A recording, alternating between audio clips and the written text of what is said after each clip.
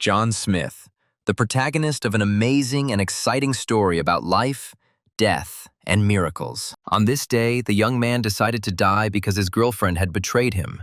The apocalypse was approaching, and life had no meaning. Unexpectedly for himself, he realized that for some reason he was still alive. Moreover, something changed in his body. Suddenly he realized that he had gone back 10 years. John found himself in the university dormitory where he had lived just 10 years ago. He was surprised to find that his face was once again as clear of scars as it had been in his student days. There could be no more doubts.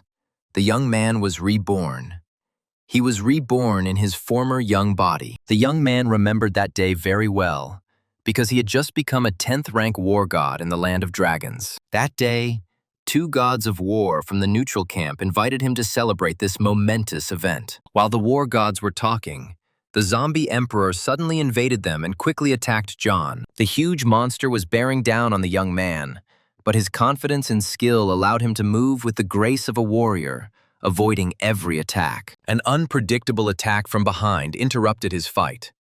The enemy was not where he expected. The gods of war betrayed him by attacking right during the fight. Having lost his strength, he fell to the ground, bleeding, and only a weak breath testified that life had not yet left his body. The soft female voice sounded like a mockery, congratulating him on his new title. But there was a hidden threat in this congratulation. His strength was leaving him, but rage boiled in his blood, and with a final effort he uttered the words that were the beginning of his revenge. Before him stood a monster, and next to him was the first beauty of the university, his friend Yao, whose image awakened memories like a ray of light in the darkness. The photo, a reminder of long-gone happiness, was the only reminder of those days when his heart was full of warmth and love. Each photograph contained a story he tried to forget, but the memories continued to tear him apart from within. With tears and anger in his eyes, he tore up the photographs, finally deciding to leave the past behind and move forward towards his destiny. John sat on his dorm bed, realizing that his life had begun anew, and the past, like mistakes, could be corrected. His gaze was filled with determination, and one thought was spinning in his head: to avenge the vile betrayal. He smiled, remembering that the end of the world had not yet come. He had been reborn.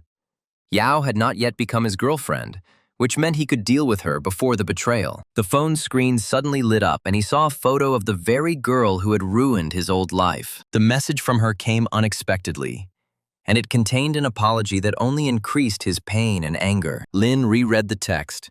His heart sank, and images of those moments when he was treacherously set up flashed in his head. His hands clenched into fists, and the phone almost flew out of his hands, so strong were the emotions that overwhelmed him. John pulled himself together and wrote the girl a sweet message that it was okay.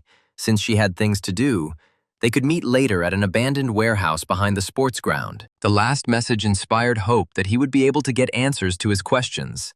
And to interest the girl, he wrote that he had a surprise for her. The boy looked out the window, feeling that there was a struggle ahead of him. He could not understand why the Lee family hated him so much.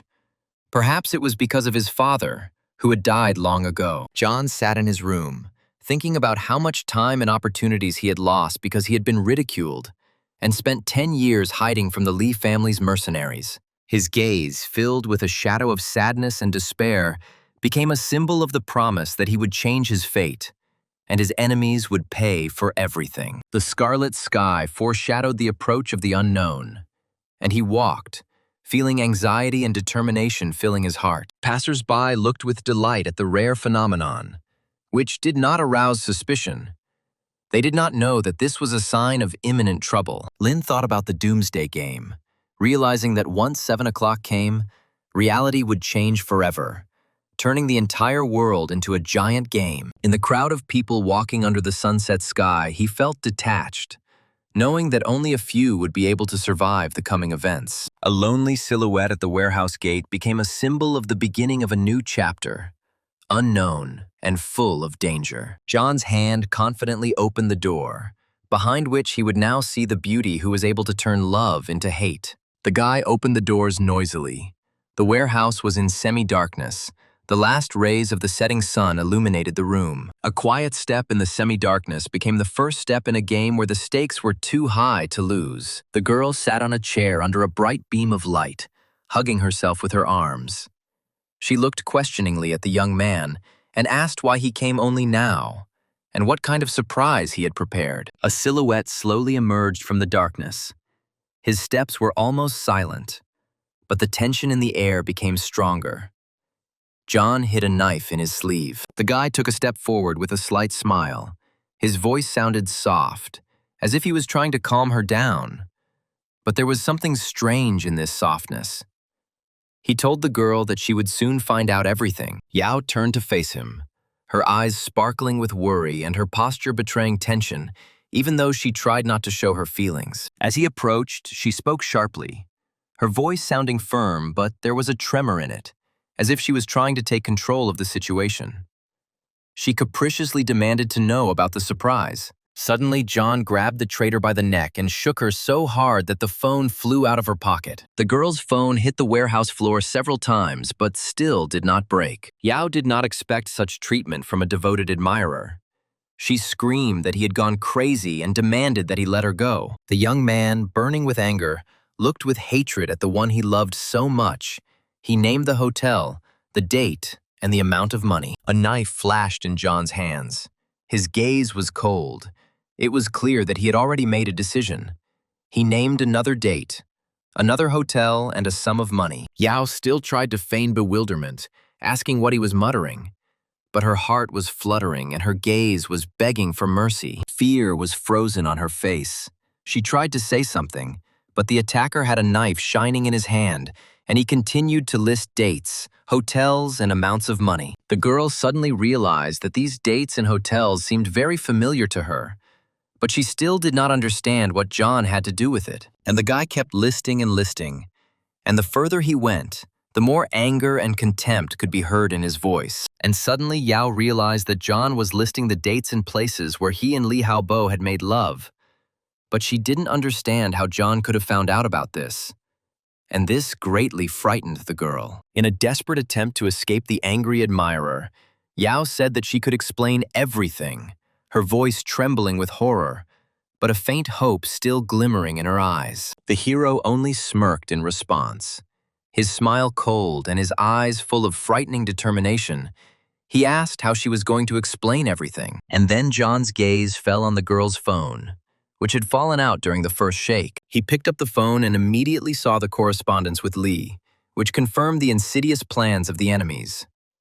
The girl was in complete despair. On the phone screen, a dialogue filled with evil and deceit, from which John learned that this long-haired creature had sold him out for just a new handbag. He squinted, looked at the phone screen again. The smile on his face became ominous. It did not bode well for Yao. The girl was trembling with fear. John's hand was tightly squeezing her throat.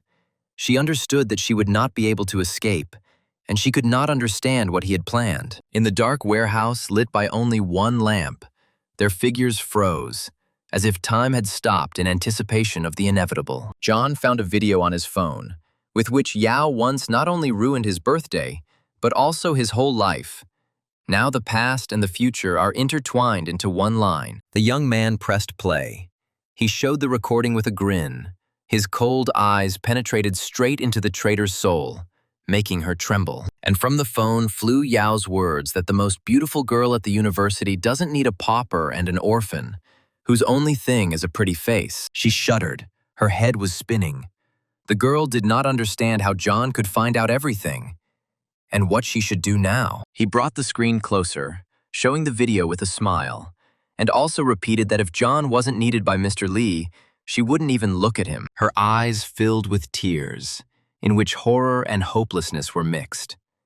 Every word that should have destroyed John now destroyed her. He laughed, enjoying her helplessness, as if her fear was a triumph he was going to fix forever. The girl's hands dropped helplessly.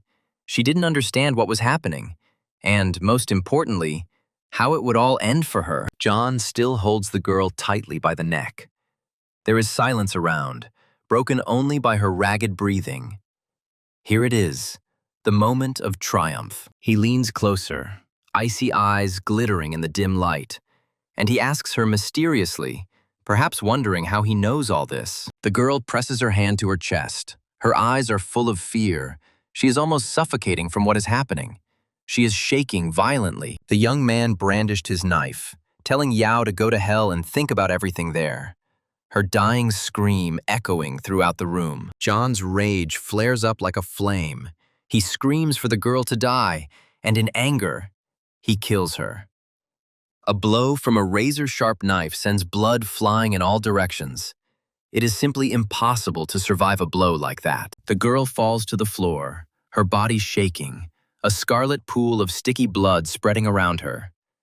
The first enemy is defeated. John stood motionless, holding a bloody knife in his hands, looking at the prostrate body of his beautiful but vile girlfriend, and understood that there was no turning back for him. A storm raged inside the young man. He killed a man for the first time, and he wanted to, but he still felt uneasy. The space around him swam, and he fell on all fours. Having come to his senses a little, he repeated, as if under a spell, that because of all this he had lost 10 years. 10 years. Suddenly John laughed. It was a strange laugh, even a terrible laugh. The laugh of a man who had gone through his own death and returned to bring death to others. Tears were streaming from the young man's eyes, and a whole range of emotions was raging in his soul. But he only repeated, 10 years, 10 years, and again burst into wild laughter. Soon the attack passed. His eyes regained clarity. The tears began to dry up, and the guy said that he had finally done it. John's mind became cold, his thoughts rational. He understood that he had killed the vile Yao, but it was not enough. There is also Kabo and his Li family, who are hiding in their estate, because it was Kabo who organized the persecution of him, John. He was the root cause of all the troubles. And then John saw a strange message that his phone was broadcasting. The message congratulated the owner on his rebirth and reported that the Doomsday Game Trainer system was activated. The young man couldn't understand anything.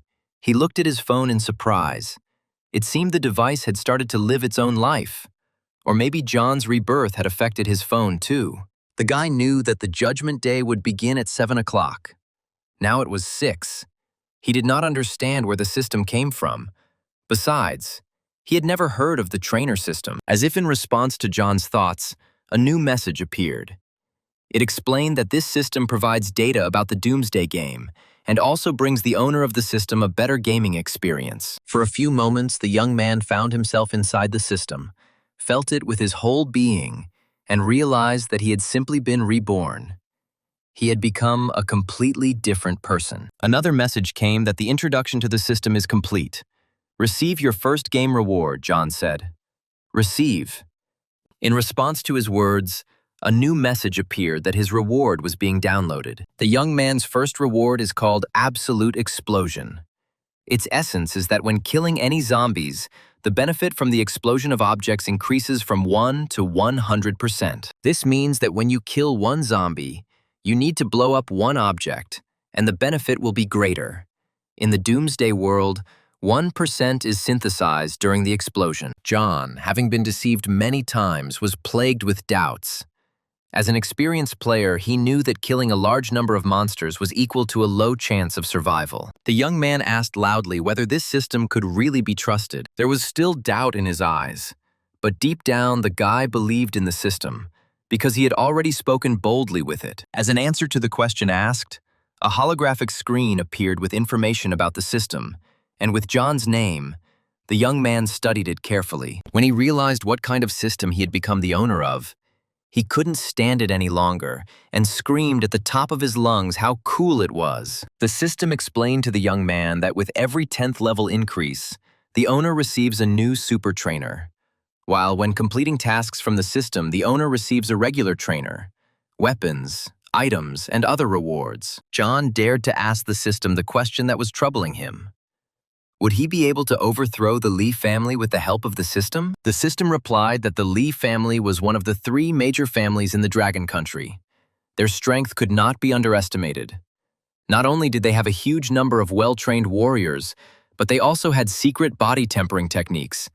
So after the Day of Judgment came, they were able to reap a lot of benefits and strengthen their power. John remembered again that he never found out why Lee Habo hated him. The guy assumed that he would only be able to find out the truth if he infiltrated this family. Immediately after his reincarnation, he planned to kill Lee Habo, then hide and gradually strengthen his powers. But now he has a system, which means he can become stronger much faster, and then destroy the Lee family. The young Avenger pulled his hood over his head, threw his backpack over his shoulder, told the Lee clan that he was on his way, and walked out of the warehouse. And in the warehouse, in a pool of her own blood, the beautiful Yao was left lying with her throat cut. The sky had already turned a threatening crimson. Crowds of young men and women poured out into the streets to look at the unusual natural phenomenon. Young people were taking endless selfies against the backdrop of the red sky, discussing where they would go tonight. Clicks and flashes could be heard from everywhere. John walked silently through the cheerful crowd. Looking at the youth, the young man thought sadly that now they were enjoying love. But very soon they would start killing each other. John approached the Love Hotel. Its windows were brightly lit. There were always many visitors here. The guy approached the administrator, said that he needed a room with an hourly rate, 3 bottles of water and 5 buns. He still did not fully believe in the reliability of the system and decided to stock up on water and food just in case. The administrator calculated the cost of the order. When paying, John added that he wanted girl number 3 invited to his room. The young man went up to his room. The clock showed 5 minutes to 7. There was very little time left until Judgment Day. The guy looked at his watch.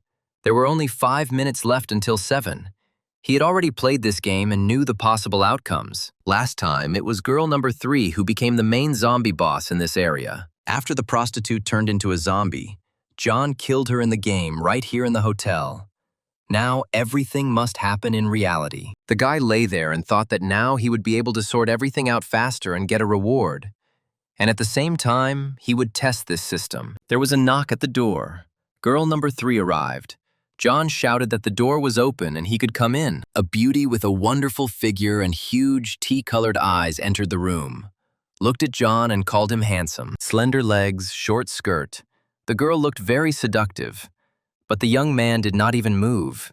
He knew what she would soon turn into. The girl sat down on the bed and asked why the client had not yet undressed.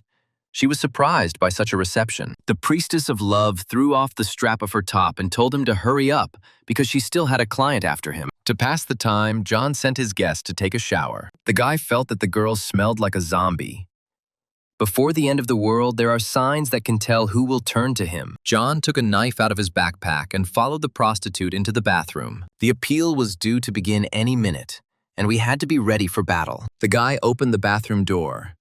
The girl was still human.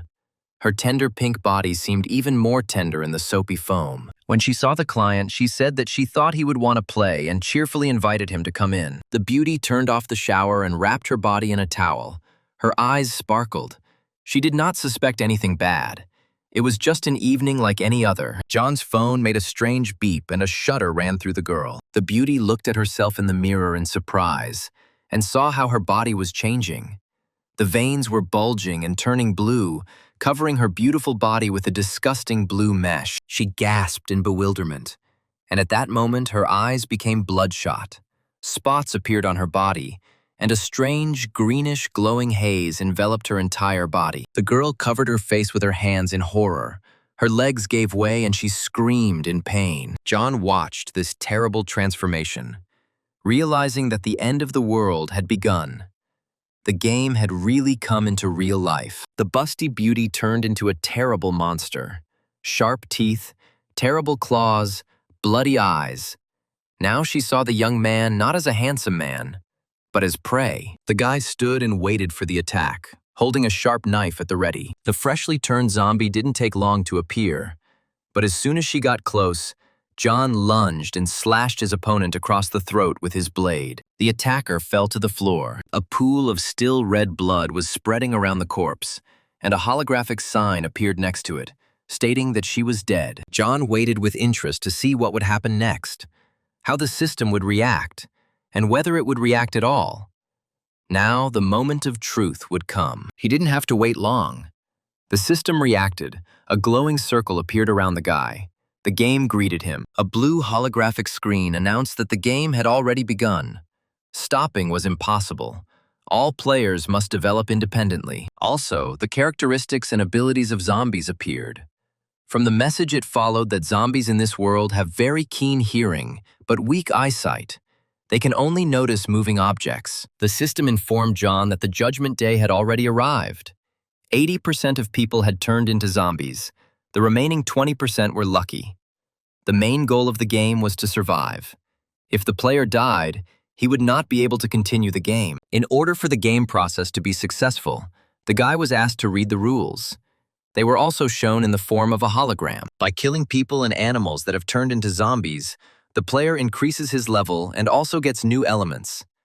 Game experience and level are closely related. For killing people and animals that have turned into zombies, the player receives equipment, items, material resources. There are 7 levels of equipment in the game, from silver to mythical. The system didn't say anything about higher levels, saying that you don't need this information yet. However, the additional message indicated that there were treasures hidden everywhere in this world, and John should pay special attention to searching for them. The game also reported that modern technology in this world is now useless, including communications. The player was not recommended to use communication technologies, as they create interference. But you can keep the phone to read books and play games. The game warned that you can only turn into a zombie through a bite or wound. The player should not worry about the infectiousness of zombie blood. Nighttime increases the basic characteristics of zombies, so it is better to hide at night. In addition, zombies are able to evolve over time. The virtual informant told John that the zombies are very weak now, so it is necessary to kill as many of them as possible. It is very important who can survive in the next 7 days. And finally, the system said that nothing is impossible in the Doomsday game. And, of course, wished you a pleasant game. A window appeared on the virtual screen in which you had to enter the player's name. John decided not to enter his name, but to take a new one so that enemies could not identify him in the game. Now his name was Dean. With this name, the young man began his path of revenge. Let his enemies prepare.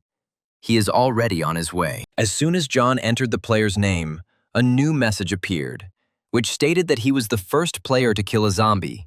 He achieved the best result on this planet, the first drop of blood. For this, he received 1 experience point, 1 coin, and moved to the 2nd level. The game warned that his achievements would be available to all players. The message made the guy happy, because in his past life he fought and even became the god of war. But he was never awarded like this. Immediately, a general announcement appeared for all players congratulating a player named Dean on killing the first zombie. He was recognized as the best. The rest were advised to follow his example, and at that time there was panic in the streets. When she saw the ad, Christy exclaimed in amazement that she hadn't even had time to read the instructions yet, and someone had already killed the zombie. Her brother Greg was also very surprised that someone had managed to get ahead of him. John returned to his room and began to study his gaming characteristics at a new level. The already familiar blue holographic screen showed his basic characteristics, including strength, energy, body qualities, and speed. Talents and attributes also appeared, as well as a nickname, the first drop of blood. The young man said thoughtfully that his energy and speed were quite high, and he also had epic-level talent. In his previous life, he would not have achieved this in 10 years. John also noticed that he received reputation points and coins. Some types of equipment require reputation, and the store often offers discounts for this. The young man was very pleased. The title was very important to him. Now that he would kill every day, the power of destruction would increase by 100%, and 4 attribute points also arrived. This would increase the power of destruction many times over. John looked into the corridor where the body of the first zombie he had killed lay. Next to the body, a gift box glowed blue. It was a meditation pendant. Bronze-level equipment. When used, energy increases by 1 point, and the speed of energy recovery increases by 10%. The guy exclaimed in delight that the 100% explosion reward really worked, and he immediately won bronze equipment. The system responded to his exclamation with a new message, where it suggested using the trainer system wisely and not forgetting about its existence. John replied that he understood everything and would definitely take advantage of the chance that had fallen to him. The player thought that if the zombie's strength increases at night, then it would be better to hide for the night. And before 8 o'clock came, he would have time to kill a few more zombies. He decided to start with the neighboring rooms of this hotel. And in order to attract zombies, he began to scream loudly in the corridor of the hotel. To create even more noise, the young man stomped on the floor. Because zombies have keen hearing and react to sounds, greenish light began to appear from all sides.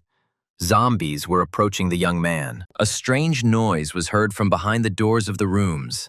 The zombies reacted and went to the call. The young man prepared his already battle-tested knife for battle and quietly crept up to the door of one of the rooms. John boldly turned the handle and opened the door of the room. In the room stood a muscular zombie in a fighting pose, ready to pounce on the young man and bite him to death. The system showed the player information about the zombies.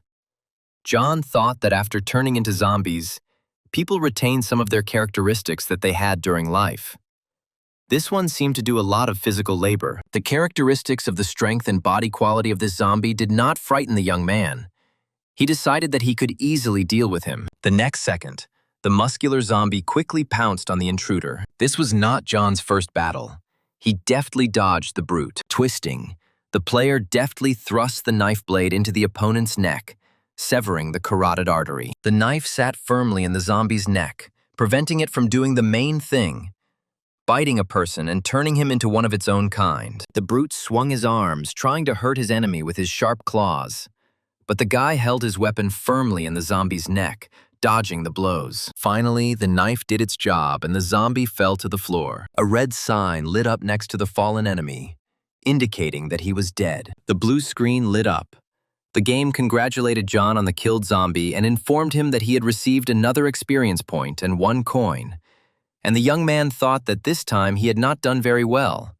He had not been able to kill the enemy with 1 blow. A box with a reward glowed blue next to the zombie's body. This time, the game gave the young man a beef fillet steak cooked in a special way.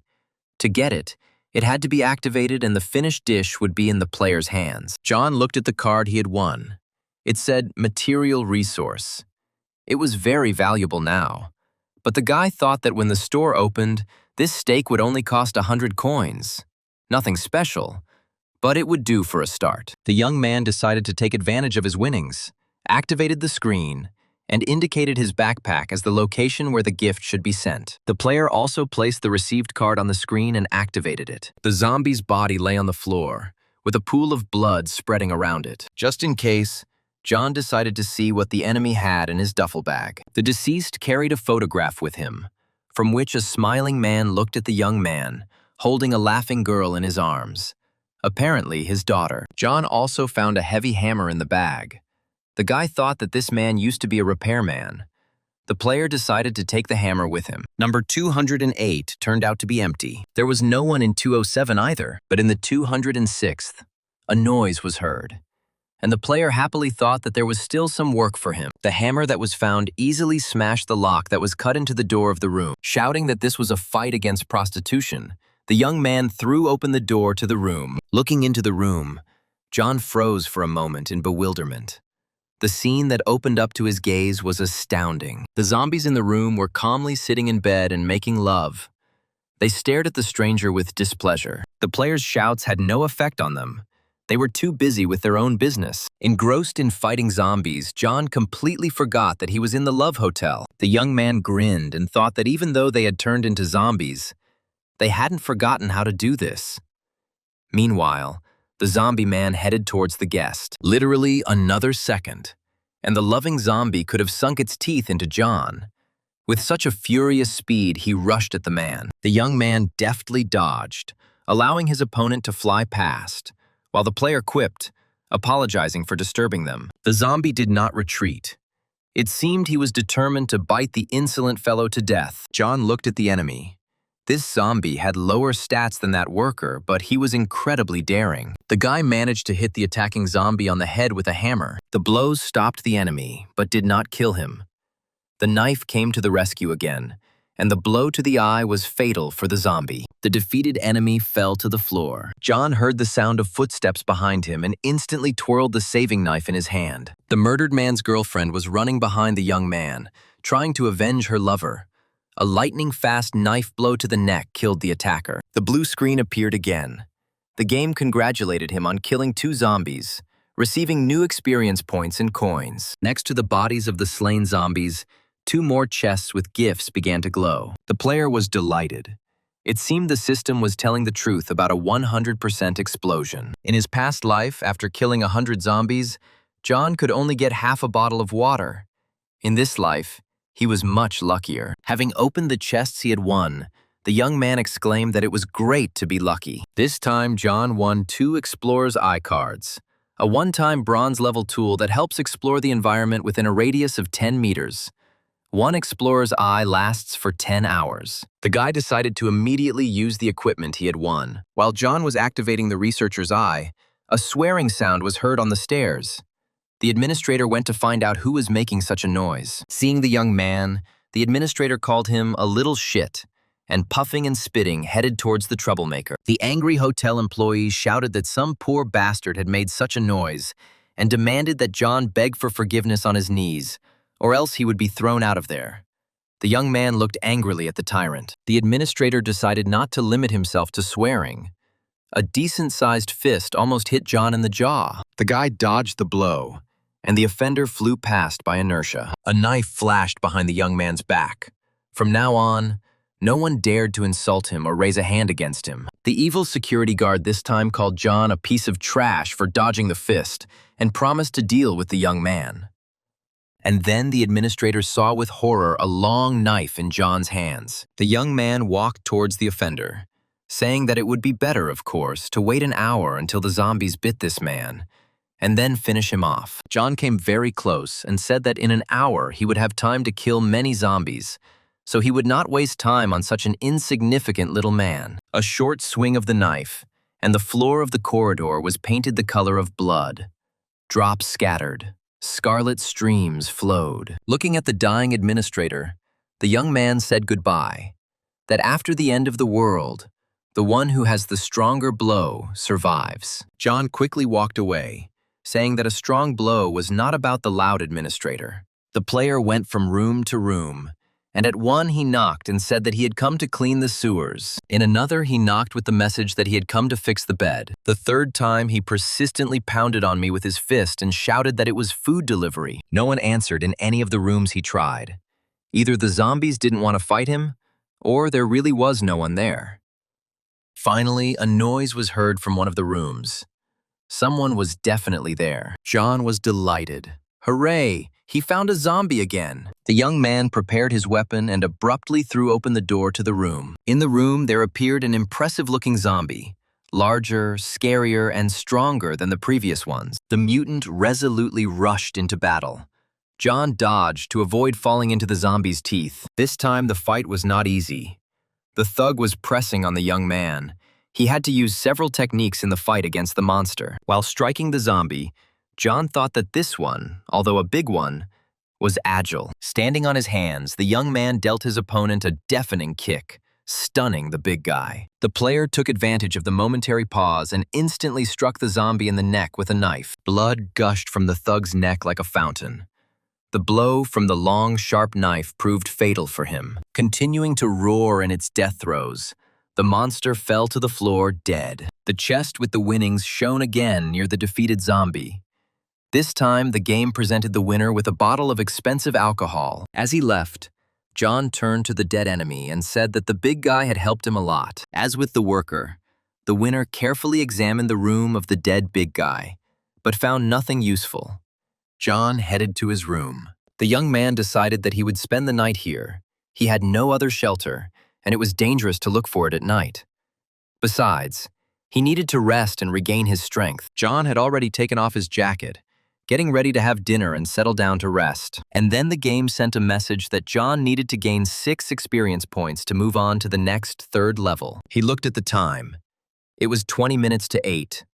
The zombie's strength would increase very soon. The young man cursed when he saw that it was almost 8 o'clock. But there was nothing to be done. He had to go look for zombies. John hurried to search for monsters because he had only 20 minutes left to kill 6 zombies. Then he would be able to move on to a new level in the game. This time, young John Smith decided to hunt on the first floor of the hotel. And on his way, he came across an empty reception area. There was a sign at the reception desk that said that girl number 3 would be available to serve customers at any time they wished. The young man slowed down. The sign made him think about where to look for zombies. If this is girl number 3, then there are 3 prostitutes in the hotel. He killed 2, and there is 1 left. According to the game's settings, zombies come out towards sound, and John began to pound the hammer on the table, which made loud, vibrating sounds. The young man was beating so hard that the entire hotel should have come running. But the mutants were in no hurry to show up. Finally, sounds that were already familiar to Smith came from the next room. There were probably zombies there. John cautiously entered the suspicious room. The player found himself in a cozy room. Apparently, business meetings or banquets were held here before, or perhaps especially wealthy visitors were met here. But there was no one in the hall. No traces of zombies, however. The characteristic sound was heard.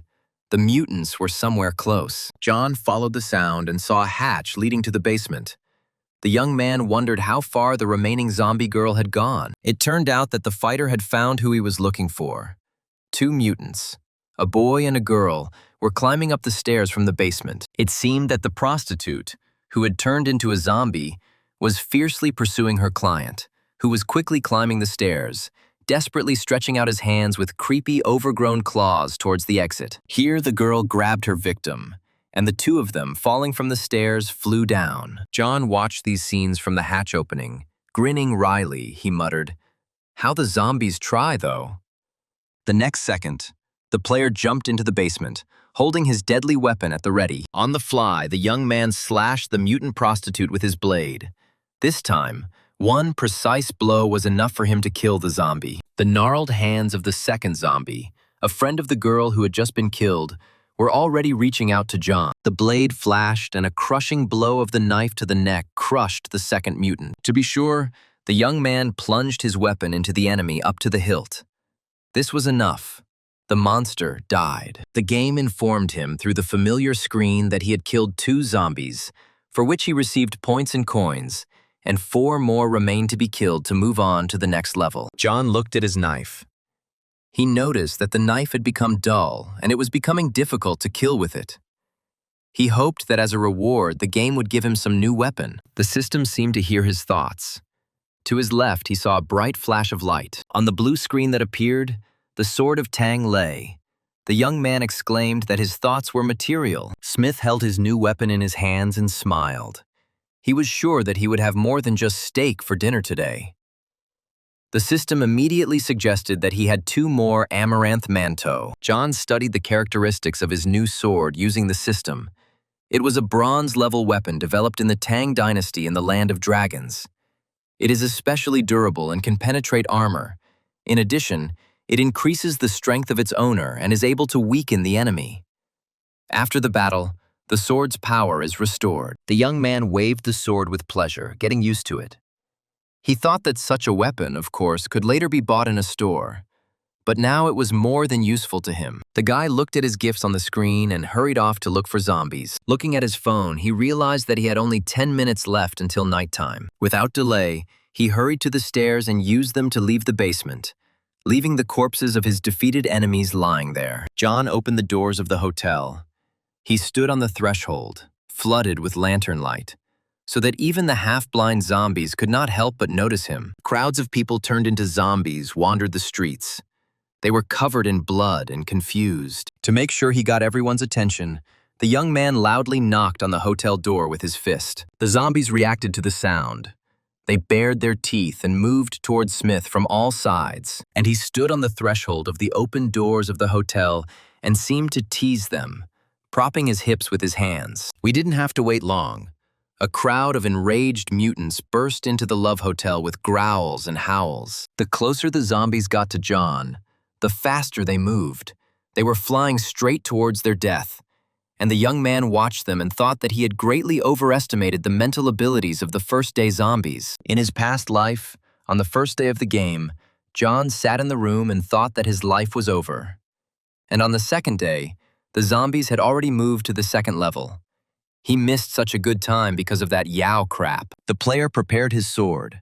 4 zombies were approaching him, exactly how many he needed to kill to move on to the next level. The sword flashed like lightning, dealing deadly blows to the mutants. And within just a couple of minutes, the hotel lobby was flooded with the blood of monsters. John looked around the room.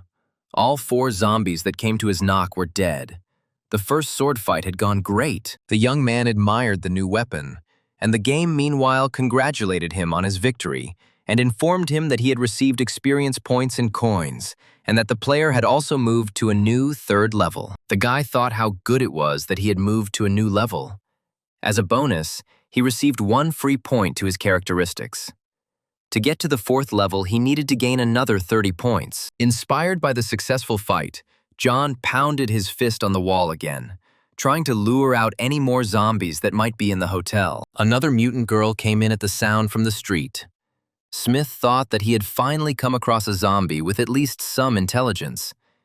She came to him herself. Slightly worried, the player dealt the guest a crushing blow to the head, killing her instantly. A chest with winnings lit up next to the prostrate body.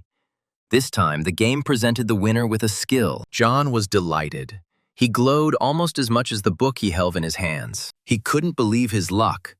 Did he really get the skill book so quickly? The young man relaxed a little, enjoying his victory and rejoicing at his good fortune. It was already nighttime. The clock showed exactly 8 o'clock. But John did not have time to hide in the shelter. After thinking for a bit, the guy decided to hurry to his room and wait out the dangerous time there. Smith ran down the corridor, but realized he was too late. There was a terrible roar ahead. Some large zombie had broken into the hotel and was looking for a meeting with John. The young man saw the enemy. He was really very strong. The system showed the player the enemy's characteristics. The monster was huge, with glowing eyes. The system reminded John that at night zombies receive more buffs. Body characteristics increase. Defeating them becomes more difficult, and advised the player to look for the right moment to attack. The young man saw that in just 1 minute, the strength of this zombie had increased to its maximum. The player realized that he had to deal with the mutant within the next minute before the enemy gained a new power. With a movement that had already become habitual, John slashed his sword with all his might at the giant's neck. But he did not die. The young man dealt the monster blow after blow.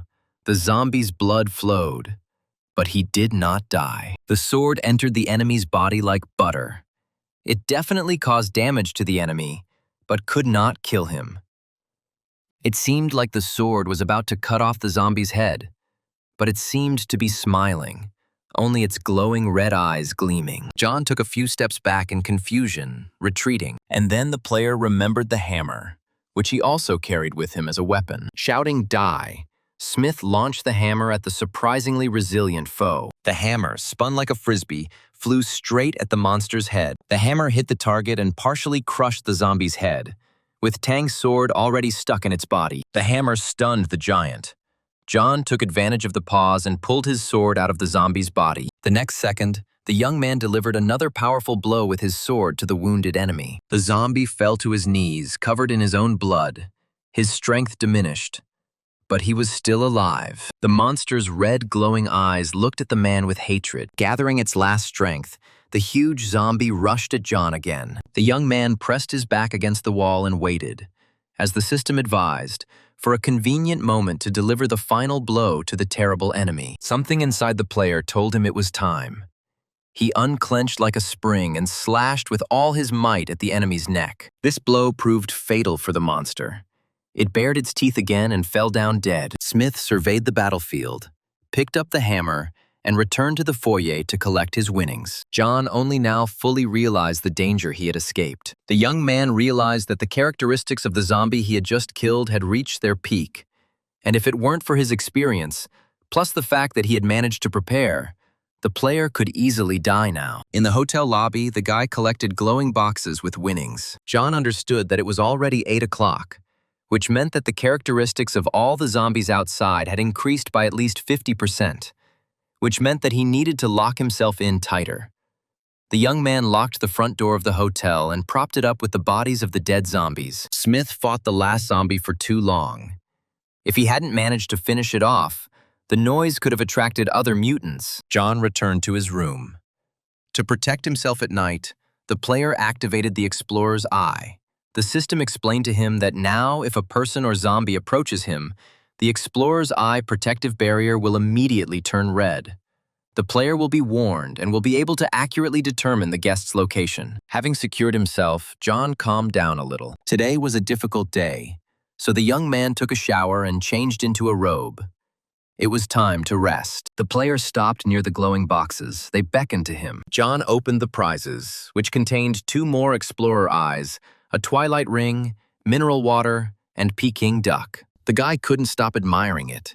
In his past life, he had to spend a lot of money to buy all this.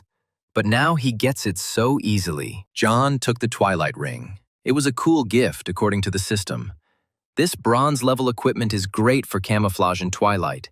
It reduces the owner's sense of presence by as much as 30%, but also increases his speed. John put the ring on his finger. Smith was eager to explore another valuable prize. The skill book emitted a golden, sparkling glow.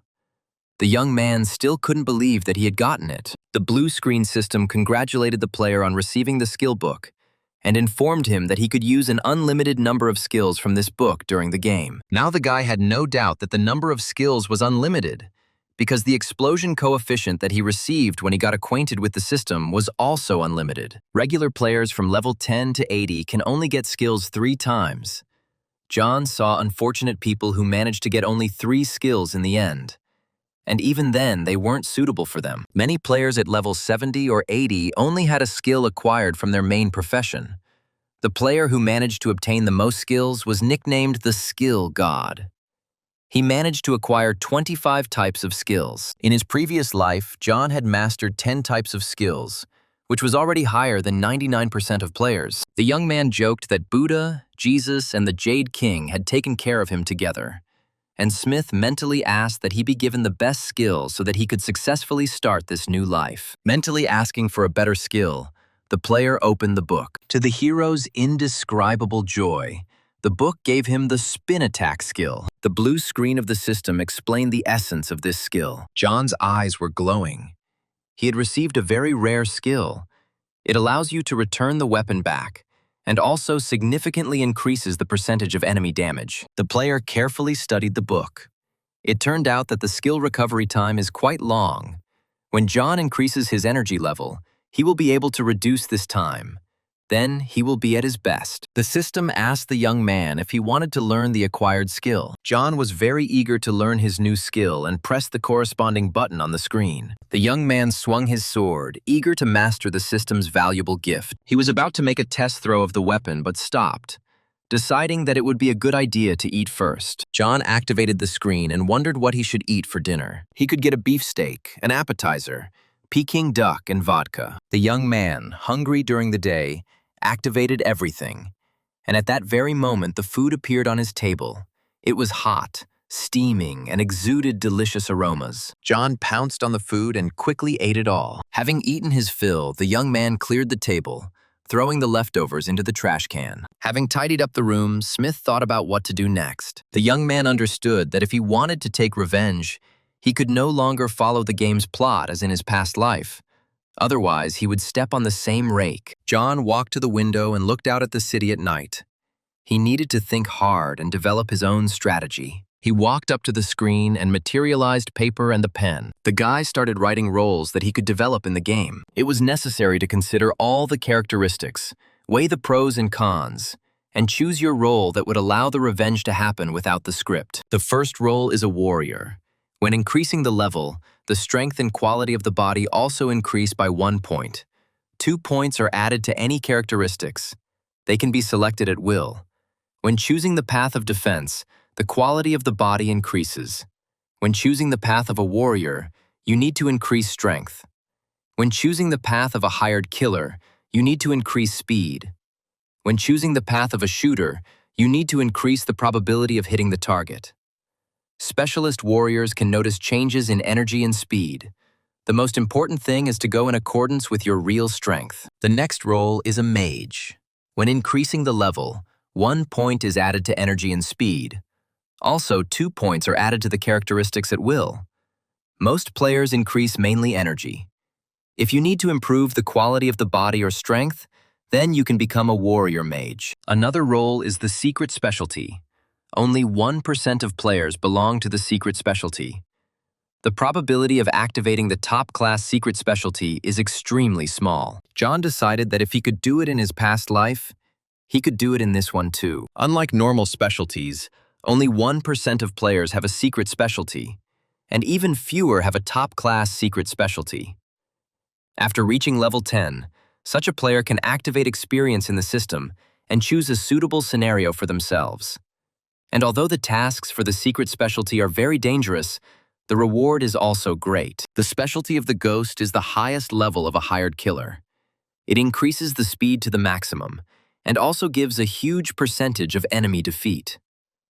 John thought that if he had not activated the ghost specialty in his past life, he would not have been able to hide from the Lee family for 10 years. Everyone who receives these specialties in the future becomes a god of war or magic. The young man wrote down different heroes on paper. He had to come up with his own unique hero with his own characteristics. A difficult task, especially considering that he was inventing himself. The player wrote down the characteristics he currently possessed on a piece of paper and thought about it. Smith distributed his characteristics and entered them into the system. After making changes to the hero's settings in the system, the young man felt that he himself was changing. And then he remembered that in his past life he had met a holy knight, but he did not remember where the diamond-level sword was. The next day had already arrived, and John was still sitting at the table with a piece of paper in his nightgown. He still hadn't slept. There was a real commotion in the luxurious mansion of the Lee family on this sunny morning. The sound of breaking dishes and blows to various objects could be heard. Lee Habo was raging in the kitchen, taking out his anger on the surrounding objects, all because his plan had gone awry because of that slut Yao. The girl did not show up at the appointed time, did not answer calls, and Cabo did not know where she was. Because of this, he was unable to collect the material he needed and did not send the disgusting message to the hated John Smith. The young master of the Lee family angrily smashed another cup on the floor. He remembered that this game had also started. Oh, how he was incredibly angry. The butler and special assistant Lee Habo stood near the door and dispassionately watched what was happening. Finally, he told the master to be quiet, because many of the guards were already mortally wounded, and if the zombies attacked again, they might not survive. But Cabo did not listen to his wise assistant Bo. Turning sharply, the young man asked Bo what he thought. If he killed John Smith, would he go to his damn dad or not? In Bo's head, the two sides of him argued. The light and the dark. The light side asked whether the old master had deliberately raised the young master in this way, to which the dark side replied that the old master could not have made a mistake. If the Lee family had only one capable heir, it would help to avoid civil strife. Bo thought that with such a character, the young master would have a hard time after the end of the world. Finally, Lee Habo stopped breaking the dishes and called Bo, reminding him that a couple of days ago, his father had said that a company of hired hunters would come to Habo. Young Lee decided it was time to send hunters to Yao and John. Cabo was obsessed with the idea of driving John to a nervous breakdown. For this, he needed Yao, and he intended to find her alive or dead. Bo said that these mercenaries were specially trained for Cabo since childhood, so they will definitely cope with any task he gives them. Young Lee imagined John Smith crying over the lifeless body of his beloved Yao, and the scene amused him and he laughed. John was about to leave his shelter. He put on his tracksuit again and suddenly sneezed loudly, which was a sure sign that someone remembered him. The young man rubbed his nose in confusion and wondered who could remember him. Smith got dressed, collected his weapons, threw his backpack over his shoulder, and jumped out the window into the street. The guy landed successfully. The sun was shining brightly outside as usual. Only instead of passers-by, there were zombies walking around. It was impossible to just walk down the street and not get caught by mutants. John's eyes flashed warlike as he drew his sword. The player threw the sword using a spin attack. The deadly steel rushed towards the nearest zombies. Here, 2 zombie heads flew off, Glowing messages appeared. The game congratulated the fighter. Here, 2 more monsters fell as if mown down. Again, messages of victory. Meanwhile, the sword returned to the hands of its owner. The system reminded that to move to the next level, the player needs to score 40 points. Another swing of the sword, and the huge, red-eyed giant received a fatal blow to the neck. Another circle and a sign lit up above the next mutant saying he was dead. With his new skill, John mowed down zombies like grass. The young man winked cheerfully at the sword and said that this spin attack was a great thing. The player looked at his reflection in the sword blade and thought that if he could just raise his energy level a bit more, he would be happy, because the recovery time for the spin attack was quite long. The guy decided that he had enough for today and went to collect boxes with prizes for killed monsters. This time, the gifts included a super accurate watch, spicy chicken with rice, a clean shirt, and other nice and useful things. John opened another chest and was stunned by surprise. The system congratulated the player on receiving a new instrument. Smith received a scroll of equipment enhancement. This bronze-level item can increase the level of bronze-level equipment. The young man was glad that he had received a useful tool again, and not just food. The system explained that after the enhancement, the equipment also increases in characteristics. The enhancement is guaranteed upon first use. Then, the quality of the enhancement will depend on the increase or decrease in level. John decided to immediately strengthen his sword Tan. Now he could reduce the enemy's defenses not by 10, but by 15%. While there was a little time left, the player activated the blue screen and adjusted his own characteristics. It was the second day of the game, and John was already at the Special Forces level. Another system message informed the young man that he had won the Mask of Concealment. This useful item allowed the player to hide his nickname and all basic information. Although it only lasted for half an hour and the mask could be used a maximum of twice a day, Smith considered the information he had received, turning the mask over in his hands. The young man decided to immediately use the gift and applied the invisibility mask to his face. The system reported that the mask was successfully activated. Leaning on his backpack, the guy lay down to rest a bit before continuing on his way. Basking in the sun's rays, the hero thought that if he reached level 5 today, he would be able to immediately go into battle, rather than waste time on quests. The system immediately responded to his thoughts, telling him that the guy was wrong. Quests are the best way to earn experience points, food and equipment in the game. The player must find one of the many portals in the quest. There are also separate special quests where you can get a big reward. But John caught the rays of the sun with his hand and was about to go straight to the Lee family estate. After lying down for a while, the young man took a super accurate watch out of his backpack so that he could always know the time. The guy always dreamed of such a watch, and here it is on his hand. Who would have thought that everything would turn out exactly like this? John walked along an empty road, where not a single car drove anymore. Here and there lay the corpses of zombies. This road led to the house of his sworn enemies. Having drawn his sword, the young man walked through the vast farmyard. It was completely empty. On the wide doors of the rich house hung a lock of impressive size. But Tan's sword was capable of piercing armor, so John cut the lock's shackles with a light movement. With his heart beating fast, the young man opened the doors leading into the house. The rich house seemed to be empty. Furniture and dishes were scattered. It looked like people had left in a hurry, and yet the young man kept his sword at the ready. Zombies could appear at any moment, and Lee's minions were no better than mutants. John walked through the house. Here and there, pools of blood were visible. There were bloody stains on the walls. Apparently, the house was attacked by zombies, and the guards were fighting them off. In the midst of the frightening silence, the guy heard a familiar sound. He carefully opened the door of the room from which the sound was coming.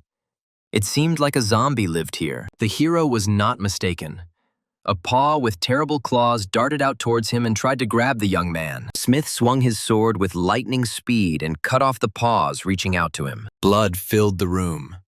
John looked at the huge limbs that lay at his feet. The young man sneezed again. The second time today. This is not a good sign, he thought. The guy heard a noise coming from somewhere else, as if a door was being knocked down. He followed the sound and saw that the zombie had already damaged the door, sticking its clawed paws, which had recently been hands, into the holes. The next moment, the door shattered into pieces, and a large zombie rushed at John. The hero was ready to attack. The steel of the sword flashed coldly, and the attacker fell on the threshold of his own door. He was dead. Apparently, in life, the man was a simple person. His room was small and furnished very modestly. John stopped his gaze on the table. There was a photograph there. There were 3 people looking at the young man from the photograph. 2 guys and a girl in round glasses. All of them were doomsday players. It looked like someone had fled the room in a hurry. Books and things were scattered across the floor, and the balcony door was open. A wave of sadness and sympathy washed over Smith, but he quickly pulled himself together and walked on with a firm step, thinking that a lot of people had turned into zombies, and he couldn't sympathize with everyone. The young man decided to have a snack and looked at what food he had. It turned out that he had won so many things, it was difficult to choose, so he had to take the first thing that came his way. John activated 4 juicy, aromatic dishes, and in that moment, they appeared on the table in the room he occupied. The hero ate his fill with great appetite. Everything was very tasty. Soon, all the plates were empty. The guy lay down on the sofa to rest a little and think about where he would go next. John opened a city map on his phone, found the street he was on, and after lunch decided to go east. He still needed to gain a few points to reach level 5, and he would kill a couple of zombies along the way, and that would be enough. The young man stretched sweetly on the sofa. He was drowsy after sleep, but he needed to get up and move on. John took a few steps around the room and suddenly clearly heard someone's footsteps. He realized that these were probably the 3 from the photograph. He was in such a hurry to fill his belly that he completely forgot about them. The hero crept up to the window and listened.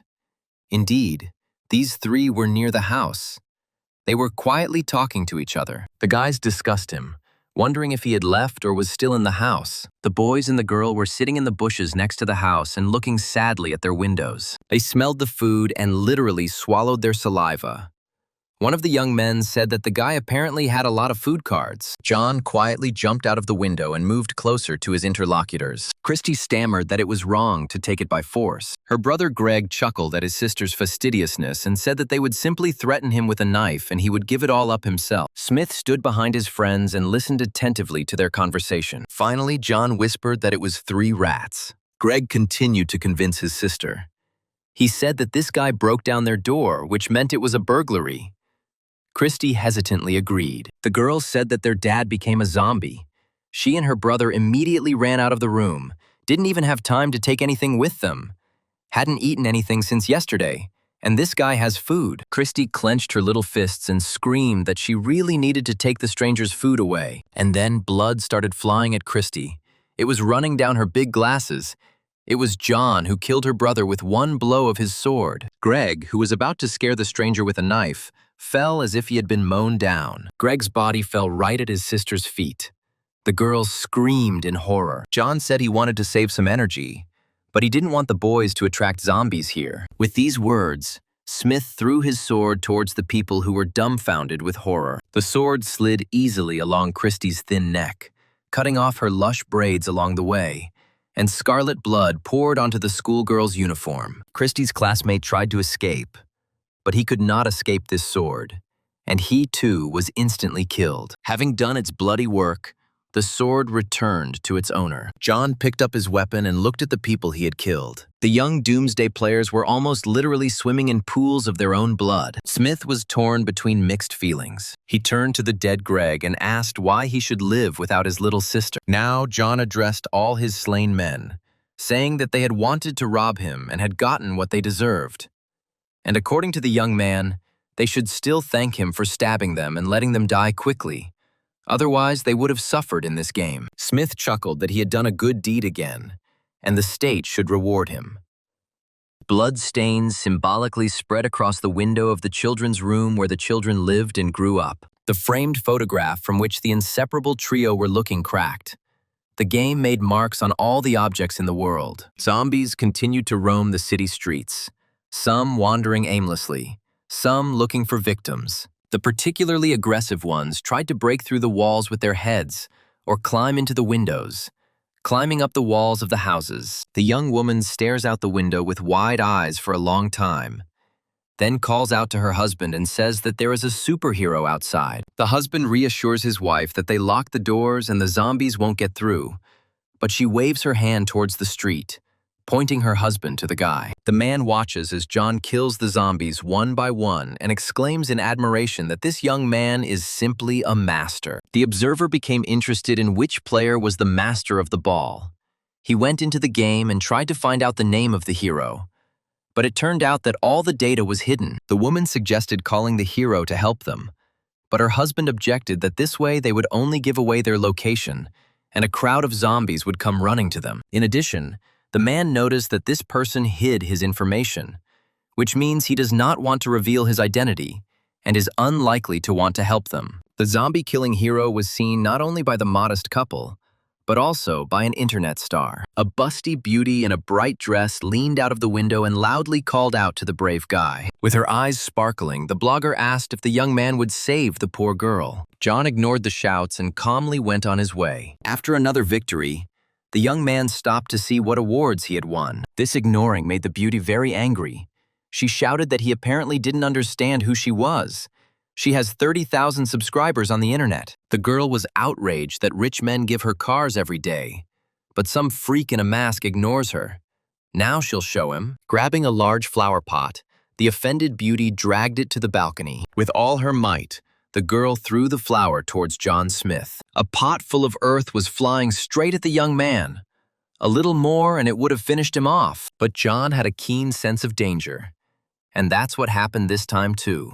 Just before the flower fell, the young man took a step that saved him from certain death. The flower thrown by the girl fell and broke right next to John, and the beauty continued to scream from the window, trying to attract the attention of the savior, saying that she had several zombies here and she was scared. And the last argument was, of course, the promise to marry the savior.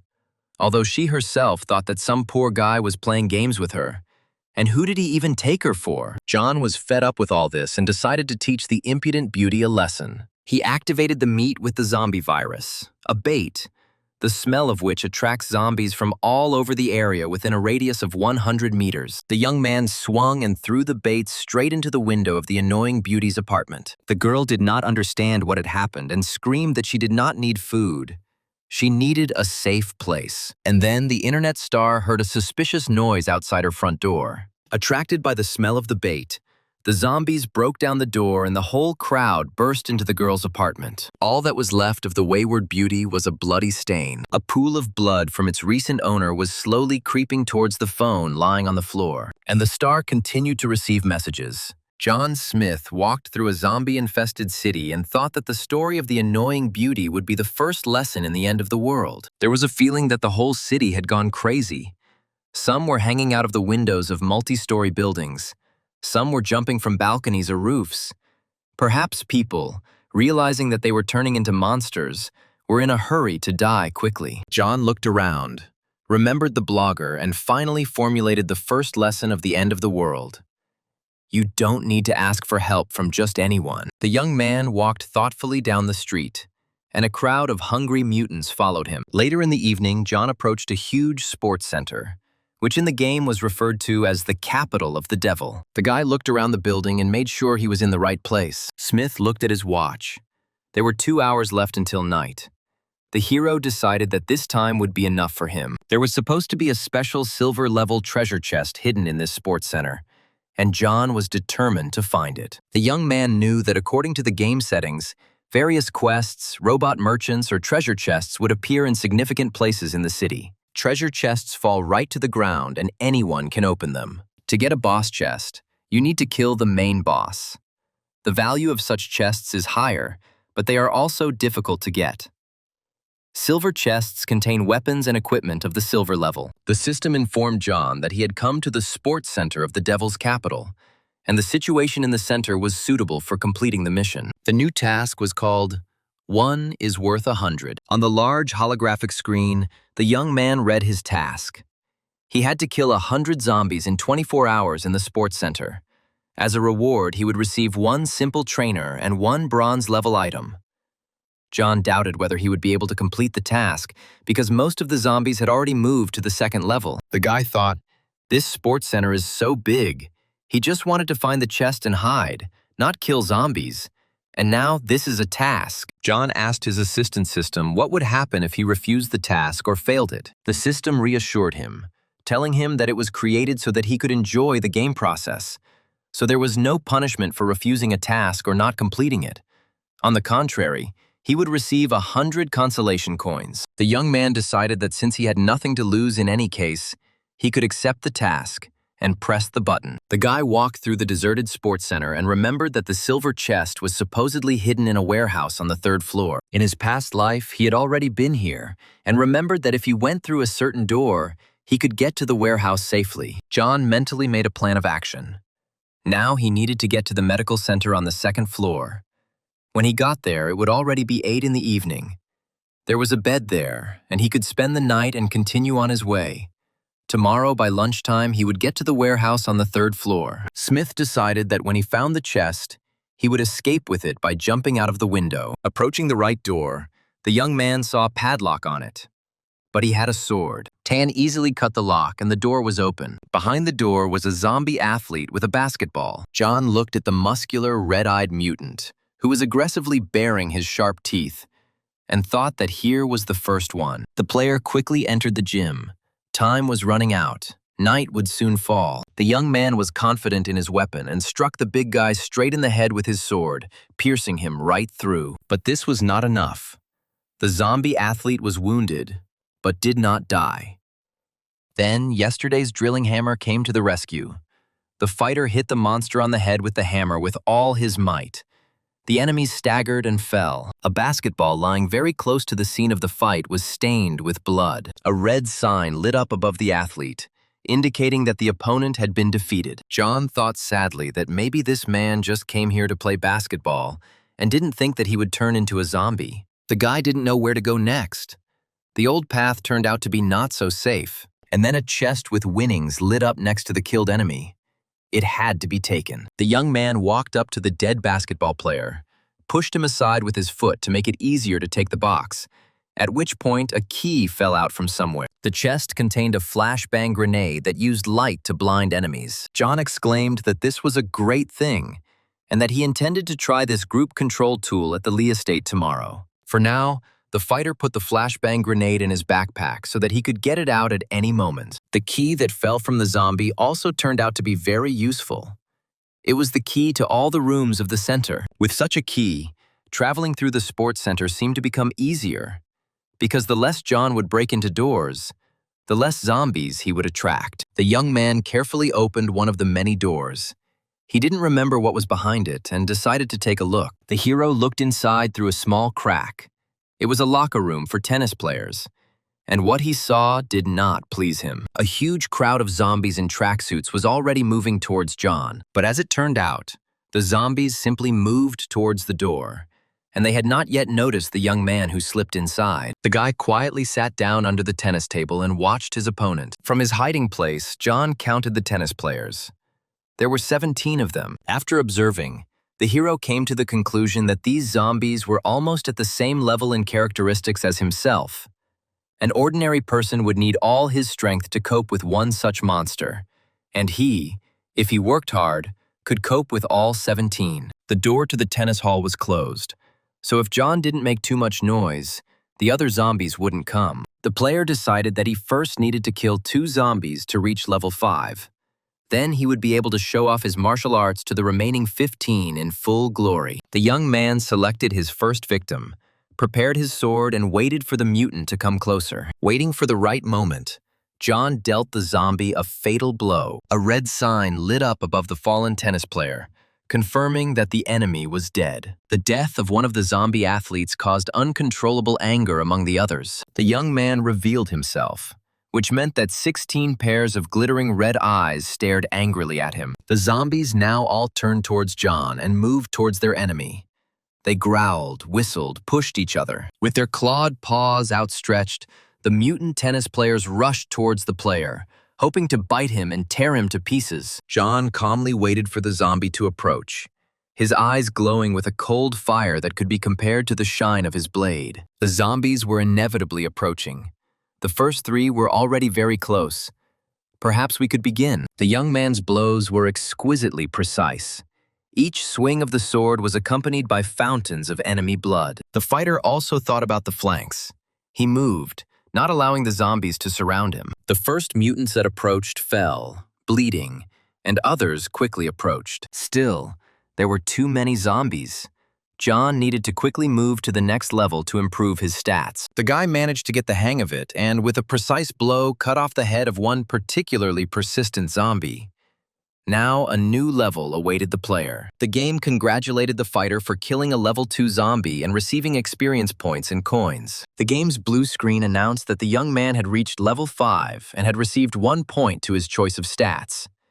To advance to the next level, he needed to earn 100 points. John quickly activated the screen and, using the point he had just received, increased his speed. The young man jumped onto the tennis table, which was now his fighting position. On the table, the player was clearly visible to all the mutants, and they reached out to him from all sides. The fighter stood with his sword at the ready and waited for his enemies. Behind him, John heard an angry hiss.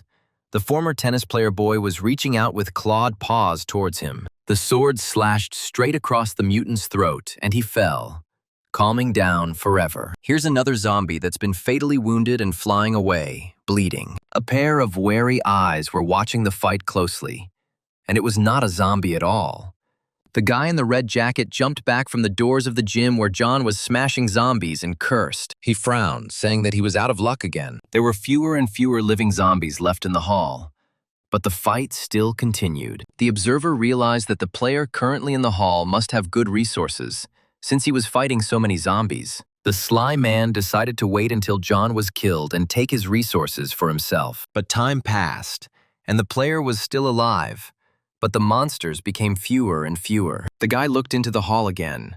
It seemed to him that the young man's strength was running out, and he decided to help him go to the next world. To implement the dastardly plan, the sly man needed to lure as many zombies as possible into the hall where John was fighting. A soft light filled the almost empty hall. All the zombie tennis players were killed. But suddenly, another zombie entered the hall and headed towards the young man. John cursed, the screams of these zombies only attracting more others. The large doors of the hall shook under the blows. A crowd of mutants was breaking through. Doors and walls began to crack under the blows of the monsters. The young man looked at the door with apprehension. He didn't know how much longer it would hold. The fighter decided that as soon as he killed the zombies that were already in the hall, he would need to retreat. The zombies were approaching John.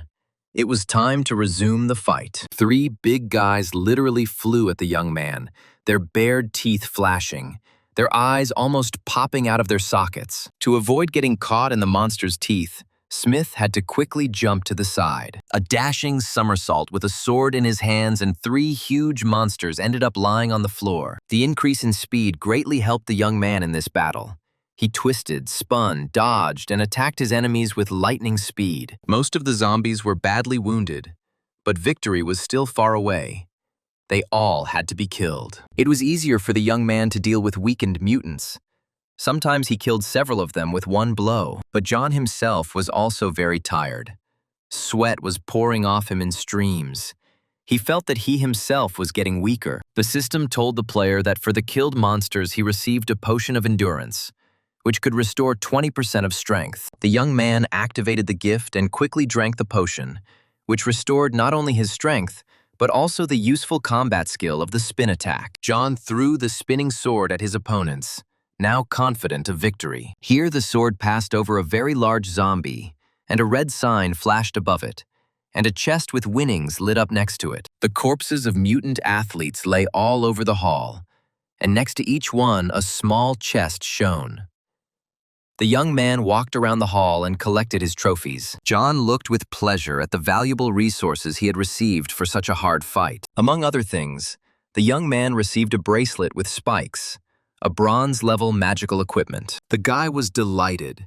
He got a new skill, and now he had magic in his arsenal. John immediately put the bracelet on his hand, because the zombies could break through at any moment. The doors to the hall collapsed under the onslaught of monsters, and new zombies appeared in the hall. The cloud of dust from the collapsed gate began to clear, and the young man saw his enemies. Smith looked at the new arrivals with amusement, clenched his fist, and said that they were just in time. It was time to test his new skill. The zombies kept coming, their clothes torn, blood spattered, their teeth sharpened, and their eyes empty. The mutants stretched out their mutilated hands towards John, as if they wanted him to save them from the terrible fate of being a monster. The young man pushed off the floor with force, jumped and hung for a second above the raging crowd of zombies. A bright flash under the ceiling made the mutants freeze and retreat. John activated the bracelet with spikes, and the magic began. At that very second, giant spikes began to grow from the floor, hunting zombies. The young man, who had already landed, watched the growing thorns and said that, "Now the fun begins." Thorns, summoned by magic from the earth, grow amazingly fast and strong, piercing everything in their path. The spikes that appeared in the tennis hall entwined, pierced, and strangled the zombies. They had nowhere to hide from these strong and sharp spikes. John didn't expect the spikes to be so strong. He assumed that mages probably got such a strong technique at level 20. Smith heard that some particularly nimble zombie had dodged the spikes and was about to pounce on him from behind. But it is impossible to escape from the thorns. The thorns reached the fugitive and finished him off. The young man watched the action of the spikes and could not believe that this was his magic, that he received such power only on the second day of the game. Having caught all the zombies in the hall, the spikes slowly retreated, and the corpses of the monsters they killed remained lying on the floor of the gym.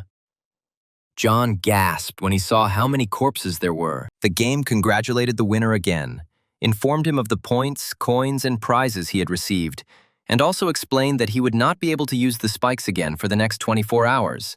The skill needed to be restored. John never ceased to admire how lucky he was in his new life. The guy walked around the hall again and collected the chests with the winnings from the fight. While there was a slight lull, the young man began to study the items he had received. Here is a short-range torpedo tube.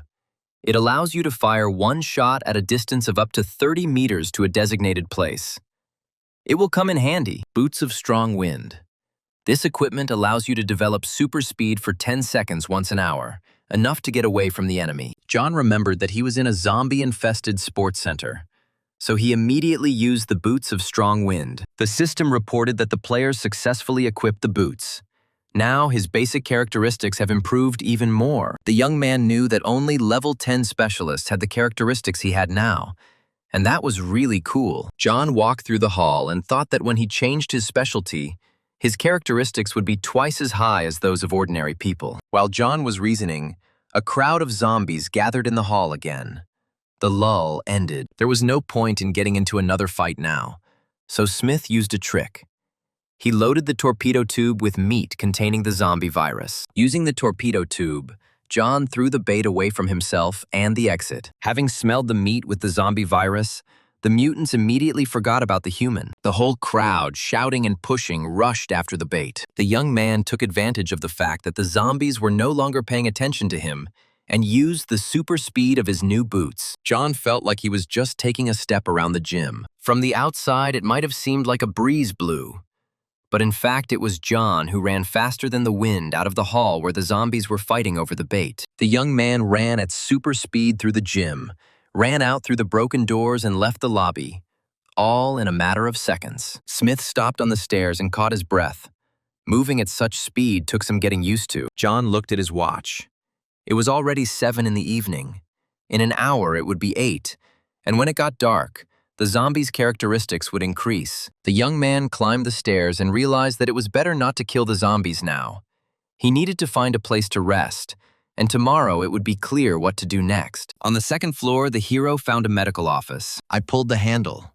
The door was locked. Smith remembered the master key to all the offices, which he had obtained thanks to the zombie basketball player. John tried to unlock the door with the master key, but the lock wouldn't budge. The young man was puzzled why the universal key did not work. When the end of the world came, it was 7 o'clock in the evening.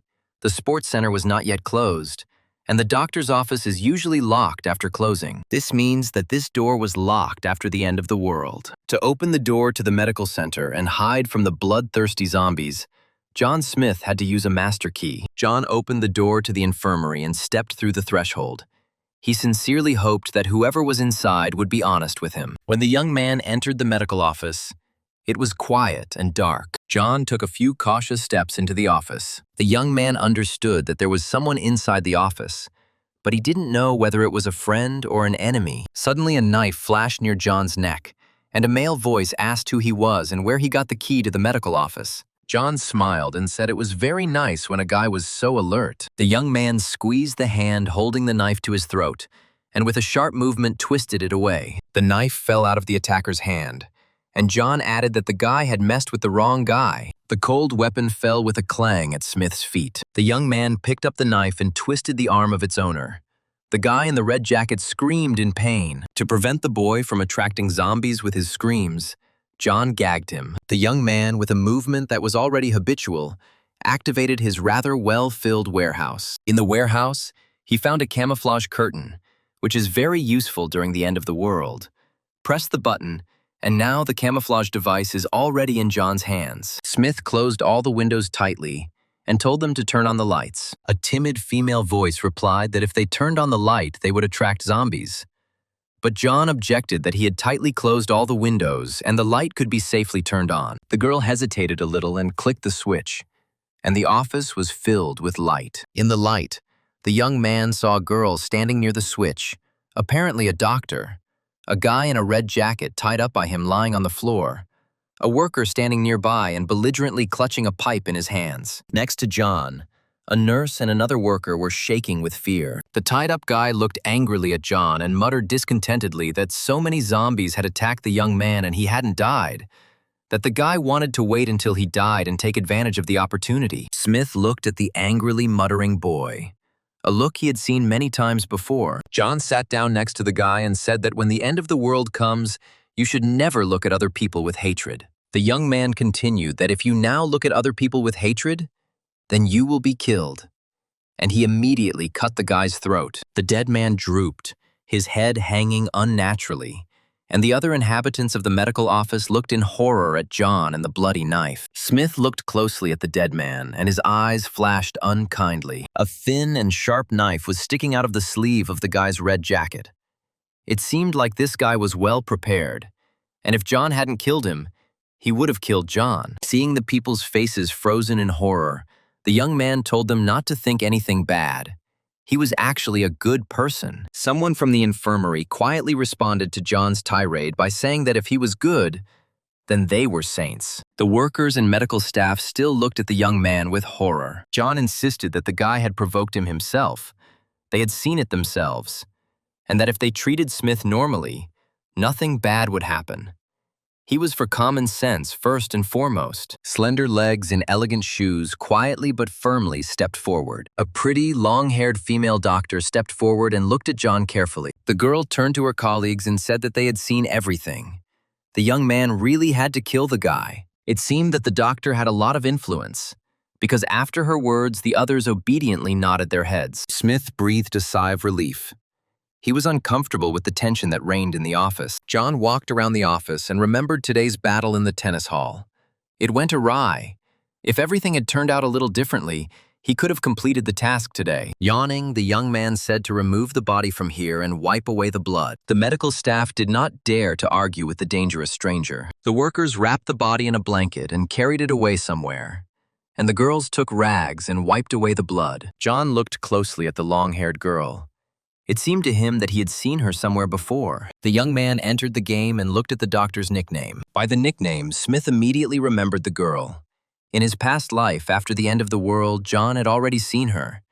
She had a secret specialty as a healer. When the young man was treacherously wounded, he found a healer and asked him to help him heal the wound on his face. The healer said that the scar on the face is connected to the soul, so this wound will not heal. In her past life, this fragile girl saved John's life many times. Several times, the young man was seriously wounded, and the healer cured him. Although the profession of a healer after the end of the world is very respected and does not pose a threat, this girl's own strength was too weak, and she could easily be killed. John Smith looked at the healer and thought that they all had a hard time because of this end of the world. This girl now looks completely different. But what a coincidence that, having been reborn, he met her again on the second day of the end of the world. The young man dozed off slightly, and in his head he was thinking that there was a doctor in the sports center, as well as a nurse and repairman. Soft light from the lamps poured from the ceiling. Apparently, the guy's screams still attracted the zombies' attention. Noise was heard outside the door of the medical office. People were trembling with fear. But nevertheless, the repairmen armed themselves with heavy hammers, the healer took a crowbar, and the nurse a syringe. They stood in front of the door and were ready to meet their death with a fight. Under the blows of the zombies, the door began to break, covered with a web of cracks. Each new blow made the center's employees, who had retained their human appearance, shudder. John Smith, who had dozed off slightly, opened his eyes and looked at his watch. It was 8:30. John decided it was time for dinner and looked at the dishes available to him and chose 4 that he liked. As soon as the young man pressed the activation button, 4 hot, delicious-smelling dishes appeared on the table in the medical office. The player, hungry during the day, ate all the selected dishes very quickly. The staff at the sports center watched with wide eyes and envy as John devoured the aromatic food. Their stomachs were already sinking from hunger, and there were no food supplies in the medical office. The healer even felt dizzy. She hadn't eaten for the longest time. The girl asked John where he got all this food. Maybe they could get some too. The young man looked slyly at everyone and whispered that they were caught. Smith said out loud that if they were hungry, it was simple.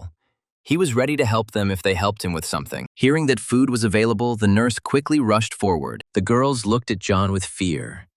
They were very hungry, but they did not know what he would ask of them.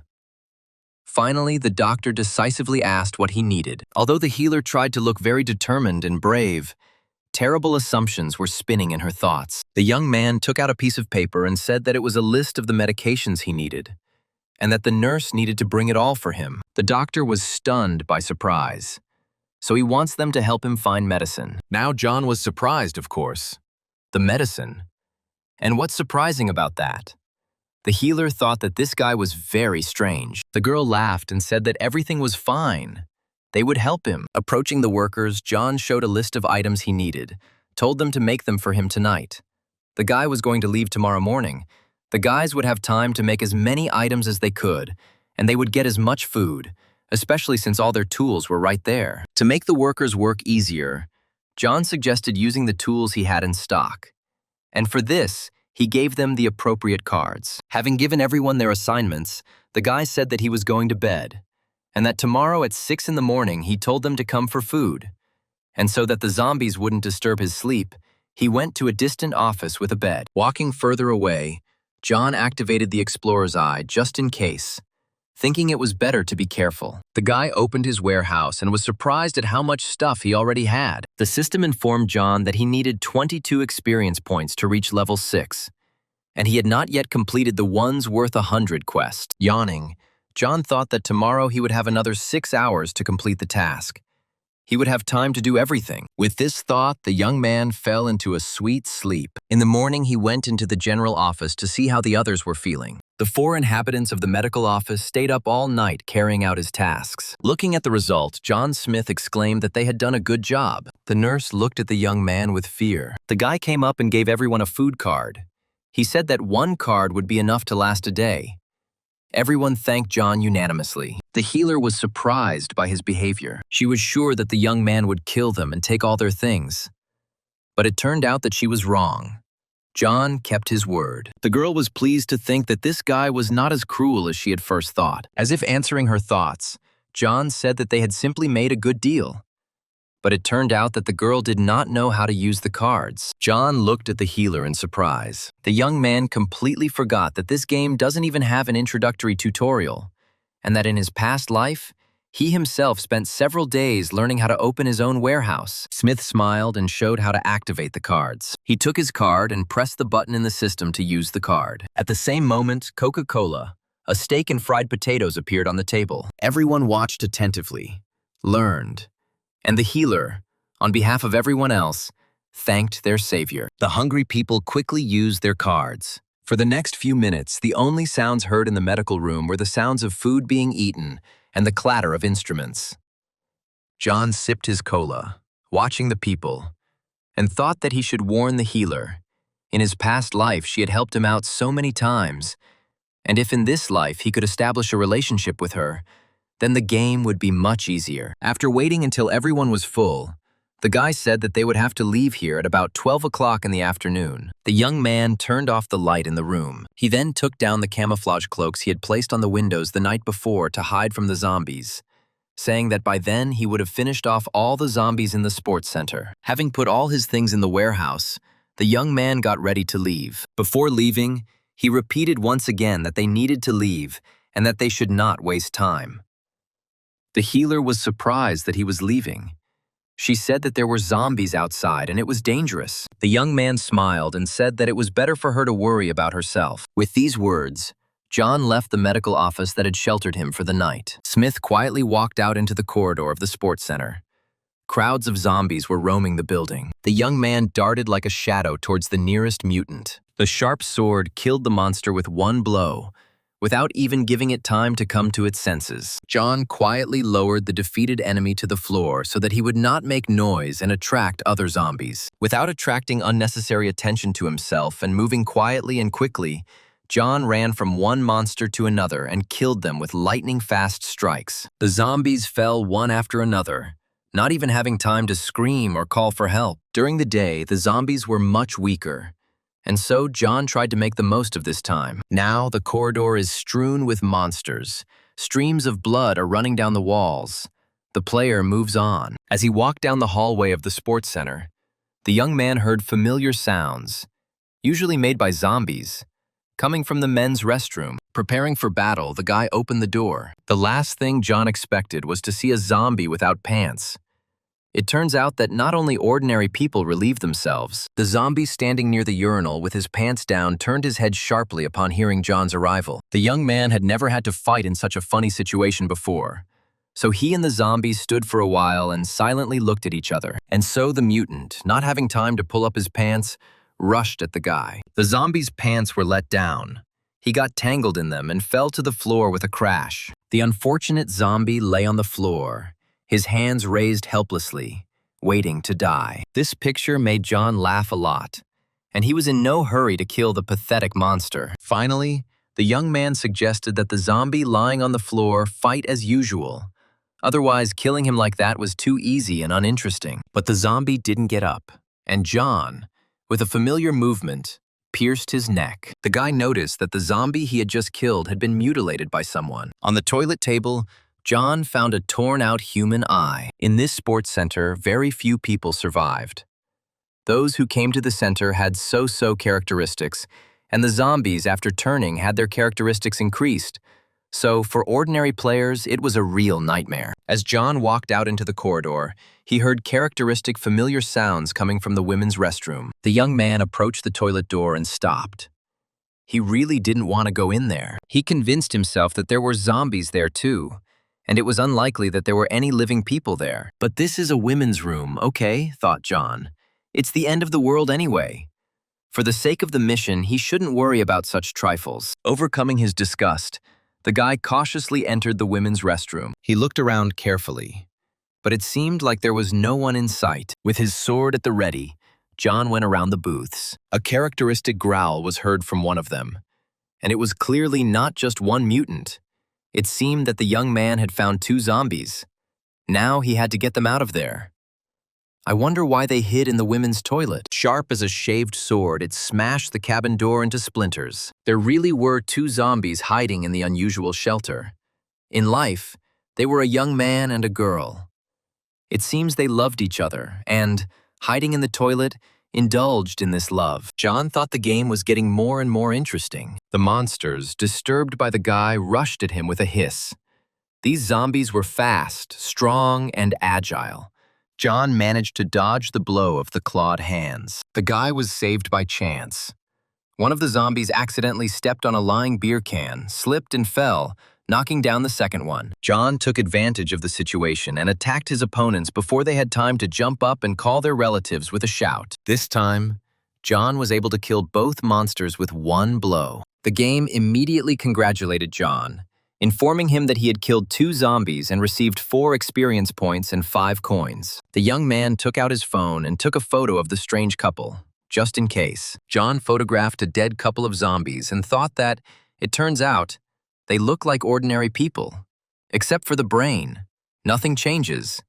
And these ones, in complete chaos, do not forget to indulge in human passions. The young man looked at the photograph he had taken.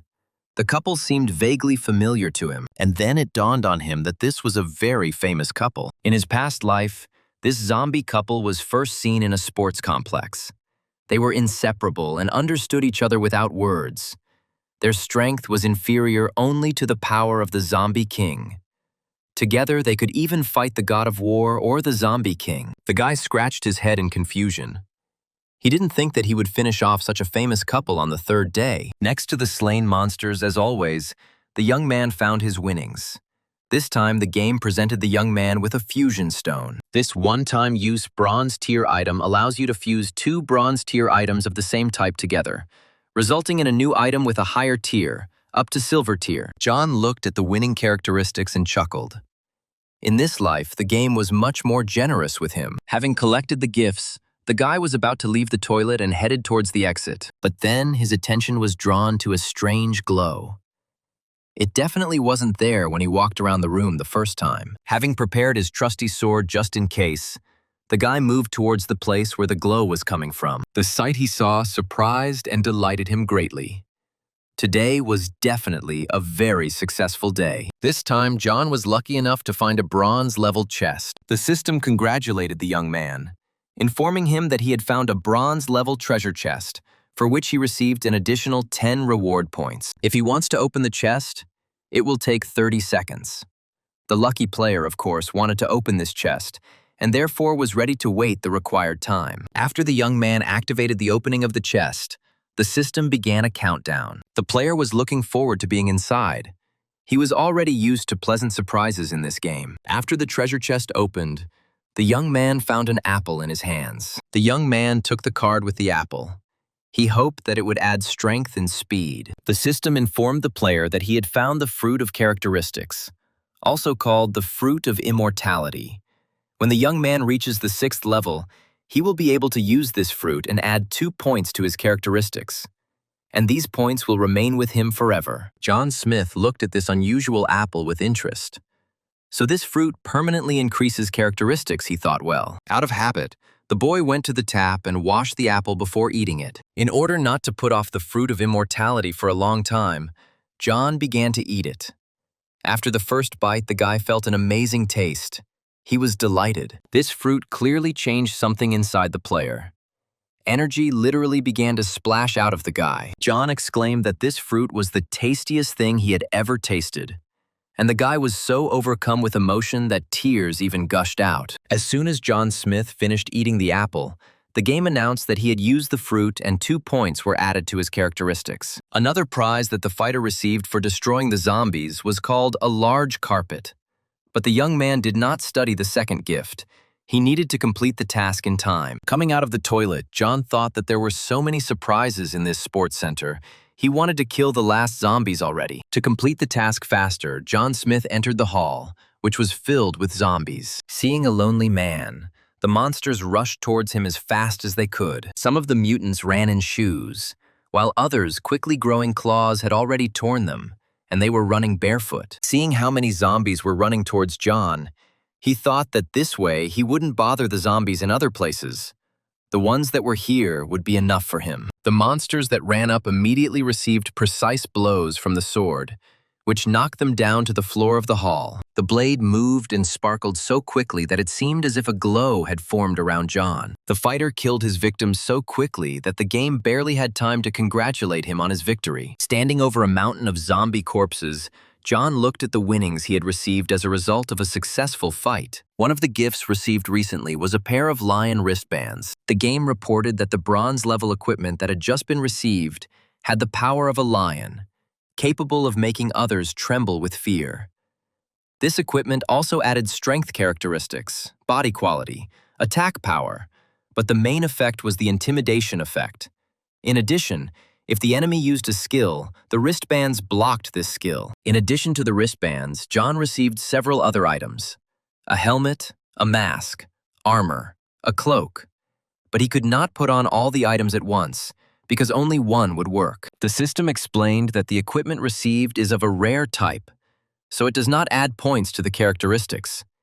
Each piece of equipment has different properties, and the player can put on equipment depending on his needs. John chose the wristbands, and they gave him strength. The guy went in search of the remaining zombies in order to complete the task in time. To restore his strength a little after the battle, John activated the drink and, sucking it through the tube, he quietly opened the door to an unfamiliar room. A terrible picture opened up before the player's eyes. The entire lobby was strewn with human corpses and covered in blood.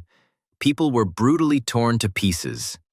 The guy knew that ordinary zombies did not have such strength. Regular zombies can, at most, bite a person and turn him into one of their own kind.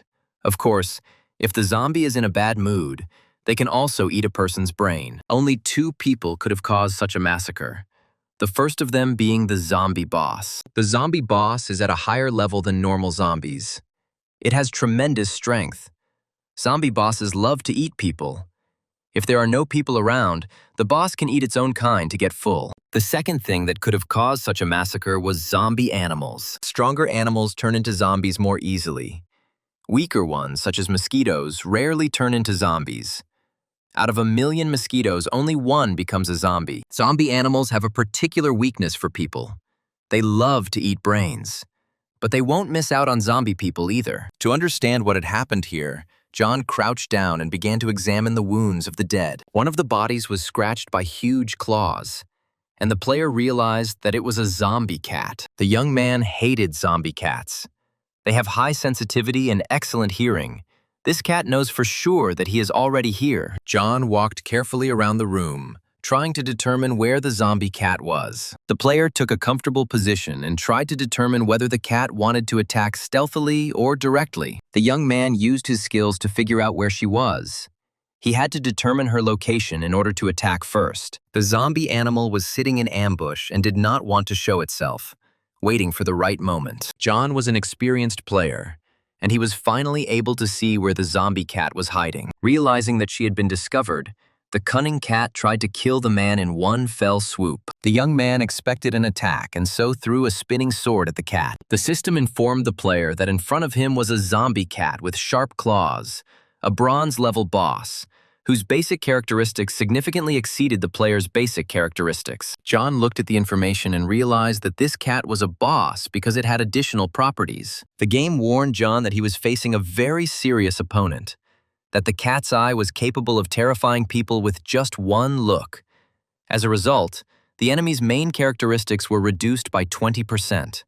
The cat could also affect combat abilities, and from the talents, there were sharp claws that could cause a lacerated wound. After reading all these warnings, John realized that this boss has excellent abilities and surpasses him in speed and strength. The player understood that he is the boss of the end of the world game.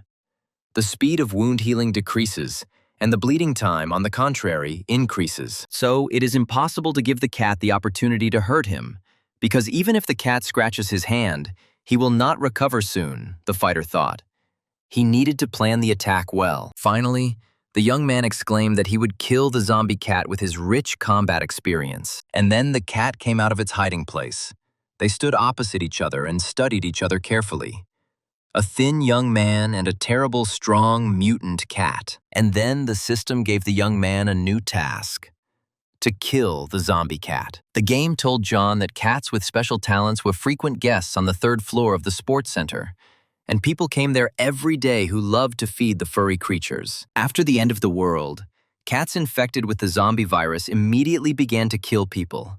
Sharp claws pierced the skin of people and they died in agony. The requirement of the task was to kill a zombie cat.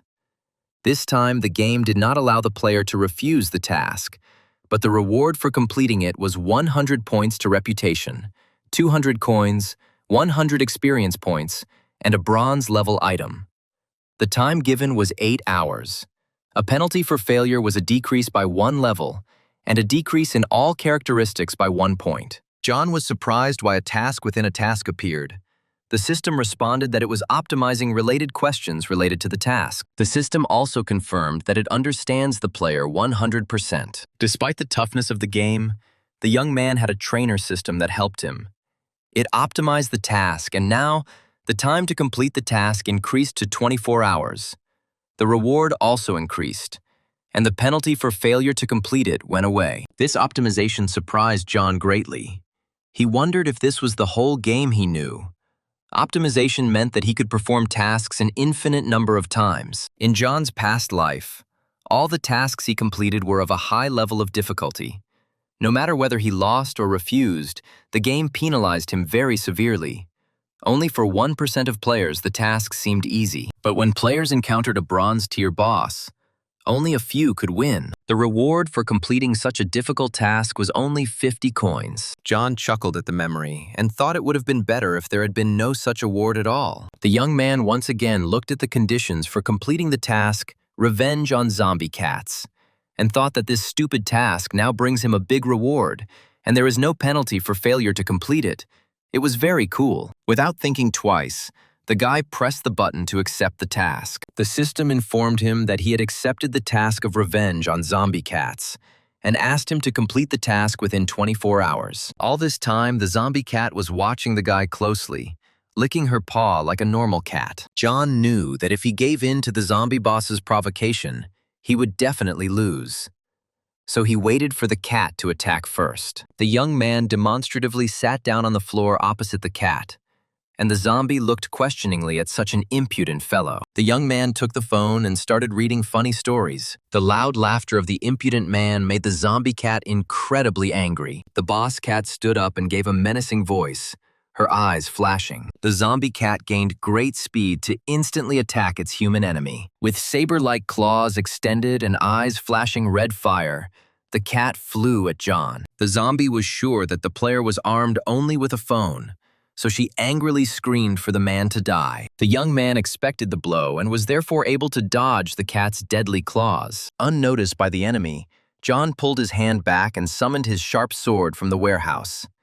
In the blink of an eye, his faithful tang appeared in John's hand and flashed with cold steel. The zombie paused for a moment, assessing the situation. The boss cat was confident in her powers, so she attacked the guy with renewed vigor. The fighter was ready for a new attack, so a blade flashed towards the cat. John swung his sword, hoping to at least wound the terrible enemy. The cat kept advancing and jumping back, playing with John as if he were a mouse. Meeting with stiff resistance, the boss cat hissed threateningly. Unfortunately, John failed to injure the cat this time. She dodged and avoided the blow.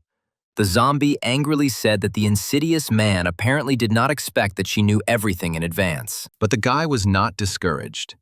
He had already decided what he needed to do. The next time the cat swung her fearsome paws, John cut off her claws with a deft blow. The zombie cat certainly didn't expect this turn of events. Leaving claws as sharp as sabers and bloody traces on the floor, the cat hissed threateningly that the man had wounded her, and now he should not expect mercy. John grinned and suggested that she try to attack without her claws now. The boss cat understood that the boy was right.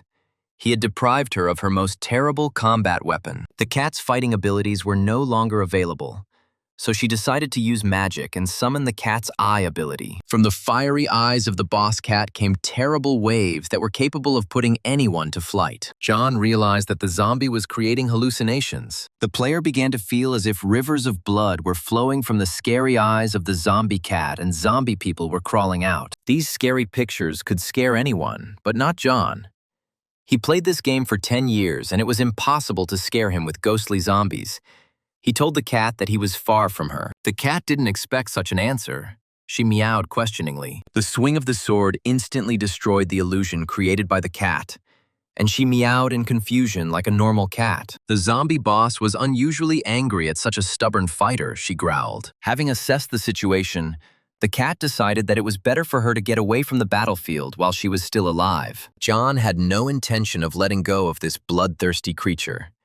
He remembered the hall littered with human corpses. The player launched a spinning sword after the fleeing enemy. Hearing the whistle of steel, the cat froze for a moment, wondering what to do. But the zombie didn't have time to do anything. The sword that caught up with the enemy cut off her head, and the red sign above the cat said that she was dead. The game congratulated John on his victory, informed him that he had completed the Revenge of the Zombie Cat task, and had moved on to the next, 7th level. and he had also received many different rewards. The game announced that the young man became the first player to kill a bronze-level zombie and received a new title, Bronze Fighter. This information will be published for all players. Players reacted differently to the message about the feat of John, who registered in the game under the nickname Dean. The guy grumbled that again this Dean. And who is he anyway?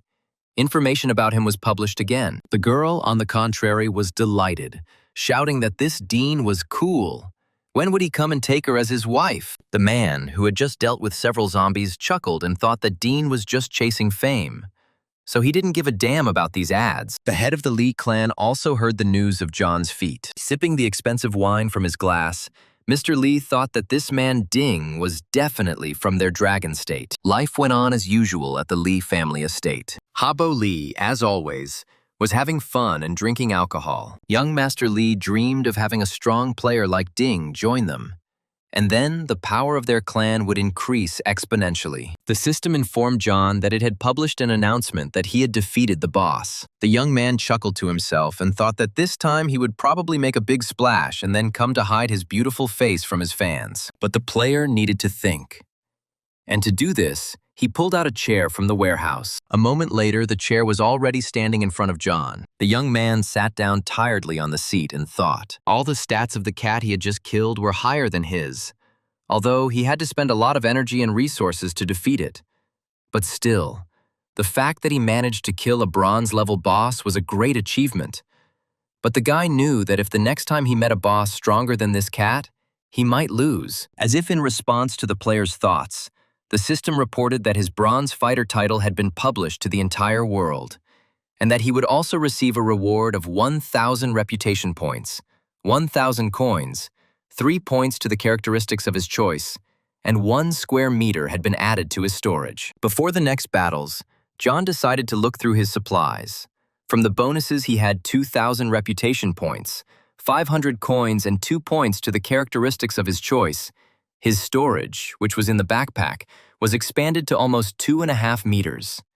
He also had a potion of reserve strength. Sitting on a chair in the middle of the room, John thought and weighed how best to use the bonuses he had received. He also learned that the Bronze Fighter title gives additional points to all stats and reduces the power of bosses or simple creatures below the bronze level by 5%. The young man decided that this was a great ability and used it.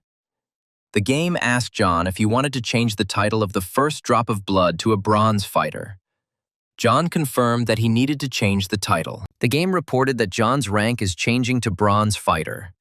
His new rank will take effect within an hour. With the application of the Bronze Fighter rank, John's characteristics will change. They will all increase. John smiled and thought that with such characteristics, even if this cat lives, he will cope with it in no time. I wonder what his characteristics will become when he changes his specialty. After resting for half an hour, John decided to return to the corpse of the zombie cat. Right above the body of the killed zombie boss, a small chest was shining. The young man opened the chest and was surprised to see that he had received the forge of zombie cats. The system explained to John that the zombie cat horn could summon a zombie cat with sharp claws. The player could control the cat in battle for 30 minutes. The zombie cat could take on up to 60% of the player's characteristics. The cat's kill experience in coins would go to the player, and if the cat was killed, the resources would not be lost in any case. John was delighted. Wow, he got an item that could summon a zombie cat, which meant he now had an eternal assistant. John picked up the dead cat by the scruff of the neck and said that she was a real treasure from her ears to the tip of her tail, because she still had fur, meat, and claws, which could be turned into gloves, food, or a weapon. Just in case, John sent the zombie cat's body to the warehouse. John Smith remembered that he had come to the sports center with the aim of finding the silver chest, and decided to continue searching for it. The young man remembered that the silver chest was in the warehouse on the 3rd floor. Finally, the player found the coveted door and pushed it. The sight that met Smith's eyes was horrific.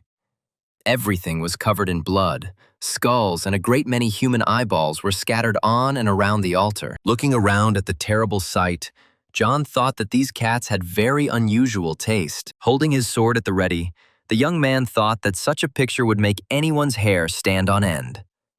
But this was the end of the world. And if a cat had collected so many eyeballs in normal times, it would have been strange. The guy started searching the warehouse. He was sure that something valuable was hidden there. Well, and if he didn't find it, then he came in vain. A large dumbbell was tied to one of the exercise machines with a strong rope.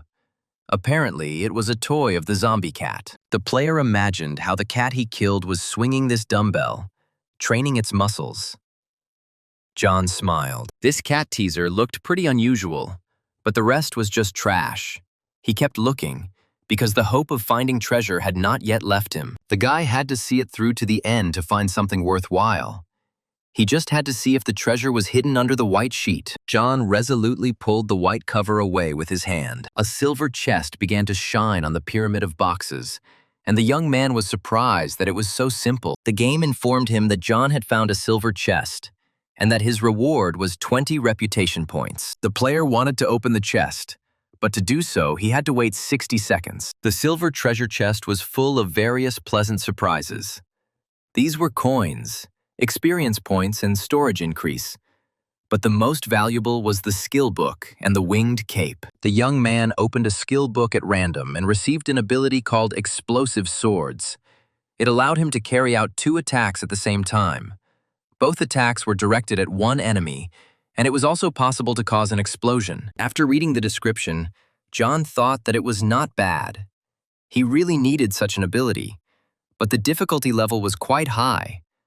A beginner would not be able to master 2 attacks at the same time, but he was sure that his abilities were enough to master this skill. John pressed the button to learn the acquired skill. The system congratulated John on successfully learning the Explosive Swords skill. John now had 2 valuable fighting skills. The winged cape still remains to be seen. The winged cape is a silver-level equipment.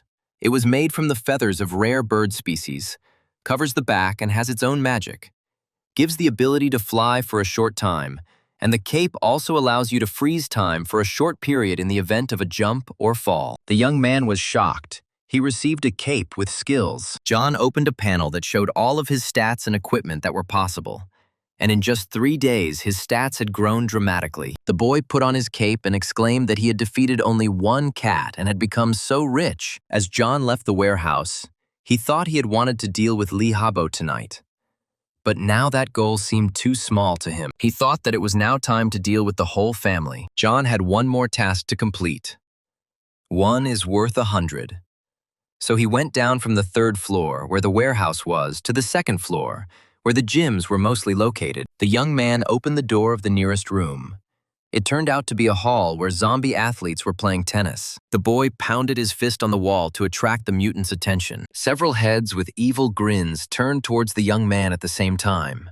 To end the fight quickly, the player activated the winged cape skill. He decided that this time he would attack first. Scattering magic feathers, the fighter rushed towards the enemies with the speed of the wind. The zombies were also not asleep, and, stretching out their clawed hands, ran towards the man. John jumped high into the air and found himself almost at the ceiling, his sword gleaming, ready to strike at the zombies. The monsters were a little confused. They didn't understand where their prey had gone. Suddenly, a winged player pounced on them from behind, dealing deadly blows. John killed every zombie with the first blow. The player developed such speed that the unfortunate monsters did not even understand what was happening and where death was pouring down on them from. Soon, the entire gym was strewn with the corpses of slain zombies. The player jumped up once again to survey the battlefield. A very large zombie was approaching John with a springy gait. The player thought he was just the right position to try a spin attack. The young man took good aim, spotted his victim, and launched the spinning sword with a whistle. This skill surprised even the very experienced John Smith. In just a few seconds, the huge zombie was dead. It remained to try another explosion. John activated the explosion, and a flame erupted in the center of the gym. The guy slightly miscalculated the force of the explosion. The blast wave scattered not only the zombies, but also threw the fighter himself to the ceiling of the gym. Despite the danger, John did not crash, thanks to his cape, which could slow down time in the event of a fall. The fighter realized that he needed to slow down somehow. John was saved by his sword. The player stuck it into the floor, and this stopped his rapid movement. Taking a breath, John realized that the zombie he had just killed had stats at least 30% higher than the others. But he, too, could not withstand the blow. There was a pile of ash and smoke in the middle of the gymnasium.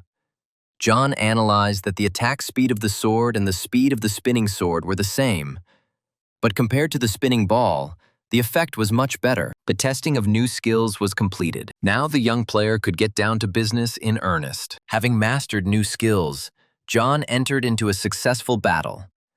The game every now and then congratulated him on his victory and reported the accrual of new points and coins. Finally, the game reported that the player had successfully killed 100 zombies in the sports center and completed the task. 1 is worth 100. In the middle of the hall littered with zombie corpses, a blue screen lit up, which said that John had received a reward for the task. It was 1 simple trainer and 1 bronze-level item. John put the bloody sword away in storage and began to look around. The whole room was covered in blood, John said with boredom that it all ended so quickly. The player walked around the room and collected his winnings. Looking at the bonus cards he had received, John sighed that he had apparently already used up his luck. Now he was only getting cards with material resources. Then he calmed down and said that there was nothing to worry about.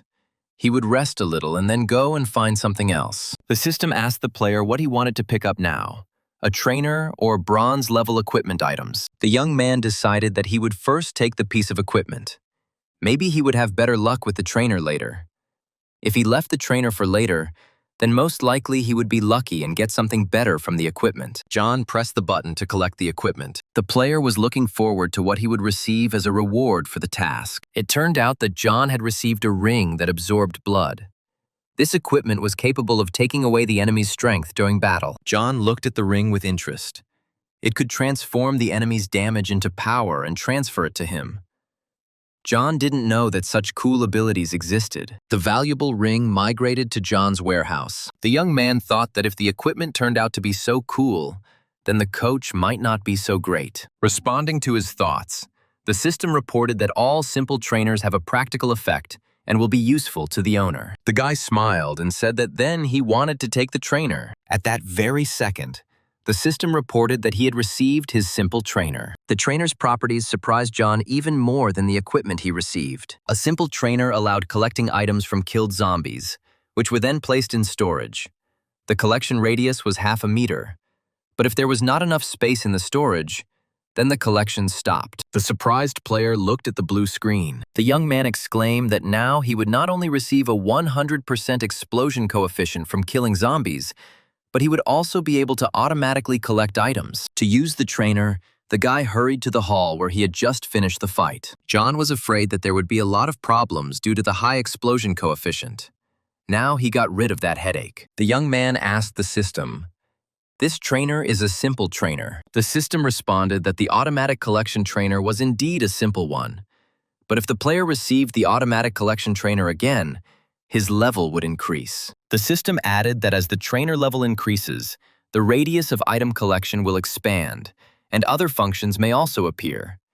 Tasks from the trainer will appear in accordance with the situation and the player's condition. John was curious about what features other trainers had and what he could get next time. The guy entered the hall where the zombies he had killed were lying.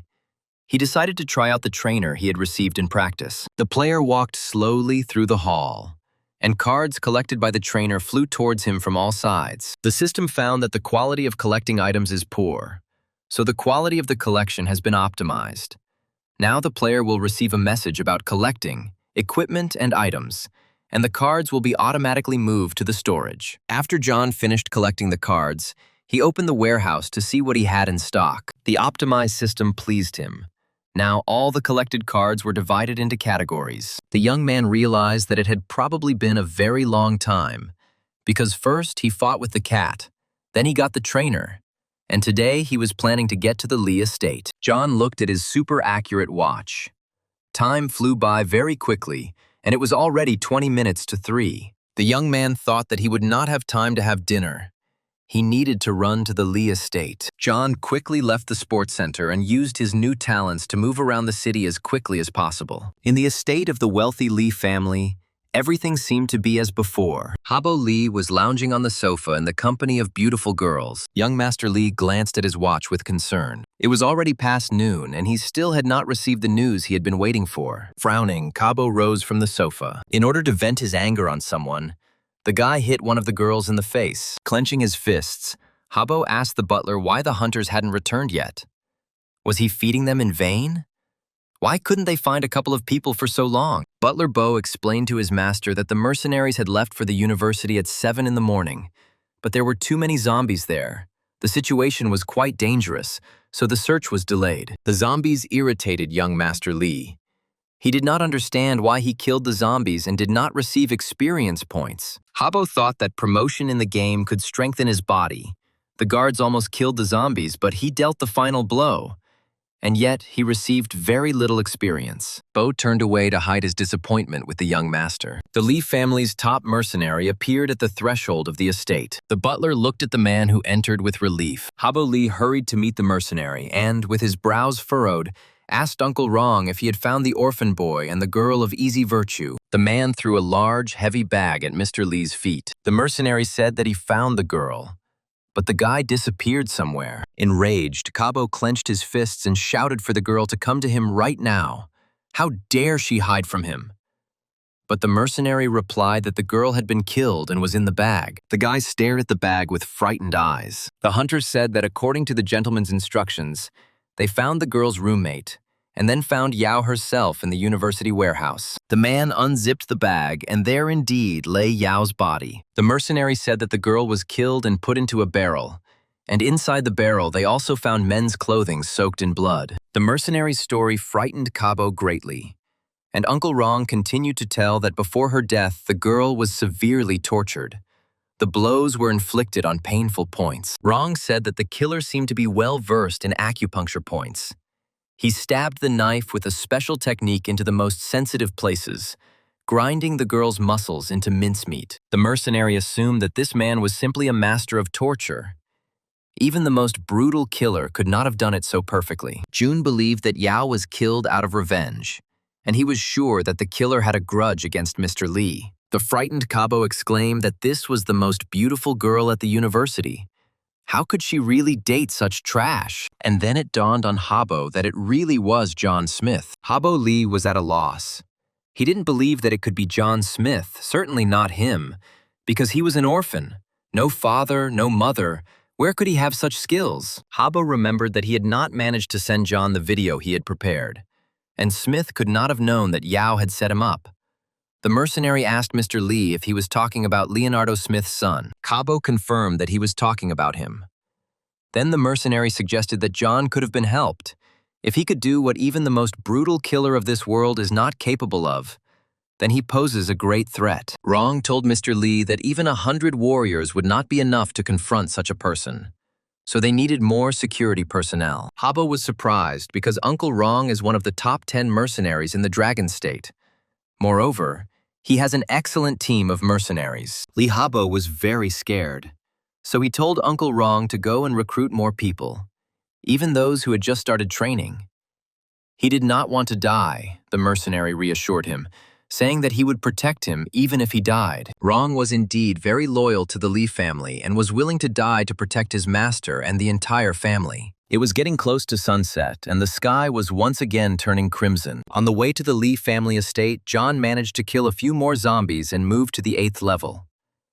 He thought that he would only reach it on the 4th day, but he saved half a day due to successful attack. The young man walked and thought that since he was leveling up so quickly, he wouldn't have to fight in quests. To get some food, the guy had dinner on the way, and here John Smith stands on the hill, from which the estate is clearly visible.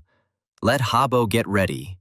He has come to him. Now Li Habo will have to pay the bills. The Li family's luxurious castle-like home was very beautiful in the rays of the setting sun. Armed squads of mercenaries roamed throughout the estate. John Smith crept into the area unnoticed, climbed a tree and watched the troops closely. The young man climbed down from the tree and waited for the right moment. In short dashes, he slowly moved from tree to tree closer to the house. Hiding behind the bushes, John got closer to the treasured button he was looking for. The mechanism was hidden under the turf, and it was very difficult for an unknowing person to see it. John pressed the button to check if he was mistaken. The guy was convinced that his memory was good, and the button was exactly where he thought. The system reported that the secret passage was open. After making sure that the mechanism worked, John returned the button to its original position. The young man said that he would leave Lee Habo a way to retreat, and then catch him when he hoped to escape. This was a favorite technique of one of the great warriors of the Dragon State. This time, Lee Habo prepared well. He still hoped to defeat John. John stood in cover and watched as armed men moved back and forth. This group of mercenaries had been John's worst enemy in a past life. Lee Habo trusted these people the most. But over the course of 10 years, John had studied them, and now he knew them inside and out. But Lee John never managed to find out about the family's plans in life. The young man assumed that if he went along this road, there shouldn't be any problems. And then John saw Mr. Wrong. The famous mercenary walked around the posts and checked the combat readiness of the soldiers. Smith watched the famous hunter and killer. Mr. Wrong was one of the war gods of the Dragon State, a hired killer. Before the end of the world, he was a military man, was the leader of the mercenary army during the time of military turmoil, was directly subordinate to the Lee family, skilled in various types of hand-to-hand combat, army command, and also pursuit of the target. In his past life, after the game started, he began to pursue John under the orders of Lee Habo. After several attempts to catch John failed, Wrong decided to kill the guy. The mercenary has driven John into a dead end several times. One could say that he is his strongest enemy, but each time the young man somehow miraculously managed to escape. John Smith became Mr. Wrong's greatest disgrace. In his past life, Wrong hated John Smith almost as much as Lee Habo, because John had slipped right under his nose several times, and he had lost his reputation as an invincible mercenary. And John had received the title of the Greatest Shame. As soon as these two met, both of their eyes became bloodshot. Wrong is truly a serious enemy and should not be underestimated. John hid instantly because Wrong was very attentive and had a sharp eye. It's very good that John has such quick reactions. John thought that this time Wrong was definitely dead. If he killed Wrong, he would get rid of the main protector of the Lee family. And then half the job was done. The young man activated the concealment mask. Wrong looked at the column with suspicion. It seemed to him that someone was standing there. John really was standing there. But the mask hid him. One of the guards came up and said that the young master was looking for Mr. Wrong. The young man realized that this was his chance and followed them. In order to catch Zun's eye for the time being, the young man quietly moved to another place. The mercenary seemed to sense him. He looked in surprise at the place where John had just stood and said that he felt that there was someone there. The head of the mercenaries said that it was necessary to strengthen the patrol and protection of the estate. Whoever wished evil on the Lee family, Wrong promised that that person would not leave alive. It was midnight, and everyone in Lee Castle was still awake. Habo was being capricious. He wanted to sleep. He said that it was already 12 o'clock. The zombies were now in an active stage, and it was unlikely that anyone would be able to come to them. But Mr. Wrong insisted that it was better to wait a little longer. His intuition told him that they were being watched. A nervous Habo screamed that he didn't want to sit here all night because of some bastard. The butler approached Mr. Lee and said that if he was bored, he could think of some entertainment. Habo liked the idea and said that yes, he wanted to have some fun. The boy asked Uncle Wrong if he had caught a zombie that afternoon, and he replied that yes, indeed, he wanted to test it to invent a better anti-zombie weapon for the master. Habo asked to give this zombie to him so that he could play with it. Wrong agreed, but expressed concern that the zombie could harm the master. Although calming the gentleman down with the help of zombies is not a bad idea, Habo reassured Zun that he would be fine, and that he wasn't afraid of zombies with so many guards in the estate. Wrong commanded that today's zombie be brought to the master. 2 guards brought in a very large and strong zombie, chained in chains. The mutant's eyes flashed. He growled very loudly and tried to throw off his bonds. Habo liked the prisoner very much, and he ordered a large cage to be brought. They brought a cage, and in it sat 6 beautiful girls chained up. The beauties were shackled, and when Habo wanted to have some fun, he would take one of them or give them to his subordinates. To attract the zombie's attention to the girls, Habo rang a loud bell. The monster threw this bell into the cage with the girls shaking with fear. The frightened girls rushed around the cage in horror. but the chains attached to their collars held them back. Cabo said that he was too bored with these girls. He had been playing with them for several months. He was tired of them. If it weren't for this end of the world, he would have found new ones. The capricious Mr. Lee said that it was always more interesting to have fun with new toys. But never mind. He would still need these. He had fed and watered them for so long that now it was their turn to pay. Cruel Cabo got up from the sofa and walked over to the cage. He ordered the guards to remove the zombie's shackles and throw him into the cage. Cabo wanted to watch the zombie eat the girls. The new guards, observing this terrible picture, talked among themselves, perplexed that there were such perverts in the world. But there were also those who supported the young gentleman. One small, puny man volunteered to do this. Cabo gave him the key and told him to open it. The cruel guard inserted the key into the lock and opened the cage. Two mercenaries dragged the zombie closer to the cage. The proactive security guard removed the zombie's metal muzzle. The mutant was very angry and almost bit the guard who approached him. Cabo commanded from afar who would hold the zombies until the shackles were removed, and then they would be released into the cage. And suddenly one of the guards said that this was somehow very cruel. Maybe it would be better to let these girls go. Cabo was furious. The unit commander knelt down in front of Mr. Lee and asked for forgiveness. He explained that this guard's name was Wang. He was new. He was sent to replace the guard who died yesterday. And although he was very strong, he was quite stupid and asked the master not to be angry with him. Cabo frowned and exclaimed that some guard would teach him. But the guy stubbornly repeated that the gentleman should let the girls go. The poor unit leader was shaking, bowing and asking for forgiveness from Cabo. But this even amused young Master Lee. It had been a long time since anyone had tried to argue with him. To teach the impudent guy a lesson, Cabo called the strongest of his old guards and told him to teach the new guy a lesson. Two strong men came up and took hold of the guy. It seemed as if a huge fist was about to smash his skull into pieces. But unexpectedly for everyone, the young man intercepted this blow and was able to reflect it. Wang watched in amazement as this young man was able to stop the strongest fist in the country. The mercenary commanders were interested in this. The brute dealt the guy blow after blow, but none of them hit the target. Everyone in the hall watched the fight with interest. Finally, the strong man admitted that he was inferior to the guy in strength. The previously considered invincible athlete said that the guy had disgraced him and would pay for it with his life. The guard shouted to his friends to help him teach the impudent fellow a lesson. The two friends laughed at the big guy, saying that he probably had too much fun with girls. And since when could some inexperienced guard defeat him? But they themselves thought that the strength of this fan should not be underestimated, and he should not be trusted either. The guards who came up overpowered the guy. Now Wang was defenseless, and the strong man began to beat him mercilessly with his huge fists. The boys started bleeding from the terrible blows. The blows rained down one after another. Lee Habo, who was watching the beating, stopped them, telling them not to kill him. The monster decided that he needed to give the guy the opportunity to see the death of the girls he wanted to protect so much. The guards dragged Van to the cage so that he could see everything clearly. At the same time, the cells failed the huge zombie. The cage door swung open and 3 guards used poles to push the zombie into the cage. The monster saw what kind of dinner they had prepared for him, and his bloodthirsty eyes fell on the unfortunate girls. The exhausted beauties did not resist, but obediently awaited their death. The monster grabbed the nearest girl and bit through her neck. The girl screamed quietly and went limp,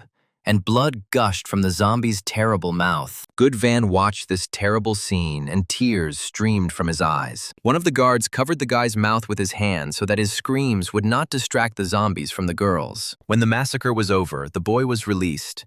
He sat on his knees near the cage and cried bitterly. The boy's grief genuinely amused the cruel-hearted Cabo. The owner of the estate decided that the show must go on, so he told the guards to put Van in the cage. The guy was so strong.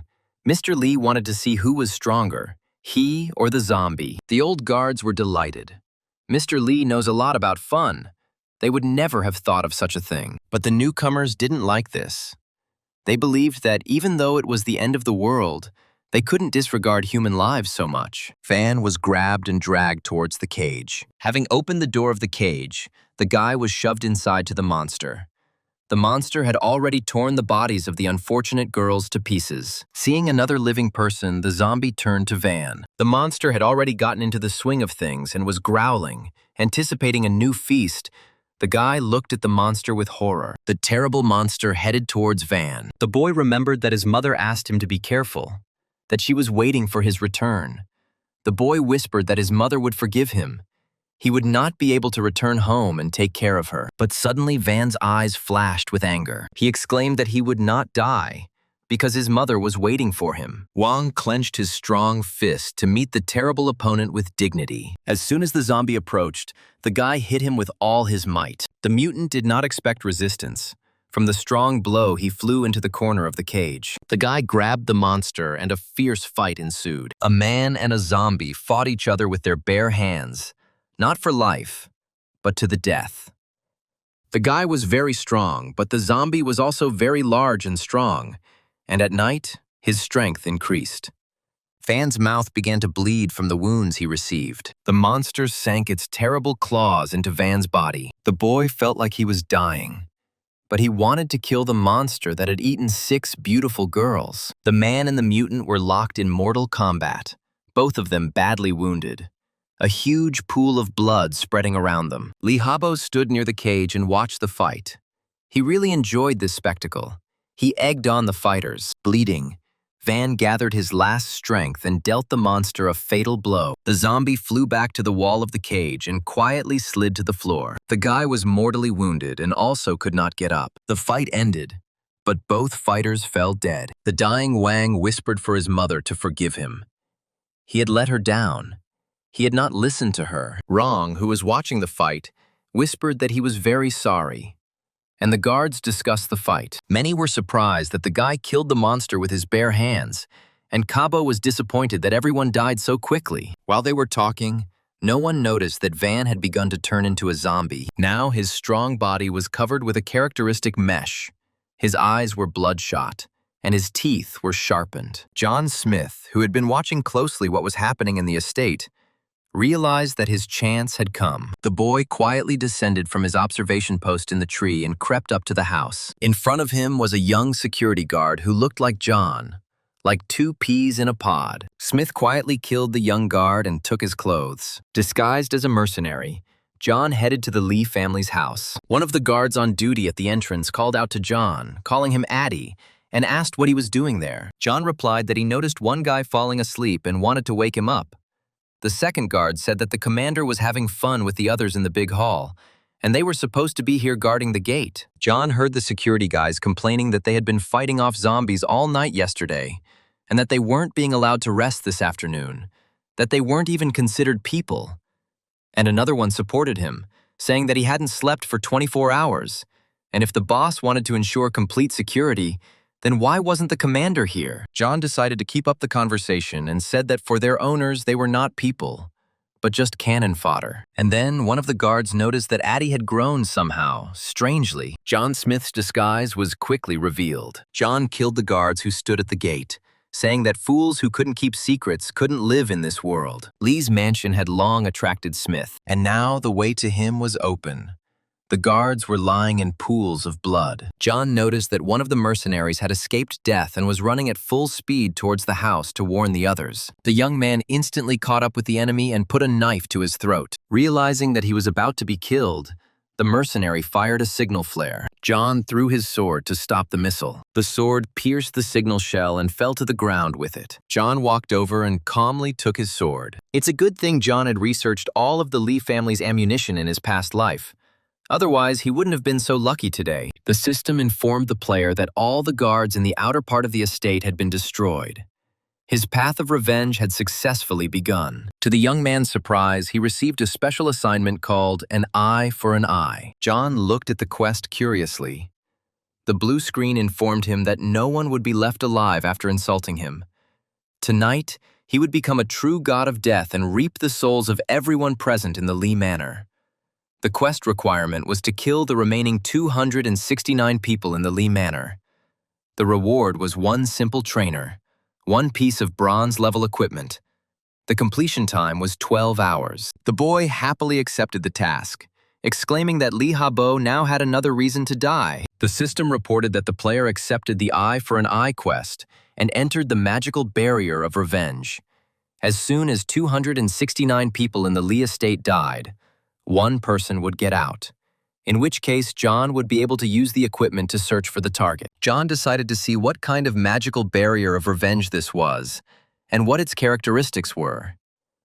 John remembered that when he first encountered the revenge barrier in his past life, it was used in the war between the Dragon State and Japan.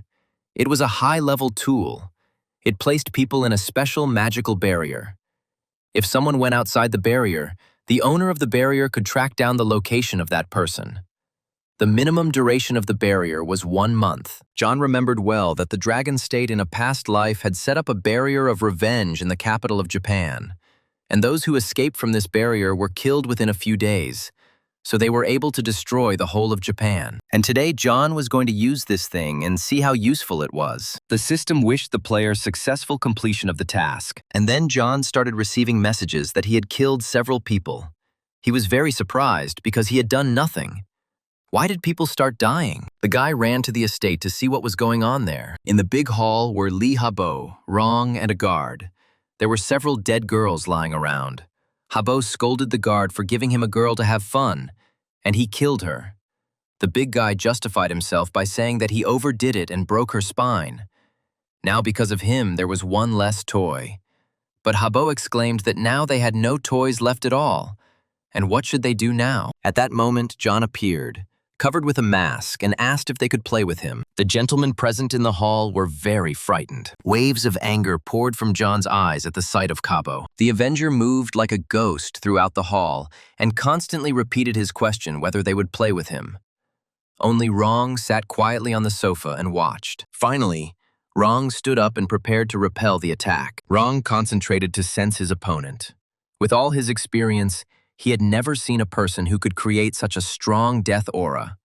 And Rong thought that compared to this person, he was just a little boy. Ha-bo screamed hysterically that the stranger had come to kill him. The butler raised his master and asked him to calm down, saying that Master Rong and his army of mercenaries were here and nothing would happen to Ha-bo. The head of the mercenaries came out to the center of the hall and offered to talk to the invisible guest, while Rong himself thought that if the man was able to enter the house, then he had already dealt with all the guards outside. Rong knew that although those guys at the gate were not well trained, each of them was worth dozens of soldiers. The head of the mercenaries was racking his brains. How could this man kill them so easily? And maybe he was not a man, but a god. Or maybe there was a whole army of them. Suddenly, a boyish voice answered from the void that although he was a man, for them now, he was the god of death. Rong stopped his men, trying to figure out where the uninvited guest was. With their weapons at the ready, the mercenaries spread out throughout the hall and looked around carefully. Suddenly, a flashbang grenade appeared in the center of the hall. The explosion scattered the guards in different directions. A bright flash of light blinded everyone in the room. And from here and there, one could hear that one was blind. Another could not see anything. The magical equipment helped John avoid injury and leave unnoticed. While the guards, blinded by the grenade, were screaming and cursing everything under the sun, the young man went into another room. In another room, there were also many guards and servants. Here, John activated the attack with spikes. Magical spikes caught and killed the enemy. The guy used spinning swords against the next group of mercenaries. Finally, John found his old enemy, Mr. Rong, and he also prepared a grenade for him. Rong looked at the grenade and was at a loss to guess what kind of powerful enemy was pursuing the Lee family. There was a powerful explosion, and another group of mercenaries was destroyed. Rong tried to make out the enemy's face and understand who was opposing him, but the mask hid John. Uncle Rong didn't understand what was happening. He didn't even have time to see the enemy's face, and his entire team had already fallen. The commander walked from hall to hall. There were pools of blood everywhere, and his best fighters were lying in them. One of the surviving mercenaries ran up to Jun and said that the unknown person had used magic spikes, and almost all of the master's servants and guards had died. And those rotating swords had even killed the crocodile, bear, and wolf. Rong abruptly interrupted the guy and told him to report how many people were left. The subordinate said that besides the master, Rong, Bo, and himself, there were still 66 guys left.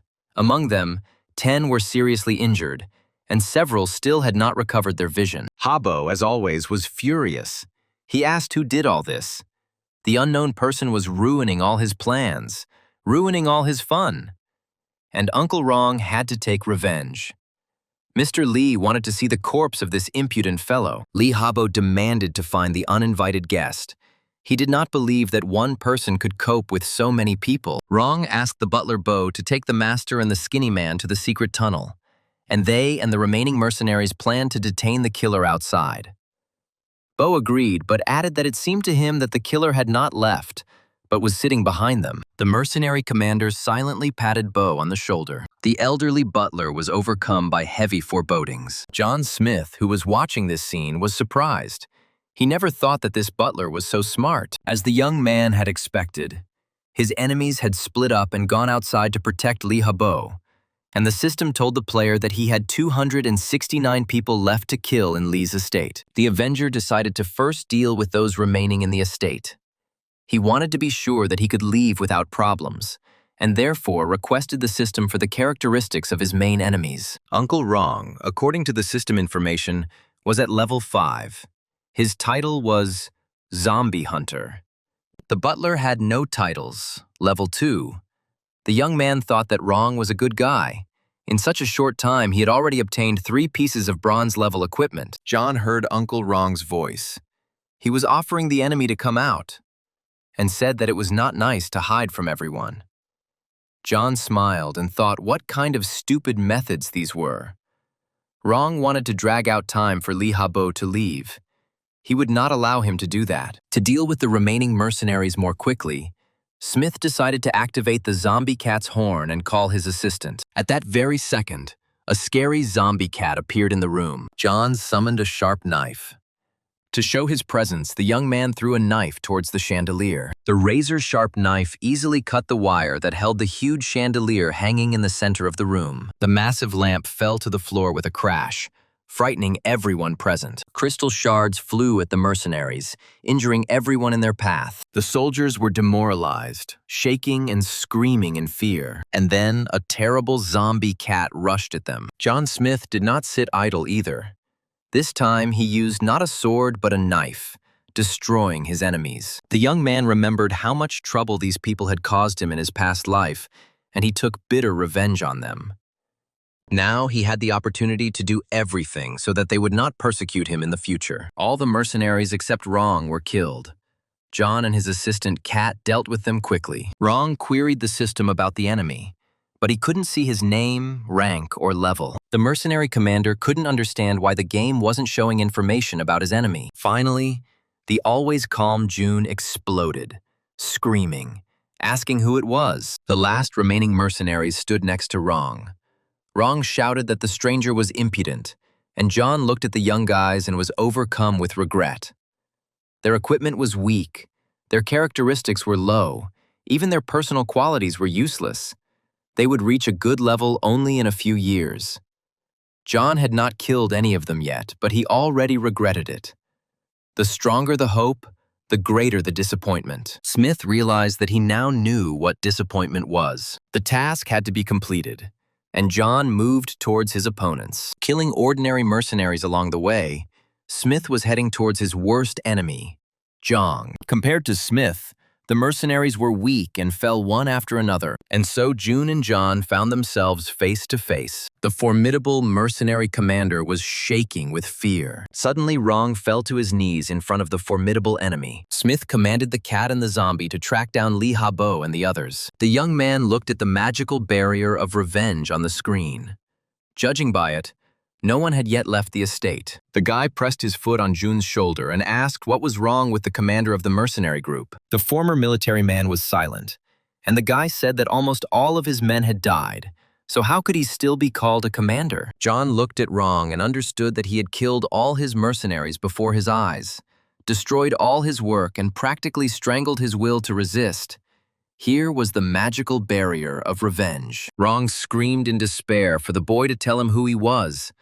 Otherwise, Rong would not close his eyes even after death. Smith was amused by this.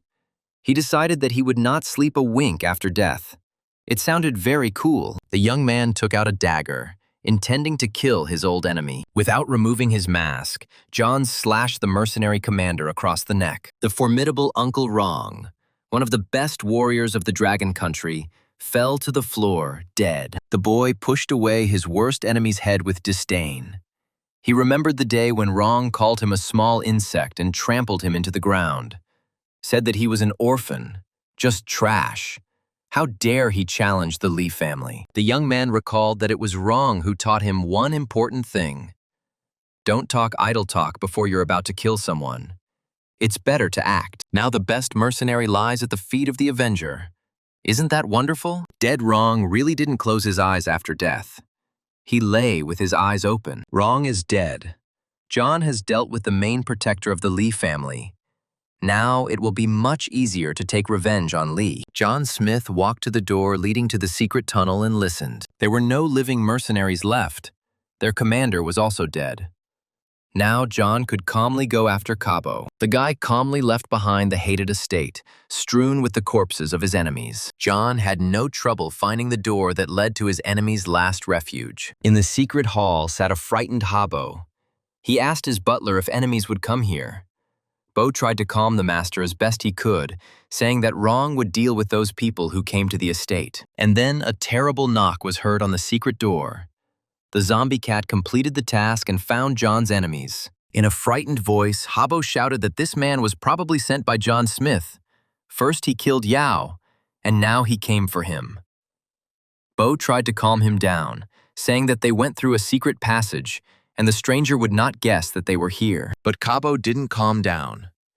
He asked how John found out about his relationship with Yao, and where this scum found such a strong mercenary. Bo suggested that maybe Leonard Smith left his son an assistant, but Habo countered that this couldn't be true.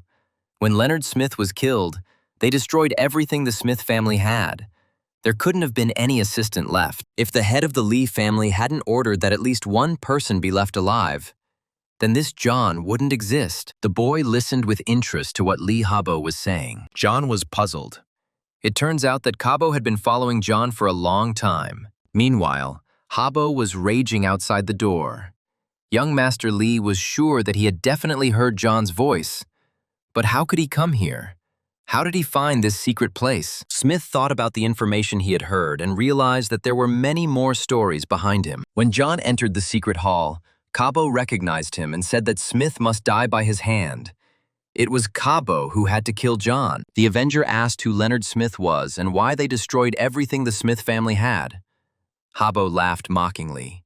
He said that this insignificant John doesn't even know his own father's name. It serves him right. Habo told the boy that Leonard Smith was going to inform on his father when he was about to get a promotion. Leonard was going to destroy everything that the Li family had been working towards for many years. That was why the Smith family was turned to ashes. If it weren't for the head of the Li family, then little John wouldn't have been the only survivor of his family either. But Cabo was wondering who helped him. If he was alone, the guards would have dealt with him long ago. John replied that all of Cabo's words made no sense. No matter what he said, John would still destroy the entire Li family. Cabo laughed. Did John really overestimate himself so much that he thought he could destroy such a strong family? Meanwhile, the door to the secret shelter was slowly beginning to collapse. One last strong blow and John Smith and his zombie cat appeared on the doorstep. Butler Bo stood up to defend his master, and a blow of amazing force whistled right past John's face. A zombie cat rushed to the boy's aid, hissing as it jumped on Bo. But the butler did not lose his composure and hit the cat in the stomach with terrible force. Just at this time, the 30 minutes given for calling the zombie cat ended, and she disappeared. To satisfy the curiosity of those present, John removed his mask. Bo and Li Habo looked at the young man in surprise. Bo was very surprised that John Smith was the same killer who destroyed all the guards and all the staff of the estate. Li Habo exclaimed in horror that it really was John Smith. It really was him. Bo couldn't believe his eyes. He said it was impossible. How could some orphan kill Mr. Wrong, enter the Li estate? It couldn't be just one person. John smirked and said that the old school people wouldn't survive the Doomsday game. Once the first 7 days of the game passed, Their well-trained soldiers wouldn't be able to handle even one zombie on the street. Lee Habo didn't listen to him. He shouted that it couldn't be just one person. How could John Smith become so strong? John laughed and said that he could easily handle them alone. The conversations were over. John prepared to kill the last inhabitants of the Lee estate. The butler stood up to defend the young gentleman and worthily repelled John Smith's powerful blow. The young man was surprised that this butler was so strong. From this blow, even Wrong fell face down. But this one only staggered. Butler Bo was a mystery to John. Bo leaned against the wall and thought that since it had come to this, he would have to use another method. The elderly man slammed his fist against the wall and began to change before our eyes. The elegant suit was torn to shreds, and now, a real athlete stood before John. Since the situation changed, John swapped the knife for his usual sword. The butler exclaimed that John knew nothing of wushu morality, but the youth smirked that he wanted to cut off Bo's head. So should he really ask him for permission? Or perhaps he should get the consent of all the generations of your relatives. To quickly finish off the stubborn butler, the boys summoned spinning swords. But the swords did not kill the butler. They only wounded him. The swords whistled past the elderly man and returned to their place. The wound surprised Bo very much. The butler was indignant. The man said that this couldn't be. He had been practicing Chinese boxing for 50 years and couldn't lose so quickly. Bo claimed that he would not stop and would resist until the end. To calm the violent old man, John caused an explosion. After the explosion, the fighter entered the battle himself. John didn't really want to kill the old butler, but he couldn't leave the matter unfinished. Only after making sure that the enemy was dead could he calm down. Now Bo was lying dead on the floor in a pool of blood. John looked at him and thought, what a pathetic and backward old man he was. The end of the world had come, and he still thought that wushu would help him. Walking around the defeated Bo, the young man thought that all this proved that strength alone was not enough. You need to change your technique and develop speed, otherwise your only path to death. Smith saw Cabo. He was sitting in the corner, shaking with fear. John thought what a useless person he was. The boy knew Cabo very well. He was a small, cruel, terrible little man. The young man did not feel sorry for him. The Avenger jabbed his sword into Cabo's leg muscle to cause pain. Young Master Li screamed loudly. Cabo, who took such pleasure in tormenting others, looked at his Avenger with eyes wide open in horror. John poked him with his sword again and asked if his master was awake or if he was pretending to be dead. To enhance the effect, John began to poke Lee Habo's muscle, causing him terrible pain. Lee Habo, out of habit, shouted for help and threatened John that Senior Master Lee would deal with him. These screams only brought a smile to John's face as he continued to torment Cabo, poking him with his sword. Blood was oozing from the wounds that John had inflicted. Cabo was shaking. He asked his tormentor to kill him quickly. John grinned, said that of course he would kill him. To prolong his enemy's torment, John pulled out a dull knife from the warehouse, and so, in the hands of the Avenger, there was a dull, convulsive knife. The duller the blade, the more difficult it is to cut something with it. Now John was poking Cabo's body with a blunt knife, and he was screaming in pain. John laughed mockingly and told Cabo to forgive him. This knife is so dull it is impossible to stick it inside. Cabo looked at his tormentor's knife and shook. Finally, John swung the blunt knife into his enemy's forearm. Cabo screamed again, and the young man said that this knife reflected his, John's, essence. Brandishing the knife, John said that this knife reflected his path, which he had walked for 10 years, risking his life.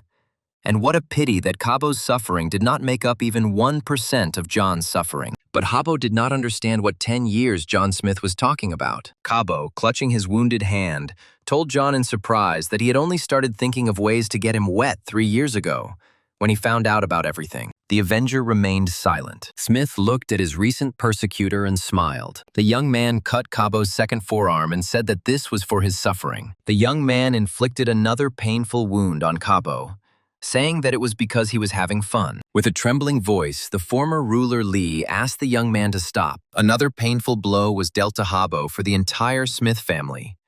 Although John had never seen his relatives, but he had to avenge his ancestors. The guy no longer knew who to strike for, but he didn't care. Torturing his tormentor gave him pleasure. He struck blow after blow, enjoying the effect. To continue the torture, the young man activated the crucible tongs. Seeing the torture device, Habo shook even more and asked what John was going to do. The guy put the scissors in Cabo's mouth and said that he should thank him, because Cabo came up with the most cruel methods of torture. How many people he sent to the next world? John literally admired him. In terms of torture, Cabo is just a genius. Mr. Lee thought with horror that he had actually used such torture once. But how could Smith have known about it? John pulled back young Master Lee's head and pulled out his teeth. In the secret hall, only screams, groans, and cries could be heard. And so, just recently, the smug and cruel young Master Lee was now sitting covered in sweat and blood, almost without teeth. John looked at him and wondered if he had suffered enough. In his past life, Cabo had learned so many new ways of punishment, had hurt so many people, that John had not done even 1% to him of what this monster had done to the others. The young man thought that Cabo was almost dead. It was no longer interesting to torture him. It was a pity that John could not now use on Cabo those things that he was researching. Smith swung his knife and asked if Cabo was pretending. The young man overestimated the acting skills of young Lee. Habo could not have played like that. John killed him mentally, which meant his body was no longer able to withstand it. To make sure that all the enemies were finished off, the young man activated the rotating swords. Flying towards Cabo's body, the swords cut off his head. To avoid being splashed with blood, John opened his umbrella. The spinning swords literally turned those who remained in the hall into mincemeat. Smith left, covering himself with an umbrella, and a bloody rain was pouring down from the umbrella. The clock struck 3 o'clock in the morning. John Smith stepped out onto the balcony and thought that the Lee estate looked quite nice under the night sky. The system informed Smith that changes had been detected in his mental state, and he had received the talent Thirst for Vengeance. The young man did not expect this. John decided to see what kind of talent for revenge he had received. The young man asked the system to give him an explanation. The system explained that gifted talents and skills in the Doomsday game are different concepts. Skills can be acquired through training. Talents can be activated under certain circumstances. Mental state, personal experience, personal characteristics. Skills can be activated using a skill book. Talents can be activated using luck and real strength. Regarding the talent Thirst for Vengeance, the system explained that John has carried out his revenge. Now his strength against enemies has increased. Now, after he considers someone an enemy, he can increase his skills according to the degree of hatred towards that person. The higher the degree of hatred, the more his characteristics increase. John read and thought that he did not expect that this thirst for revenge would be so useful. You can increase your characteristics by 20%. This means that the higher John's stats are in the game, the more he can increase them with this talent. The system reported that the player completed the Eye for an Eye quest and could receive equipment and a simple trainer for it. John decided to pick up the equipment first. The system confirmed that they had received the equipment. For this task, John received a magic wand, a bronze-level piece of equipment for the mage specialty. The wand allows you to increase your magical abilities as well as the speed of activating magic. John didn't know how he could use this thing. He thought it was a great thing for magicians. Then he can sell it if necessary. But for now, he moved it to his backpack. John went to his warehouse and saw that it had been greatly replenished. He thought that the automatic collection trainer was very convenient. No need to worry about missing something. But it must be said that the tools for killing people in this game are simply barbaric. When you kill a person in the Doomsday game, the dead person's storage disappears and you can't get things from there. You can only loot the corpse and find something interesting. When players learn how to kill people, it's a life or death struggle. And Doomsday does not encourage killing people. John saw Mr. Wrong's valuables. Among the things there was a cleansing pendant. John decided to take it. It was bronze-level equipment. This pendant added energy, gave additional skills, eliminated negative conditions of the body such as numbness, dizziness, loss of vision. This pendant can save lives during a battle. John moved the rest of the things to the storage. Now it was time to get the trainer. Smith told the system that he wanted to get his trainer. The system responded that a simple trainer was loading. And here is the trainer received. Another simple trainer was called Absolute Slave. It allowed to get one zombie into slavery. While the zombie's strength cannot exceed the master's strength, the zombie slave will obey all the master's orders. He will protect the master even under the threat of his own life. This zombie will have a part of the master's panel. The master can develop together with the zombie. If the zombie dies, the trainer will lose strength. John couldn't believe it. He would now have a zombie slave. The young man pinched his cheek to make sure he wasn't dreaming. He had never seen anything like it. John wondered if this zombie would really obey him completely. Then he wouldn't have to do the dirty work. Ever since John found out that Yao betrayed him, he could no longer trust anyone and was going to be alone for the rest of his life. But if he now has a hard-working zombie to accompany him, maybe he can heal John's heartache. The young man asked the system if the absolute slave trainer's efficiency would increase if John's level increased. The system responded that with each new level, he could get another zombie slave in the absolute slave trainer. John could already imagine a whole crowd of zombie slaves following him. The young man's head was spinning. He thought that this was simply unrealistic. Smith walked through the corridors of the Lee estate and thought about how much he should level up to achieve this result. This can be researched, but which zombies are best suited for slavery? Probably those who will later move on to the status of zombie kings. Continuing to reason, John went down to the basement. He thought that all zombies had potential, but it seemed to him that after they became his slaves, they would no longer be able to achieve the same level of progress as before. John went down to the basement and decided that he would think about it later. The young man heard that there were many treasures hidden in the Lee family's dungeon. He decided to look around to see if there was anything useful there. A massive door blocked the entrance to the Lee family's treasury. John broke down the door and entered the Holy of Holies of the richest family. Before him were scattered gold and precious stones, and valuable scrolls hung on the walls. The guy walked along, throwing around the jewels. Now that the end of the world had come, these things were worth nothing. But the ancient scrolls, as John had heard, had some benefit. But he didn't know what. So, just in case, he moved them to the storage to figure it out later. John's attention was drawn to the knife that had rubies attached to it. He chuckled that they even glued precious stones to the knife. They were afraid that other people would think that they had no money. The knife also went into storage. Having collected everything that the young man thought could be useful to him, he smashed the rest to pieces. The poor orphan walked around the richest estate like the owner. Neither in his past life nor in this one had John Smith ever lived in such a luxurious estate as the Lee family estate, and today he intended to make up for it. The young man walked calmly through the empty rooms, looking for a bedroom to spend the night, and suddenly the young man's attention was drawn to a strange sound. He realized that, most likely, this sound was made by a zombie. Moreover, judging by the volume, it was a very large and strong zombie. But where could it have come from here? John turned on the flashlight and went towards the sound. He was sure that there could be no living people in this house, which meant it was a mutant. In one of the dungeons, Smith found a very large zombie with glowing eyes in a cage. The system told the player that this is a level 4 zombie.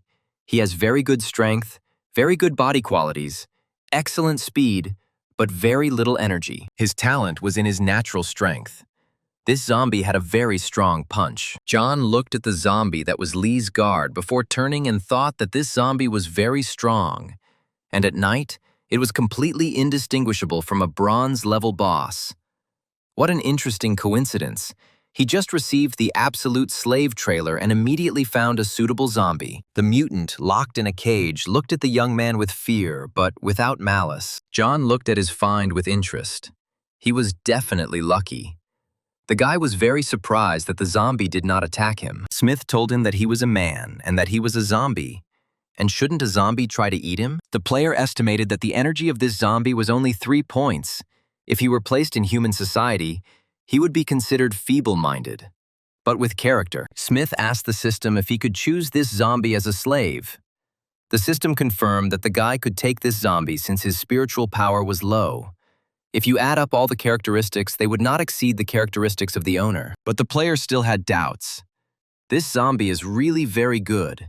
He has an enviable talent, but his spiritual powers. Finally, John made a decision and told the system that he chose this zombie. Even if he was stupid, he was obedient. A blue panel appeared in front of John, asking him if he wanted to choose this zombie as his absolute slave, and the young man confirmed. John watched as some kind of metamorphosis took place in the zombie. The system was transforming him from a free zombie into a slave. Despite his low spiritual strength, the former guard actively resisted. He did not want to become a slave. Smith was very surprised by this. It was the first time he had seen zombies able to resist the game. The player watched his future slave. He still continued to resist, and John thought that he would not regret his choice. The system informed the player that the enslavement was complete and offered to come up with a name for their zombie. John thought, since this guy is so big and strong and also has natural strength of epic level, then he will call him Stupid. The system congratulated the player on the fact that he successfully received the absolute slave. Now the player can give any orders, and even under the threat of death, the zombie will protect him. A game panel was created for the fool. Experience and reputation data were lost. Only talents, skills, and level remained. The new player, nicknamed Gloopish, had to gain equipment, experience, and points all over again. The system told John that Stupid would develop in the same way as a normal zombie. He could get experience and coins for killing zombies, and he also had 1% explosion from equipment and items. Smith was pleased with his new slave. He commanded Stupid to prove his strength. The player does not believe that this cage is capable of holding a zombie with such characteristics. The new slave obediently took hold of the bars of the cage and pressed on them. Mr. Lee's cage, which was considered very reliable, gave in under the pressure of the fool. John turned and walked away from the storage facility to continue looking for a place to stay for the night. Smith's new slave came out of the cage and followed him. The huge, silly thing stomped after John, scratched itself with its overgrown claws, and glanced at its owner. The guy thought that perhaps the zombie couldn't behave any differently. It already understood orders well. Smith opened his game panel and added the leather wristband equipment to Foolish, increasing his body quality and strength. The player looked at what his slave's characteristics had become. The system showed that the main characteristics of the fool were strength 26, energy 3, body quality 27, speed 18. John was already sleepy and, yawning, said that if his readings were so high now, then what would happen at night? The guy headed to the bedroom and ordered Stupid to wait until he was asleep and guard the entrance so that no one would disturb him. The zombie growled in agreement. The guy woke up when the sun was already quite high and flooded the luxurious bedroom with its light. John Smith had slept well on the huge, soft bed. He stretched and went to see if anything had happened during the night. The guy carefully pressed the door handle, trying not to make noise or attract unnecessary attention. The player walked out the door and saw that Fool was standing at attention next to the entrance to his room. Smith approached the zombie and praised him for doing a good job. The slave smiled contentedly. There were several dead zombies lying at Stupid's feet that he had killed during the night. John was surprised that Stupid hadn't eaten them. Smith asked the slave if he didn't eat other zombies. The giant shook his head. John was surprised again and said that he really was different from the others. It was time for breakfast, and the player went to the dining room. The guy got out some food cards to have a hearty meal. A second later, dishes appeared on the table, emitting an enticing aroma. John armed himself with chopsticks and began to eat. And then the player heard a strange sound. Something was dripping on the floor. John turned to see what was happening. Poor Silly looked at the food with greed, and from hunger, saliva literally dripped from his mouth and dripped onto the floor. Puzzled, John asked Silly if he wanted to eat too, and he shook his head affirmatively. The surprised young man invited the zombie slave to eat with him. He had never seen such a strange zombie, who does not eat other zombies or people, but loves regular food. John activated a few more food cards. Now the entire table was covered with food. Smith called the silly boy to join him. The player watched with what appetite the fool devoured the food, and, propping up his head, thought that he didn't know what to do with all those food cards. But now the fool would help him. After eating, John Smith went deep into his thoughts. He originally wanted to take revenge on Lee Habo at level 5 or 6, but now it's all over. He's at level 8, so there's no point in going on quests and leveling up. The player turned to his panel and called up a map of the city. Holding the map in his hands, John thought that with all his gear and the help of Silly, maybe he should try to change his specialty. The player's next goal was the Museum of the Capital Mo, where he had to find a scroll to transition to another specialty. From his past life experience, John remembered that there was a scroll hidden in the museum that allowed him to change his specialty. In order to change a specialty, it was necessary to activate the scroll and enter the specialty change space. The system warned the player that after activating the specialty change space, he must pass 3 tests. Then John will be able to receive the scroll. But if he cannot complete the tasks within the set time, the transition will not take place, and the player will be killed. Smith once again mentally thanked Lee Habo for the experience and motivation. In his past life, he and his roommates learned that there was treasure hidden in the museum, so they wanted to go and find out if it was true.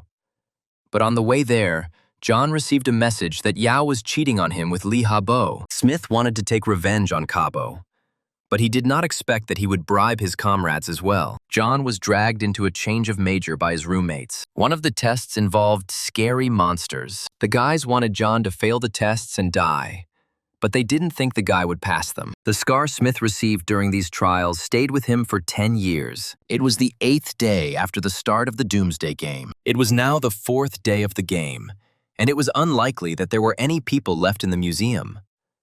John was sure that without Lee Habo, he would have better luck. The boy looked at Foolish, who was eating the food with gusto, and thought that he was attracting too much attention. And then an idea struck John on how to disguise a zombie as a human. The two of them left the Lee family estate, John Smith in his usual clothes, and next to him, wearing a guard's uniform, a cap, and sunglasses, stomped the huge fool. The zombie had a huge, jagged sword on his shoulders, making him look very menacing. Soon the players approached the museum of the capital Mo. Numerous crowds of mutants roamed inside the museum. Entering the museum hall, John was surprised to see that there were a lot of dead zombie bodies lying on the floor. The player realized that someone had already been here, which meant he needed to be more careful. In order to get into the museum, it was necessary to kill the zombies that were there, so the player pulled out his sword and quickened his pace. John struck blow after blow with his deadly sword. The zombies fell as if mown down,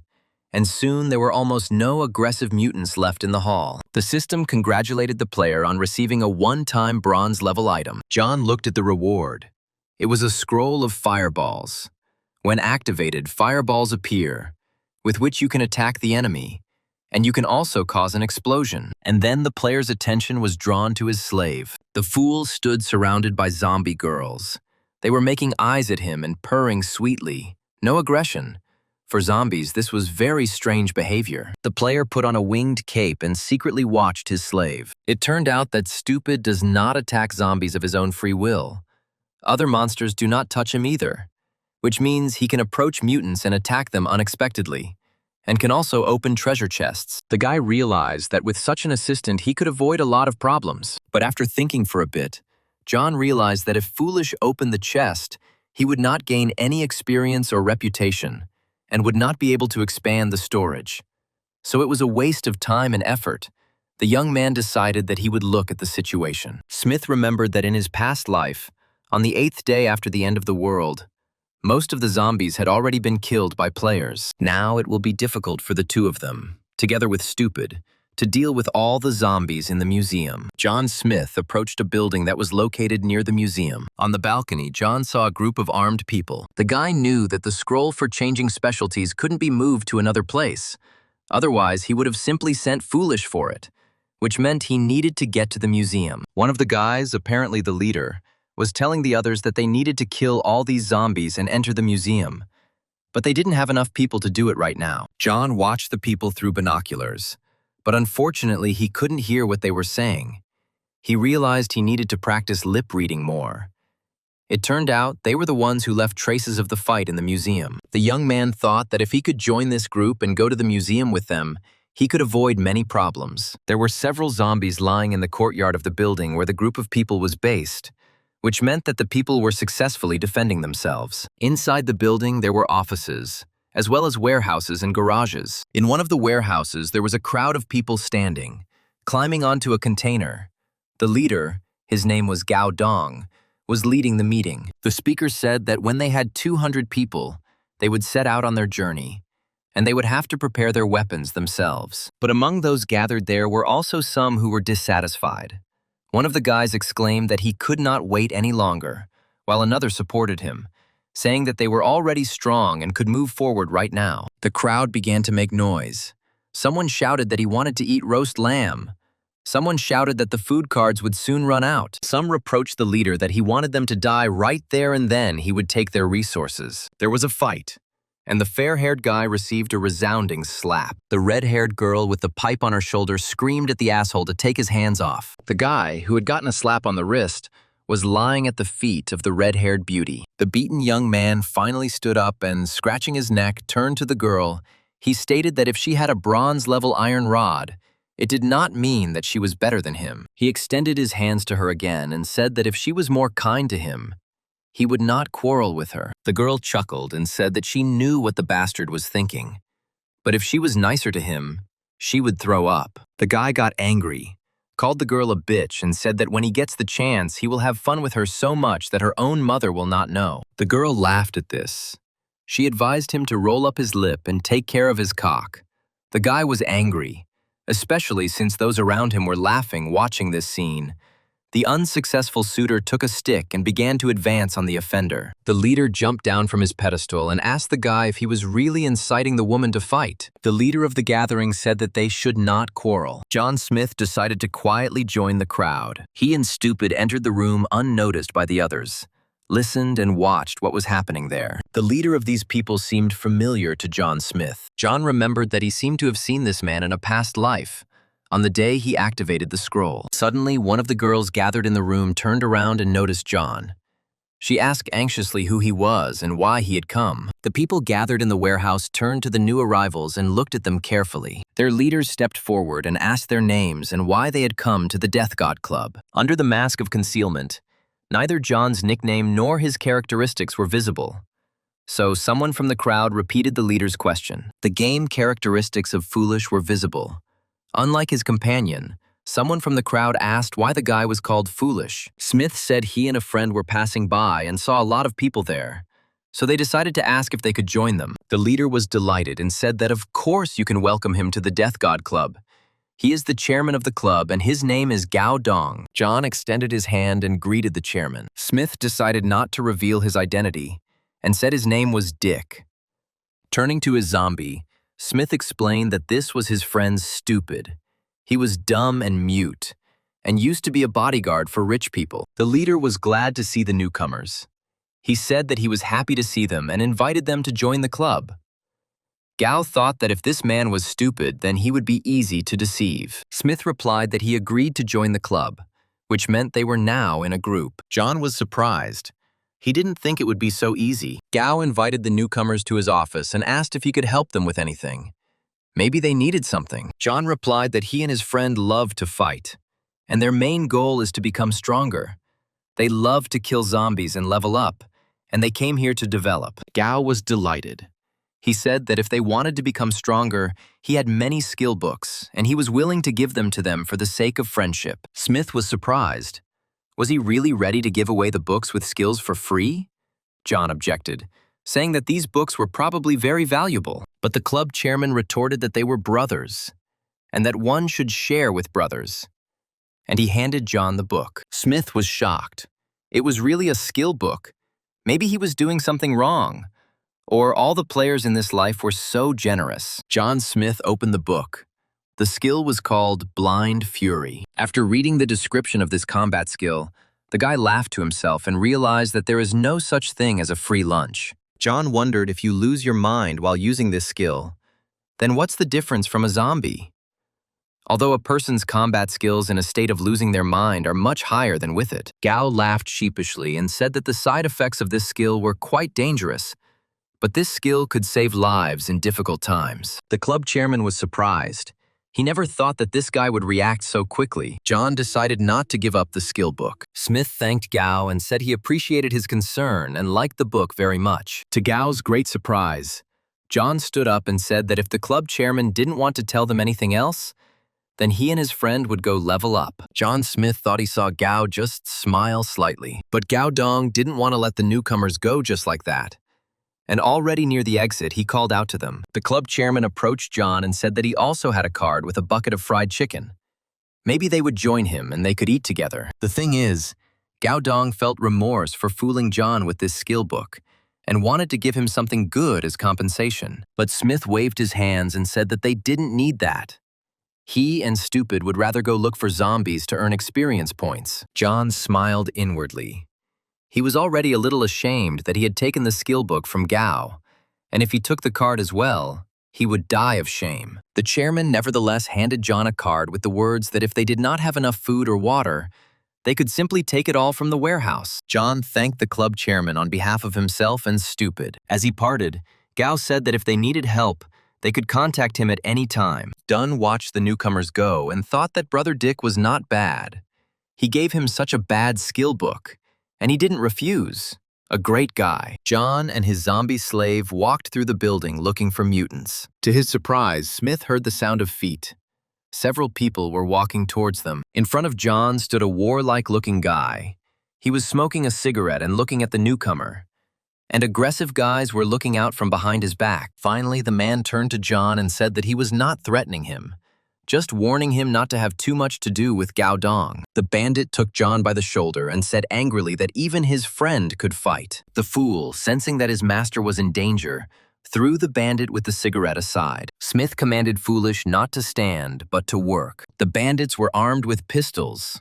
The leader laughed, looking at the fool, said that this big guy was only on the 4th level and all his guys were also on the 4th. The fool moved menacingly towards the attackers. The zombie giant only needed one blow to knock the bandit leader down dead. The man flew several meters away, leaving behind a trail of blood. John Smith turned to his companions and asked if they wanted to follow their leader and die too. The players dropped their weapons out of fear. They were terrified and shaking violently. The newly minted bandits raised their shaking hands and said that they surrendered and did not want to die. Paying no more attention to the people, John Smith and Silly Boy continued on their way. The shaking bandits approached their dead leader. They were horrified that Foolish had broken his head with one blow, and after all, their leader Tai had always competed with Gao Dong for the position of the gang leader. One of the guys suggested that maybe Gao Dong had called these fighters for help and decided to deal with his competitor in this way, and at the same time, warn others. At this time, Gao Dong himself appeared behind them and asked what was going on here. One of those present explained to Gao what had happened, and the club chairman was shocked. Gao looked at the dead body of his main rival and couldn't believe his eyes. Brother Dick and his friend killed Tai. It couldn't be. One of the guys explained to Gao that they didn't know the guy's name, but there was another one with him. I think his name was Stupid. The club chairman was delighted to say that Brother Dick had given him a great present. Gao looked at the murdered Tai and thought that Dick had killed Tai in front of others, without even knowing it, and it helped him a lot. And now it was unlikely that anyone would be able to claim the position of head of the club in the near future. Gao told the boys that they needed to find people and bury Tai's body, that it needed to be done with dignity, and that all the valuables that were with him should be divided among the boys. Gao Dong was extremely happy, and when he was left alone, he ran down the corridor dancing and singing. John Smith sat Fool down to dinner while he carefully studied the skill he had received from Gao. John asked the system if Fool could attack him, if he could do something evil to him. The system responded to the player that in any situation, the Fool will protect the owner.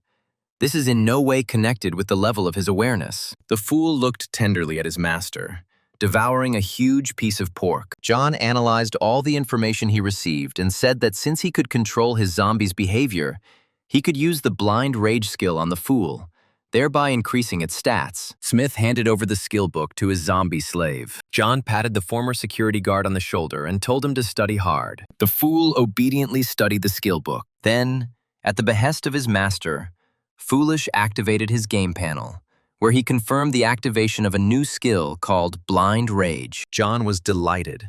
How good it was to have a brainless zombie under his command. He himself should try to move to the 10th level. After this transition and change of specialty, John's strength will increase at least twice. Foolish had already eaten almost everything, so John said that it was time to go level up, just in time to try out Foolish's new skill. John Smith reckons that the Mo Capital Library is a great place for this purpose, and there should also be a game store there. The players walked along the deserted street and soon found themselves near the library of the capital of Mo. Having met no one along the way, John and his companion entered the room. At the end of the corridor, John saw a door glowing blue. It was a game store. To begin with, Smith decided to go to the store and buy something useful there. John had been to such stores many times in his past life, so he walked confidently towards the door. The player placed his hand on a special panel in order to activate the entrance to the store. The familiar blue screen appeared before John's eyes. The system welcomed the player to the game store and wished him good luck with his purchases. John went inside and began to look at what was currently available in this store and how much it cost. The system offered the buyer various weapons. Masks and jewelry were also available for purchase. The player knew that he had 6,000 gold coins. If we consider that one piece of high-quality bronze-level equipment costs about 2,000 coins, then he would be able to buy pants, gloves, and a chest plate. John opened the equipment panel and began to look at the items that interested him. At this time, a very strange sound was heard from behind the door. The player calmly flipped through the item catalog as the sound grew louder. Suddenly, a zombie hand appeared from one of the store's screens. John was surprised to find that this hand was reaching out specifically to him. The zombie's hand jerked towards the player. John barely managed to dodge. Smith, clutching his neck, thought he had escaped. The monster had almost gotten him. A clawed paw with blue veins stuck out from the store's screen, wiggling its claws as it reached out toward the customer. John looked around. It seemed like there were no damaged areas in the store. Apparently, this zombie was originally inside. Suddenly, the entire mutant, once a woman, jumped out of the screen. The zombie rushed at John. The player already had a sword in his hands. He realized that this zombie lives in the game store. The young man remembered that he had met such people in his past life. But shouldn't the game deal with such zombies? The zombie woman, grinning angrily, walked towards John. The mutant's eyes sparkled, and, drooling, she rushed at her human enemy. Smith swung his sword and cut off the monster's head. The dead zombie fell to the floor of the store. John commanded the system to activate automatic collection. The player found himself in the hands of a chest with a prize. John thought that it was probably a weapon with high stats, or maybe equipment that changed them. A little nervously, the guy opened the glowing box, but all he received as a prize was a card with toilet paper. The player was disappointed, but that was not all that the system had in store for him. As it turned out, it was not a prize, but a purchase. That is, John Smith unwittingly bought a card with a piece of toilet paper, and the cost of his purchase was 6,000 gold coins. He had no more money left. The purchase was completed, and the system reported that the store was closing. John walked through an ordinary store and looked around. On the shelves of the empty store stood jars of various products, canned goods, cookies, and other food supplies. The body of a murdered saleswoman lay on the floor in the middle of the store. The guy didn't find anything suspicious here and decided to leave as soon as possible. Grabbing a bag of chips from the checkout, John went to see what was going on at Stupid's. While the owner was walking around the store, Foolish managed to kill several zombies who, as it turned out, were following them. Smith praised the guard, which made him genuinely happy. Walking through the corridors of the museum, the companions encountered many more zombies, which John easily killed. The system congratulated the player for receiving a bronze-level disposable tool, Old Straw Man. The monsters fell one after another, and the entire floor of the library was now littered with their bodies. For destroying the zombies, the system gave the young man equipment called double strike gloves. After several more victories, John became the owner of the bronze-level equipment Huansho sword. Also during the battles in the museum, John Smith received a new tool, the Fusion Stone. The system informed John Smith that he had 40% of experience left to reach level 9. The player checked the state of his warehouse and thought that automatic collection was a useful thing after all. With its help, he would not miss a single thing. The guy decided to look at the characteristics of the new items. The straw effigy could be placed once, and the attention of hostile creatures would then be completely switched to it.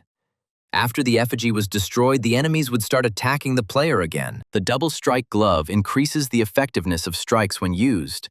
John thought it was similar to the spinning swords, although the effectiveness of the strike does not increase as much, but it is still good. The Huansho sword increased the strength characteristic by 3 points. The player was very happy with it.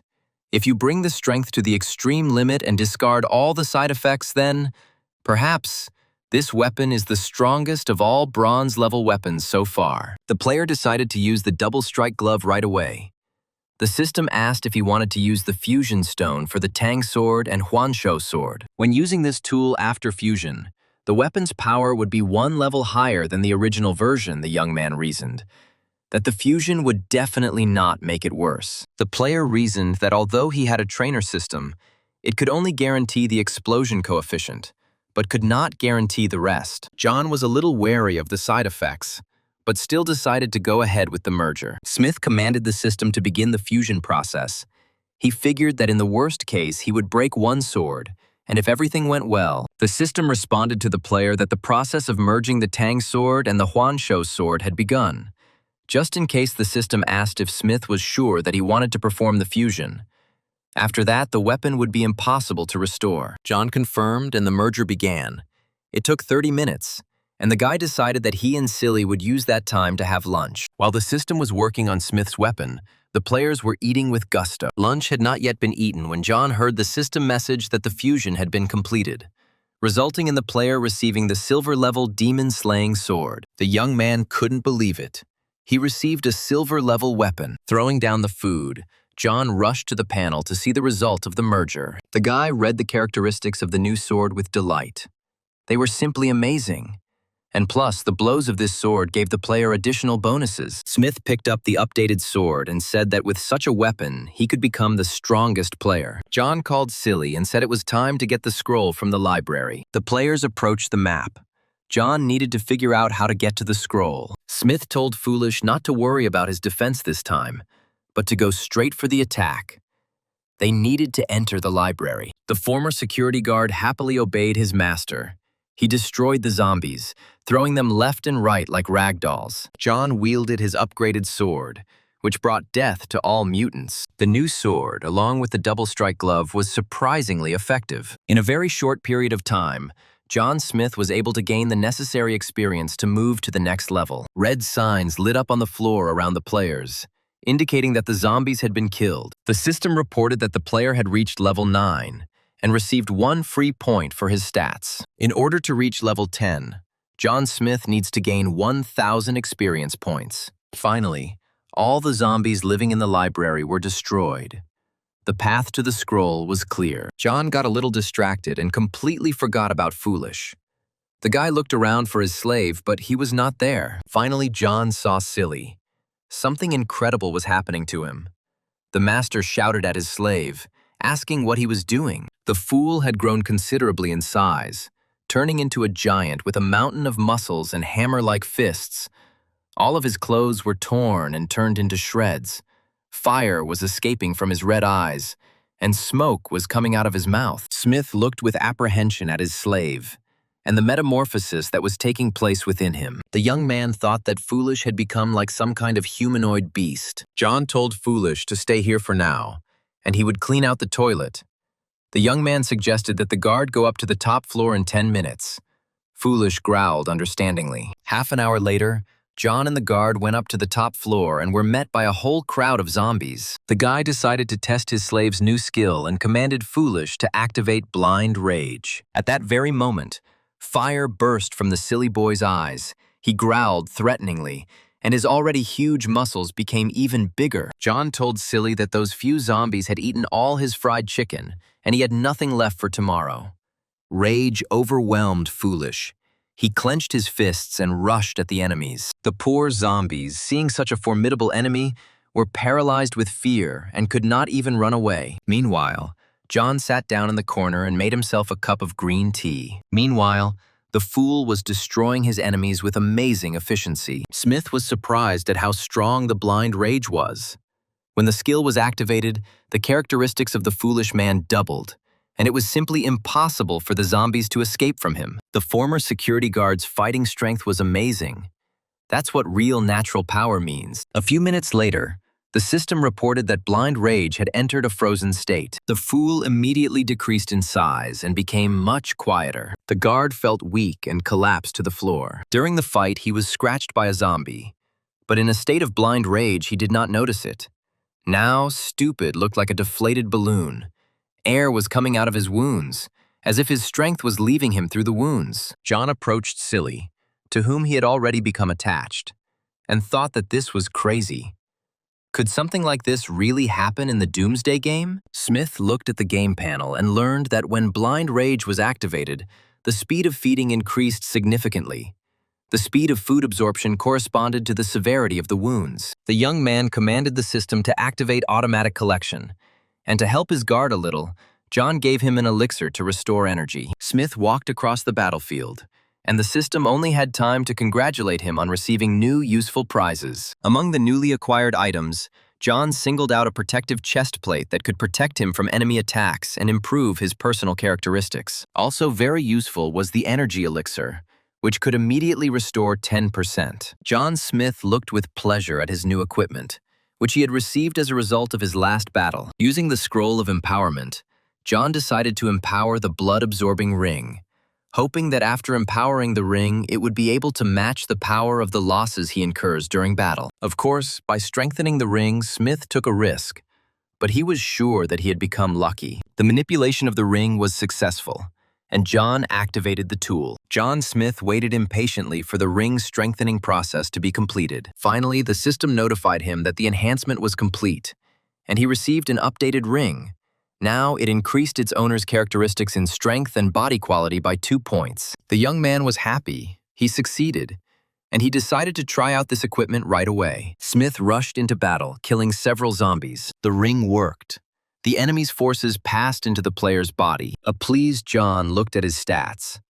They had increased significantly. The boy called foolish, saying that it was enough to rest.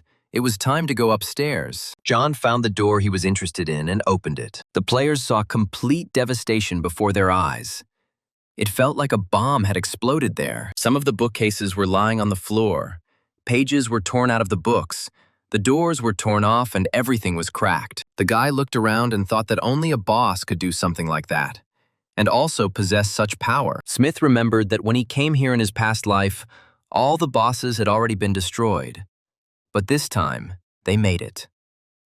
John wanted to see what kind of boss this was. A sign lit up in front of the young man, informing him that he had approached the capital's store Mo. The guy pressed the handle of the front door and opened it. The system congratulated the player on finding the capital Mo's store, for which he received 10 reputation points. The game warned that each player could only be in the store for 30 minutes a day, and if he exceeded the allotted time, he would receive a fine. John was also warned that if he refused to pay the fine, the system would destroy him. It turns out that Smith is the first player to visit the capital Mo store, and for this, he receives a one-time discount of 50%. To avoid further trouble, John told Silly to guard him. The zombie growled affirmatively. Smith entered the hospitable shop, and Foolish remained outside to guard the entrance. The guy, entering the store, first of all decided to get acquainted with the assortment. The system greeted the first buyer and offered to look at the product catalog. John Smith agreed and pressed the key to activate the directory. But before redirecting him to the catalog page, the system showed a buyer's memo, which stated that the store does not prohibit the use of force, but in the event of damage, the buyer is obliged to pay compensation. The guy thought that everything here was like in his past life. He hoped that while he was shopping, no one would break into the store and he would not have to pay compensation. First, John decided to look at the tools. The store offered the buyer a light ball, a short-range bow, an ice spike technique scroll, and amphetamine. These were very expensive instruments. John wondered why such offers. Was he really too rich? The player closed this catalog because these tools did not suit him. The system responded immediately, saying that they understood that the buyer was unhappy with the products presented, and that hidden products would be revealed to him. The young man did not quite understand what the system meant. It turned out that each store has specialized hidden goods. They are available only to those who have made a great contribution to the city. John has the right to buy hidden goods. Smith scratched his head thoughtfully and asked what contribution he had made to the city. But you can't look a gift horse in the mouth. And John decided to see what kind of hidden goods were in the store in the capital of Mo. The guy was overcome with curiosity. He had never been a privileged customer before. The big screen lit up with a greeting for the respected and devoted citizen. The young man was overcome with doubts, and he asked the system if it was sure it had not made a mistake.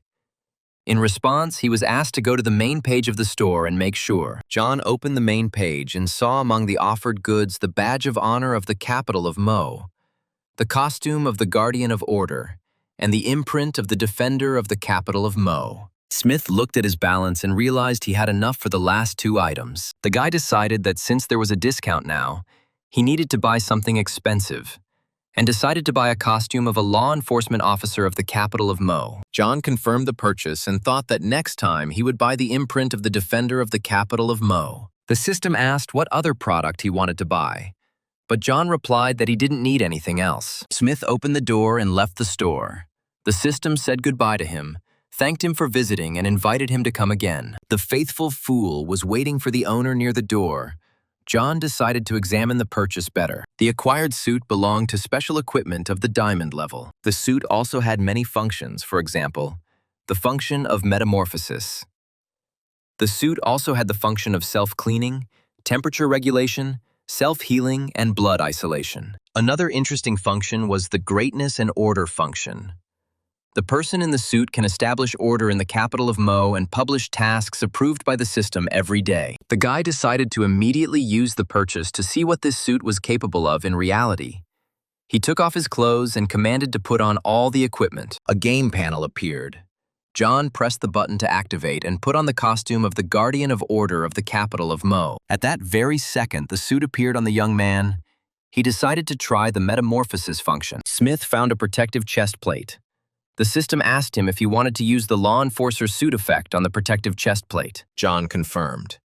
And at that moment, the breastplate appeared on the player. The young man pressed the put-on button, and immediately the protective breastplate appeared on him. He pressed the take-off button, and the breastplate disappeared. Put it on again, and the bib was on. Take it off again, and the bib was gone. And Foolish, who had been watching all these experiments, stood and opened his mouth in surprise. The system warned the young man that his 30-minute limit would soon end. John thought that now he only had to put on the suit, and his activity, mobility, and stealth would immediately increase to the maximum. The guy was in a hurry to kill the library boss, and so he hurried Foolish so that he would go faster. Smith decided to test the various functions of the suit on his zombie first. The guy thought that if he used the order function on the fool, he could destroy the whole world. John's imagination conjured up a docile and trembling Silly, but any task had to be checked by the system. And the system did not allow everything. John commanded to kill a legendary level boss, but the system did not pass this task. Destroy the library with 1 blow. The system rejected. Spy on a girl changing clothes. This task passed, and the system asked if John wanted to publish it. Smith rushed to the game panel and shouted that he was joking and that it should not be published. Silly looked questioningly at the owner. He did not understand anything. And then, a lucky thought struck John Smith. He turned to the game panel and offered the task of killing the library boss. The system responded that the task had been checked. Did he want to publish it? John clicked yes. Smith thought that this feature could be used to determine if there was a boss nearby. The system published a task and a reward for completing it. John called his zombie and said that they needed to deal with the boss, and Stupid growled approvingly. Meanwhile, it was already night outside. The stars came out, and the zombie's strength increased. In one of the library offices, 2 teenagers were sitting and shaking with fear. The girl asked her brother with tears in her eyes if their boss would find a zombie.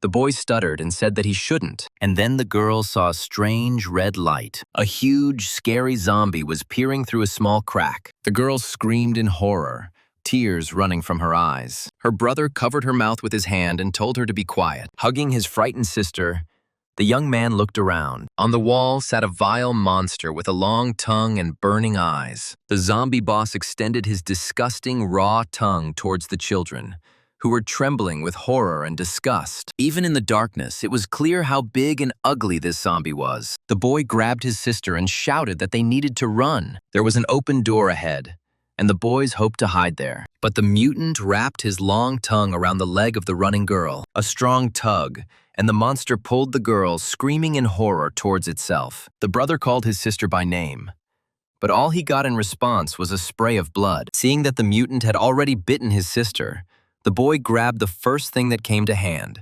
which was a broom. Waving a stick, the boy shouted that he would take revenge on the vile creature. The full moon shone in the night sky, surrounded by bright stars. Hearing the children's shrill cries, John and Silly rushed to help, but it was already too late. The ugly monster had already dealt with the boys. Entering the room, John and Stupid saw the murdered teenagers and the zombie boss. Looking at the teenagers, Smith said that such people do not live long. Even after completing the survival instructions in the game, one can consider that they have suffered enough. John turned to the mutant. He said that if it weren't for the screams of the teenagers, he wouldn't have known that the boss was hiding here. The system congratulated the player for finding a special zombie. Special zombies go through the same process as human specialists. Such zombies can have their own progression paths. The system said that zombie bosses progress the fastest. Zombie killers have high mobility and the ability to attack strongly, feed on human brains, thus enhancing their intellectual abilities. Now John encountered a bronze-level climbing zombie boss. He has great strength, great speed. He can climb walls and other non-slip surfaces. The system warned the player that this zombie had the ability to inflict huge wounds with its claws, and it also had the talent of an illusionary attack. This zombie could merge with the floor or the wall and suddenly attack. The zombie boss looked at John and tried to figure out what the guy wanted. Sensing danger, Foolish armed himself and waited for the master's command. Smith stood in the center and thought about how to behave next. The system informed the player that he had found a bronze-level climbing zombie boss and was given a new quest: the hatred of the climbing zombie. The trainer system informed the guy that it had scanned the climbing zombie hatred quest and optimized it. From the system, Smith learned that a library worker stole books, for which the director scolded him right before the end of the world. But after the end of the world, the worker turned into a zombie and killed the director, requiring the task to kill a climbing zombie in 12 hours. Having received a task from the system, John Smith instructed Foolish to drive the monster onto the wall and prevent other zombies from coming here. The fool began to carry out his master's task. As soon as the vile creature tried to get down to the floor, Foolish immediately beat it with a pipe. The zombie boss tried to scare the fool by using his illusion attack talent. But it wasn't that easy to scare the guard. He immediately fought off the attacking creature. To avoid being hit, the climbing zombie merged with the wall, and Foolish lost him for a while. The climbing zombie decided to attack Foolish from behind. The guard deftly wielded the pipe and immediately hit the attacking boss with all his might. The zombie boss tried hard to get to Stupid, but he never succeeded. Having received a serious rebuff, the boss greatly decreased in size. Swinging his sword, Smith said that there was nothing special about this zombie. Smith's renewed sword cut off the terrible monster's clawed paws. Having lost his fighting talent, the zombie boss ran away. The guy watched the monster that destroyed half the library and ate so many people. Now the climbing zombie could no longer climb, and he began to shout that there was a man killing zombies here, calling for help. John Smith said he was giving the boss a chance. He counted to 1, during which time he could escape. On the count of 3, the young man yawned. On the count of 2, he prepared his sword for battle. On the count of 1, the strong wind boots acceleration function was activated. John then activated the space delay function for a short time. In literally the blink of an eye, the player found himself next to the boss. The guy summoned spinning swords. The cruel mutant realized that his end had come. There was a deafening explosion. The player was pleased with himself and his assistant. It was the first time he had killed a boss so quickly. The system congratulated the player for killing the bronze tier 10 zombie boss climbing zombie and received a reward for it. The system also reported that the player had completed the Revenge of the Climbing Zombie quest, for which he received reputation points, coins, experience points, and a bronze-level piece of equipment as a reward. The next message said that John had reached level 10. Since he had not changed his specialty, he could no longer level up. His experience points would accumulate. The system advised the player to wait for the channel to open to switch to another specialty. John realized that he needed to speed up the search for the scroll. Since the player had successfully moved to level 10, he had received another super trainer and could take it right now. Smith remembered that the rookie period would soon pass, and if he moved to another specialty first, it would be announced to the whole world. John told the system that he wanted to pick up his super trainer. The system responded that the trainer was loading. It turned out that the young man received the super trainer Gemini Yin and Yang. This meant that a guy could have two specialties at once, and the first specialty would be visible to everyone. John Smith was happy. He knew it was against the rules, but maybe the Doomsday Game wanted him to become the king of the whole world. John, of course, was pleased with the system's attitude towards him, but it was unfair towards other players. Smith heard that there were a lot of zombies approaching. It was time to get back to clearing the library. John called down an attack of magical spikes. At that very moment, the floor began to crack and strong, sharp spikes began to emerge from it. They pierced the zombies, stung them, killed them in every possible way. And soon there was not a single living zombie left in the room except for Stupid. A silver chest began to shine in John's hands. He had found treasure. Since the silver chest could be moved, John took it in his hands and called the silly boy to come up. The players walked up the stairs. John Smith was in a hurry to activate the scroll and get a new specialty. On the 5th floor landing, several aggressive zombies came out to meet John. Having cast an appraising glance at the mutants, the guy decided that all these zombies were low level. This was stupid, and he could cope without him. The young man told the guard that he was giving them to him, growling menacingly. Foolish moved towards his opponents. John walked to the location of the scroll and reasoned that, according to the explanation of this trainer, the ghost specialty adds strength and speed, which means he needs a specialty that will add body qualities and energy. From his past life experience, John remembered that the best specialty was the secret specialty of the Holy Swordsman, which was hidden on the other side of the ocean, apparently. In the Dragon State, there really was no such specialty. John Smith decided that he needed to arm Stupid to deal with zombies more effectively. The guy went into his warehouse and found his fool's favorite weapon. John materialized the heavy hammer that his slave liked so much. The former security guard was coping well with zombies without it, but when he saw this weapon in the hands of the owner, he was very happy. The fool loved to wave this thing around, so the owner's gift made him immensely happy. On this floor, John and Silly had finished their work, and the young man was carefully examining the map to understand where to go next. Before going for the scroll, John Smith wanted to see what was in the silver chest. Opening the chest, John found that it contained gold coins, experience points, durable combat pants, and his storage had increased. Combat pants were very useful in battles. They increased speed, body quality, and also reduced negative external influence. John decided to put them on right away. The guy was pleased to see how much his personal characteristics had increased. The young man patted Foolish on the shoulder and instructed him to collect all the tools from the dead zombies. They agreed to meet downstairs. John thought that the protective period for newcomers had not yet passed, which meant that the system for changing specialties was still closed.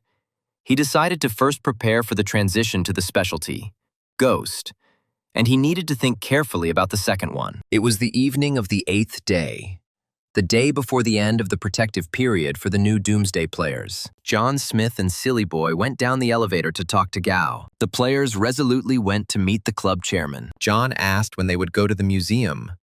Gao replied that they had attracted several people over the past few days, and that they could head out to the Capital City Museum in Mo tonight. The club chairman said that since Brother Dick had come, he would go and call on his brothers. Gao was pleased. If this expedition was successful, then no one would dare to compete with him for the place of the club chairman. He hoped to come up with a way to keep John and Stupid with him. The chairman addressed the members of the club, saying that today was a very important day, because today they were going to a great battle. Smith winced. It was a rather simple call. Gao said that all the club members would head to the Mo Capital Museum today to destroy the zombies and bring back the cultural heritage of the Dragon State. In short, everyone gather and prepare to go to the museum. The call was met with delight. People had been waiting for this day for a long time. Some were going to get rich, some to find bronze-level equipment, some to rise to the next level, and some just to kill zombies. John watched the people and thought that they were taking the Doomsday Game as an easy battle, killed the monster, got a boost in the game. When the protective period for newbies ends, Many of them will die. After the chairman's call, an unimaginable fuss began. Crowds of zombies of varying strength and size roamed around the museum building. The club members turned out to be not such good fighters. Gao Dong watched his men through binoculars from the side. He asked John if he was confident in his fighting abilities, because there were quite a lot of zombies in the museum. John told the chairman that if he organized the people so that they acted quickly, then there would be no casualties. Smith took Gao by the shoulder and said that it was almost 7 o'clock, and if they missed this opportunity, there would be no other. John reminded the chairman that everyone had approved the plan, so it was okay to proceed, and Gao agreed. The club members were eager to fight, with Smith's faithful Silly by his side. John said that his speed was the highest in this club, so he asked permission to attack the zombies first. The young man pulled out raw meat from the warehouse, poisoned with zombie venom as bait. This time, Smith left the faithful and reliable Foolish with Brother Gao. John watched his silly boy happily playing with the hammer. He really liked this weapon. Smith realized that this hammer suited Foolish very well. To the surprise of the club members, John took off and ran like the wind. Gao was very surprised that the guy could run so fast. The club members looked after him and each thought about their own. Some thought that he was selfless, some thought that he was very brave, and everyone predicted a great future for him. John ran up to the museum. The meat, poisoned with zombie venom, attracted mutants like a magnet. Seizing the moment, the club's fighters entered the premises. The zombies, drooling, ran after the bait. John gave the two girls meat and told them to run while he killed the zombies. The guy added after the girls that when they returned, they needed to find Chairman Gao, and the entire reward would be theirs. The girls watched John walk away and thought what a good man Brother Dick was. But Smith deceived them.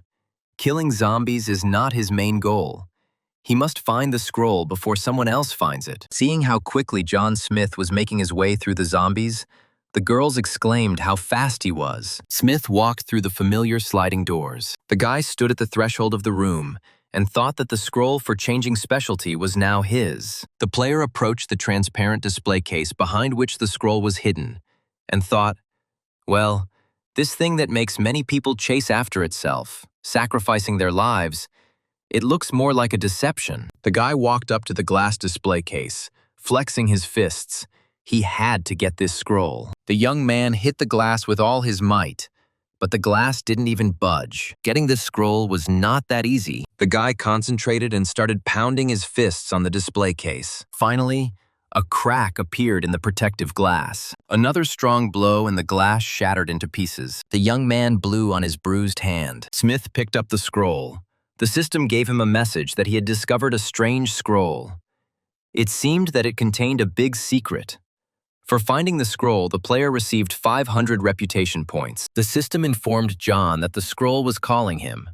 Whether the player wished to answer its call, the young man answered positively. After John agreed, the scroll began to glow, enveloping him in golden rays. The system wrote that the young man answered the call of the scroll, and now he will be moved inside. A portal opened and the young man was sucked into the scroll. The game panel reported that the program for moving to the scroll has completed. John was not surprised by all this, because he had already been through this once. Smith sank smoothly onto the stone floor. The young man found himself in a huge stone hall, with fires burning around him. The guy needed to find the test activation panel. After a short search, John found the necessary tool. Similar actions came to mind in the young man's mind, and he realized that he was not mistaken. It was definitely here. Smith found another portal, and the system congratulated him for activating the test. The game panel reported that the guy had to complete 3 tasks, while the player could not use equipment and skills. If the player failed the test, he would be killed. John thought that everything was as tough as in his past life, but then the player's trainer system came to his aid. It informed him that even if he failed the test, there would be no punishment. The system would ensure his safe exit from the testing space. The quest was called the Ancient Trial, so John was to receive a legacy that had existed for several thousand years, which was waiting for a strong player who could inherit it. Smith was puzzled. What, several thousand years? Although the ghost specialization is a top reward for him, but this description did not fit it. The ghost specialization comes from the ancient legends of the Dragon State's assassins.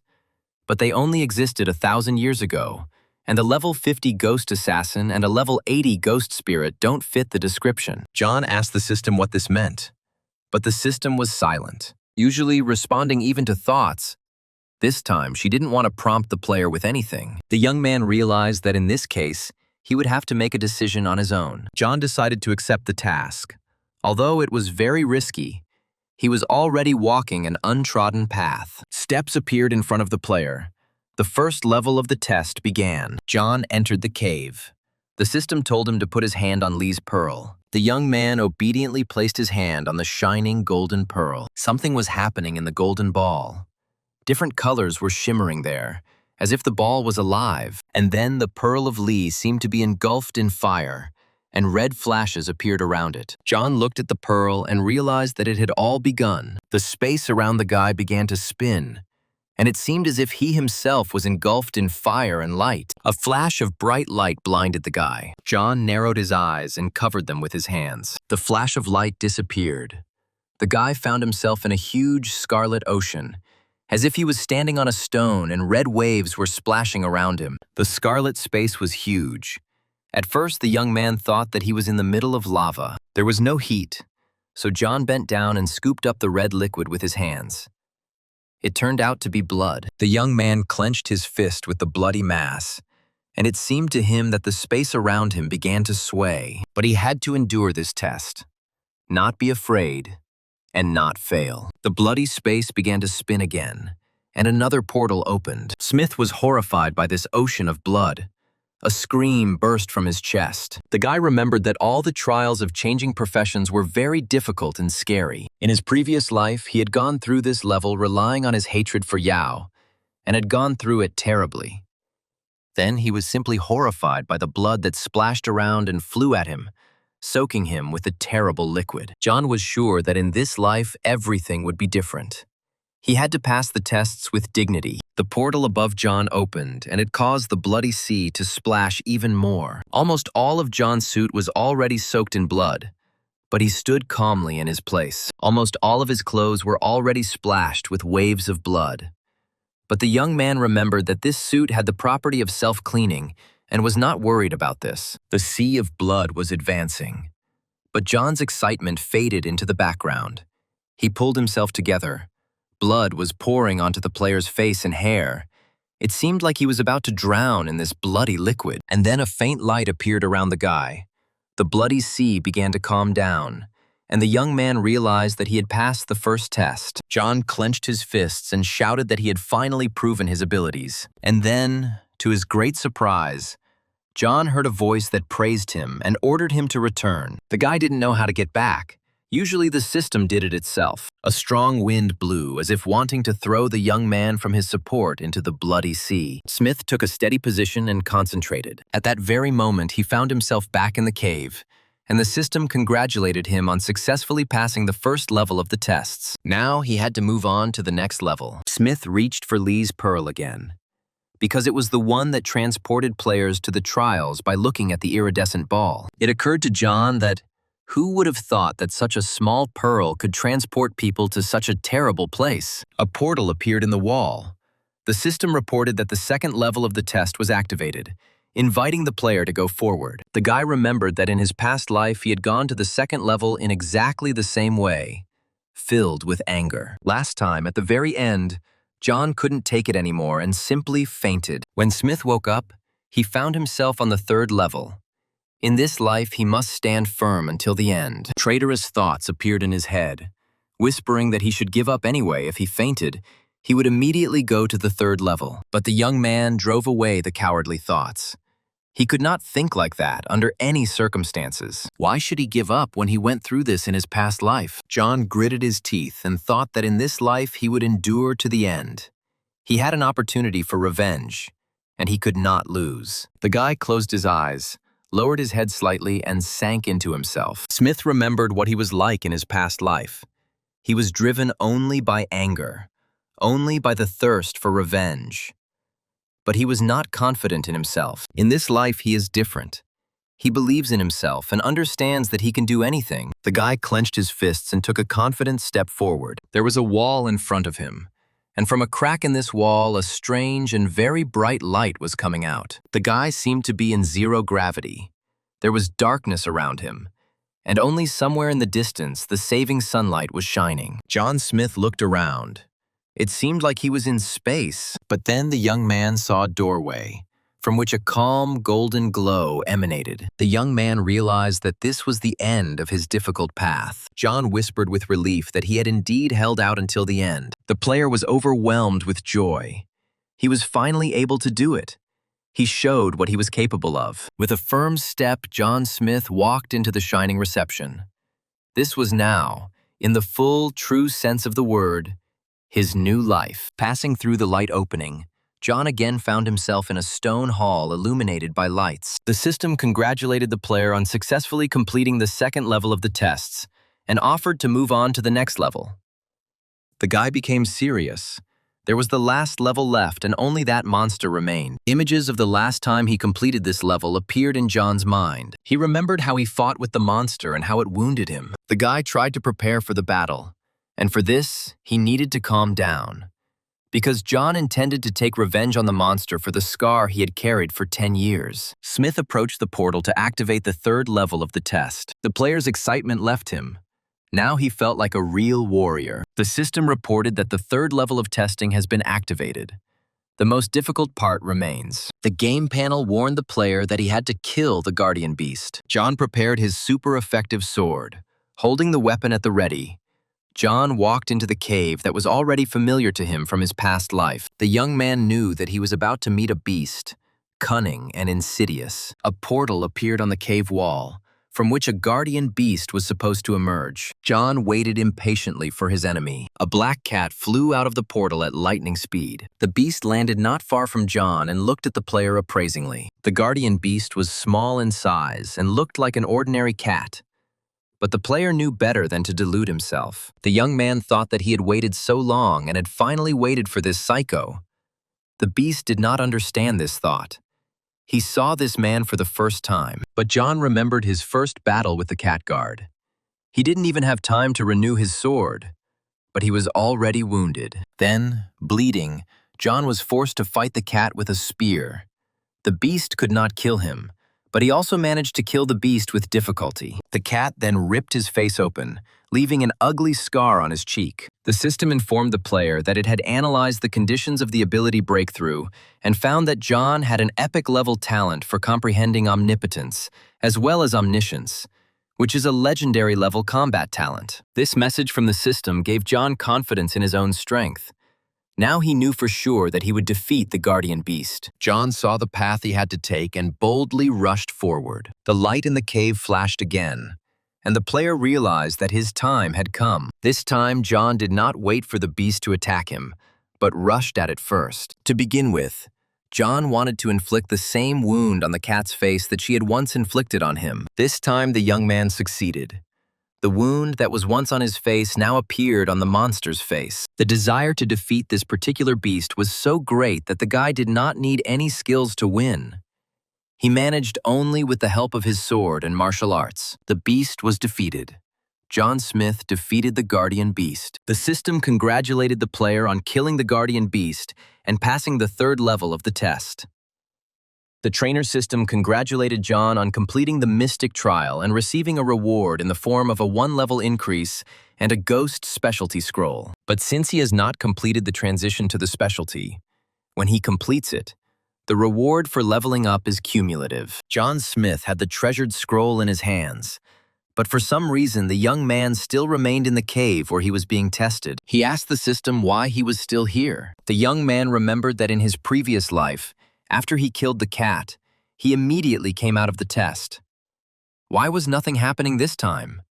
Was he stuck inside the test? The player methodically examined the cave and tried to find a way out, but nothing worked. The guy suggested that it might not have been the Doomsday game that locked him here. He asked the trainer system about it. The trainer replied that the requirements of the task were not only to pass the tests, take the scroll, but also to receive the scroll's legacy. And it was this part that was not completed. John was shocked. meaning he still hadn't received the scroll's legacy. The player commanded the system that he needed to get a scroll and change his specialty. It dawned on the guy that getting the scroll was only the first step, and the second was activating the scroll, and then he would be able to inherit its power. He needed to try. The system informed the player that he had successfully completed the tests and advised him to continue moving forward and obtain the scroll's power. But where he had to go, John Smith did not know. He asked the system about this. Despite the voiced question, the system remained silent. John was surprised. What kind of scroll was it? If it made the trainer system silent, or the system and the scroll at the same time? Maybe the system knows about everything that happened to him in his past life and is deliberately silent. The player decided that he needed to do what he was told and move forward. The young man couldn't understand anything. The system told him to go forward, but there was no way to get through here. There was a wall ahead, and then John noticed that there were cracks on the wall.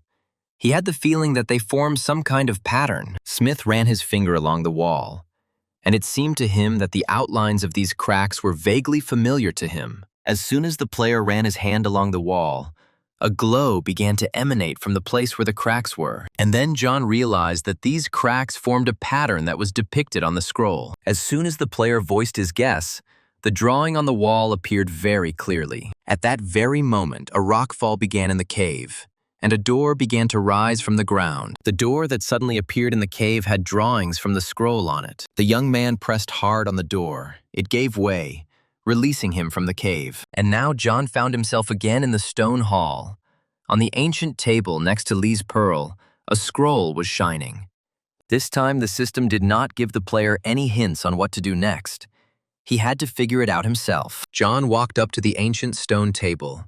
It was very important not to make mistakes now. If he needed to obtain the scroll's legacy, then perhaps he should have opened it. The guy unrolled the scroll and a golden glow emanated from it. The light from the scroll enveloped the young man, as if uniting them into one. Now rays of light began to emanate not only from the scroll, but also from the player himself. John noticed that two characters appeared on the scroll. It said, Chi Yu.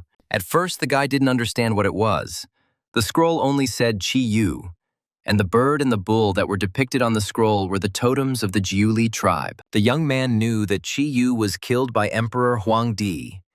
The emperor beheaded the tribal leader, and according to legend, Chi Yu's soul was preserved thanks to witchcraft. Fiery letters ran across the previously empty scroll. John read that Chi Yu knew that his soul would eventually dissipate, so he created a test scroll beforehand. The fiery letters told the player that the very last level was guarded by a cat that possessed the blood of a magician. Smita felt the scroll talking to him. It said that Lord Chi Yu created a test to test his will to win, determination, and fighting skills. John meets high standards, so he was able to pass the test.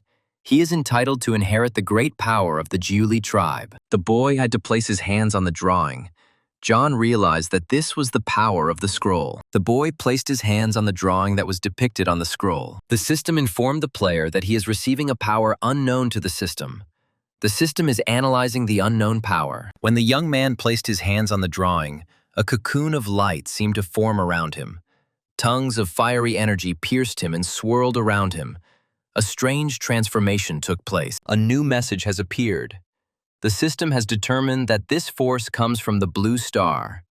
The system is combining the unknown force with the blue star culture and the doomsday game. The game reported that the combination was complete.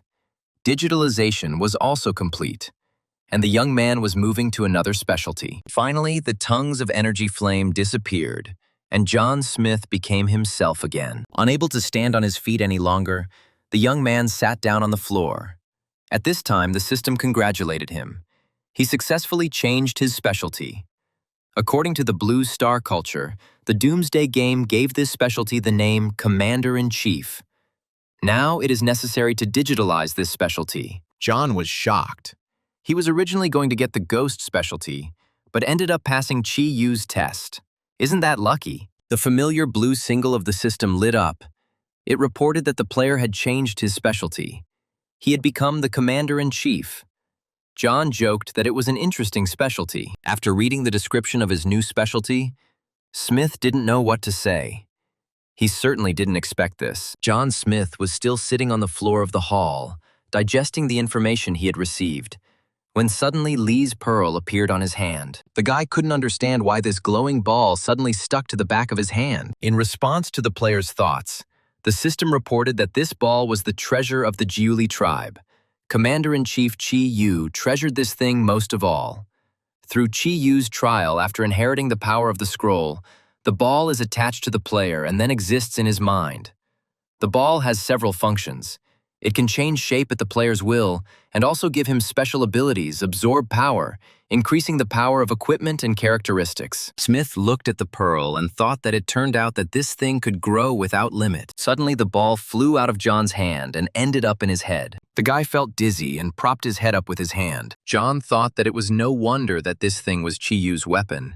It was so specific. Smith pressed the button to end the test. Suddenly, John saw a huge number of dead people around him in the hall. He was still standing in the stone hall, the space around him spinning, shimmering with blue lights. Perhaps the pearl showed John those who came for the scroll's power but failed the tests and were killed. Finally, the guy found himself back in the museum in front of a broken display case containing a scroll. John reached out his hand to the precious scroll.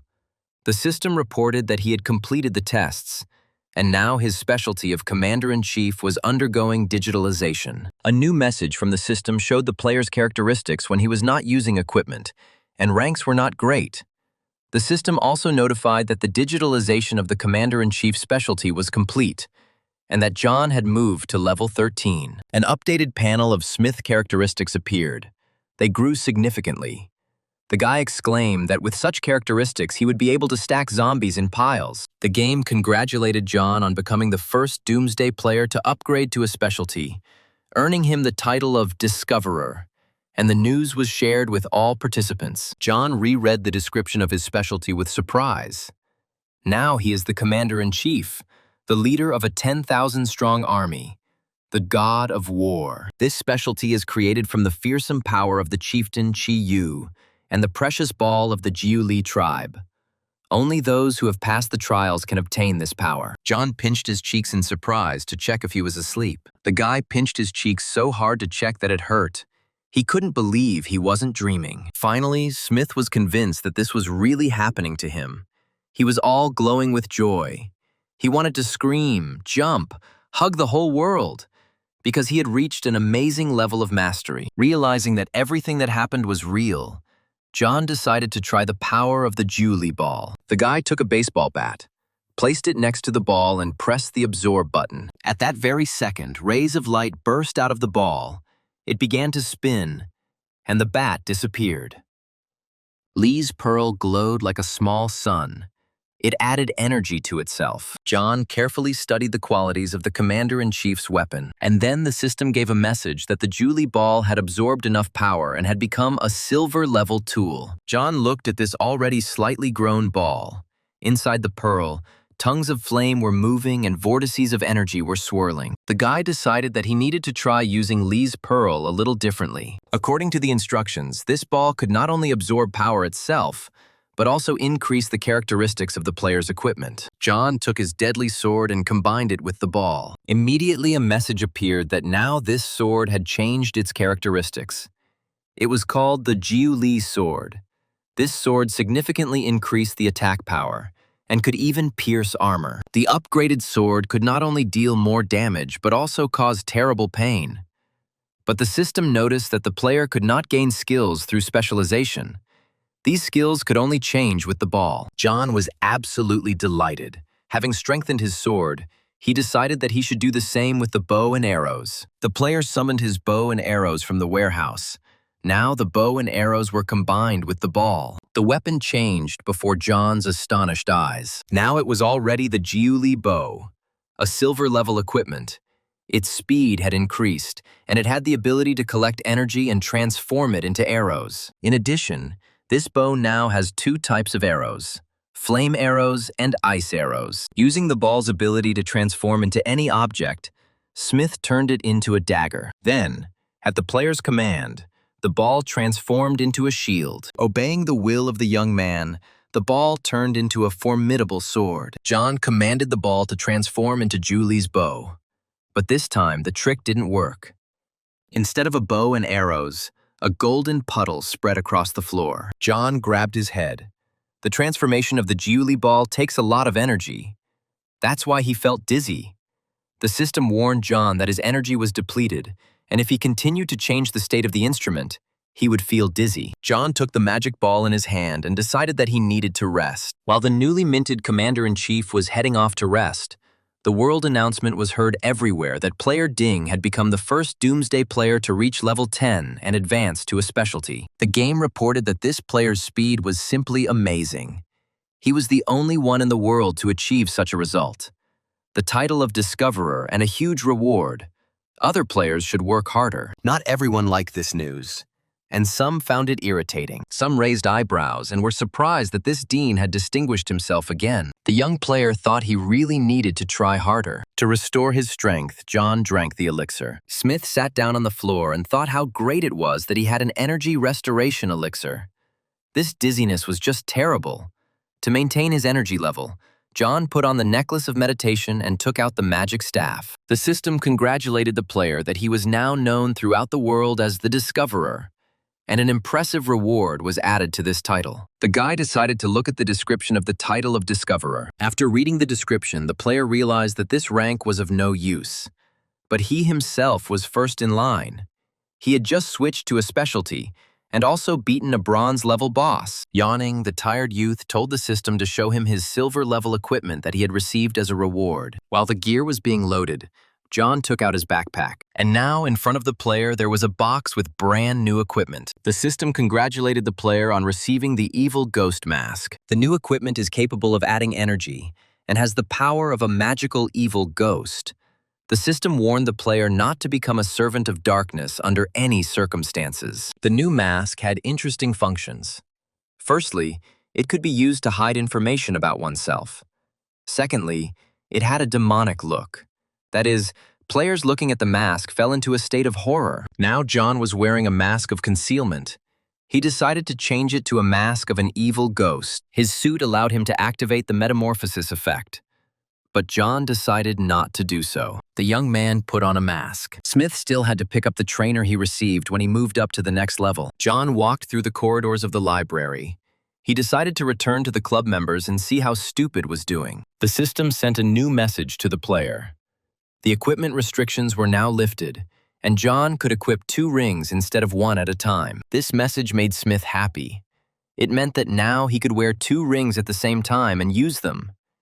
He would have 1 more piece of equipment than others. Closing the message, John thought that he would wait until he got a new good ring and then wear it. The system reminded the young man that he had 12 free points for his characteristics, and he wondered how he could use them. The guy called up a panel with his personal characteristics and gradually added points on various indicators. Now John's strength and body quality had grown greatly, but his speed and energy were not inferior to them either.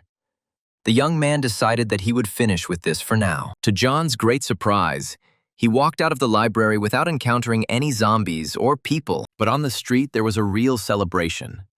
The members of the Death God Club were celebrating their victory. A proud Gao walked up to the podium, followed by the huge Foolish, clutching a fried chicken in his hands. The chairman enthusiastically declared that today's battle between the Death God Club members and the museum zombies would go down in history. Gao extended his hand towards Foolish and exclaimed for the people to meet the leader. The fool was immensely happy. No one had ever praised him like that before. Gao extended his hand to Foolish, but he decided that the man wanted to take the chicken from him. The fool turned away sharply and growled menacingly. Gao chuckled that the leader couldn't live without chicken legs. At this time, John appeared and Gao greeted him enthusiastically. The chairman exclaimed that the young man had finally returned. They had been looking for him for half a day, and those suckers thought that something had happened to him. John asked Gao how the situation was. The chairman replied that everything was fine. They had destroyed 1,500 zombies, and also gained quite a few people as allies and received many new material resources. Foolish alone killed over 100 zombies today. That's a great job. Gao invited John to follow him. The chairman took the young man and Foolish to the warehouse, showing how many resources they had obtained today. Gao told Smith that they had a lot of new guys, and it was all thanks to him. If John had some free time, Could he say a few words to the guys? The chairman whispered to John that the more people they had, the more power they had. And now they would be able to achieve greater results. Smith thought that if there were more people, then more equipment could be found, and the Giuli ball could upgrade to the diamond level. The young man reasoned that the more people in the club, the more sources, and he had more than enough resource cards. Perhaps John could exchange the cards for coins from new people, or even for equipment and tools. These items were exactly what were needed to increase the level of the Giuli ball. John Smith approached Gao to discuss a deal. The club chairman was taken aback for a few seconds. But then he patted John on the shoulder in a friendly manner. Gao said that there was no deal. He and Foolish had helped them so much in this battle, so Gao was willing to give him whatever he needed. Just ask. Smith said he needed equipment. The chairman said that he had prepared a surprise for John. Gao placed the ring on Smith's palm. The club chairman was sure that it was just what he needed. Gao told Smith that if he needed anything else, he could just say. They had so many people in the club, they could probably find everything they needed. John thanked Brother Gao, took the ring, and said that he would come see him again at 8 o'clock in the evening. The chairman was confident that with this ring, John would be on his side. Gao was surprised why John was going to visit him at 8 o'clock in the evening. Smith explained that at 7 o'clock, the protective period for newcomers would end, and he wanted to familiarize himself with the new rules. The young man said that at around 8 o'clock he would need to make a deal with the members of the Death God Club, and asked Gao to gather everyone. John was sure that now it was unlikely that Gao would go outside at 8 o'clock, so he would save his life and thereby thank him for his help at the museum and for the ring. The club chairman had completely forgotten about this protective period, but asked John not to worry, because they had long ceased to be newcomers, so they would cope. Gao was intrigued and asked John what deal he wanted to make. The guy explained that the deal was about resource cards. He would explain everything later. John thought that was enough information. There was no need to worry about the rest for now. Gao said that their club had a lot of resource cards, but John had already turned to leave, calling silly to go with him. Meanwhile, the club members were celebrating their victory, not even suspecting that their fun would soon end. John stretched out on the bed. He needed to rest. He took off his mask and combined the combat knife and the Giuli ball. The system notified the player that the Giuli ball had absorbed enough energy and had entered the gold level. The young man didn't expect that everything would work out so successfully. He thought that he would need to go to level 30, kill a silver level boss, and only then would he be able to get such a tool. Now John had the Giuli knife. It was able to penetrate armor by 20% and increase bleeding. After combining with the ball, the knife's characteristics increased almost twofold. The boy was practicing with a knife when he heard the sound of zombies coming from outside the window. John opened the window and chuckled that they had arrived just in time. The young man threw his renewed knife into the crowd of zombies. The blade was engulfed in the glow of the Giuli ball and split into several pieces to hit more zombies. John Smith watched these wonderful transformations of the weapon with amazement. The blades flew through the crowd of zombies, destroying them with the first blow. The guy grabbed his mask and jumped out of the window into the street. Foolish followed after his master, killing the monsters that threatened John on the go. The blades of the sword flew across the square, killing the unfortunate mutants who could not escape from such a weapon. Soon, all the zombies in the square were destroyed. John looked at the results of his new weapon with surprise. But then Smith looked at his phone. There was very little time left. The young man waved to Foolish and said that they needed to leave quickly. Foolish, as always, growled approvingly. From all sides, crowds of angry zombies were moving towards the building. Covering his owner with his body, Foolish went inside and closed the doors behind him right in front of the zombie's nose. A crowd of angry mutants pounded on the door. They tried to break in. The people who heard this were horrified. The fool held the doors, ready to repel an attack at any moment. John looked at the time. The clock struck exactly 7 in the evening. Smith looked out the window. The sky turned burgundy. At that moment, the rookie's defensive period was over. The delighted zombies howled joyfully. They thirsted for human blood. The system informed all players that the easy game time had come to an end. They had probably already become familiar with the fun atmosphere of the game. The letters on the blue screen turned red, and they said that the real end of the world had now arrived. The game offered all participants to get acquainted with the new conditions. Now the speed of zombie development increases. Some zombies will acquire new forms. Night is now equivalent to death, and all products not produced by the game will rot faster and become moldy. Food and drinks not produced by the game will lower the characteristics of players. From now on, all resource cards will increase in level. The environment and air will deteriorate significantly. All channels for transition to specialties will be open. All cities will be demarcated. The borders between cities will be impossible to cross. The next update of the game will occur when the specified conditions are met. John familiarized himself with the new rules of the game. The guy frowned. It was harsh. Just like in his past life, the system repeated once again that the real day of judgment had arrived. The system also addressed the players and asked them to try to survive. At this time, zombies were transforming on the street.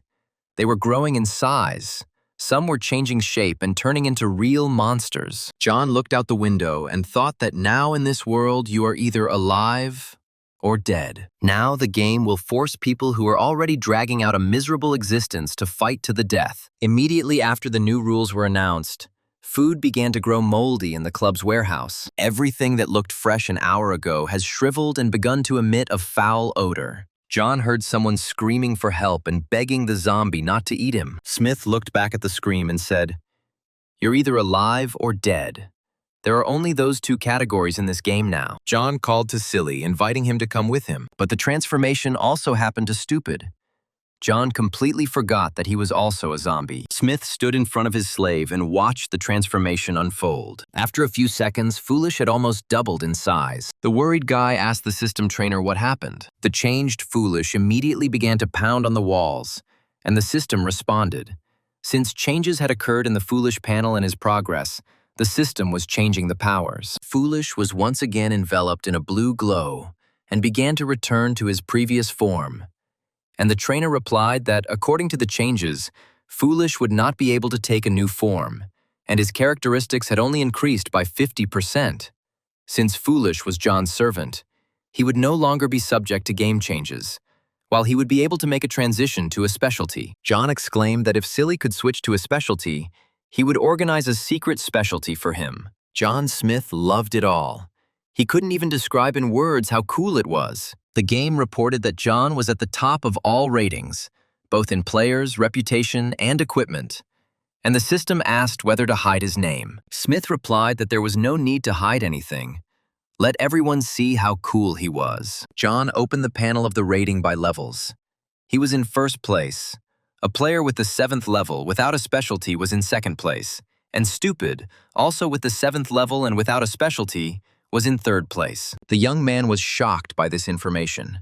His slave was in third place. Smith opened the reputation rating panel, and he was leading in almost all areas. The guy thought about hiding the information and becoming invisible to everyone, or let everyone know who they were dealing with. In his past life, John Smith hid his identity because of the Lee family. But now the Lee family has not yet regained its former strength, and therefore does not pose a threat to him. John thought how great it would be to not hide, even if he was under close attention. He had a mask. I wonder how many more people he could use to help him get new equipment and make the Julie ball even stronger. The young man looked at the rating. There were many titles, but the characteristics of the players were approximately the same. The guy thought that using this information, he could create a whole team. The system informed the player that if he remained at the top of the rating for 24 hours, he would be able to receive additional bonuses. The system also congratulated John on taking first place in all ratings and receiving the epic level title of the only one in the world. The young man screamed with delight.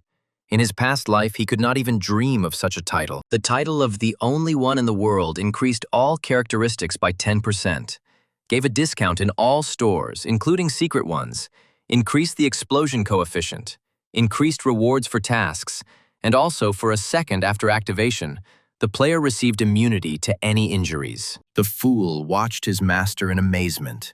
He was screaming, jumping, dancing, and all because for 1 second, even a level 90 war god could not injure him. The young man was glowing with happiness. He activated the title of the only one in the world. The system reported that after activating the title, you need to wait 1 hour, after which the title will begin to work. The guy was puzzled. He asked the system why the explosion coefficient was increased by 1%. Wasn't his explosion coefficient 100%? The trainer system responded that by raising the explosion coefficient by 1%, Smith would receive 2 items per explosion. John called foolish, saying that it was time to go and fool those fools from the death club. And at the same time, check the words of the system. Smith carefully turned the handle and quietly opened the front door. There was a zombie standing almost at the threshold of his room. The mutant immediately attacked the young man, trying to kill him. The guy dodged, and immediately a sword flashed in his hands. One powerful blow of the blade, and the zombie fell dead. John looked around. Zombies usually walk in groups, but there was no one in sight. Smith said that what bad luck. They just went out and immediately ran into a zombie hunter. The sky above the city turned crimson, as if human blood had spilled across it. Carefully peering out from around the corner of the building, John saw a group of zombies with greenish smoke coming from them. Smith said that these were highly toxic zombies and ordered Stupid to run. The young man thought that he didn't have the strength to fight them now. Even these creatures' saliva was toxic, but there was no point in simply running away either. John decided that he needed to get rid of these degenerates. After freezing for a moment, the guy immediately came up with a solution. The young man ordered Foolish not to lag behind and rushed towards the intended goal. John watched from the second-floor balcony as the transformed zombies wandered around the building and tried to get inside. The guy began to carefully descend from the balcony to attract the attention of the mutants. Cries for help were heard from the building where the Death God Club was based. Zombie giants were walking around the building. They had already managed to bite someone to death. When John went inside, he saw several dead bodies of people. The club members were in despair. Some said that there was no point in trying anymore. One of the club's fighters said that they had been working hard for half a day, and now they can't kill zombies at any time. And zombies can kill them at any time. The girl, clutching her head in her hands, screamed that in a few days they would run out of resources and they would all die. Some woman said that she had food and suggested that they eat quickly, because they wouldn't be able to do it later. Smith looked at this sad picture and thought, here is an opportunity. John climbed onto the container from which Gao usually broadcast. The boy stood up to his full height and told the crowd that he was here to help them survive, to give them hope for the future. John Smith said that for coins, equipment, or tools, they could buy food from him for the whole day. The club members responded very emotionally to the call, each shouting that he was ready to buy so that John would pay attention to him. The young man summed up the deal. As a result of the sales, he received 10,000 coins. People were happy that they could eat, and their mood immediately improved. As he left, the young man turned to the rest and told them to try to be quiet. If they made noise, they would attract zombies. And then they should not be offended if he ordered Stupid to crush them with a hammer. Until recently, such warlike members of the club were trembling with fear. They were afraid of the mysterious guy almost as much as they were afraid of zombies. John Smith and Silly Boy entered the hall where Gao Dong usually resided. The club chairman peered timidly around the corner. John, wearing a mask, approached the chairman and, smiling, asked if Brother Gao didn't recognize him. The frightened chairman said he did not recognize him, but should call him brother. Gao begged Smith to take him with him, promising that he would do whatever he was ordered. John leaned towards the chairman's ear and whispered an order. Gao Dong said that he understood everything and would do everything. Smith patted the ambitious chairman on the shoulder and told him to go. The head of the club rushed off as fast as he could. John hoped that Gao Dong was a smart guy. If the deal failed, it would be his fault. In any case, it would not affect John in any way. John Smith and Silly Boy approached their room. The young man turned the handle and entered his home. The guy took off his mask and looked out the window. And a day had passed since the end of the protective period for newcomers. Tomorrow they will go hunting for new zombies. They need to earn more coins and equipment. The day will show how Gao Dong will cope, whether he will come to exchange equipment for cards. In the morning, John and Stupid went out to hunt zombies. They stood in the middle of the square and waited for the mutants to gather around. Seeing the people, the monsters moved towards them from all sides, hissing and growling. Within minutes, hordes of zombies were rushing towards the players. The fool, always ready to defend his master, prepared his favorite weapon, the hammer. When a large number of mutants had gathered, John launched the spinning swords. Soon, John Smith and Stupid were surrounded by mountains of zombies they had killed. The young man called Foolish to deal with a couple more zombies. At the same time, they will give the other players a chance to catch their breath. Entering the library building, John was surprised to hear people's voices. It seems that some of the club members broke away from Gao and thought they would sit near the store. The unknown said that there was a store here, and they would charge an entrance fee, get rich and have no worries besides. All the zombies here were already dead and there was no danger. Another voice suggested taking resource cards as payment. The unknown people were at a loss as to who could have killed all the local zombies. It must have been some very powerful group. John opened the door and he and Silly went into the hall where people were talking. The aggressive bearded man, clenching his fists, told John that there were already people here, but the girl whispered to the bearded man to stop, because Silly was standing behind John. Someone from the crowd said that Stupid was in second place in the ranking by levels. John looked at his servant in surprise. He had already risen to second place, and then John realized what was going on. Foolish had increased his experience by killing new zombies. Just a minute ago, the aggressive people were smiling and saying, "Welcome to the guests." But the fool sensed aggression and rushed at the people with a hammer at the ready. Gao's former comrades were seriously scared. John stopped the guard by patting him on the shoulder and said that they needed to buy some things, so we would leave them alone today. Smith and Stupid headed towards the capital's Mo store. The club's fighters discussed how this Foolish immediately showed that he was an influential person.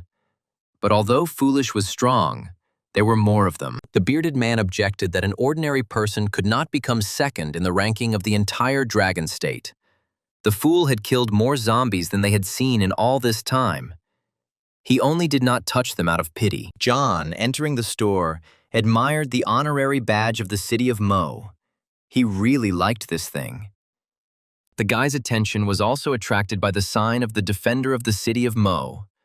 The title of the only one in the world gave him a 10% discount.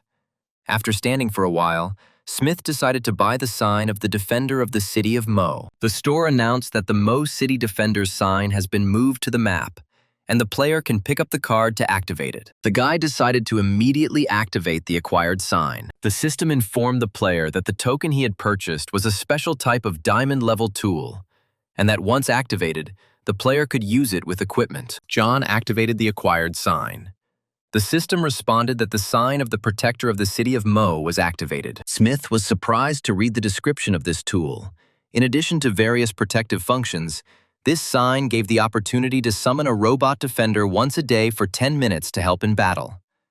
The characteristics of the robot changed depending on the player. The system warned John that one player can only buy one sign.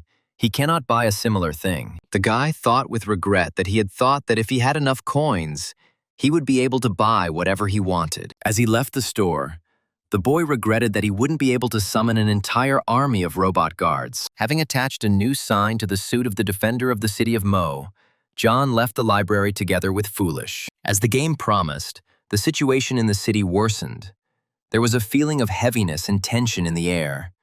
Everything around was filled with scarlet light. The city's pools emptied and everything around slowly began to crack. The walls and buildings slowly collapsed. Strange signs appeared against the backdrop of a web of cracks on some buildings. A portal for transitioning to a specialty has appeared in one of the city's districts. A group of teenagers carefully made their way through the city. One of them, armed with a sword, climbed up on a hill and informed the others that it seemed that all the zombies in this place had already been killed and it was safe. The guy pointed to the portal. He said that this was a platform for transitioning to the specialty that was mentioned in yesterday's announcement. I wonder what it is for. The slender young man suggested splitting up to find something useful, and his companion supported him, saying that they might come across a weapon. The blonde girl touched the ball and asked what this crystal was for. It looked so special. Her friend yelled at her not to touch the ball, but it was already too late. Blue and black flashes were swirling around the naive girl. She was sucked into the portal. The ball was activated. A blue whirlwind picked up the girl and carried her away in an unknown direction. The same whirlwind caught up her friends, and the whole group went to undergo the tests. A minute later, no one was visible on the site near the ball. Caught up in a blue whirlwind, the young people were all transported together to some place unknown to them. One of the guys was very loudly indignant, scolding the girl who constantly touches everything that catches her eye. This had been repeated many times already. The pretty blonde made excuses that she didn't know it was a portal and promised to be more careful next time. The guy armed with a sword stopped his friends, asking them to stop arguing.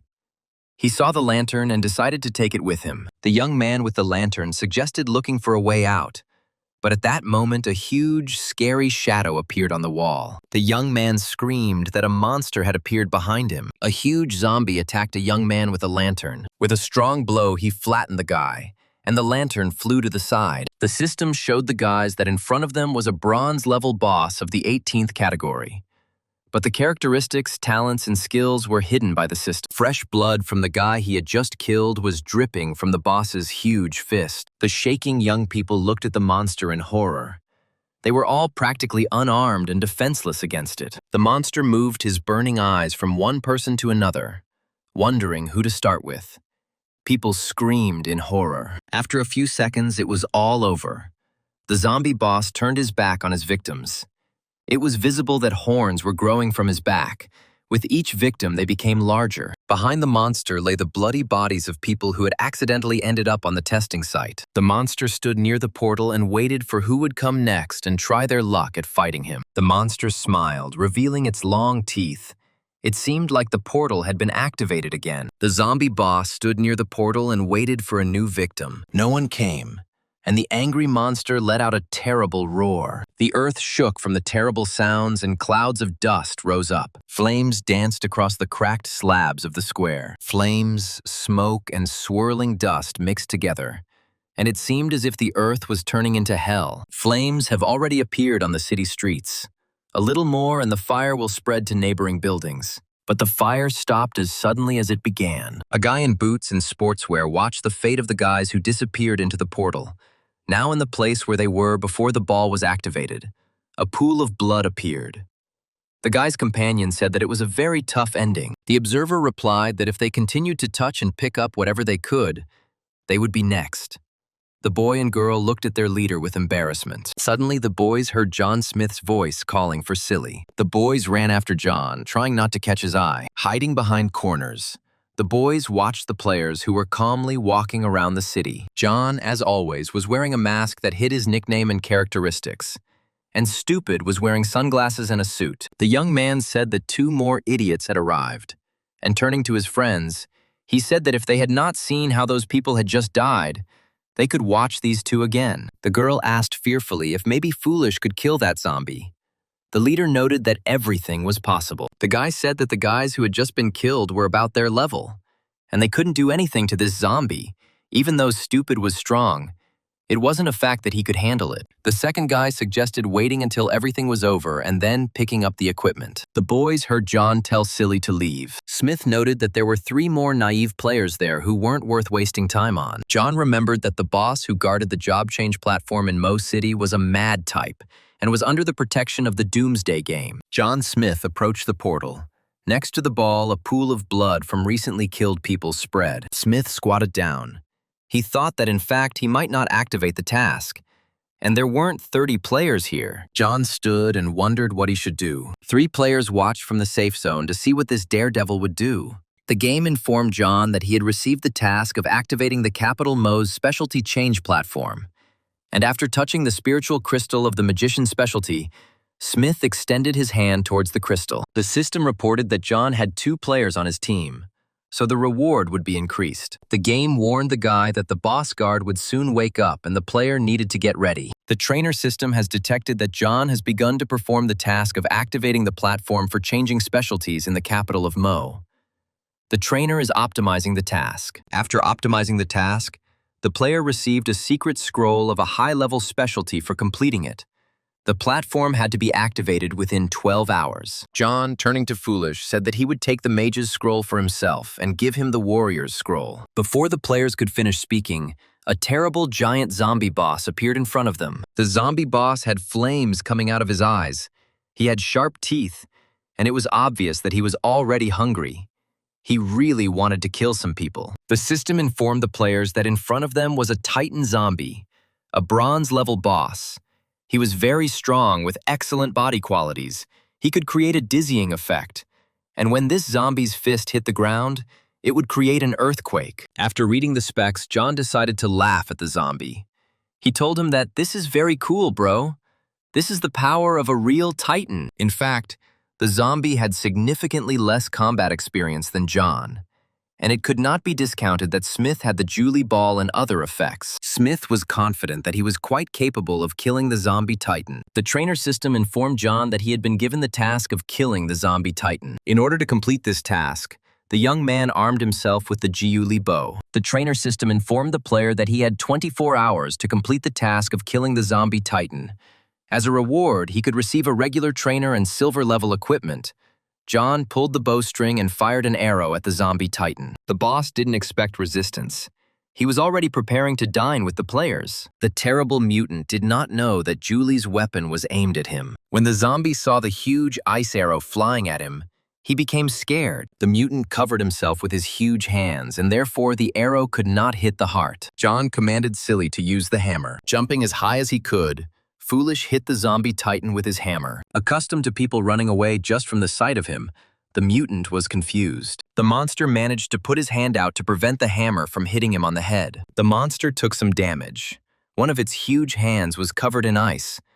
John launched an ice arrow there. The enraged monster threw Foolish away from itself. John praised his assistant for his accuracy and courage. While the zombie titan was distracted by Stupid, John fired several ice arrows at him, resulting in the titan being frozen in ice. To throw off the icy shackles and throw his enemies off balance, the titan let out a terrible roar. John felt dizzy. It was a reaction to the titan's attack. Smith dropped to one knee, his vision blurry after the sonic attack. While the player, kneeling, was recovering from the zombie's sonic attack, his gaze fell on the bow. And then John had a brilliant idea on how to defeat the zombie titan. While the owner was coming to his senses, Foolish was actively attacking the monster. When John came to, he called his assistant back. The angry zombie titan pulled out the ice arrows that had frozen him. The titan continued to attack John with its deafening roar. The zombie guard, armed with a hammer, dealt blow after blow, trying to kill the nimble players. But as a result, the mutant only raised clouds of dust, and his enemies were unharmed. Taking advantage of the moment when the zombie got tired and stopped, John fired several arrows at him, both ice and fire. A sheaf of destructive arrows flew at the huge, terrible monster. The arrows pierced the titan's body one after another, the ice arrows causing numbness, and the fiery ones causing heat. One of the fire arrows hit the titan in the head. It did not penetrate his skull, but his hair was half burned off. The confused monster scratched his newly formed bald spot in confusion. Clutching his burnt head, the titan ran away, and John fired a fiery arrow after the giant. The monster burst into tears of resentment, ran away and sat down to the side for some reason, collecting the fragments. John assumed that before turning into a zombie, this zombie was a builder, and now he had taken up his old ways. Smith noted that it was better not to turn his back on his enemy, and fired another fire arrow at the zombie. Julie's bow arrow once again struck the enemy, causing damage. It turned out that the zombie titan had assembled a huge stone ball from the fragments and decided to throw it at his opponents. John decided that the fight had gone on too long, and it was time to stop it. Smith commanded Fool to activate Blind Rage.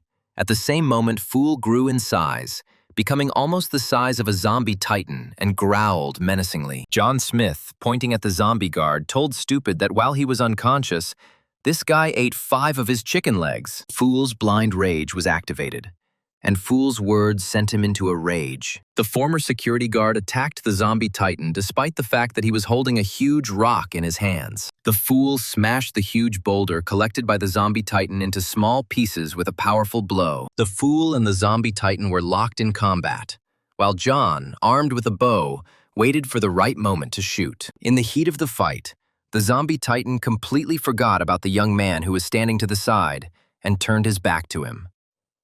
Smith immediately took advantage of the moment and sent a fire arrow at his enemy. The arrow hit the titan right in the anus, filling it with fire. Titan was engulfed in an internal fire, and tears ran from his eyes in surprise. John was triumphant. The blow was both successful and humiliating for the enemy. The enraged titan threw back the Fool who had distracted him and given the man the opportunity to humiliate him like that. The titan was all on fire, shaking. He examined his wound. Pulling the arrow out of his anus, the Titan growled at John that he had dishonored his honor as well. But Smith noted that he had not done so on purpose. The zombie Titan rushed towards the player, so small and impudent. Baring his teeth and growling viciously, the Titan was eager to kill John Smith, who had humiliated him so. His faithful fool rushed to the aid of his master.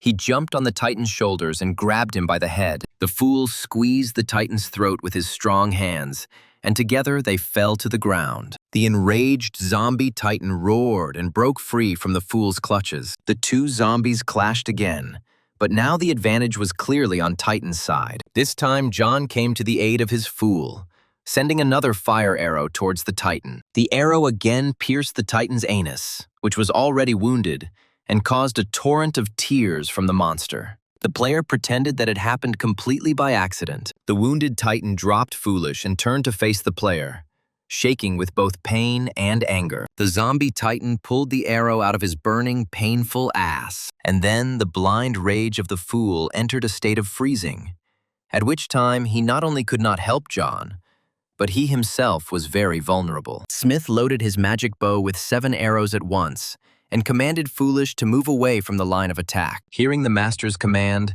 the servant quickly rushed to the side. All 7 arrows hit the wounded zombie Titan at once, causing him terrible pain. John sighed in relief and wiped the sweat from his forehead. He was sure that the zombie Titan was defeated. It was a very difficult fight for Smith, and if it weren't for the help of Foolish and a cool weapon, he wouldn't have won this fight. But then the game gave the guy an unpleasant surprise. It said that since his method of fighting was too offensive to the zombie Titan, the zombie Titan becomes a silver-level boss. This meant that the Titan was not defeated.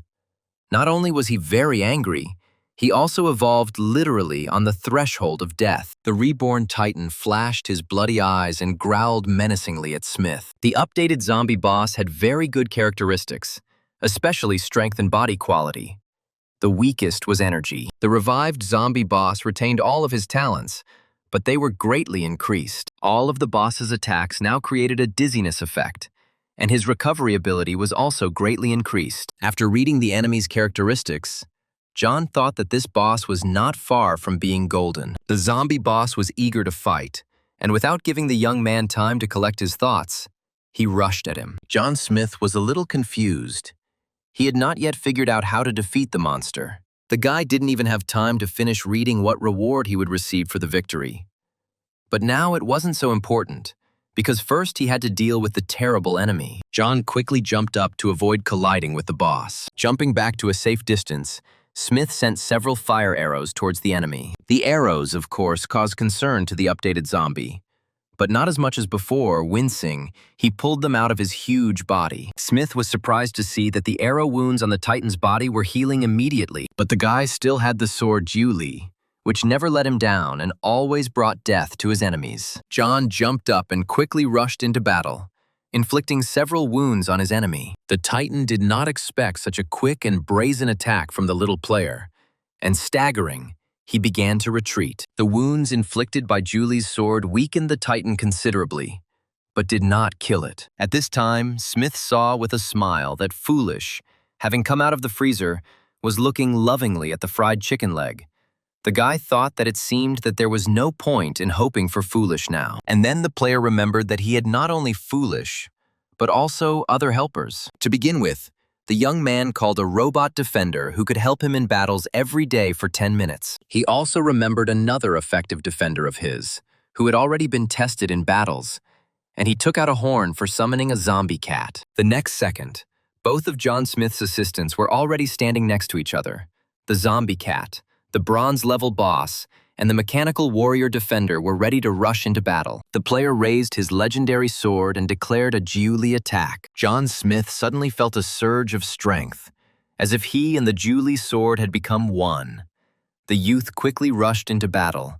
Julie's attack began. The Titan, who had turned into a zombie boss, tried to deliver his deadly punch to the player, but he met with Julie's sword and zombie blood gushed out. The Titan did not expect such an attack.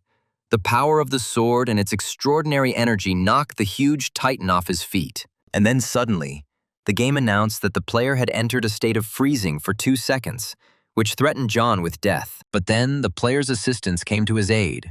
The zombie fell to the ground with a crash, and the impact shattered the square's slabs. The robot defender of Mo City rushed at the zombie boss that was defeated by Julie's attack. The mechanical warrior delivered a crushing blow to the zombie's jaw, knocking it to the ground. At this moment, a cunning and nimble zombie cat entered the battle. Without giving the zombie titan time to recover, the boss cat pounced on the enemy. The titan was gripped by the sharp, saber-like claws of a zombie cat. The bloodied and confused titan didn't know who to fight off first, and before he could look back, he was covered in wounds from the zombie cat's claws and teeth. The boss titan growled in confusion and anger, his entire powerful body covered in wounds from which blood flowed. The 2 seconds of freezing passed, and John Smith was able to enter the fight again. Without giving the titan time to recover, John dealt him several heavy blows with his sword. Smith paused for a moment after the attack, and thought that controlling these 2 assistants with the power of thought was quite tiring. The huge zombie boss stood in a cloud of dust,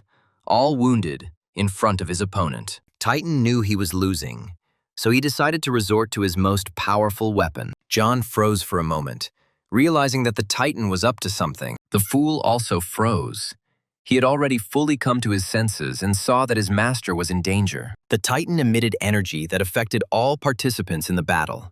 It was a multiplier of the Titan's talent to cause dizziness with its attacks. Everything was swimming before Gloopish's eyes, and the same thing happened to the other participants. John dropped to one knee to keep from falling, and the cat raised her front paw in surprise. Smith realized that the zombie boss had decided to activate the Titan's wrath.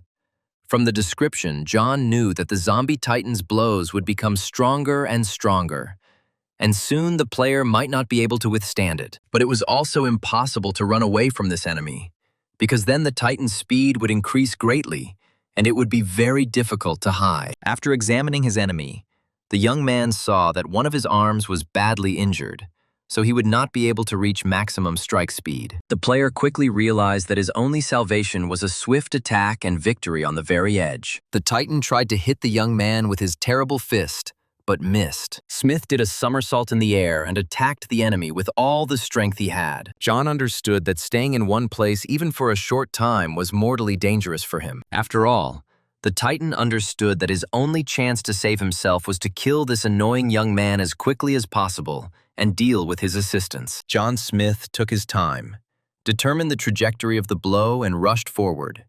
It seemed like he was flying around the zombie boss, and then the monster's head shook. Blood gushed from its neck. The zombie was mortally wounded. Clutching the wound with his huge hand, the Titan tried to save himself. And then the game announced that new members had appeared on the player's team, so the reward for the task would be reduced. John decided to ignore the uninvited guests for now.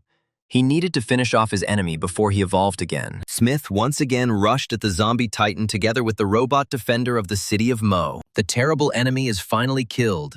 The difficult battle is over. And then John saw that a group of guys were slowly descending onto the square, wanting to join his victory. The initiator of the idea to get a piece of John's victory had already gone down to the square and was encouraging his friends to also come in to receive a reward for the task. The guys went down and reasoned that they could certainly become famous throughout the world for opening the first platform. The girl who was watching them was outraged that it was not easy for this guy to defeat a huge zombie, and how they could so shamelessly tangle with him. But one of the guys rudely shouted at her that he had been putting up with her for a long time. The end of the world had already come, and she was still pretending to be Mother Teresa and promised to beat the girl. The girl was afraid of the rude man, so she kept quiet and stopped shaming them. At this time, John Smith appeared behind the backs of the uninvited guests. The winner of the fight approached the guys without taking off his mask. He assumed why they came here, but still wanted to hear their version. The young man, who had just rudely cursed the girl, smiled broadly and said that he was John's biggest fan. Smiling flatteringly, the young man said that they saw John fighting and decided to come to his aid. Smith asked doubtfully if they had decided to come to help and if they were really fans. The boys shifted from foot to foot under the fighter's piercing gaze. John said that he saw how they had been hiding nearby from the very beginning, but for some reason they only came now. The main initiator of this brazen foray opened his mouth to tell another lie. John Smith realized this. He swung his sword and killed the liar. The hunters of other people's victories clearly did not expect this. The organizer of the expedition fell dead. The guys who introduced themselves as John's fans, seeing that their leader was dead, screamed in horror. Smith didn't even turn around at the shouts. He simply said that more than anything in the world, he hated liars. The boys were confused. They didn't know what to do, and were very afraid that each of them could be next. Smith took advantage of the properties of his evil ghost mask and sent terror into the intruders with his gaze. The young people looked at John as if hypnotized. They were shaking, and they began to have visions. Now it seemed to them that there were only zombies around them, and not their friends. A whole crowd of new fans had already gathered, and now, under the influence of the mask's gaze, they attacked each other.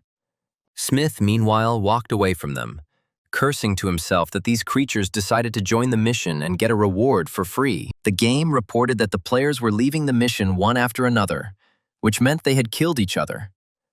John was sure that these guys could not only share his reward, but if the opportunity arose, they would also finish him off. One of the surviving guys shouted after John that he was a hero of the Dragon State. The guy was indignant and said that Smith should help them, that they just wanted to cover for him and weren't up to anything bad. The second supported his friend. He advised John to think carefully, that if he killed them, no one would consider him a hero. Before the guy could finish his fiery speech, John's sword slashed his throat, causing another player to leave the mission. Just a second ago, the loudly indignant guy covered his mouth with his hand in fear and began to shake. John caught his sword and shouted loudly that his name was synonymous with vengeful. He was no hero and was not going to help anyone. The boys ran away in fear, and Smith shouted after him that he wouldn't save the world either, that he lived only for himself. John Smith loudly proclaimed that anyone who angered him, interfered with him, or did anything bad to him would die. The game reported that all players who had previously joined the mission have left the mission. John returned to the dead zombie titan, grumbling that these guys were useless trash, and they even dared to teach him. They should have thought first if they could fight him. Smith remembered that when the Lee family persecuted him, none of those cowardly yes-men lectured them about right and wrong. Meanwhile, the game informed John that he had completed the task, killed the zombie titan, and received many different rewards for this. Smith has received another title, and information about him and his achievements in the game will be published to the whole world. Only now the guy found out that the reward for the task has increased. He gets 2 simple trainers and silver-level equipment items. After the system announced the reward, a shining chest appeared in front of John. Smith was still young, and rewards always brought him childish joy.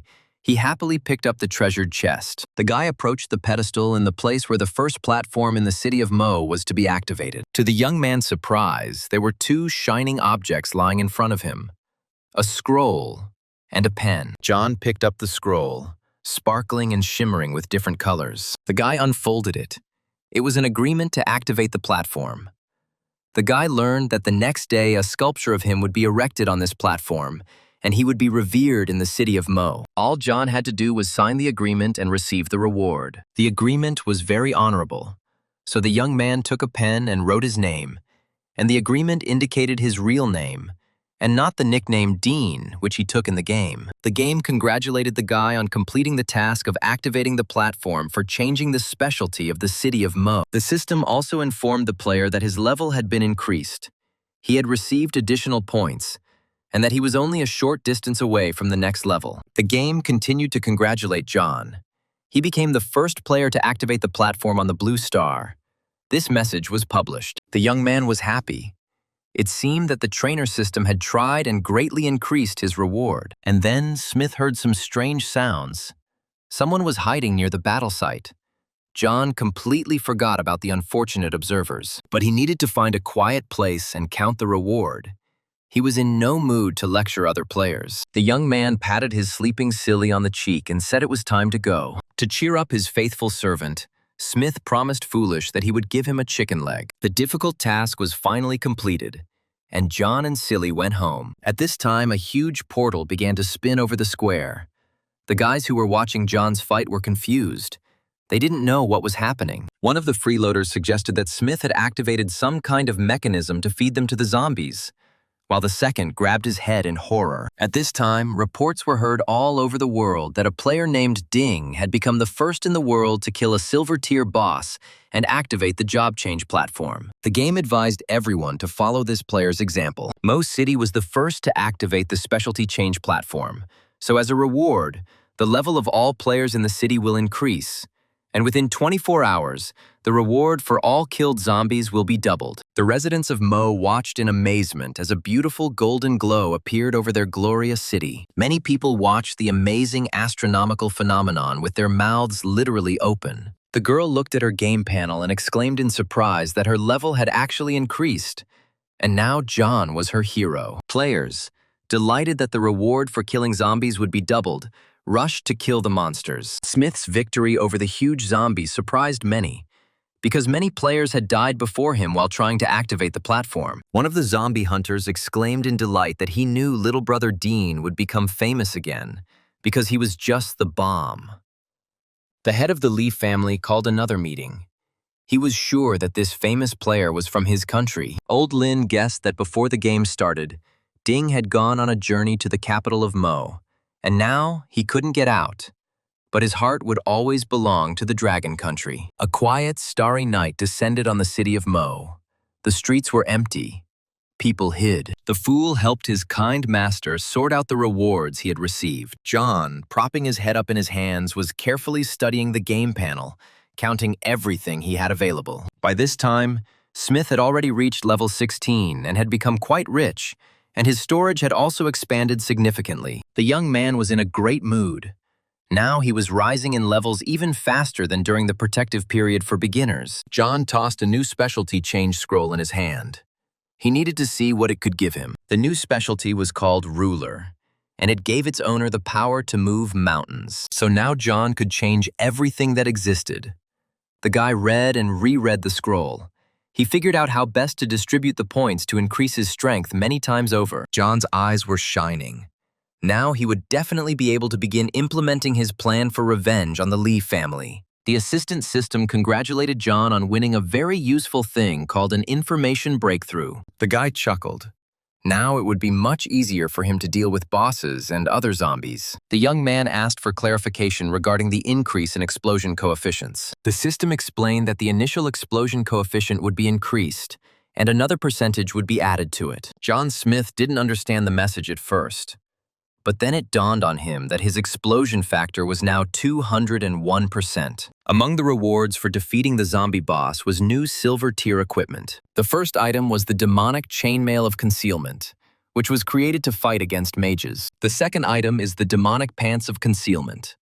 They were also created to fight magicians and were a headache for any wizard. John Smith decided to put on the demonic pants of concealment right away. After thinking for a bit, the player put on the chainmail of concealment, and the system congratulated him on successfully activating them. Looking at his game panel, John decided that his speed and energy were a little lacking, and added a few free points there. After distribution, the player looked at his main characteristics with pleasure and was satisfied. The young man told the system that he wanted to receive one of the 2 trainers he had won. Instantly, John had a card with an elixir for physical strength in his hands.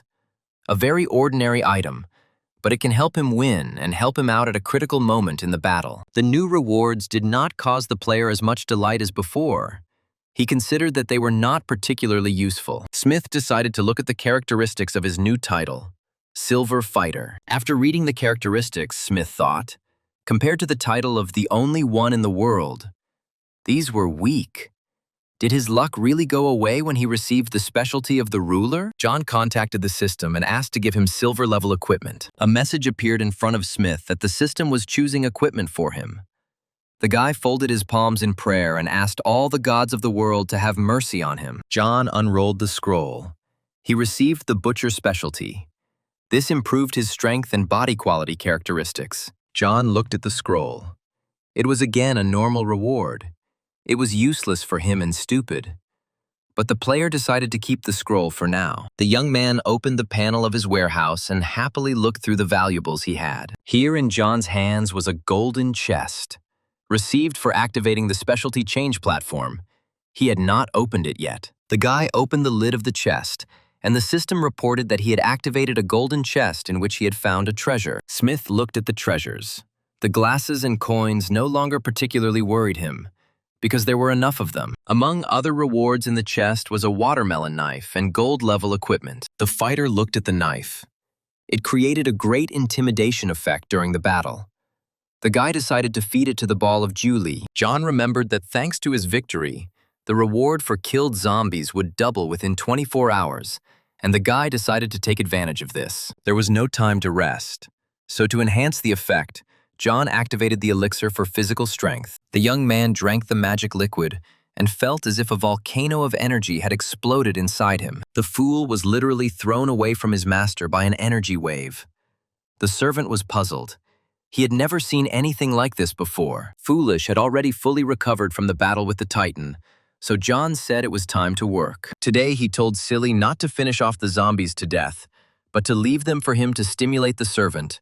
John promised him an extra chicken leg for every 20th zombie. Dreams of fried chicken inspired Silly Boy very much, and he happily followed after his master. The sword of Julie literally burned in John Smith's hands. The young man rushed through the empty streets of the city, searching for and killing all the mutants he came across on the go. And then the fighter heard an unusually loud and menacing growl behind him. Somewhere nearby, there was a very large zombie.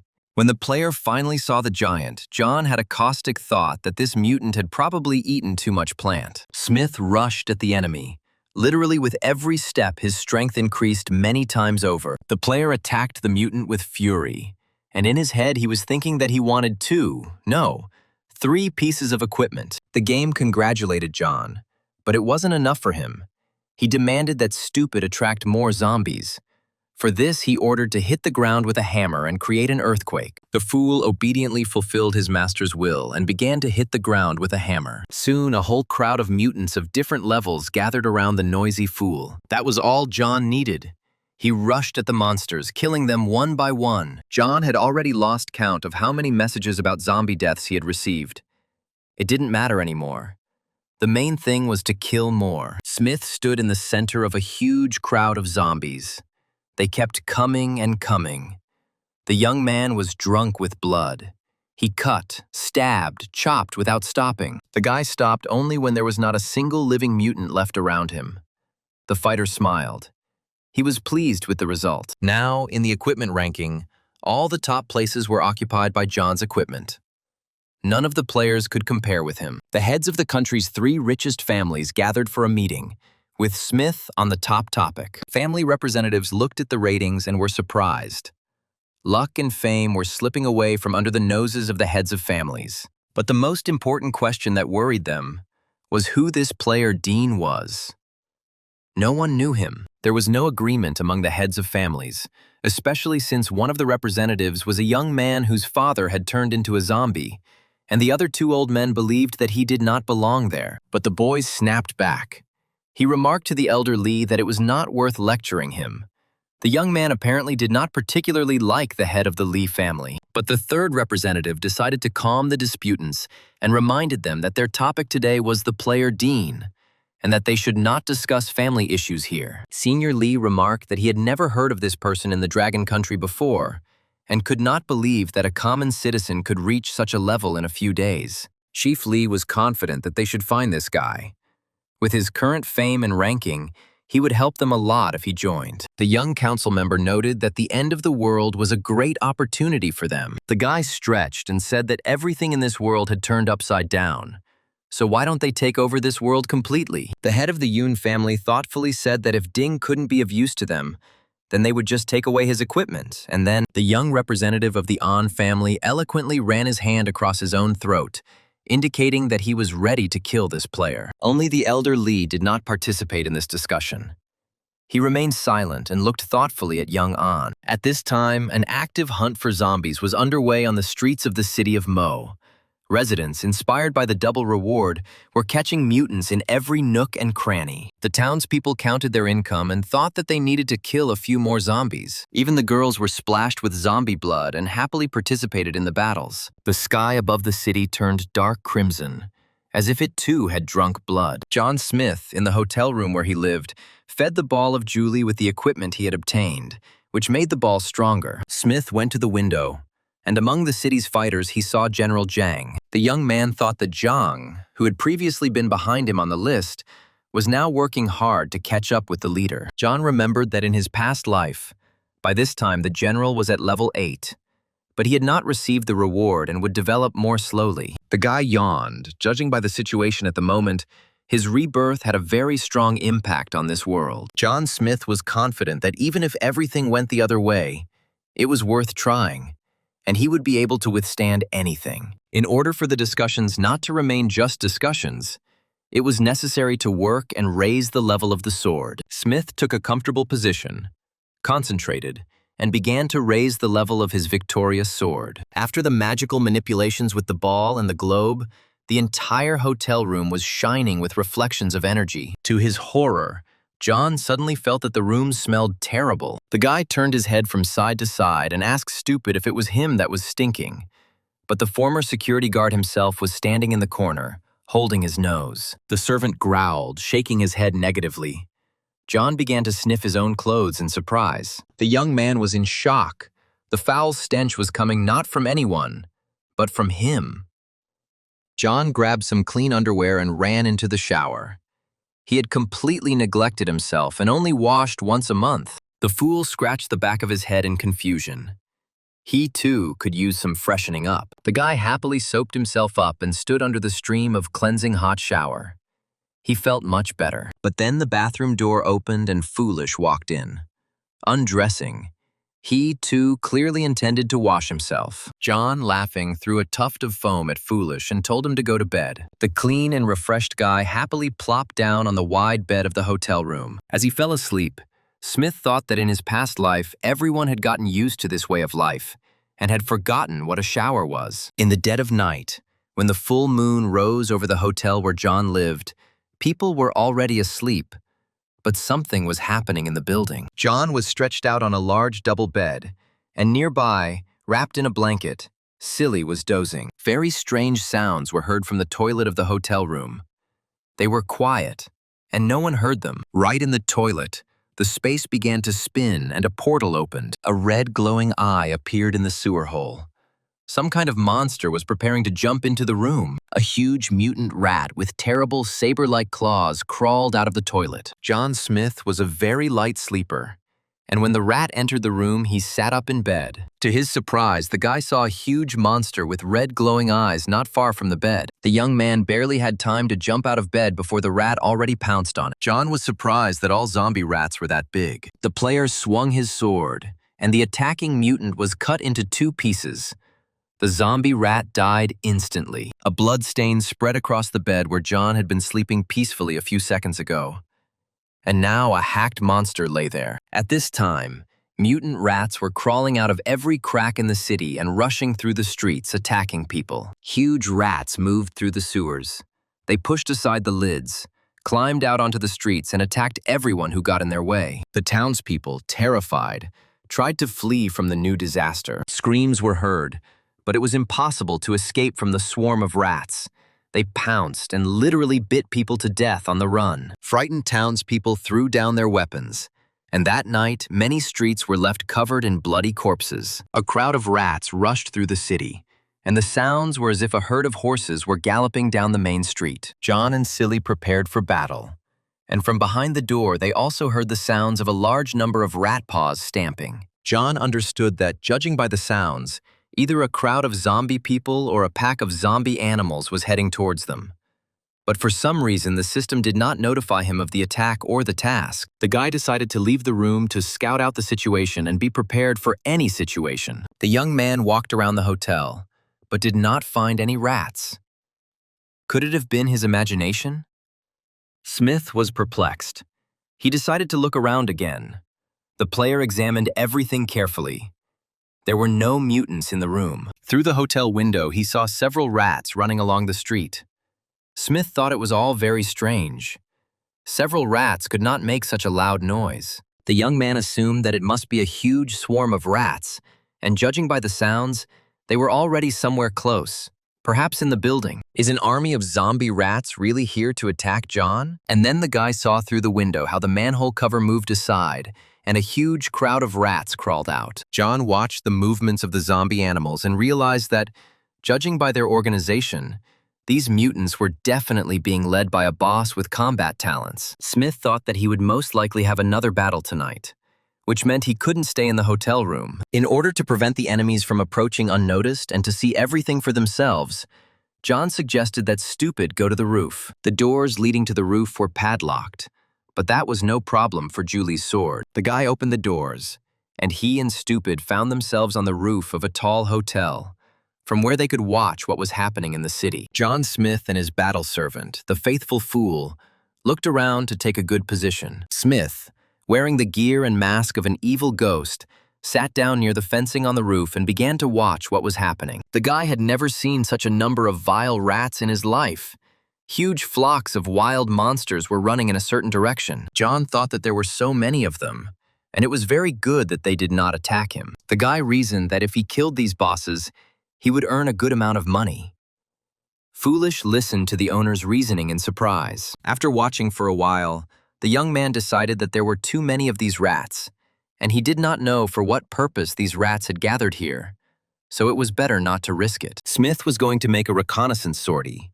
He told Foolish to stay here and not run away anywhere. To hide from the eyes of his enemies, John activated the Twilight Ring. Using magical equipment, John, invisible to the eyes of his enemies, rushed over the city. The guy landed on one of the roofs and began to quietly watch the mutant rats. Directly opposite the young man stood a large, beautiful house, the windows of which were lit up with lights, which meant that the owners were now at home. The guy chuckled that the end of the world had happened more than a week ago, but there were still simpletons who thought they would be saved at home. Smith saw that a huge pack of zombie rats was heading towards this house, and John had a thought that he could move to the roof of this house. But he changed his mind. The rats entered the house in an organized formation. The young man decided to see what would happen next and only then act. The guy settled on the roof of the building opposite and watched the movement of a real gray army of mutant rats. In order not to attract unnecessary attention, John froze and made absolutely no movements. To the guy's surprise, the rats entered the house, but nothing happened.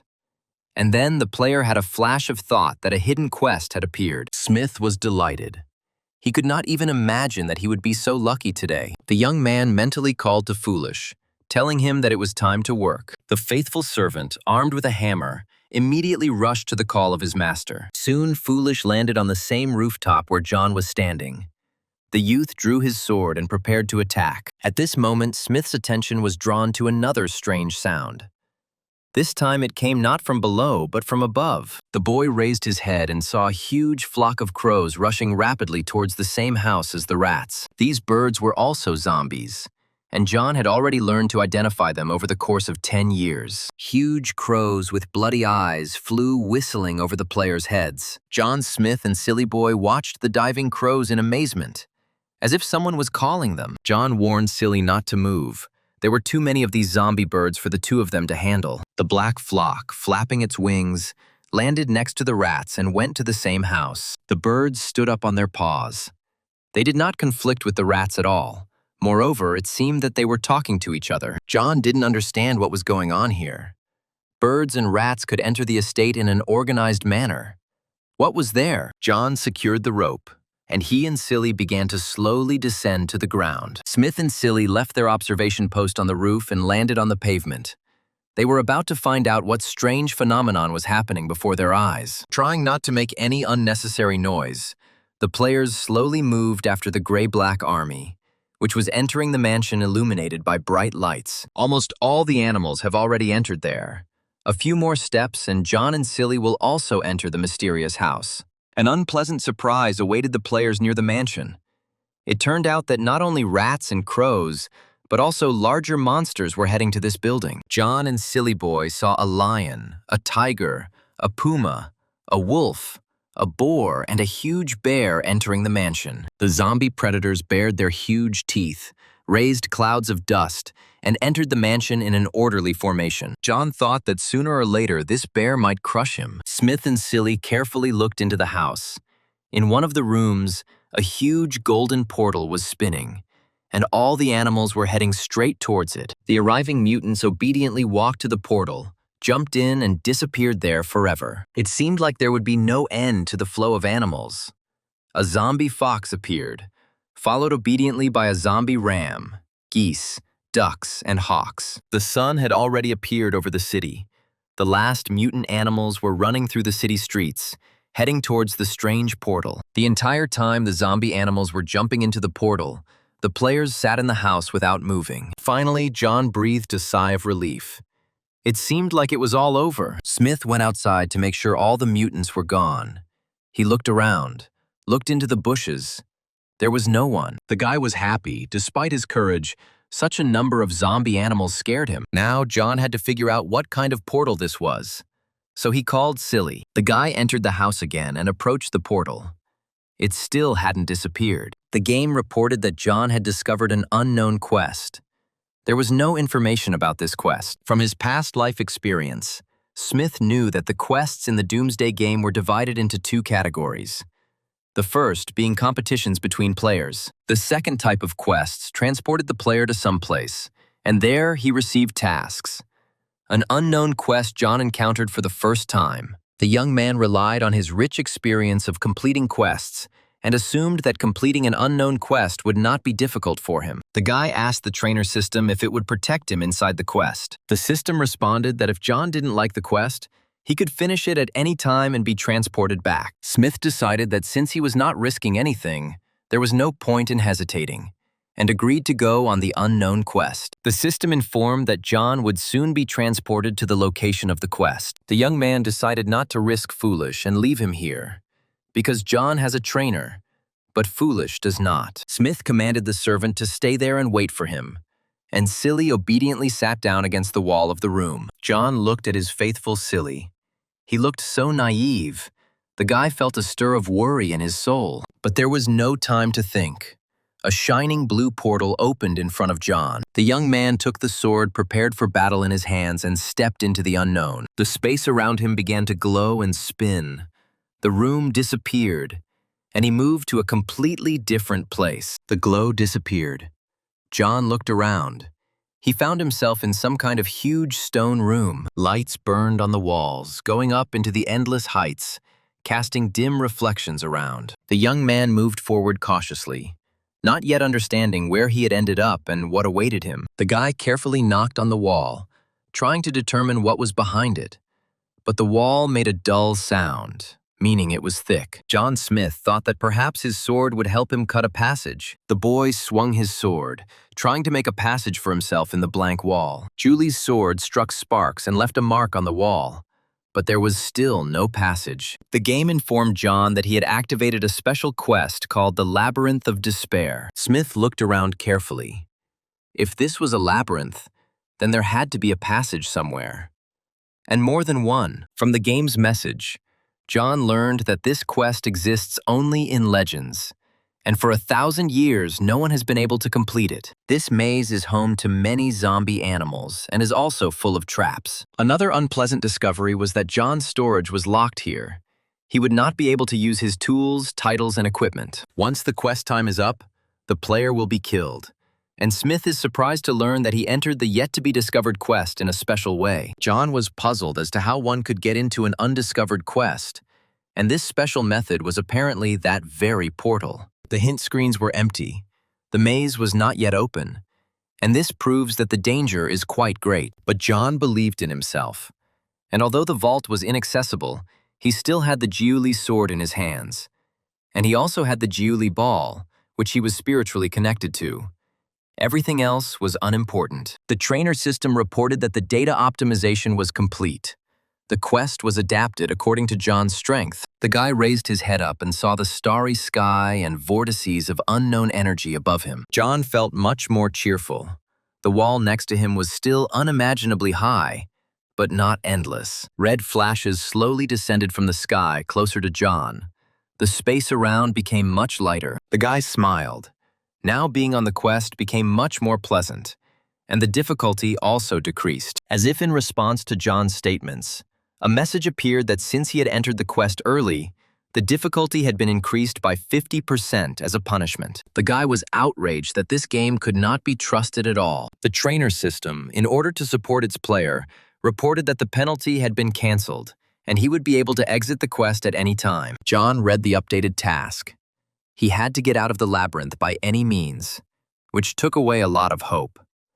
So, the young man accepted the strange task of completing a quest that does not yet exist.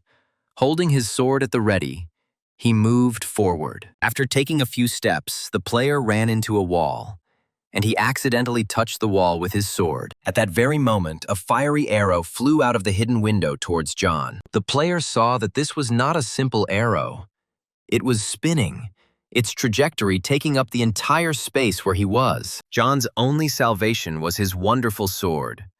The guy took aim and put Julie's sword under the arrow's point. Smith's blade withstood the fire arrow's impact, although the youth was knocked back several meters by the impact. Finally, the arrow's power ran out, and it fell with a ringing sound onto the stone floor. The young man staggered to a stop.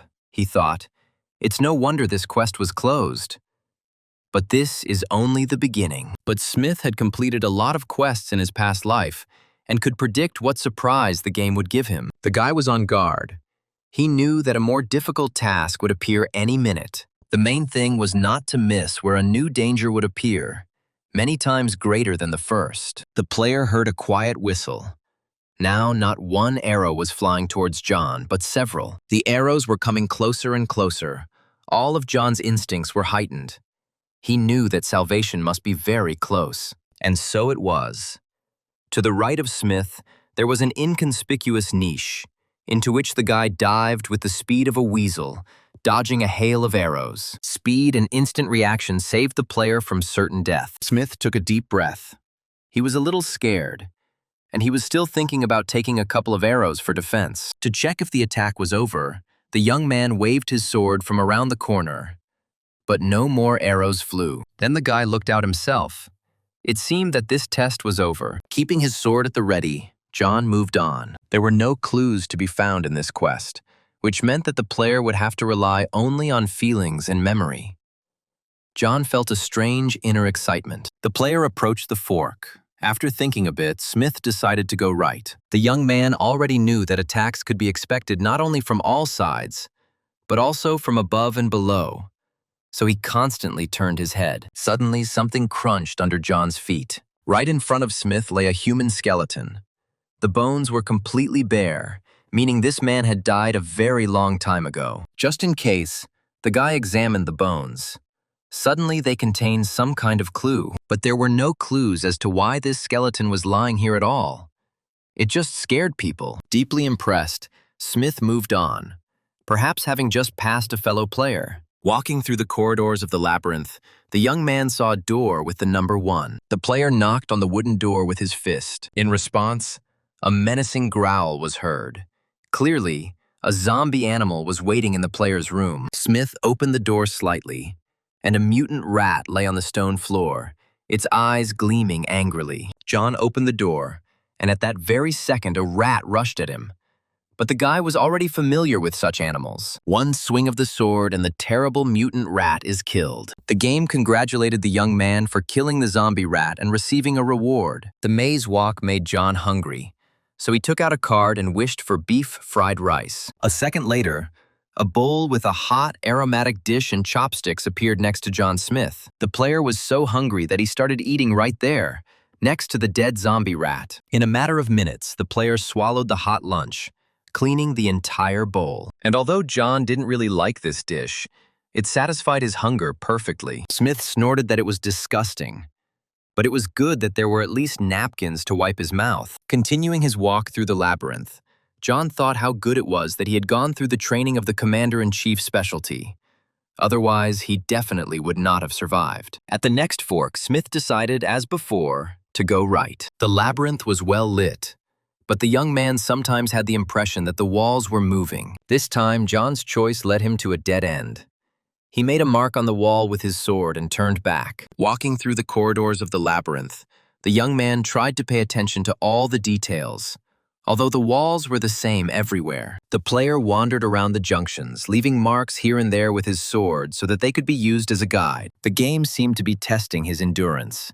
The next choice again led him to a dead end. Another crossroad, another choice, and another dead end, John cursed. After several intersections, Smith came to another door with the number 2 written on it. John entered the room. There were 2 zombie rats, which he killed without difficulty. A few more intersections and another door with the sign 001. Behind this door, John met a zombie boss. Smith was surprised that after 10 doors, he only met 1 boss. The fight was short. Combat experience and Julie's sword helped the young man kill the monster very quickly. The trainer system informed John that thanks to this victory, Julie's ball had evolved from gold to diamond level. John sat down on the floor. He needed to think. All the intersections here were similar. The guy dipped his finger in the zombie's blood and drew a diagram. Out of 3 paths, 2 paths lead to death. Among these 2, one is filled with traps, and the other is empty. If you reach the end, you will definitely come across a door behind which there will be zombie animals, for which you can get resources or weapons. Experience walking through the maze suggested that the number of animals behind the door was equal to the room number, and the 11th room was numbered 001, and the boss was behind it. Then, logically, there should be 2 bosses behind door 002. Perhaps there will be more bosses, which is why this labyrinth deprives players of hope. Leaving the room with the dead boss, John realized that the animals will only get stronger, and you never know what kind of trap awaits you. You need to be careful. Smith opened the door numbered 002, and in the room, 2 bronze-level boss zombie cats were waiting for him. Just as he thought. John was familiar with such bosses, so he boldly rushed into battle. And this time, Julie's sword did not fail its owner.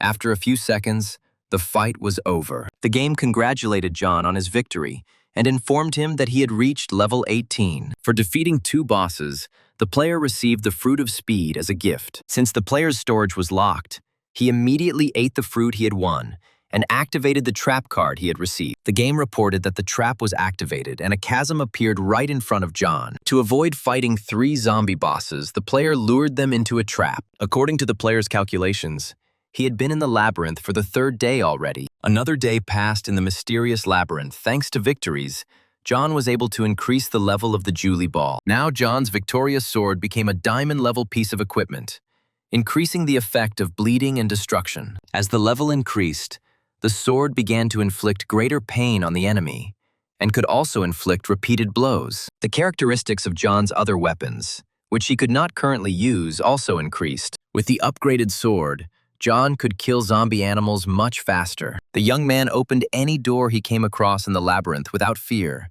because he knew the sword would not fail. The bronze-level bosses that John had feared so much at the beginning of the game now fell to his sword like the most simple mutants. John Smith, armed with his deadly sword, triumphantly advanced through the complex labyrinth. Meanwhile, in the capital of Mo, players were leveling up and changing specialties. Those who constantly followed the game levels were surprised that the player Dean seemed to have disappeared. There was no information about him. Fans and supporters made all sorts of assumptions, but John still topped the rankings by level, which meant he was alive. Smith fought his way through the labyrinth of despair with exemplary tenacity, and with each battle, his opponents became stronger and more dangerous. And so, in one of the halls, John met the animals he was so afraid of. They were mutant predators. John had Julie's youth, experience, and strength on his side, so any bosses were no longer so scary to him. The blow of his sword had already killed a scary zombie buffalo, a zombie puma, and a rat. The guy entered the next room and was surprised to find that there were more bosses. Well, that's better for him. He'll get more rewards. The young man fought mutants like a man possessed. It seemed that this had become his usual way of life. He could no longer do otherwise. The more bosses Smith killed, the stronger his sword became, as if it was absorbing the power of the monsters he killed. Some of the players' victories were accompanied by explosions of energy, as the zombie animals reacted to the power of Julie's sword. The game congratulated John on his victory over and over again, and informed him of the reward he had received. After killing another fat rat zombie boss, Smith saw a chest next to the corpse. John approached the gift. It turned out to be a bronze-level chest. The player, without disassembling it, sent it to the storage. In the corridors of the quest, John encountered a saber-toothed cheetah, which he easily killed. But most often, the young man encountered rats.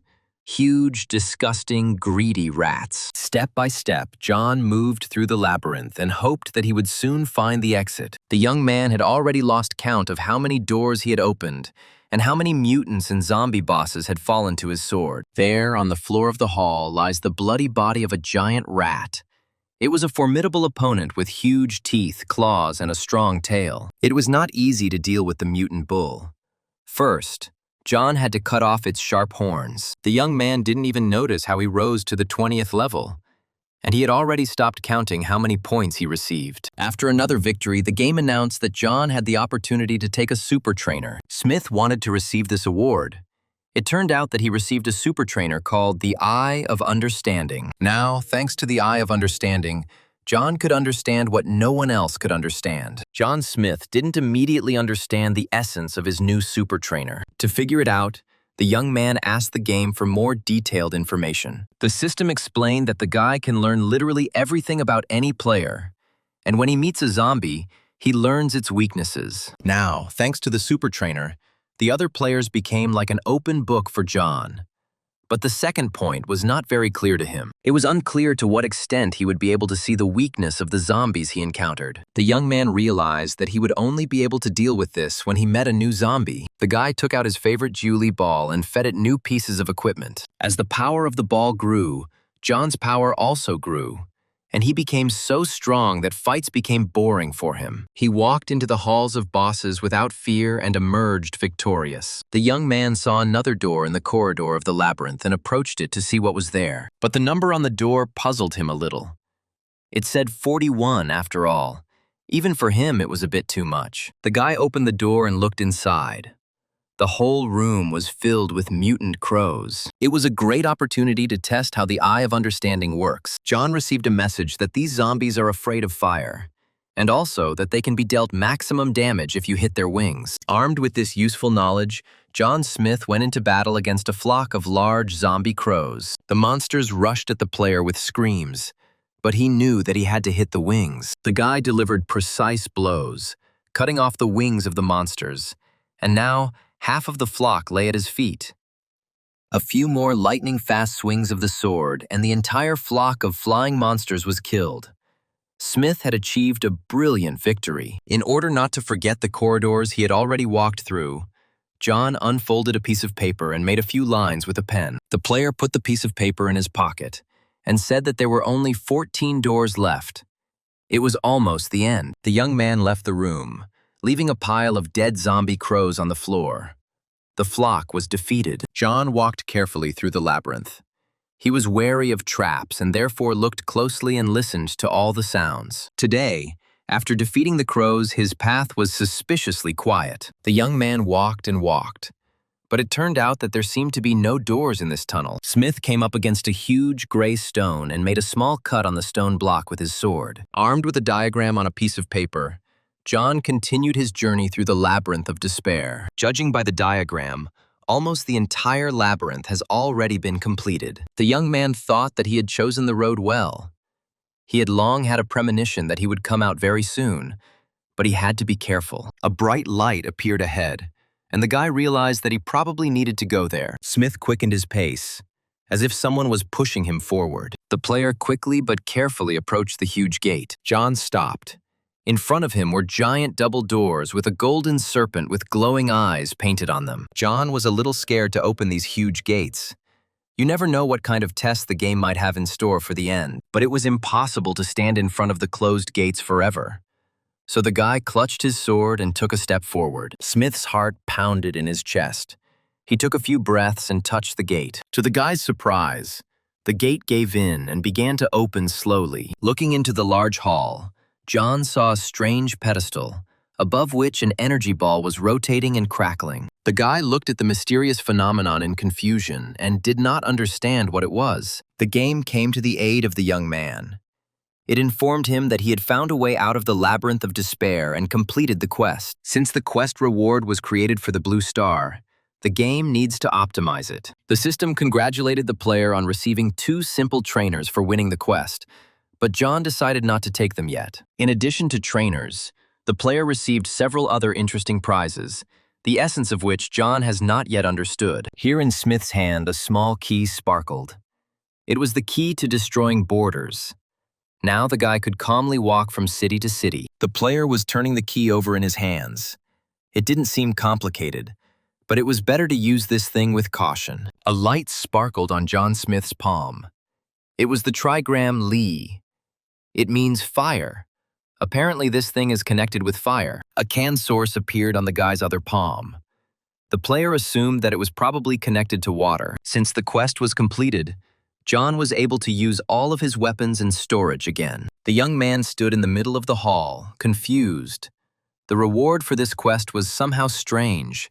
Perhaps other things were hidden in this room, and it was worth looking carefully so as not to miss anything. The guy moved towards the area glowing with blue lights. Right in front of the young man, another scroll appeared that he had not seen before. Smith unrolled the scroll and began to read, his mouth involuntarily falling open in surprise. It turns out that this labyrinth was created by one of the first emperors of the Dragon Country, and whoever passes through it will receive the power of the trigrams. The young man was shocked.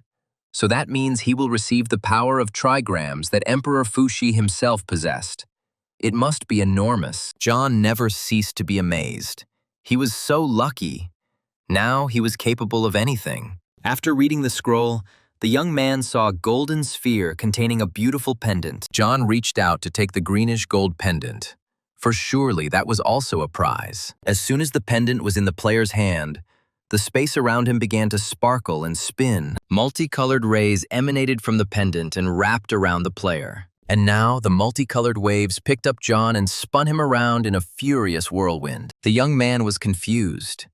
He did not understand what was happening, what he should do, and where this whirlwind would take him. A few seconds later, John Smith turned into a huge cocoon, which was picked up by multicolored rays and carried away in an unknown direction. John felt multicolored rays passing through him, piercing his body like needles. He clenched his fists to stop the trembling that was beating him. The guy realized that some kind of transformation was taking place in his body because of the colored rays. He felt blood running from his eyes. Smith clenched his teeth. Now, not only streams of blood were oozing from his eyes. A serious transformation is impossible without pain.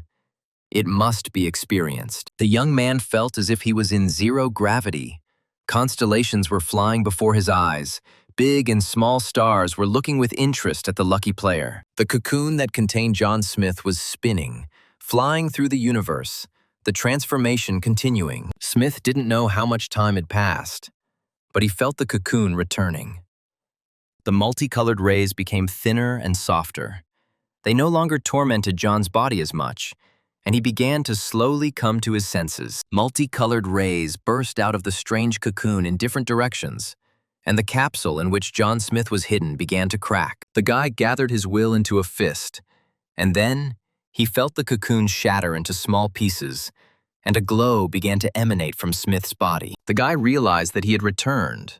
The system informed him that he had received an unknown power. The Doomsday Game was a combination of an unknown force with the Blue Star culture and the game system. A surprised John learned that he had made the transition to the Green Emperor specialty. In order for the specialty to undergo digitalization, the young man had to complete a quest. And only then did the young man realize that the beautiful green pendant was the sign of the Green Emperor. John stared with wide eyes at the small green circle around which a light and a drop of water were dancing merrily. The guy took the green pendant, and in his hands was the same legendary trigram power that Emperor Fuxi possessed. And now, thanks to a painful transformation, John Smith also possessed this power, for which many were willing to give anything. The player's thoughts were interrupted by a message from the system, which congratulated him. He received the power of flame and the power of water. The rest of the powers he will receive gradually. Surprised, John stretched out his hand and thought about the power of fire, and a tongue of flame obediently appeared on his palm. The young man thought about the power of water, and a drop of water appeared on his palm. Smith laughed. These two powers were already awesome, and if he got all the others, the Doomsday Game wouldn't be able to defeat him. The quest was over, and John confidently walked towards the exit of the hall. Before the guy had time to reach the doors, he heard the hall begin to collapse. The floor was cracking, and stones were falling from the ceiling. It seemed like this room was only held together by the Fu-Si trigrams. The game panel asked John if he wanted to leave the quest. The young man confidently pressed the yes key, because he had been in the labyrinth for a long time, and there, in the game, Foolish was waiting for him. At that very moment, John Smith found himself in the room of the mansion where he had left his faithful servant. The young man sighed with relief. He was finally back. The guy picked up the phone and looked at the date. He was horrified by what he saw. It turned out that John Smith had been on the quest for 2 weeks and hadn't even noticed it. The guy remembered about Stupid, who probably hadn't moved from his place for the past 2 weeks.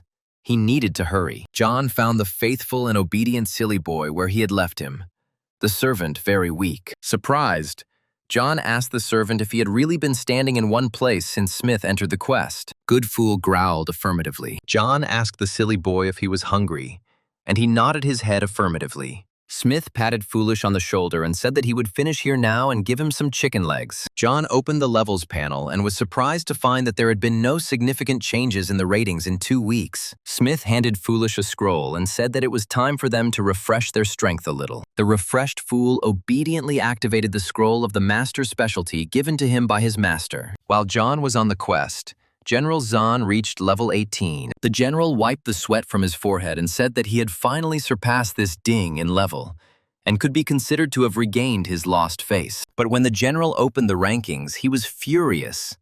Dean was again in first place, jumping from 17th to 20th level. Seeing the updated level rating, the young townswomen happily chirped that their beloved Dean had finally returned. The young player, looking at the rating, fell into despair. He did not know how Foolish could reach level 20 so quickly. Fans all over the world were discussing how in just 1 minute the ranking table had changed so significantly, with the Fool reappearing there. But John Smith and Silly Boy were not worried. They made themselves comfortable on the floor in one of the rooms of the mansion and dined with gusto. John kept one eye on his game panel and the messages from the system. Now she combined his 2 specialties, Commander-in-Chief and Green Emperor. The game told John that he had 50 points of free characteristics, which he needed to distribute as he wished. The player immediately took advantage of the offer, and after distribution, his stats exceeded many bosses. By this time, the game had already finished digitalizing John's new specialty, the Green Emperor. The young man read the description with surprise. The specialty he had received gave John powers he had never seen before. The guy couldn't find the words to describe how cool the opportunities he had received in his new life were. Smith could control one of the powers using a Bagua pendant. With this Jasper pendant, the player could control the power of the flame by expending energy. John looked at the pendant and laughed. He felt an unprecedented sense of strength. He even felt a little awkward that he was now so much stronger than the others. The system informed the player that all of his characteristics had come into balance. The specialty of a mage and a warrior had been combined into one, and he could master an unlimited number of skills. And suddenly John saw that something strange was happening to his silly boy. He was shaking all over and growling in confusion. Suddenly, Foolish jumped up from his seat, began to tear his suit to shreds and growl loudly. To figure out what was going on, John opened the Fool's game panel and reread the characteristics of his new specialty. It turned out that if the owner has enough strength, he can break various barriers and destroy weapons. Smith realized that in order for Foolish to master the specialty he had received, he needed to be trained, and he commanded his servant to try the power of transforming everything that exists. The Fool dropped to his knees, extended his hand, and concentrated. Foolish obviously had enough strength because, obeying his call, everything around began to crackle and rumble. Stones began to fall from the walls of the mansion. The floor slabs began to break off, and stones began to fly from there too. The surprised Fool discovered that the hand he extended was covered in an even layer of stones. John approved of the result. Since the strength of the Fool had reached such a level, this was excellent. The specialty of the ruler greatly increased the strength characteristic. Smith told the system that he wanted to pick up 2 simple trainers, and they were immediately loaded. John received an absolute servant and a multiple breakthrough. Since he already had an absolute servant trainer, his level increases to 2. The young man shrugged. It seems that coaches have their own rules. John Smith and Silly Boy left the mysterious mansion and returned to the city streets. The game has warned Mo City players to be careful. The Mo City Battle Merit meeting has officially ended. The system announced 3 winners. The first place was taken by the player Mo Yu. The second place was taken by a schoolboy. And the third place was taken by a little-known player. John was surprised that the meeting was already over. It seemed like all those winners had been hard at work leveling up while he was in the maze. The Battle Merit meeting determined that each city must have a third of its players reach level 10 before a certain time. Smith told Stupid that he had leveled up and offered to kill a few more zombies with the hammer. The fool struck the ground with his hammer with all his might, and the stones that jumped up began to spin around him and turned him into a stone giant. John and Silly were walking calmly across the square, and a crowd of zombies was rushing towards them. The mutants bared their teeth in anger and stretched out their clawed hands. They thirsted for human blood. John threw the spinning sword of Julie into the approaching crowd of mutants. The blade, gleaming coldly, flew towards the enemies. Many zombies didn't even have time to understand what was happening. The sword, flying at great speed, mowed them down like dry grass. And right behind the sword, the fool, covered in stone armor, rushed with a hammer at the ready. The former guard jumped high into the air and, swinging his hammer, fell upon the confused zombies from above. The mutants looked at the stone giant spellbound as he crushed them with a huge hammer. Almost the entire crowd was now lying on the square amid clouds of dust. The fool walked around the square and finished off the remaining survivors. Some of the unfortunates managed to escape, but John paid no attention to them. The guy sat comfortably right on the pavement and carefully studied the game panel. The young man had a scroll of Fireball Mastery in his hands, and he decided that now he needed to learn how to use this gift. John Smith studied the technique of Fireball Mastery carefully. The guy thought how good it was that he didn't feed it to Julie's ball. He didn't even think that he would try this technique now. The young man concentrated and small fires flared up in each of his hands. John closed his eyes and surrendered completely to the power of the fire. He merged with it. And now the fire was not only on his palms, it engulfed his entire body. John was fire himself. The young man looked at his palms with sparkling eyes. Surprisingly, he could now hold fire with his bare hands. Smith began studying the technique of creating flying fireballs. Concentrating, he created a huge fire cloud with the power of thought, after which the young man tried to direct it in a certain direction. The player didn't succeed right away.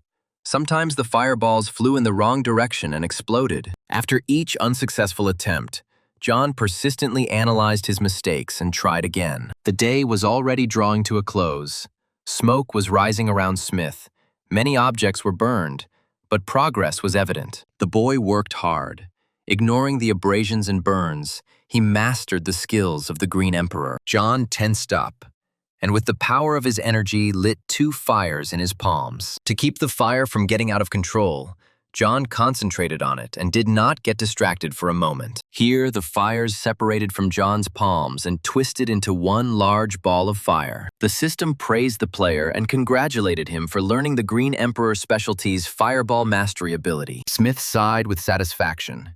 He had finally mastered the art of fire control. Fireballs were a magical skill that allowed one to create fireballs, direct them towards a target, and detonate them. Now, after a few training sessions, John could easily create fireballs and send them in the desired direction. The guy decided to exchange his scroll for a skill, because it was worth it. The young man thought about it. There were still many different scrolls in the store in the capital of Mo, and the stores in other cities were probably the same. He needed to buy some scrolls for a rainy day. Pleased with his work, John called Silly and promised to give him a chicken leg. The Mo City Players Battle Merit meeting has already been completed, and meetings in other cities should also begin soon. There is no guarantee that in other places some of the players will not rise in the rankings. It is necessary to study their real strength.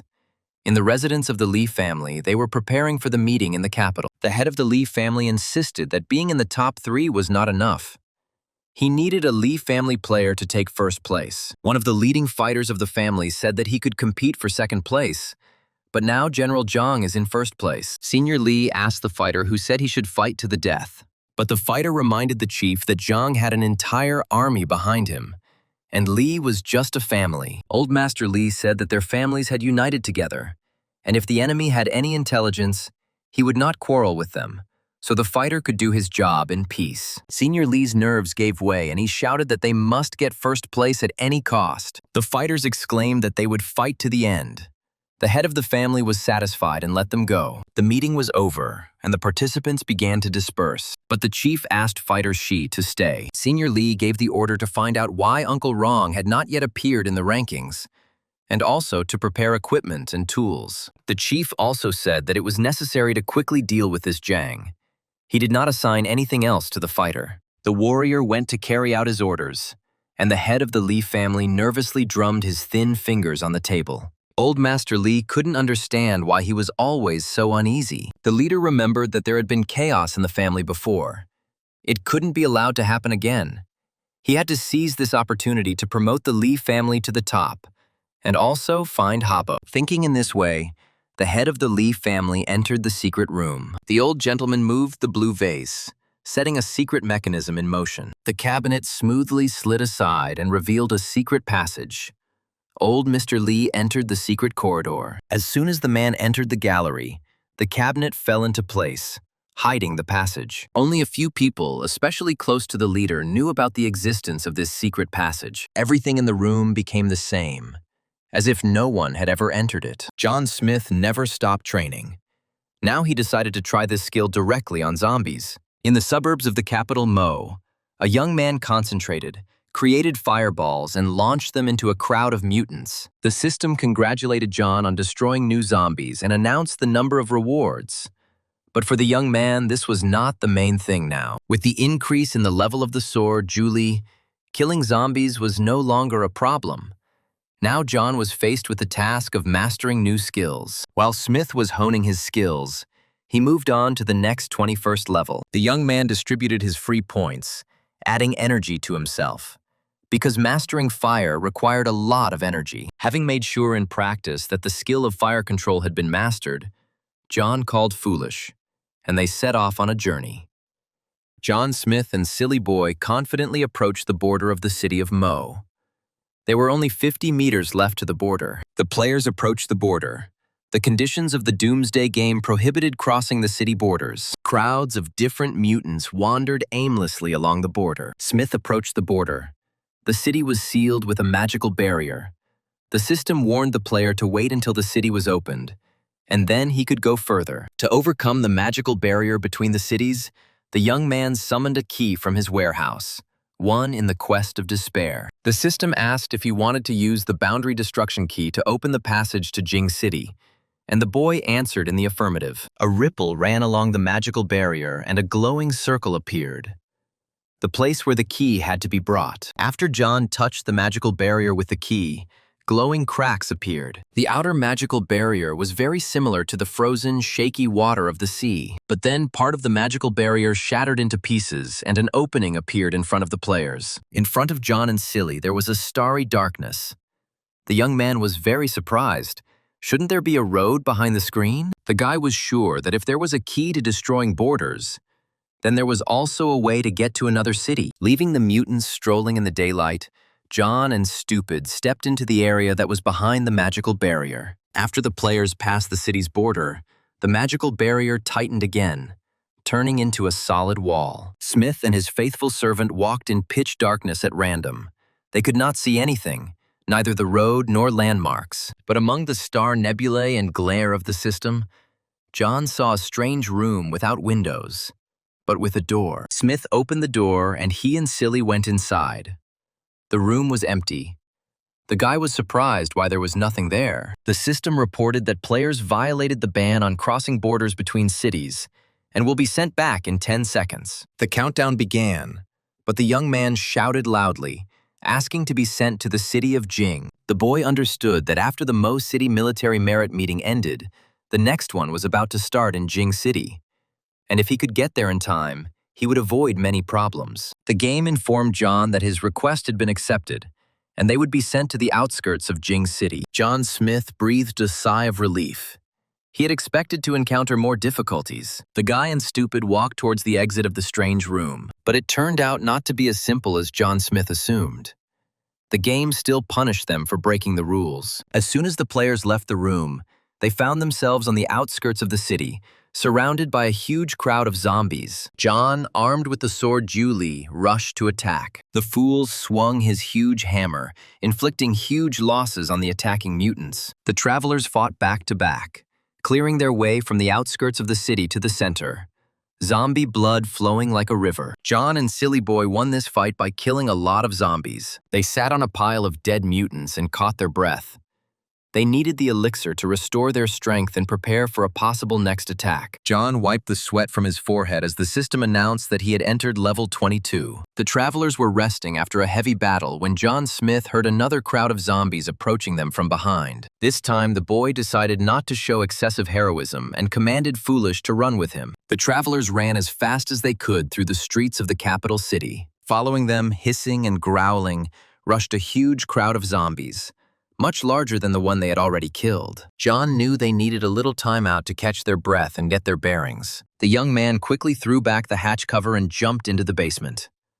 The faithful fool followed his master. The servant carefully closed the hatch cover. A huge number of legs ran along this cover, stepping on it. The fool bravely held the lid, ready to repel the mutant's attack at any moment. John stood next to his faithful and courageous servant. He, too, was ready for battle. Finally, the crowd ran past, and Foolish fell to the floor, exhausted, with a huge bump on his head. John looked at his faithful fool with concern. The young man told him to rest a little. Then they would go on. Smith settled down next to Stupid. He realized that if they were sent to a pack of zombies, they definitely wanted to scare them. It seems that things won't be easy for them in Jing City. The young man opened the panel with his characteristics. After looking at them, he believed in himself more. While Silly was resting, John looked over his new acquisitions after the battle.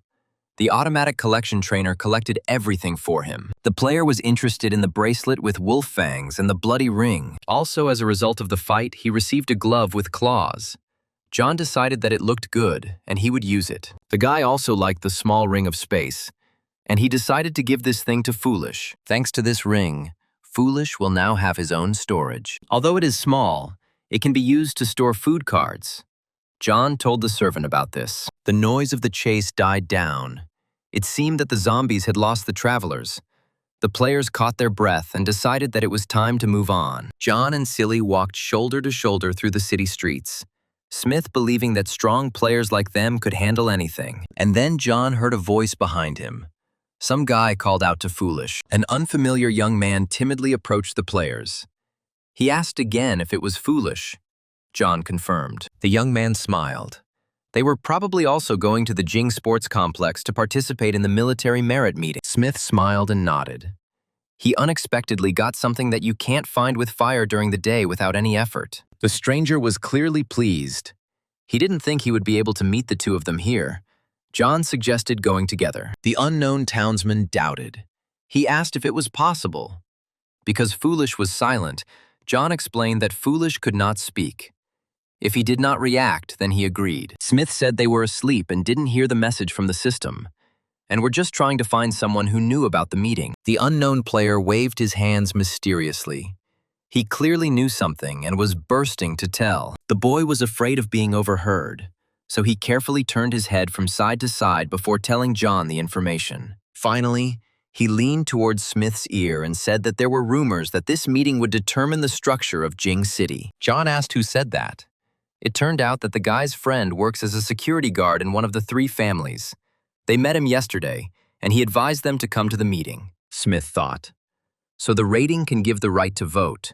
Really, the state, the three families, and the other organizations have achieved peace. The young man remembered that in his previous life, Jing City was the first to stabilize the situation. While in other cities, players were fighting to the death. In the city of Jing, they were already thinking about how best to organize a zombie hunt. And this rating as a way of determining power was formed thanks to the unification of three families and other groups. The time has almost come. It seems that the situation in Jing City is the same as in the previous life. Since this is so, It is not without reason. John replied that a simple security guard could not know secret information. There must be some kind of catch here. Looking at the stranger's confused face, John decided to thank him, because the young man shared useful information with him. Smith pulled out a resource card and offered to buy it from the stranger for 90 coins. The young man literally beamed. He could not believe his happiness. The young man quickly took out the coins, saying that the store now only had cards for 100 coins. The stranger, embarrassed, said that he had 270 coins, and could he have 3 cards? John agreed. The players made a fair exchange. The young man gave John the coins, and he gave him 3 resource cards. And then Smith discovered that they were not alone. Other townspeople were watching their exchange. All those gathered folded their hands in supplication and looked at John Smith with hope. The girl, her eyes wide open, timidly approached John and asked if she could buy a card, or better yet, several. Smith stammered that the guy had answered his question, so he gave him a discount. The townspeople sighed heavily. They also really wanted to buy discount cards. Smith didn't know what to do. He had never had such a huge number of buyers wanting to buy cards. John said that if the guy who helped him agreed, he was ready to give the cards to everyone gathered for 95 coins. The eyes of all those gathered turned to the friendly stranger, who sheepishly told John that he agreed to his conditions. Smith called the cards from the storage room and placed them in a large basket. The young man said that he would sell cards for 95 coins apiece within an hour, and the number of cards was unlimited. The happy townspeople lined up to see John, and the stranger looked on and thought what a kind guy he had met. And Smith thought that in Mo City, he did not receive a badge of honor due to a lack of coins.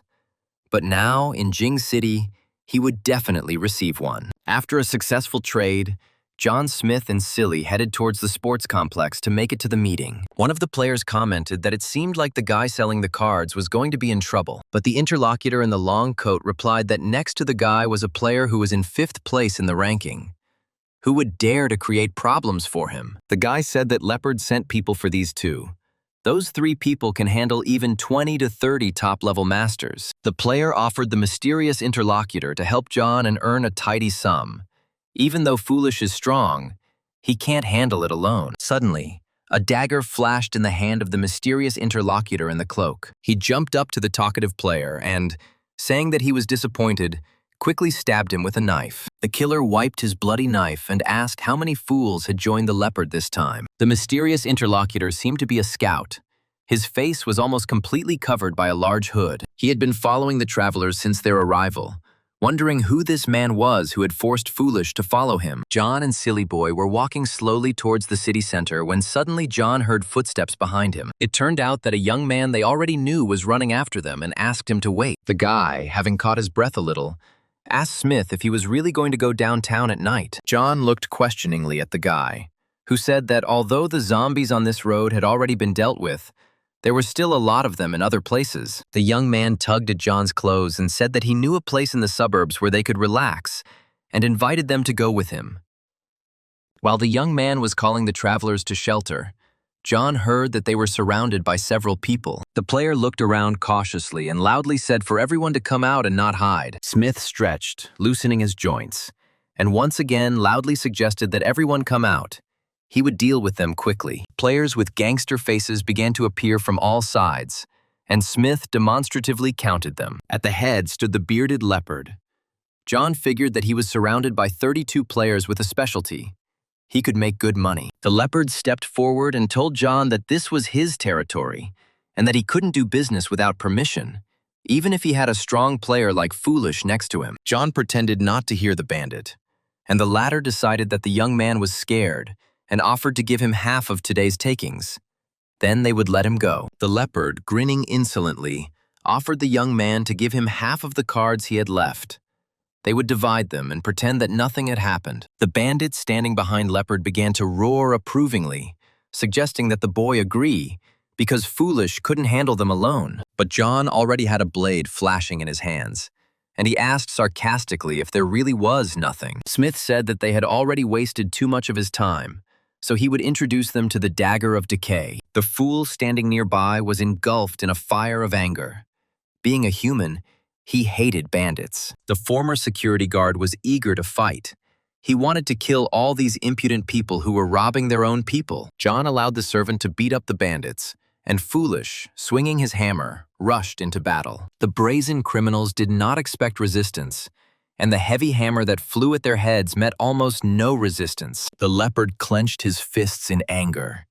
He thought that these aliens had become completely insolent. The bearded man commanded the fighters to attack the players, but not to kill them, but to maim them. He wanted them to know what real pain was. John smirked. Even though the bandits were in the top 10 players with a specialization and could stand up to zombies. But today, they stumbled upon him and will bitterly regret their prank. Smith entered the battle calmly, wielding a dagger that, while inflicting wounds, did not kill immediately but caused terrible pain. John's new acquaintance stood in the middle of this carnage and shook. He was definitely not a fighter. Smith concentrated, and a water ball began to spin above his palm. With each passing second, the water ball became larger and larger, and so John directed the water mass at the crowd of bandits. The leopard and his chief assistant looked in horror at the wall of water approaching them. Smith smiled and clenched his fist around the water balloon, crushing it. At the same moment, a wall of water fell upon the confused bandits. The bearded man was squirming. He didn't know what to say.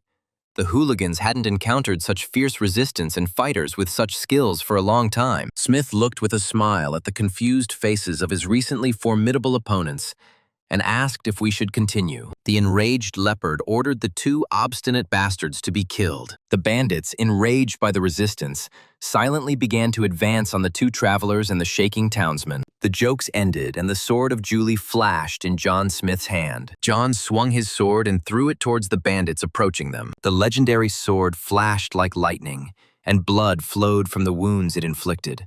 And the bandits fell without even understanding what had happened. The sword returned to its owner's hand.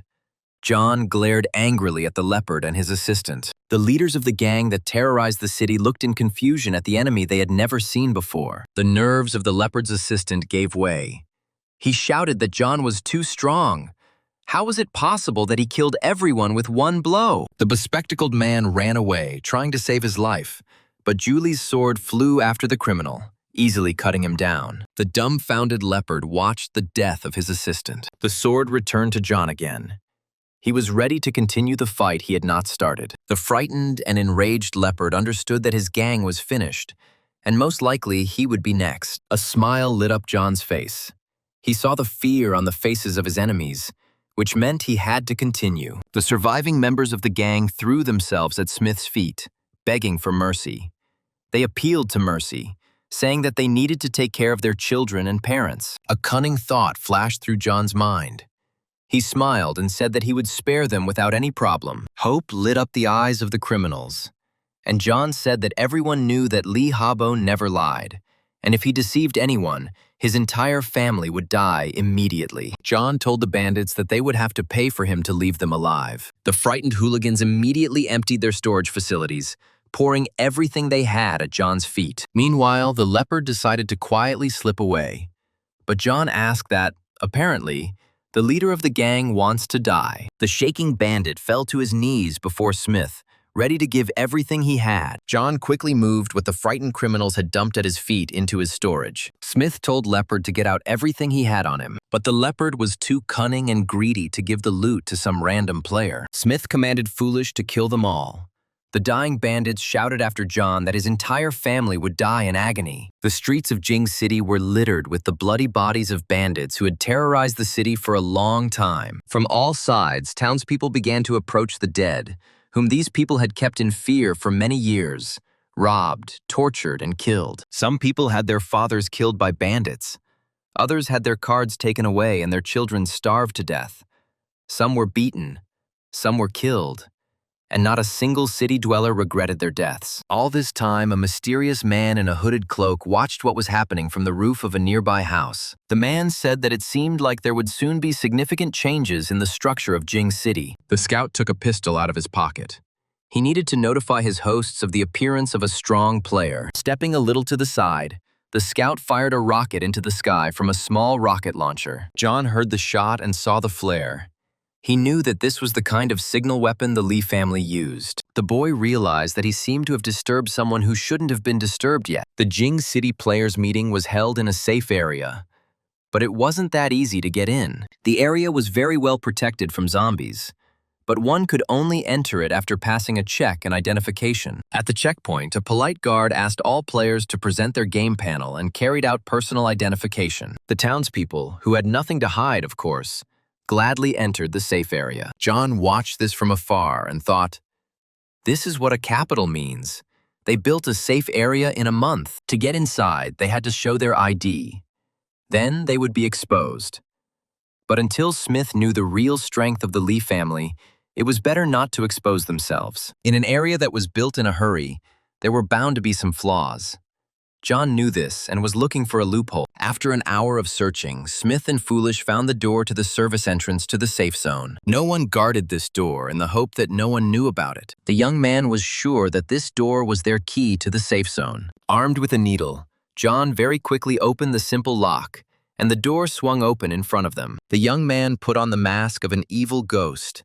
He gave the same to Foolish. Now they were incognito. Trying not to attract any attention to themselves, John and Silly quietly entered the safe zone. Just in case, the travelers slammed the door behind them so that whoever knew about it would not suspect anything was wrong. John told Silly to carefully find the map of the city of Zing. Soon, John Smith's servant returned, holding a map of the city. The military merit meeting will be held in the sports complex, which means that the travelers had to go there. Covered with masks, the players slowly headed towards their target. The main topic of discussion among the townspeople, of course, was who would top the rankings of the city of Jing. Most were sure that it would certainly be Jiang, the pride of their city, who had already been awarded the title of general. As John approached the sports complex, he heard someone say that General Jiang had not been feeling well lately. This information explained a lot to Smith, which is why in his past life, during the military merit meeting, he was only given 3rd place. But the general's fans were confident in him. They said that these were all rumors, spread by those who collect bets. Many townspeople placed their bets on General Jiang. They were confident in their idol. John approached a group of fans and politely asked where they could place a bet and who was accepting them. One of the guys told Smith that he could place his bet in that red building right in front of the sports complex. It was a gambling house, opened by 3 families, but perhaps not only them. Smith thanked the guys and waved goodbye. John and Silly quickly moved towards the gambling house. There was very little time left before the meeting. The large, beautiful building of the gambling house sparkled with glass and concrete. People were coming in and out of it. The townspeople were placing bets. John smiled. There were still 3 hours before the meeting started, and he would have time to make his bet. There was a long line at the cash desks that accepted bets on top players, and John and Silly stood at the end. The huge fool attracted everyone's attention. The fans' eyes were fixed on him. The townspeople whispered, pointing at Glopish. Everyone was sure that he was some famous player. Finally, the traveler's turn came, and the polite operator asked who he would like to bet on. Smith asked what the odds were for General Jiang to win. The cameraman looked at the recordings and said that the odds on Jiang taking 1st place were 1-2. John understood that the more people believed in Jiang's victory, the greater the winnings he could receive. To the cameraman's surprise, Smith revealed that he thought Jiang would only finish 3rd. The guy said he was betting on General Jiang to come in 3rd. The operator couldn't believe it. He asked again if he had understood the young man correctly, that he was betting on General Jiang taking 3rd place. John confirmed that it was correct. 20,000 coins on General Jiang taking 3rd place today. One of the fans estimated that if Jiang really did take 3rd place, the guy would win about 60,000 coins. But most of the people in the room thought that Jiang was so cool that this guy would definitely lose all his money. Next in line was Foolish, who also bet 20,000 coins on Jiang taking 3rd place. The operator was very confused. He stuttered and asked again if they were sure about their bet, because it was 40,000 coins. But John cut the operator off, saying that he had enough of the whining and needed to start taking bets. The young man reminded that a meeting on military merits would soon begin. The operator needed to hurry. Foolish leaned threateningly towards the operator. With trembling hands, the operator handed out the players their betting tickets. At this time, the sports complex had already begun to fill up with people. There were participants and fans. John and Silly Boy hurried to join the participants. The system warned the players that they had come to the Jing City Military Merit Meeting Place. The entrance fee was 10 coins. The entrances for spectators and participants were different. After some thought, John decided that he and Silly would use the members' entrance. The system determined that both John and Foolish met the requirement of being at least level 10 and could take part in the Battle Merit meeting. Smith and Silly went to the stands. John wondered where they could sit best so as not to be an eyesore, but at the same time to see everything. John Smith knew many of those present at this meeting from his past life, but no one recognized him under the mask. Here, the public's and young townswomen's favorite, the formidable General Jiang, was warming up before the fights. The system notified everyone that the time in Jing City was 14 hours, 0 minutes. The Jing City Military Merit Meeting was officially opened. The game introduced those gathered to the rules of the Military Merit Meeting. The competition is divided into 2 stages, the initial and final. At the initial stage, 32 players will be determined who will advance to the final stage. There are 32 arenas on the site. A participant can either attack or defend. The duration of the fight is 5 minutes, after which the attacker loses. The loser is eliminated from the competition. The defender must hold out for an hour, after which the arena is blocked, and the player moves on to the final. If there is no participant on the platform who meets the requirements, then the last player on the platform moves on to the final. During the competition, the player controls his own condition. If he wants to admit defeat, he must press the button and leave the competition. All arenas are made of special material, so players do not need to worry about safety. And now everyone who wants to can go to the site. John watched what was happening and thought that this was going to be some kind of mess. The players ran as fast as they could onto the court, trying to take over the arenas. The system reminded John that he had to get to the court within 5 minutes. Otherwise, he would be disqualified. John and Silly were forced to join the participants in order not to be eliminated from the competition. The stands were completely filled with fans, and the townspeople watched the beginning of the competition with bated breath. 32 arenas were ready to host players ready to fight each other for the title of the best and the strongest. The trainer system told John that during the competition he could gain the status of an attacker through the control panel. The system warned that if he did not enter the arena, he would not be able to strike, and if he attacked later, he would move to the audience. The competition began, and John had to choose between an attacker or a defender. In front of Smith on the game panel, there was a diagram of the arenas. Only 2 buttons were glowing red. The system explained that during the arena battle, the button would be red. The rest of the time, the button would be white. John was interested in who had managed to occupy these very arenas. One of them was literally red for a few seconds and then turned white again. General Jiang stood at the nearest arena, and it seemed like he was the only one who managed to get into the arena first. The opponents of the famous Jiang hesitated. Everyone was sure that they simply had no chance. Among the players, John recognized Shi, one of the leading fighters of the Li family, who taught techniques to the kids for free so that they could stand up for themselves. John knew this fighter very well in his past life. He was one of the 3 war gods of the Li family. Smith never thought he would see Shi here, but John was lucky. General Jiang finally had an opponent. The muscular player cursed that no one dared to go against the general. The strongman jumped into the arena and told Jiang that he would be his first opponent. The fans started making noise. The fight had finally begun. Some were shouting at the general to kill the impudent guy. Others that everyone was a coward and no one could stand up to Jiang. Only a few seconds passed, and the general managed to wound his impudent opponent. The boy lowered his sword and said that it was an honor for him to take a blow from General Jiang. General Jiang's fans chanted that he was cool. Fans watched the action through game panels. The squares representing the arenas periodically lit up red and then went out. Mysterious figures in long cloaks and hoods walked back and forth around the competition venue. John recognized these mysterious figures. It was a group of death gods of the Li family. But what were they doing here? Smith quickly covered the Mo City Defender's badge on his suit with his hand. John's attention was drawn to the 18th arena, where 2 fighters stood opposite each other. The defender was the special fighter Xin Bao. The one who attacked him was one of the Li family's war gods, whose name was Li 76-4. And in the group of war gods, this guy was ranked 76th. Smith noticed that Li's equipment 76-4 was much better than Xin Bao's. Apparently, Li had already taken a lot of things from the other participants. The fight began. Xin Bao dealt a strong blow to the boy from the Li family, trying to throw him out of the arena. The guy flew a considerable distance, but still remained in the arena. John knew that Xin Bao would lose, even though he was playing by all the rules. But Li, 76-4, was playing black. The Li family fighter wiped his slapped face, and a treacherous blade flashed behind him. In violation of all the rules, the guy decided to kill the enemy, because the leader of Li said that they must achieve victory by any means. The young man struck Xin Bao and, taking advantage of the fact that he had bent over and exposed his body, slashed the enemy with a knife. Li's knife 76-4 entered the enemy's body in the liver area. Blood was dripping from the bloody blade, and the wounded Bao kicked the guy in the chest. Fighter Li was thrown back a considerable distance, but was able to stop again. The guy knew that his opponent was wounded, so he boldly rushed into the attack. Xin Bao was not mortally wounded, and he never expected the young man to attack again. When the young player approached within striking distance, the experienced Bao struck him.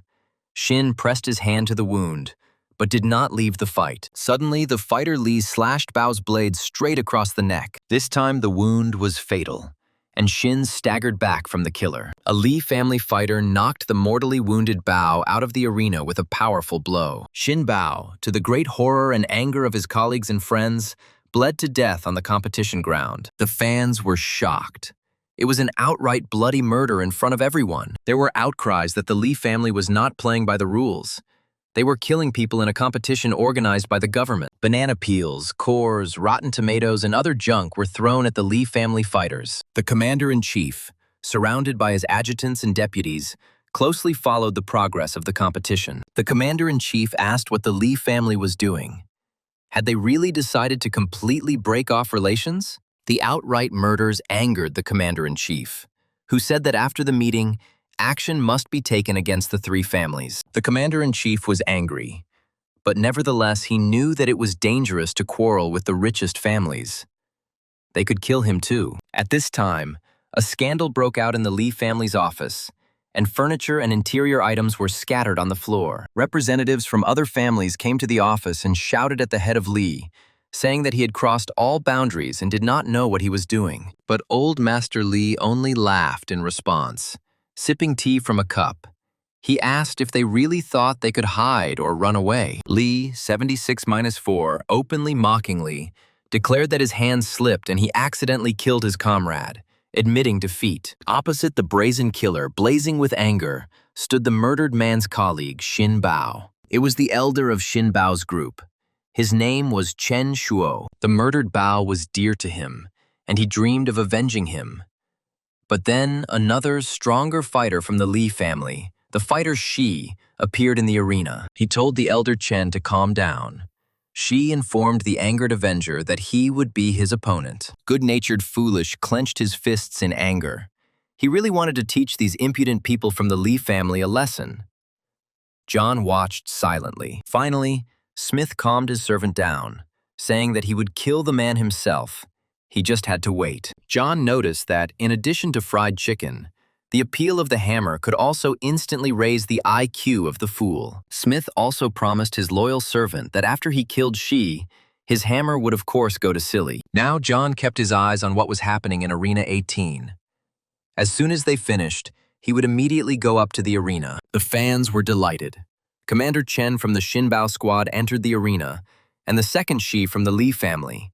He is also very strong. Smith was amused by the fans' behavior. These spectators switch their attention so quickly and forget about everything else. The Li family fighter looked very formidable.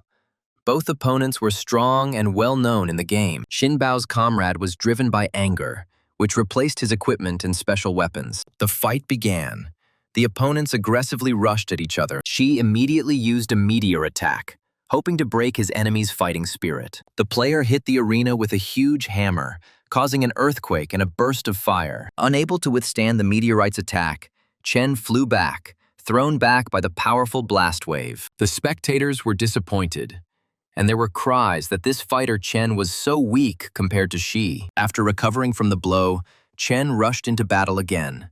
Shi knew that he must not lose, so he activated the war demon body. Bao's comrade rushed at Shi, hoping to wound him with his sword, or better yet, kill him and avenge his friend. The war demon's talent awakened an unprecedented bloodthirstiness in Shi. He swung his hammer, trying to kill the enemy. Chen knew he couldn't get hit by the hammer, but his strong point was his sword. After somersaulting in the air, Senior Chen delivered several sword strikes to Shi's body. But the Li family fighter was not asleep either. He missed several times, but once he still hit his enemy. Chen was shocked. He struck several blows with his strong sword, but there was not a single scratch on Shi. The talent of the war demon body protected Shi from injury, but the longer Shi remained in this state, the more bloodthirsty he became. Taking advantage of the momentary pause, Shi delivered a crushing blow with his hammer to his opponent. Chen dropped his sword and fell, blood gushing from the fighter's numerous wounds. The hammer blow was so terrible that those watching the fight thought that Chen would die immediately. The player flipped over several times in the air, spraying his own blood. Chen lay helplessly on the ground, in death throes, with a pool of his blood spreading around him. Shi took the enemy's sword and swung his hammer. Another second, and he would flatten the wounded man, finishing him off. Commander Chenya shouted at the top of his lungs that enough was enough. He didn't want to lose another valuable fighter. The commander ordered Chen to surrender immediately. This was the only way to protect him from death at the hands of a Li family fighter. Obeying the commander's order, Chen said in a weak voice that he surrendered. The system recorded the player's message, but it was unlikely to save him. A weak stream of blood flowed from Chen's mouth. Several people had gathered around the arena of 18, some helping the wounded Chen, and some supporting the Li family fighter. Shi casually threw Chen's sword out of the arena and asked if there were any others who weren't afraid to come up to his arena and avenge the idiot Bao. John Smith waited for his moment. He pressed button 18, signaling the system that he wanted to fight Shi. To the astonished murmurs of the spectators, John Smith entered the arena. Shi, drunk with blood, looked at him in confusion. The fans were puzzled. Did this guy really decide to fight Shi himself? Perhaps he was tired of living or decided to show off. Someone present remembered that this was the guy who had bet 20,000 coins that Zan would come in third. John intended to kill Shi because he was one of the main protectors of the Li family and their loyal and strong slave who could kill anyone the head pointed at. Shi mockingly said that he would have to break all the guy's bones to stop him from showing off. To the Li family's war god's surprise, his opponent remained silent and looked at him with hatred through the mask's eyes. Fighter Li was surprised that he couldn't read the information about him. Maybe this was the mysterious leader player. First, John activated the evil ghost mask's intimidation talent, and the shadow of the devil looked at the stunned Shi. The Li family fighter began to realize that he was possibly facing a very dangerous opponent, as he was acting too confidently. John knew that the main thing was to break the fighting spirit of the god of war. But Shi understood this too, because he was a very experienced fighter. Chief Li would not forgive Shi if he lost to this young man, so he had nowhere to retreat any further. He could not lose. The Li family's war. God gritted his teeth and rallied, commanding himself to fight. Shi summoned up maximum aggression, clutched his bloody hammer and rushed at John. Smith prepared the sword Ju Li for battle and calmly waited for his opponent.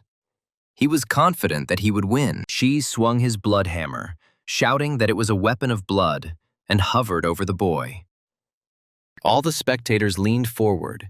Everyone was sure that now Shi would flatten the daredevil, and in his place there would be only a bloody mess. But to the great surprise of the fans, the young man easily stopped the huge hammer with his sword. Smith swung his blade and knocked the huge hammer out of Shi's hands. Everyone froze. The bloody hammer flew to the side. The young man was unharmed. Shi watched in shock as the weapon that no fighter could resist flew off to the side like a piece of wood. Humiliated and enraged, Shi clenched his fists and, screaming, "Die!" rushed at his enemy. But Shi was unable to strike with his huge fist. John slashed at him 3 times with his sword, cutting the famous fighter into 4 pieces. Shi was still standing in the arena, but his entire body was covered in blood. The fighter was killed, and the Li family had one less war god. The hall literally exploded. No one expected this. The famous fighter of the Li family one of the gods of war, lay in the arena in a pool of blood. Shouts came from the stands that it was impossible. How could the guy kill such a strong opponent in a second? Some of those who constantly followed the game ratings realized that most likely the leader of the game, nicknamed Dean, was in the arena. The Lee family supporters were especially furious, as they had just now lost one of their best fighters. John removed his mask, and his main characteristics became visible to everyone. The guesses turned out to be correct. It really was a player with the nickname Dean. The young man loudly declared that his name was Dean, which meant vengeful. The guy looked at the players' reactions and thought that since he had defeated Shi, they would have guessed who he was anyway. It would be better to say it himself. John Smith looked around with a sullen gaze and loudly asked if the Lee family was ready for revenge. The commander-in-chief watched John's fight and his subsequent statements with interest. The soldier thoughtfully repeated the young man's name. It seemed he had found a comrade in the fight against the three families. The players discussed Ding's statement that he was going to take revenge on the Lee family, and some of the men who were going to join them changed their minds. One of the girls even said that Dean was now her god and asked him to help her, to give her more equipment today. At the Lee family residence, they were also discussing the latest events and Ding's statements about his intention to take revenge on the family. Young Anne was literally on a rampage, kicking and breaking furniture in Lee's office. Anne asked Chief Lee, "This is the surprise he spoke of. The surprise is really good." Anne was indignant. First, Lee had brought the wrath of the government upon them, and now this Ding. And yet they had discussed options on how to win him over to their side. The head of the Yoon family added that indeed, now the head of the Lee family had forced Ding to become their common enemy. Senior Lee tried to calm everyone down, convincing them not to worry.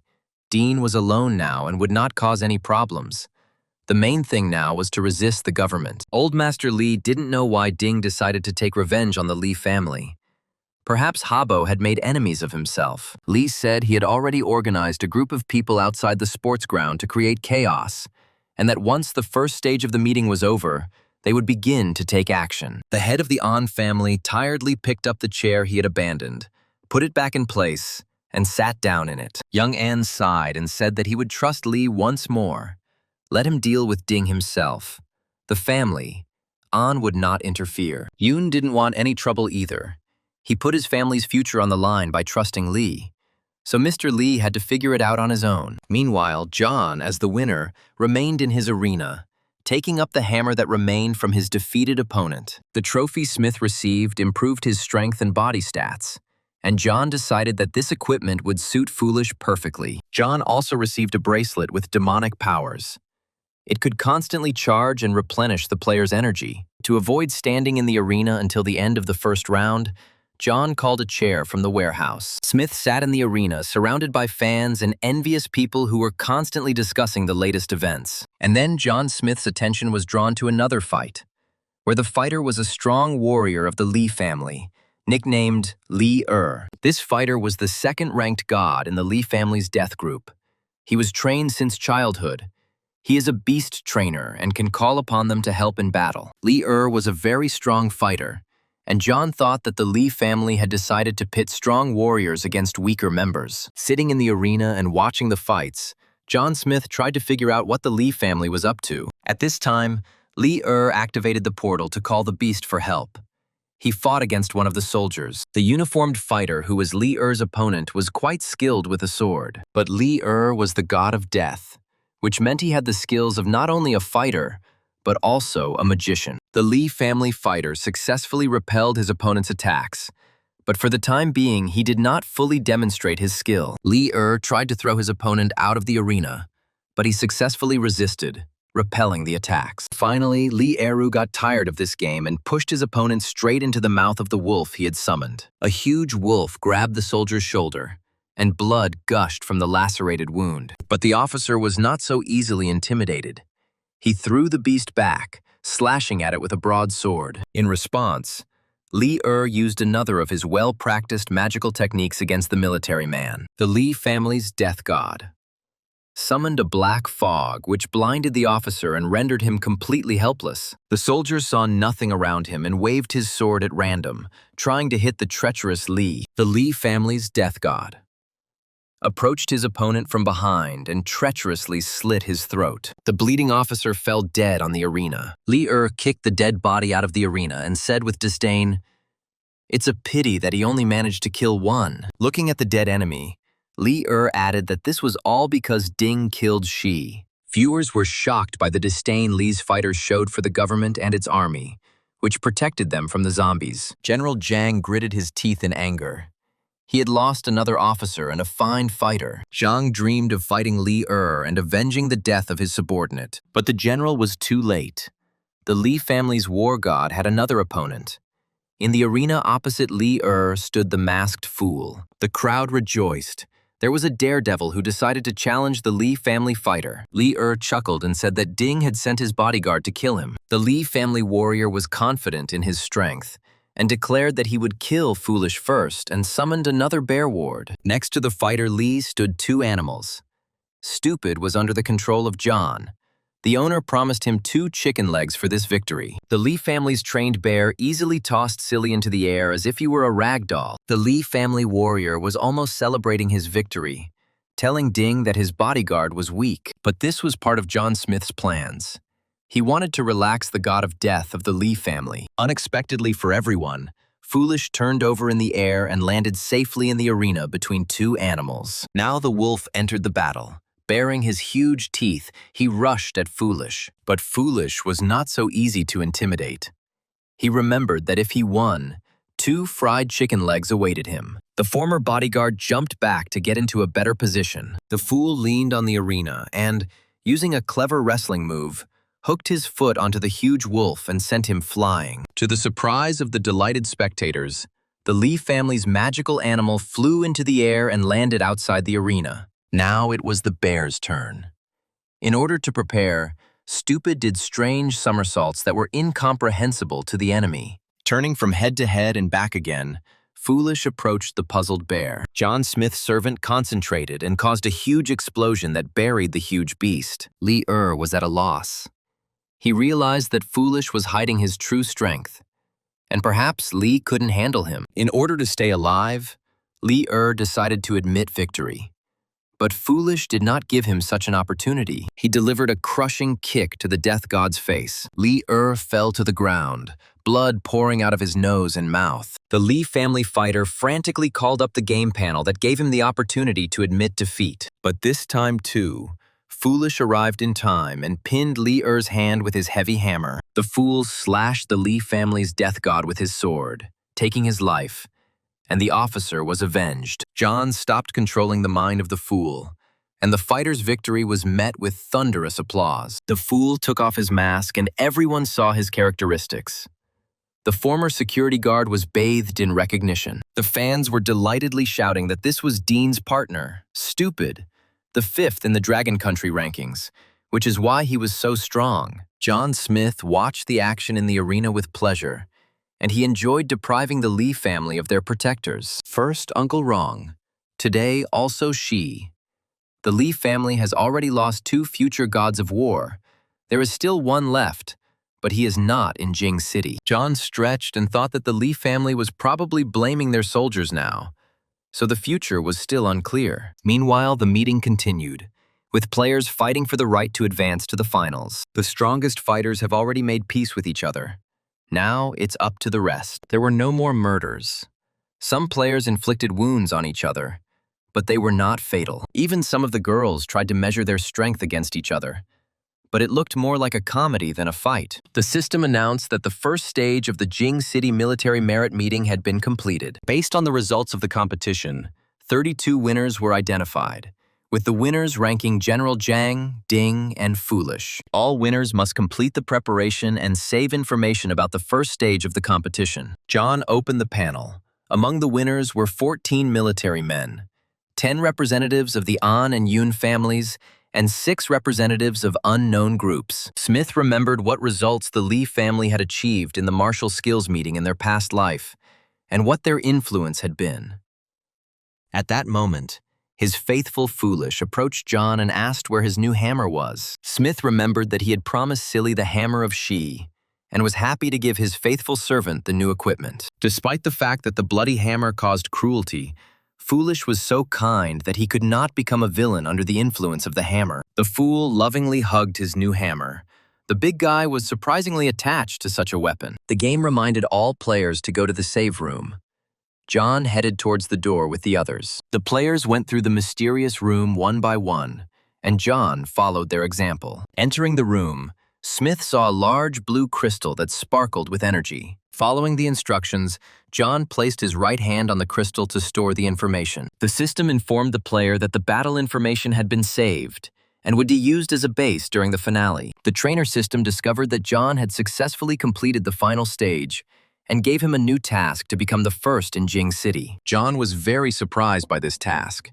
He had no desire to become first, but the coach's system thought otherwise. The trainer system made John laugh by telling him that the difficulty of this task was very low, so the reward would be small. As John walked out of the registration room, he was greatly surprised to see General Zhang waiting for him. The general greeted and introduced himself to John, but Smith said he didn't have to introduce himself. The young man said that he knew much more about him than he could imagine, and if he needed anything, he should speak directly. The general had two things to do with the player.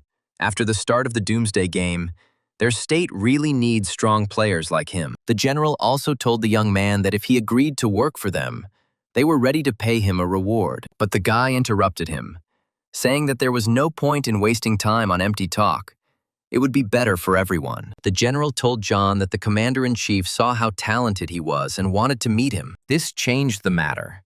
It turned out that the commander-in-chief himself wanted to meet with the young man. Leaning toward John, the general said in a low voice that they would like to cooperate with John in the fight against the three families. The offer was tempting, and John went with General Zhang. They walked through the corridors of the sports complex, the general looking for a quiet place to talk with John. Finally, the young man told the general that it was possible to cooperate in the fight against the three families.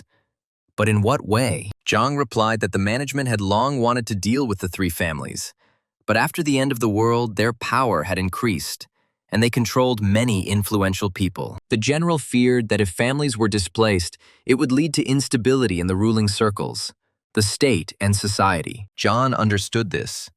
The general said that many members of the government had turned into zombies.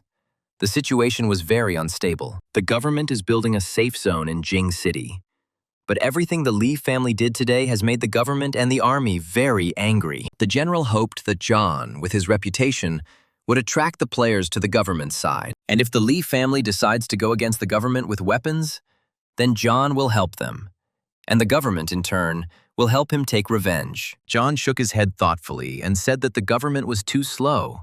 General Zhang was disappointed. The young man saw the general's sincere intentions and said that he would give the government a quarter of the time it would take them to deal with the Li family. In addition, John asked to know what reward he would have if their losses were reduced to a minimum.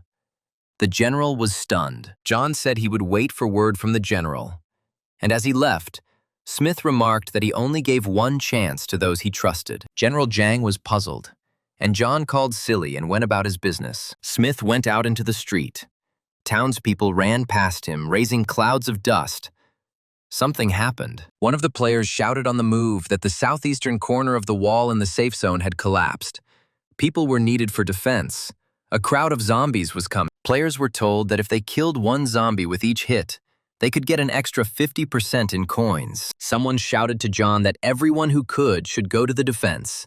This was a great opportunity to earn coins. To find out what was going on, Smith caught one of the runners, stood him in front of him, and asked what happened. The guy tried to snap back, telling him to go and find out everything himself. But John shook the guy up and advised him to tell everything quickly and honestly. The guy pleaded. He said that although he was a fan of Dean, it was a secret matter. At this time, General Zhang appeared nearby and demanded to speak. He was also interested in listening. The guy stood up straight and reported that after the meeting, the management informed them that they needed to stop the head of the Li family. There were many people crowded in the sports ground. The soldiers could not break through the crowd, and Chief Li left. As they were about to catch up with him, they were informed that the section of the wall that the Li family was responsible for building had been destroyed. Immediately after this, a crowd of zombies appeared in the area, so the soldiers must gather people to defend against the zombies. Smith listened and understood that what was happening was entirely in the spirit of the head of Lee. John understood why the Lee family provoked the military so much during the competitions. John decided to join the conversation and, turning to General Zhang, said that most likely the entire Lee family had fled. Now it was necessary to ensure the security of the zone and sort out the situation, and then deal with Lee. The general didn't quite understand John's statement, but the boy said that now was not the time to go into details. The young man advised the general to gather people and check on the head of the Lee family. Perhaps a big surprise awaits him. But Zhang objected, saying that it was not a good time to go looking for the Lee family, and asked John to wait for a message from him. The general gave the order to pursue Chief Lee, and his officers rushed forward in unison. Smith had other plans and turned back. Calling Foolish over, the boy suggested not to miss the opportunity to earn coins. At this time, on the city streets, they were discussing the new star, the player Dean, saying that his suit gave off an aura of death. One of the spectators said that he thought it would be a regular fight, but then it turned out like this. You definitely need to go to the final competition. But not all townspeople believed the stories about a player named Dean. Some insisted that the spectators were making them up. At this time, John and Foolish appeared behind the backs of their rivals, and the frightened townspeople scattered in all directions. People were afraid that John would take out his glowing sword and kill them. Someone was shouting at them not to even think about staring at Dean. If he saw them, he would rip everyone's heads off. John didn't expect such a reaction. Smith walked calmly through the city, humming a song under his breath, while the townspeople stood along the road, shaking with fear. John walked through the city and thought that the fans in Jing City were quite strange.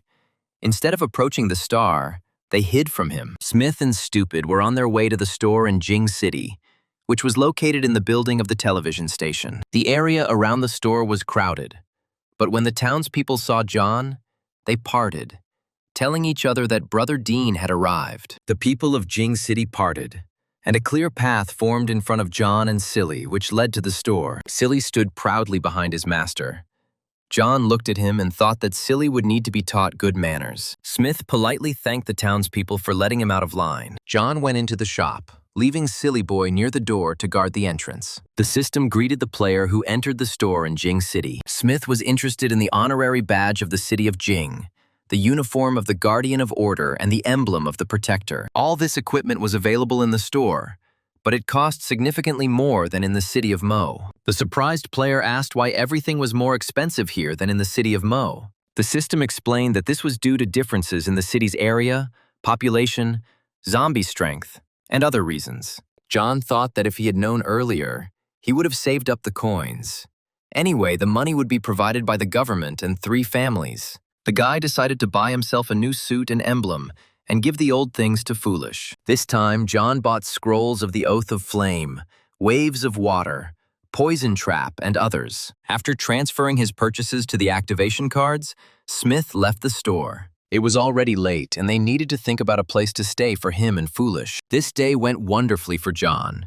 He stretched quite a bit. It was time to go to bed. And then the young man discovered with surprise that it was already late evening.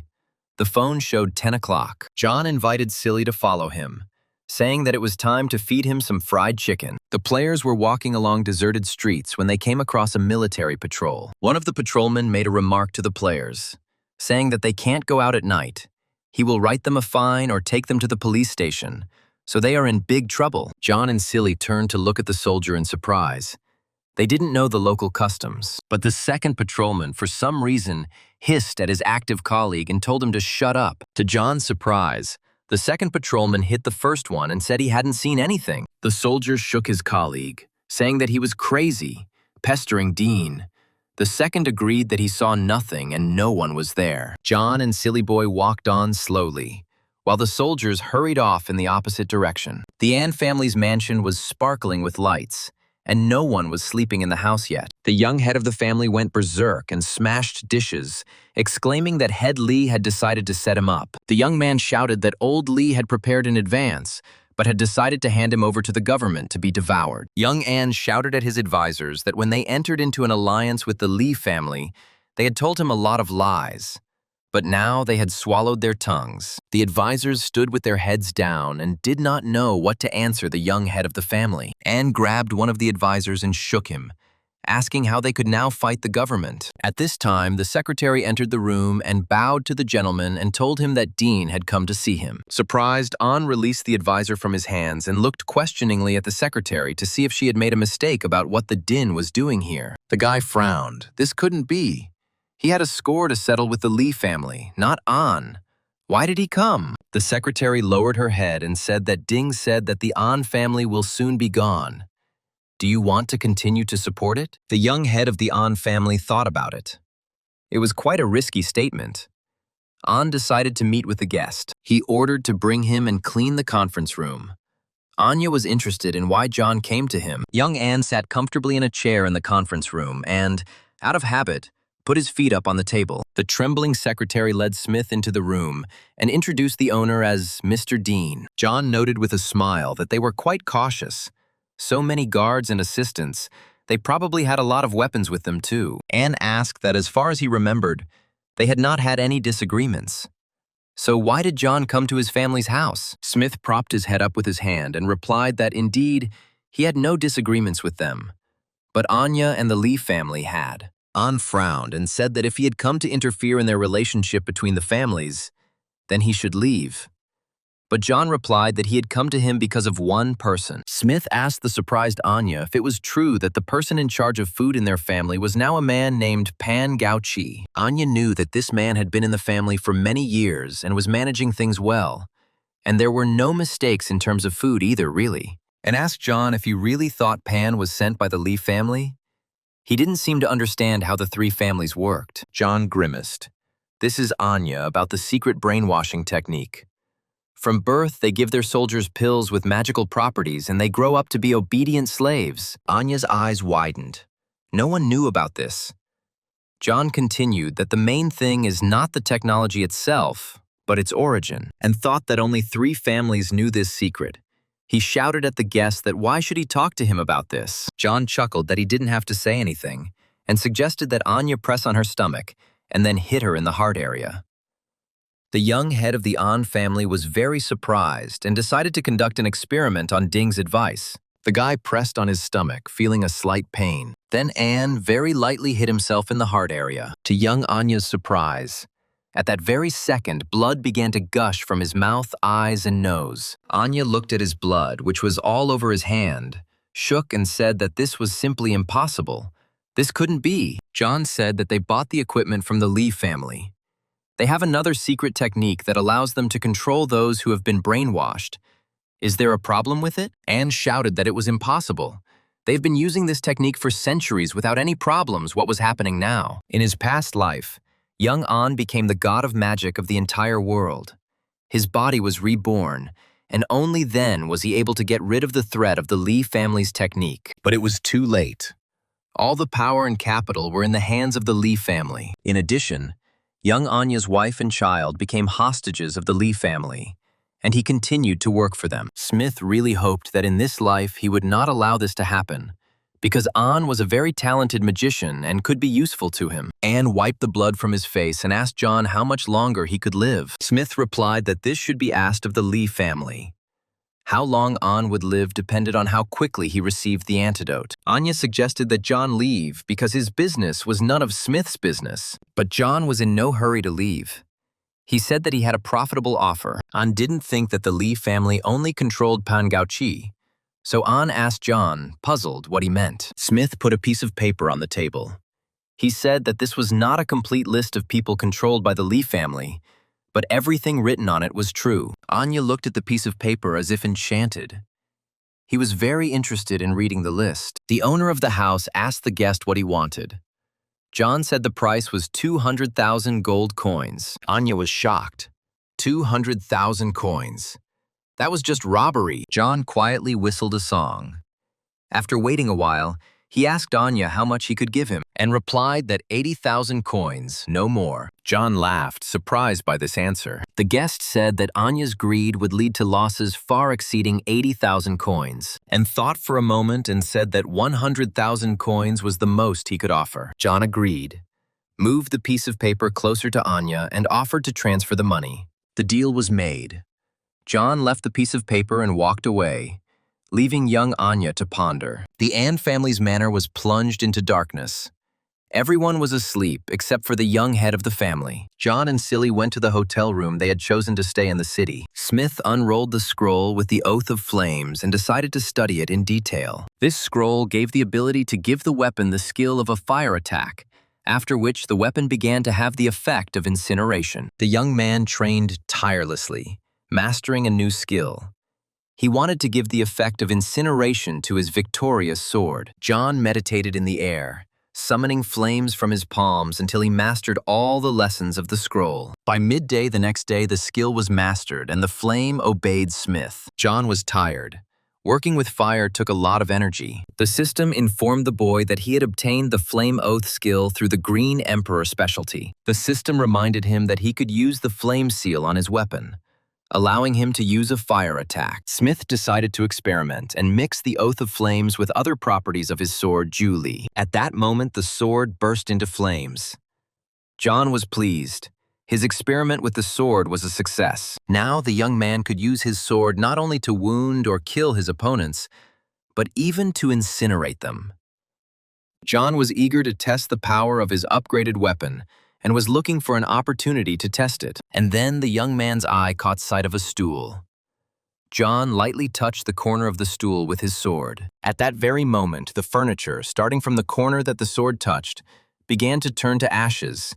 John admired the new power. The young man called foolish and said that it was time for them to take part in the final of the competition. Spectators gathering for the final discussed whether the player Ding would be in the final.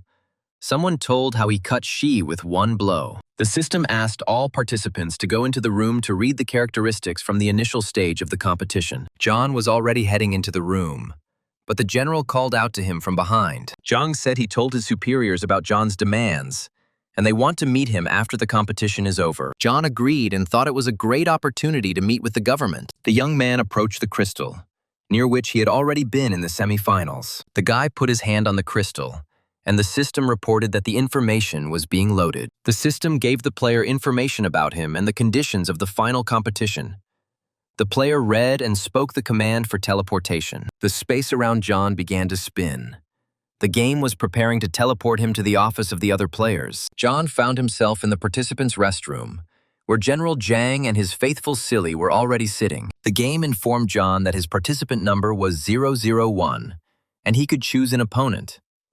Smith looked at the list of participants and selected opponent number 13. John Smith clicked on the card where the arenas were marked to find himself on the battlefield. The space around John began to spin again, the system preparing to teleport him to the arena. John and his opponent found themselves in the battle arena at almost the same time, and they had to fight first. With the help of the Eye of Understanding, John learned that his rival had laced the knife with poison and intended to poison Smith. John snatched the knife from the vile fighter and made a small cut on the poisoner's face. To avoid death, John's opponent very quickly admitted defeat and rushed for the antidote. The system congratulated John Smith on his victory and reported the number of points he had earned. The fans in the stands argued among themselves about who was louder or who shouted greetings to Dean longer. One of the weird fans said that he used up all his lung air sacs when he screamed, and now all the girls are making eyes at him. Having defeated his opponent, John froze in his arena. Smith had nothing special to do and could not leave the arena,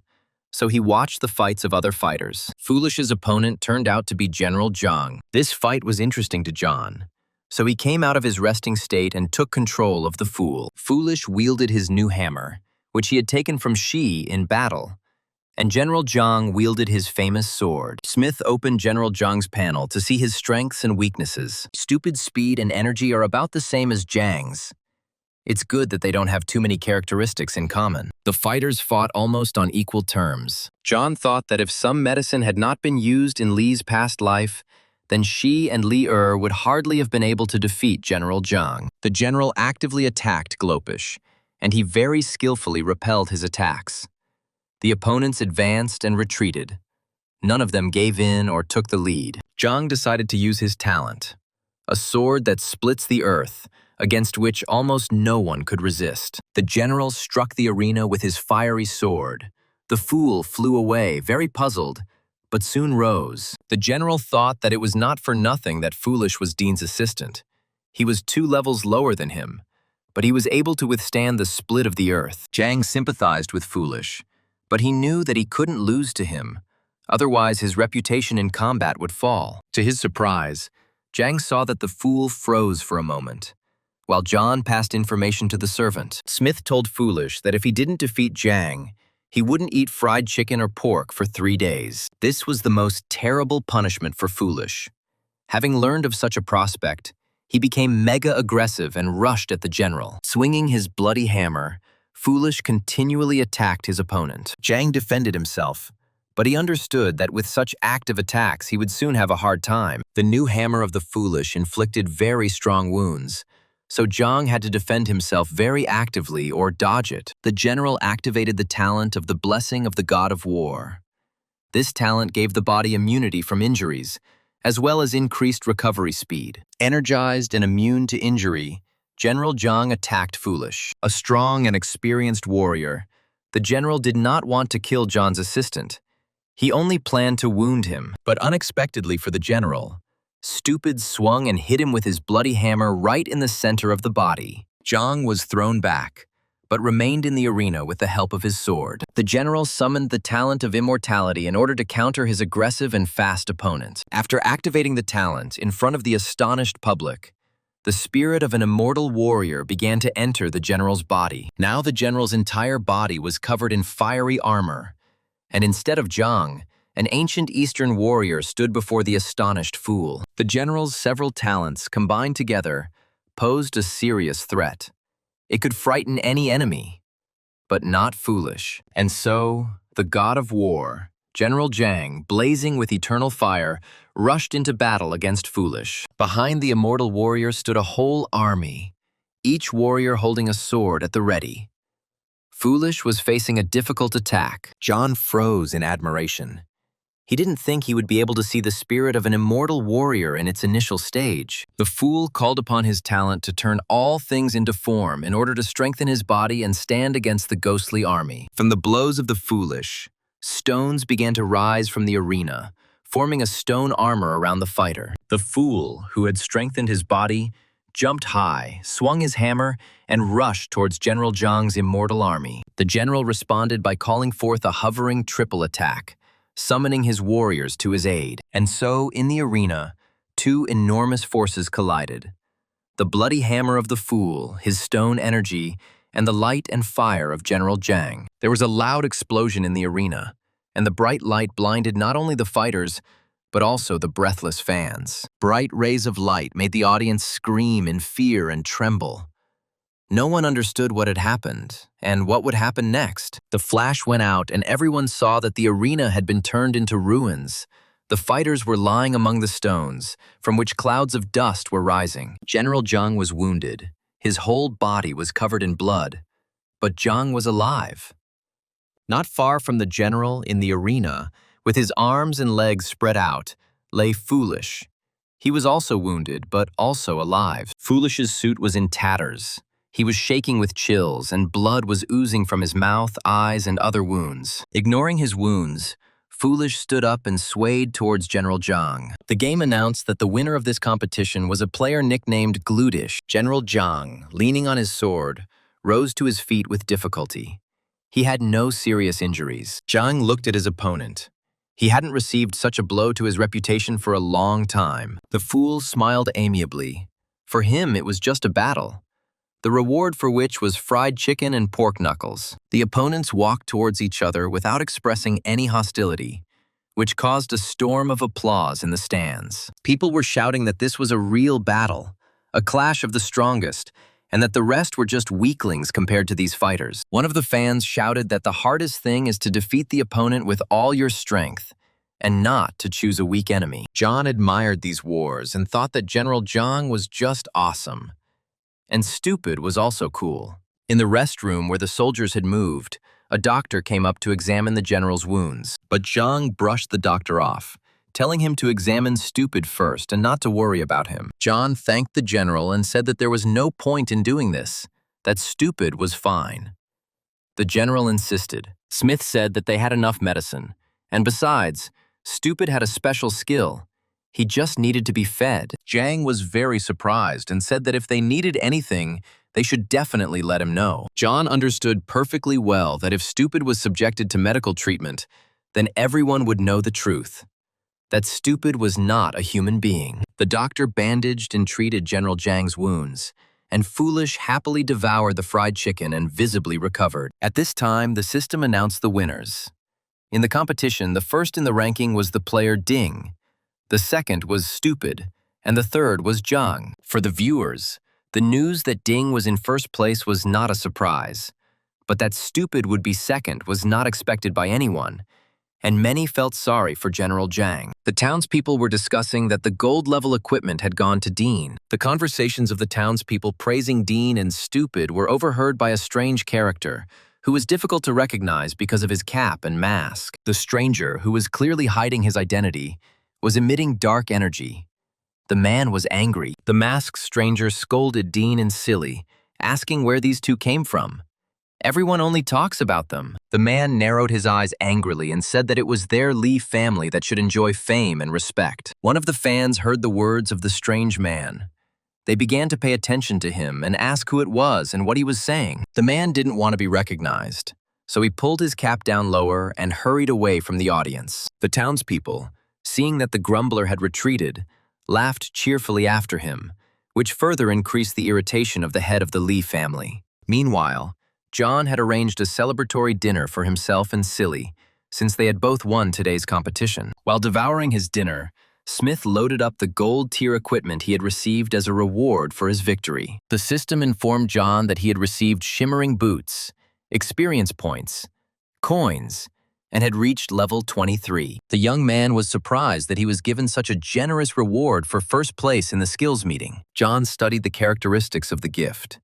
These boots had a spatial skill. The Doomsday game gave this equipment a quality label. John looked at his stats after reaching level 23. Even without equipment, the stats were very impressive. The trainer system congratulated John on completing the quest and announced that he would receive a simple trainer and silver-level equipment. John decided to immediately take the equipment. It turned out to be demonic gloves that protected him from magicians. The guy thought he had gotten something demonic again, and he had a kit. It seems the system doesn't like magicians, since it tries in every way to protect him from them. John immediately activated the received equipment, the demonic gloves. He learned to trust the trainer system. To John Smith's surprise, the 3 pieces of equipment he received together increased spatial powers, and he will probably need them soon. Meanwhile, the fool was attacking the food. He looked at the chicken legs with love and devoured them, as long as there were no fights. John looked tenderly at his servant. The simplicity and naivety of the fool very often caused a kind and heartfelt smile in him. While John was sorting out the equipment and characteristics, Foolish ate everything that was on the table, leaving only empty plates with sauce. Smith decided to see what Foolish got for second place in the competition. It turned out to be silver armor, soft gloves. In John's opinion, it was just trash for second place. John fed all this equipment to the ball of Julie to energize it and raise its level. After the injuries he received in the fight with the general, Stupid's head was spinning, and he felt like he needed more chicken legs. But dinner had already been eaten, and Foolish was afraid to ask his master for more food. Suddenly, John called Silly and said that he would give him a bigger leg. They bet on Zhang to take third place, and this time they would earn 120,000 coins. John and Silly walked to the gambling house, and the boy thought, again, 3 families rule everything. But now Smith will be able to buy the badge of honor of Jing City with the Lee family's money. As the players left the hotel, they saw many of the townspeople sobbing. They had bet on General Zhang's victory and were now mourning the money they had lost. John saw a soldier running towards them as fast as he could. He called out to John to wait for him. Apparently, something had happened. A messenger reported that the heads of the safe zone were in an emergency meeting, and General Zhang sent a soldier for John. After the meeting, the discussion of tactics towards the Lee family will begin. These scumbags took advantage of the fact that everyone was watching the competition. The soldier reported that Lee had sent several hundred suicide bombers with chunks of raw meat and had lured several thousand zombies into the safe zone. All the strong players were in the city, including the army fighters were in the arena. They did not receive any information from outside. No one left the city. John understood that the townspeople were now in a hopeless situation. They had not yet finished building a wall to protect against zombies. The only way to protect the safe area is with a human shield. They will stop the zombies from entering the safe zone, but almost 1,000 people will die. Smith wondered if Lee could have sent people to attract zombies with meat. But they wouldn't have had time to attract thousands of zombies in that amount of time. John asked the soldier to take him to the meeting.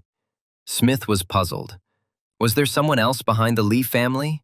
Or was he missing something? Representatives of the government and the military gathered in the meeting room, and they were not united in their attitude towards the Lee family. The commander asked what else was there to discuss. Lee had long since ruined relations with them, and what they had done today was war. The Minister of Defense asked the Commander-in-Chief not to get worked up, since they were discussing a plan, and the Lee family's proposals made sense. The minister continued that the most important thing now was to complete the construction of the safe zone, and if they focused on dealing with Lee, they would suffer huge losses. A government official suggested that the Lee family's deeds be made public in order to destroy their reputation. One of the ministers told the commander that they should focus on the main thing. If they built a safe zone, then they would have a rear. The commander-in-chief turned his back to the jury. He was shaking, and the minister's arguments in defense of Lee were flying at his back. General Jiang slammed his fist on the table and exclaimed, "Do they really think the Lees will calmly watch them build a safe zone?" Jiang shouted that they would all pay for this with their lives and the lives of the soldiers. The general's eyes flashed with anger, and he said that he wondered how much benefit the Lee family had brought them since they were so concerned about it. The Minister of Defense jumped up and, turning to the general, said that they also cared about the state, and there was no point in talking like that. The officials told the general that he spends a lot of time on the battlefield and does not know their financial situation. Their situation is not so rosy. And then an unfamiliar voice said that he agreed with General Jiang. All eyes turned to the door, where John Smith stood, accompanied by the general's messenger. A young man in a law enforcement uniform and mask looked around at those gathered. The rulers did not know who had come. The Minister of Defense was outraged at why an outsider was allowed into such an important meeting and what the security was doing. The Prime Minister told the minister that this was Ding, the winner of the martial skills meeting, and he had a good reputation. But the minister shouted that he should be removed from here immediately. This is a secret meeting. Why are people from the street allowed into it? General Jiang said that it was he who invited Ding to the meeting. The minister had some problems regarding this. The Minister of Defense objected. They didn't know this man at all. And Jiang brought him to a secret government meeting. The minister raged, saying that this was all too much. Then John entered the conversation and said that the minister was being too hasty in making decisions regarding the Lee family. He may not know who John is, but he knows who the minister is. The minister's wife died early, and his daughter turned into a zombie. Despite this, he still stands in the first line of defense of the safe zone. And thanks to his merits, he was promoted and took this position. John leaned towards the minister and asked if he was familiar with the name Lin Shi-yi. The minister was dumbfounded. He thought that this information was unknown to anyone. The participants of the meeting watched the conversation, John continued. When the minister was told that he also had a son, he was very happy. Moreover, when he was offered to work for the Lee family to provide a better life for Lin Shi-yi, he agreed without hesitation. The commander-in-chief slammed his fist on the table in anger, his worst fears having been realized. The commander turned regretfully to his minister and asked if he was going there too. At this time, the system sounded an alarm, informing all players in Jing City to prepare for battle. The game announced that in 5 hours, the zombies would reach the city of Jing. Residents learned that zombies were launching a massive attack on Jing City, and everyone needed to evacuate to a safe zone within 5 hours. Safe zone players should prepare themselves. After the attack is repelled, the safe zone will receive system confirmation and safe zone rights. The Minister of Defense exclaimed where the attacking zombies came from, and then the traitor minister became hysterical. He laughed loudly and said that the Lee family had its own methods. The minister shouted that your fucking zone definitely won't withstand a zombie invasion. It's the end for everyone. Everyone will die. The commander-in-chief gave the minister a resounding slap in the face and called him a bastard. Rubbing his bruised cheek, The minister said that he had been doing things under everyone's nose for a long time. He would still die, but his son would be safe with the Lee family, John thought. The Lee family decided to act earlier, so they sent zombies here. From his past life, John knew that for an area to attract a zombie infestation, 3 conditions had to be met. And they weren't met now. The construction of the safe zone is not finished yet. So why did it attract an invasion? It does not comply with the rules, but the strength of these zombies would be much greater than that of the city of Jing. The young man understood that there would be a mess here again. The guy grabbed the traitor by the collar and turned to the general. He helped to find the spy. He provided them with this information for free. As a reward, John wants this man, Zhang agreed. He hoped that this traitor would die painfully. Smith asked the cabinet members if they had any questions, and if so, let them ask. No one had any questions.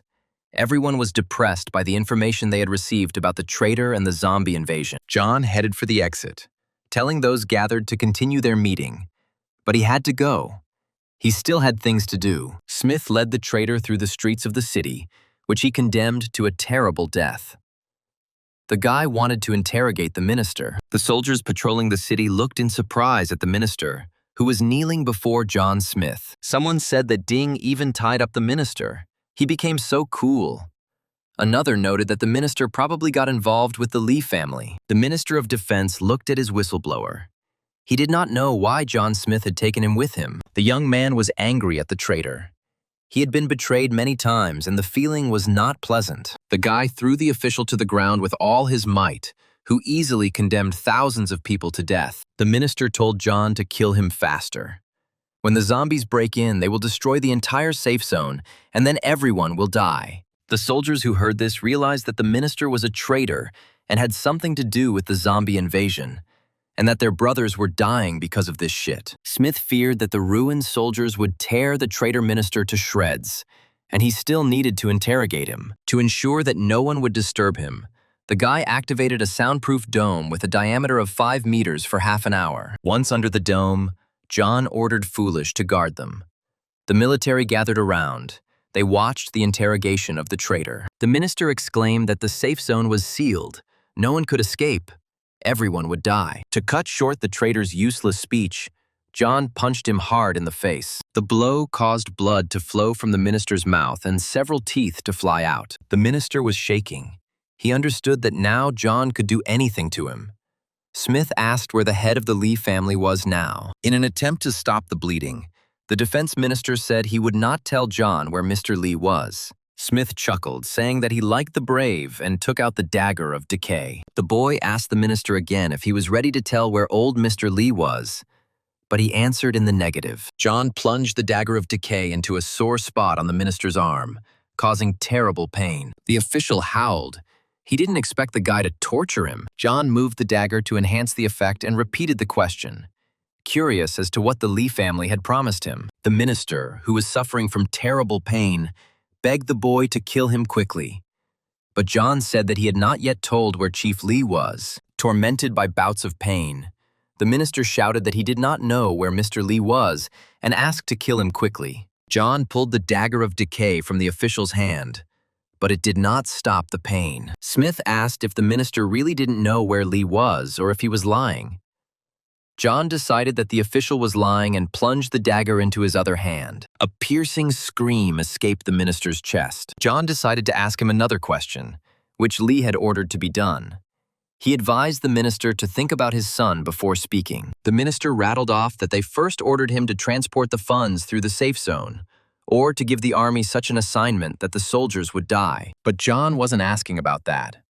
He was interested in the message Lee had given the traitor yesterday when he fled. The minister said Lee had told them to stall for time before the family was attacked, and Smith asked how Lee was contacting him. The Lee family spy replied that the leader was contacting him through the fire they had secretly set up, and Lee ordered him to act. John understood. With the help of fire, of course, it was the source of energy of the Lee family. They had mastered fire since ancient times. John asked the pained and bleeding minister if he had anything else to say, but the minister didn't want to. The traitor looked at John and thought that if he told him everything, then how to neutralize him. The minister wanted to run away. The guy patted the official on the shoulder and said that he was a good guy. At that very moment, Smith's sword flashed in his hands, and he struck the minister several times, inflicting mortal wounds on the traitor. John said that useless people have no reason to live. In front of the astonished military, the Minister of Defense was killed by the city's best player. To avoid getting dirty with the blood that was flowing like a river from the traitor's wounds, John used an umbrella. The townspeople looked in horror at the minister's hacked body. John no longer paid attention to him. He called Foolish and left. Smith and Foolish were on their way to the three families' gambling house to collect their winnings. The players approached the betting exchange office for the combat skills meeting. There were few people there. Smith placed the tickets in front of the girl and asked her to exchange them for winnings. The girl looked at the tickets and asked to wait a minute. The operator smiled and said that Mr. Ding had correctly bet that General Jiang would take third place. He gets 123,556 coins. According to his bet, Foolish presented a pile of huge fried legs. The girl activated the game screen, made a few manipulations, and asked the guy to wait a bit. A few seconds later, the system informed John that 123,556 coins had been credited to his account. John Smith tossed a leg to the pleased fool and called him on. Now the city's top players headed to the Jing City merchandise store. Happy Fool gnawed on a fried chicken leg, not paying attention to the surprised looks of those around him. John entered the store and Stupid guarded the entrance, devouring chicken legs. Smith bought an honorary badge of the city of Jing. The players who stood near the store and heard the amounts of money John spent on his purchases were perplexed as to where he got so much money. From behind the half-open door of the store, it could be heard that Smith had successfully purchased the uniform and emblem of the Jing City law enforcement officer. The rumor that John had killed the minister quickly spread throughout the city, and the townspeople, not understanding what had happened, were very afraid of both John and Foolish. Smith changed his Mo City law enforcer uniform to the Jing City Law Enforcer Forum and studied his new purchases. The Jing City Honor Badge turned out to be epic-grade equipment. The system has announced that the highest-level Jing City Honor Badge will now be permanently bound to the player. Now, John could make announcements around town. The impression he had previously made was doubled, and the rewards were also increased. But most importantly, John could summon the ghost of the mythical animal of the city of Jing to help him in battle. After looking at the specs, Smith thought that this badge couldn't even be called epic, but rather a diamond level. John reasoned that although the mythical beast could only be summoned for 2 minutes, perhaps the time could be increased later. The young man decided that it was necessary to change the equipment of the fool as well. The guy activated the game panel and ordered that his Mo City law enforcement outfit would now go to Stupid. At that moment, the fool's suit disappeared, and the uniform of a law enforcement officer of the city of Mo appeared on him. Now John and Stupid were dressed almost identically, and the system informed everyone that new epic-level equipment had appeared, the owner of which was player Dean. Players who followed the game's news discussed the appearance of some new types of equipment. One of the players exclaimed that there was a new silver-level equipment. It must belong to his beloved Ding. The girls sighed, dreaming that they would have silver-level equipment, or even better, gold-level. An updated equipment rating appeared. Among the leaders were mainly Dean and Stupid. The soldier joked that someday there would be no one left in the equipment ranking except Dean. It would be good if they became as cool. But the soldiers had no time to chat. They had to go on patrol and guard the city. There was very little time left before the zombie army invaded the city of Jing. Army commanders held an emergency meeting to coordinate actions in the event of an attack. The scout sent by the general on reconnaissance entered the conference room and reported his arrival. The general asked if they had found out what the situation was outside, and the officer reported that they had searched everything around. At a distance of thousands of meters on all sides of the safe zone, there is a protective barrier of the Doomsday Game, like a transparent dome. The scouts said that they could see the situation behind the dome, but they couldn't break through it, no matter how hard they tried. They also found no traces of a zombie invasion, so they only find out how many zombies there are when they get really close. The situation was difficult.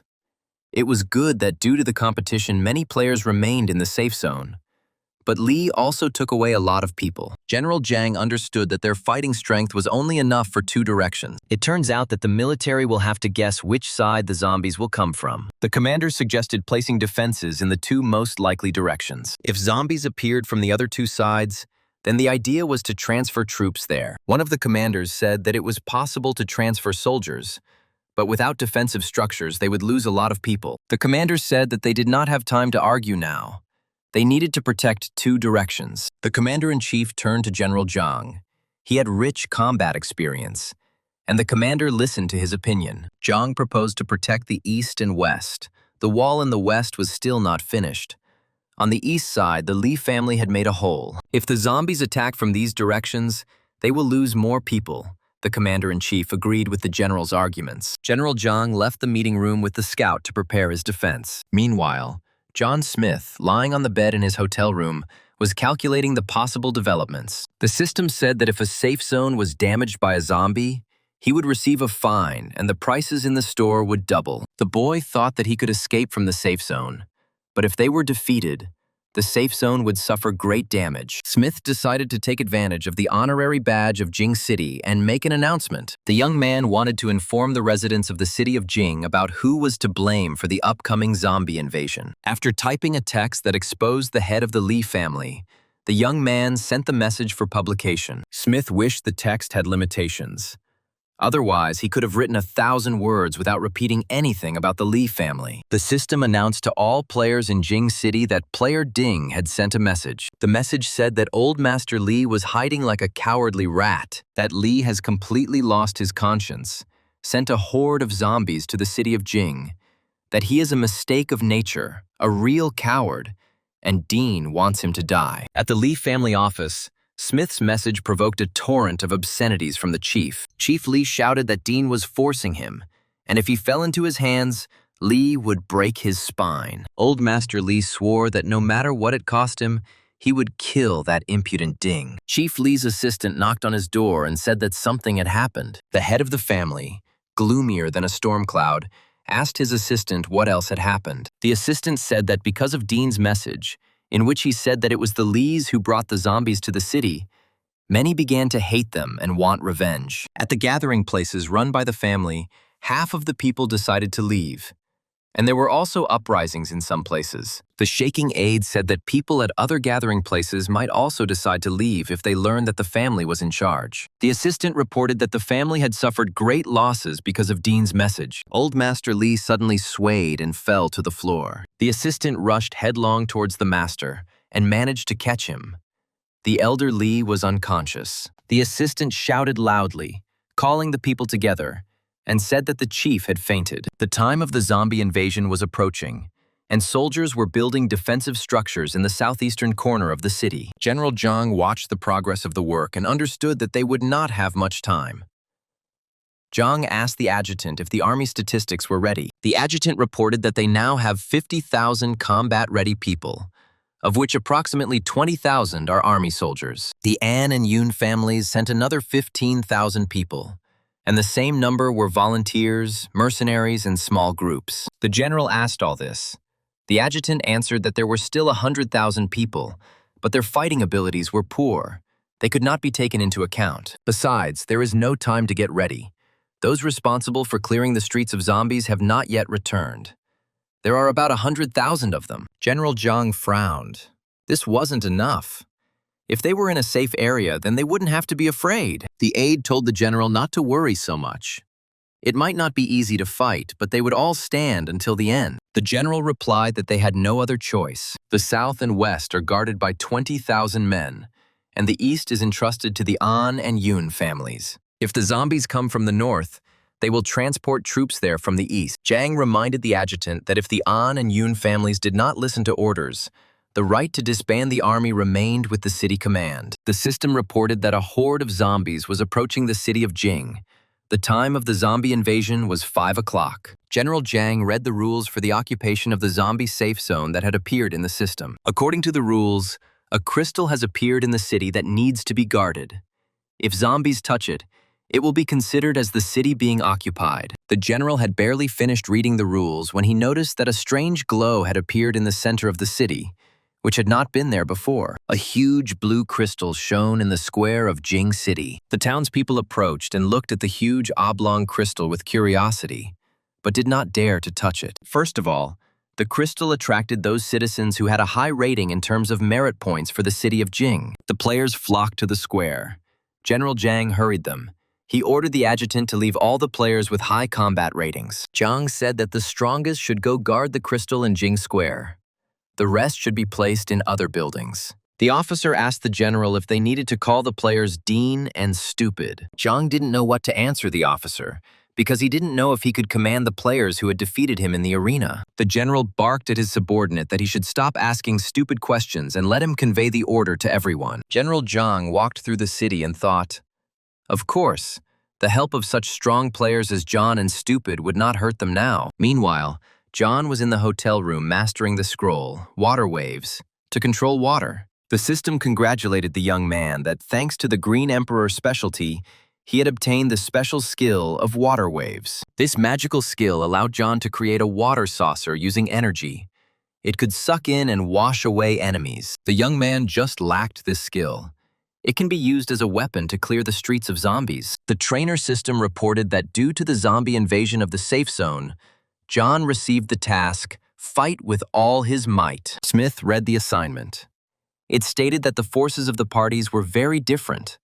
The requirement was to resist the zombies and become the first in the ranking by merit. The young man wondered if the system had considered him. And at the same time, the zombie was stronger. Maybe this time the zombie's strength was so great. When the owner mastered a new skill, Foolish continued to eat as long as he could. John grabbed the servant by the collar and ordered him to throw the food. They had a task. Smith told Stupid that it was time to stop eating and go to work, defending the city from the zombie invasion. Players dressed as law enforcement officers left the hotel in the middle of the night. As John walked outside, he noticed something unusual was happening over the city. Reflections of a crystal were visible in the evening sky. John and Silly headed towards the city gates, where zombies were most likely to appear. The system placed an alarming warning that a zombie outbreak was about to begin and asked players to try to survive. Smith decided that he and Foolish needed to split up so they could be of more use to the city. The magical dome that stood above the safe zone turned blood red. This meant only one thing. The zombies had come right up to the city gates. From the city wall, one could see that the mutants were approaching in huge numbers. There were so many of them that it was impossible to count them. The zombies were of different levels, but they walked in a certain formation in a certain direction. It only meant that they were under control. The soldiers guarding the city were horrified to see the huge army of zombies approaching them. The mutants were large and small, of different shapes and sizes, some of which had never been seen before in Jing City. As if on command, the mutants broke into a run and rushed towards the city outskirts. General Zhang raised his hand and shouted loudly to his soldiers to prepare for battle. To slow down the zombie attack, General Zhang used magical defense. The general stood on the city wall and activated the earth split. A bright light flashed above the heads of the astonished zombies. At the same second, a powerful explosion occurred in the crowd of zombies, scattering the mutants in different directions. Immediately after the explosion, ice spikes appeared from the ground, piercing, crushing, and killing mutants. Following the ice, green spikes appeared. They caught, crushed, threw, and killed the zombies that approached the city of Jing. The mutants slowed their run, but did not stop. The general ordered the second squad to take up the second line of defense. The soldiers, who had unconditional faith in their commander, rushed to their positions. The city's defenders used not only their fighting skills, but also magical ones, to stop the huge wave of zombies that threatened to overwhelm the city. Multicolored streams of energy flew over the heads of the attackers. They struck the mutants, killed them, but could not stop them. The soldiers fought selflessly against the invaders, but there were too many zombies. So far, people have been victorious, withstanding enormous pressure. But how much longer they can withstand this is unknown. Zhang, standing on the city wall, watched through binoculars what was happening below. The messenger reported to the general that the frontline soldiers were currently repelling the onslaught of zombies. Zhang told the third-line soldiers to disperse for now, rest, and prepare for the next battle. The courier informed the general that the northern region was in a critical situation. About 7,000 zombies had appeared, and reinforcements were needed. The general thought that what he feared most had happened after all, and asked what the situation was in the west. The speaker reported that little time had passed. The situation in the west had not yet been reported. Only the North had sent soldiers with a report. The soldier also reported that Dean had appeared on the wall on the north side, but that Foolish had not been seen. General Jiang was amazed that John had decided to fight the zombie invasion alone. The soldier said that there was no more information coming from the north. The general said that if there was anything else, to report it immediately. The general stood on the city wall and looked at the raging sea of zombies. Zhang wondered if they would survive the night. A huge crowd of zombies approached from the north side. They were already close to the city wall. The soldiers were determined to defend the wall to their last breath. They sent a report to the general and were confident that help would come. But then a soldier appeared and reported to the unit commander that Dean had just left through the city gates. John, using one of his many talents, pushed off from the city wall and jumped over it. The soldiers who rushed to the wall saw a warrior floating in the air, with the Julie sword shimmering in different colors in his hands. On the city wall from which Smith had jumped, the player's magical trace still glittered. The soldiers shouted after John to come back. It was dangerous behind the wall. There were a lot of zombies there, but Smith was already in the mood for battle. He wanted to try out his newly acquired skills, and here was a perfect opportunity. The soldiers looked in horror at the player who rushed alone against the crowd of zombies. The fighters watched with interest what would come out of the fight between the strongest warrior of the city of Jing and a whole crowd of mutants.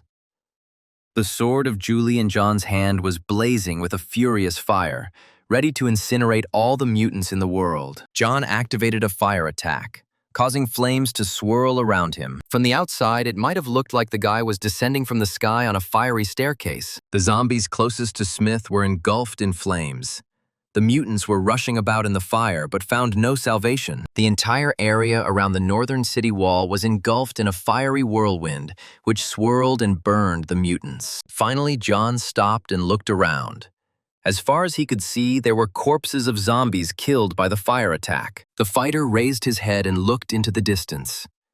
It was not the end yet. John saw another crowd of zombies rushing towards him, and the young man rushed towards them. One of the soldiers watching John said that Dean was fighting hard. And what were they waiting for? The inspired soldiers shouted forward. Even if they killed one, the zombies would already be useful. The soldiers grabbed their weapons and ran to help John outside the city gates. The soldiers shot at the zombies that tried to escape the fire created by Smith. The surprised soldiers saw that the zombies were twisting into huge water balls. The stunned soldiers watched as John concentrated, first throwing fire and then water at the zombies. Having killed the nearest zombies, the young man decided to take a break. For this, he pulled out a chair and a cup of tea from the warehouse. The warrior stuck his magic sword Ju Li into the ground next to him and began drinking tea. At that moment, a huge, toxic zombie appeared right in front of John, who clearly intended to attack the young man. The zombie, seeing that the man was not reacting to him in any way, released a cloud of toxic steam towards Smith. At this time, the guy was happily drinking tea, not paying any attention to the zombies. But since the mutant was so persistent, John covered the bowl with a lid and turned his attention to the zombie. The young man turned over in the air, kicked the zombie hard, saying that the tea had such a pure taste without impurities and the right temperature. John was forced to take up his sword again, since the zombies did not let him drink tea. Smith swung his sword and cut a huge zombie with a long, snake-like tongue in half. John lamented how impatient the zombies were. He wanted to drink tea, but he had to fight with them. They even sent him special zombies. Behind John, the sound of running feet could be heard. Very large zombies were running, raising clouds of dust. To fix this situation, John used the water wave skill to form a wall of water. The surprised mutants stopped and looked at the stream of water swirling around them. A water vortex formed around the group of zombies. It swirled faster and faster until it captured all the zombies. Having drowned one group of mutants, John activated fireballs to fry another group that had arrived to his aid. Smith combined several fireballs and created a large explosion that buried several dozen more zombies. The soldiers watching Smith were shocked. They had never seen anything like this before. The system congratulated the player on moving to level 24. The Zombie King also watched the fight. He was surprised how a person could be so strong. The zombie leader wasn't discontinued. He would have to sacrifice at least a quarter of his zombies. The Zombie King understood that reinforcements would come to the people and the mutants would lose. The king did not want one person to ruin everything. The king already realized that special zombies could not hurt this strange, strong fighter. The leader of the mutants decided to go a different route and send a bunch of regular zombies to John. Smith resorted to a trick.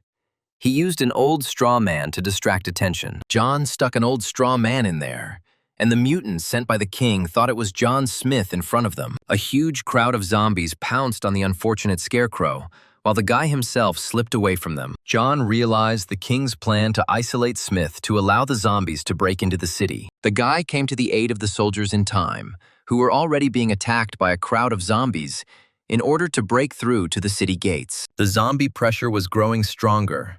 A little more and they would break into the city. Then the defeat of the northern front of the safe zone could be declared. John realized that he needed to decide quickly. It seemed that the number of zombies in the north would soon reach the limit. Smith realized it was time to take emergency measures. He crouched down, coiled like a spring, and jumped high. Using a short freeze, the young man literally hovered over the city, flying over the city wall. The surprised zombies looked at the flying man and waited.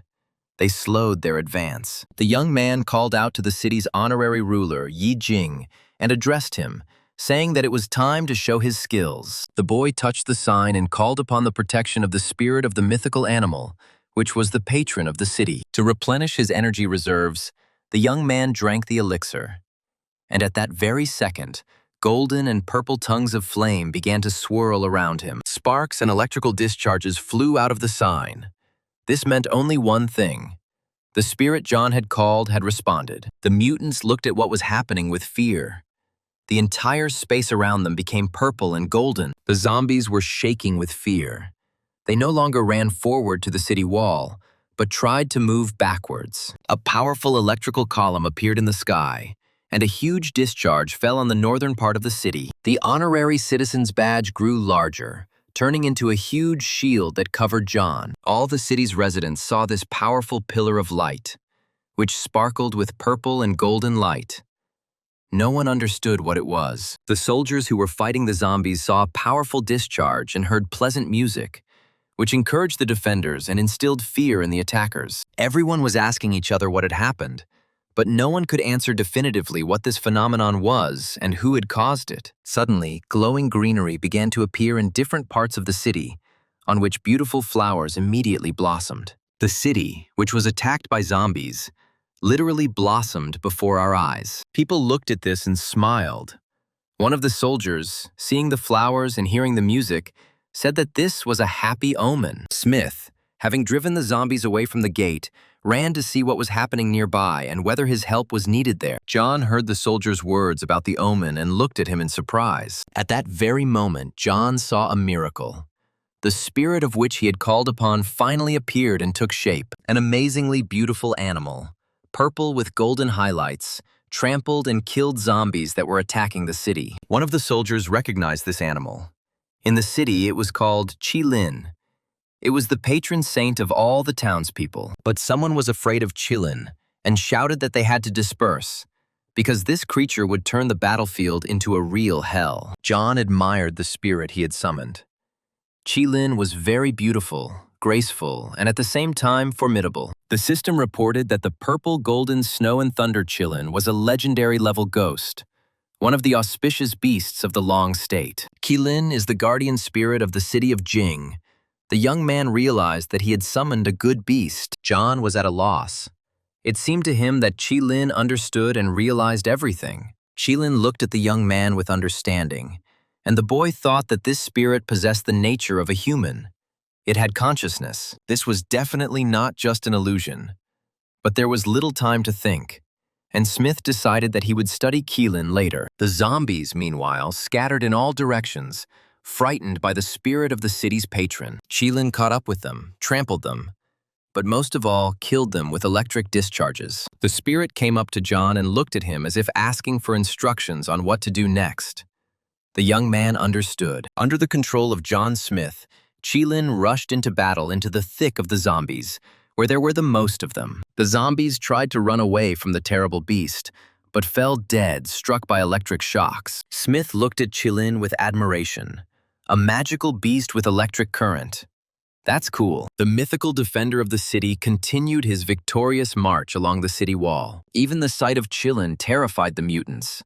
No one could escape from it. Fire flew out of the noble animal's eyes, striking down any enemy of the city. All the zombies that approached the northern wall of Jing City were paralyzed with fear and died from the sparks of the beast's spirit. The zombies were in a panic. They couldn't resist Qilin, and their only chance to survive was to flee. But Qilin was not in the mood to let the mutant monsters that had attacked his city go in peace. Qilin, like the wind, carried the frightened zombies over their heads, killing them by the hundreds. The magical beast could form an energy column that literally incinerated all monsters. But the time for Qilin's help was over. He disappeared, leaving behind a mountain of zombie corpses and purple flashes. The system congratulated John Smith on reaching level 26 and receiving points and incentive gifts. The guy was delighted. In 2 minutes of Qilin's help, he was able to rise so much in levels. Remembering the formidable, handsome Qilin, the young man thought that this mythical animal with its skills was simply the bomb. It seemed to the young man that the patron of the city was still nearby and looking at him with understanding. It was strange, but the guy felt like he and Qilin understood each other very well. John recalled the minutes spent next to the mythical animal.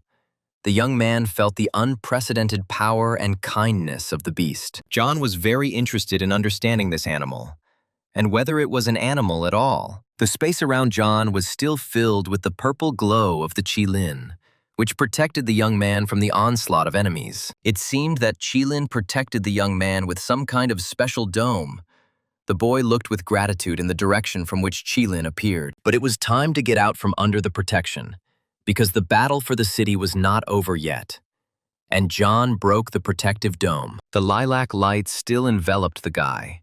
It seemed to John that this light was entering him and making him stronger. The system counted all the zombies killed by Qilin and John and reported that the young man had already reached level 27. One of the guys ran up to the young man and said that he thought it was the Green Emperor's Qilin, and he ran up to look. The players guarding the crystal in the square discussed whether it was true that Qilin had appeared.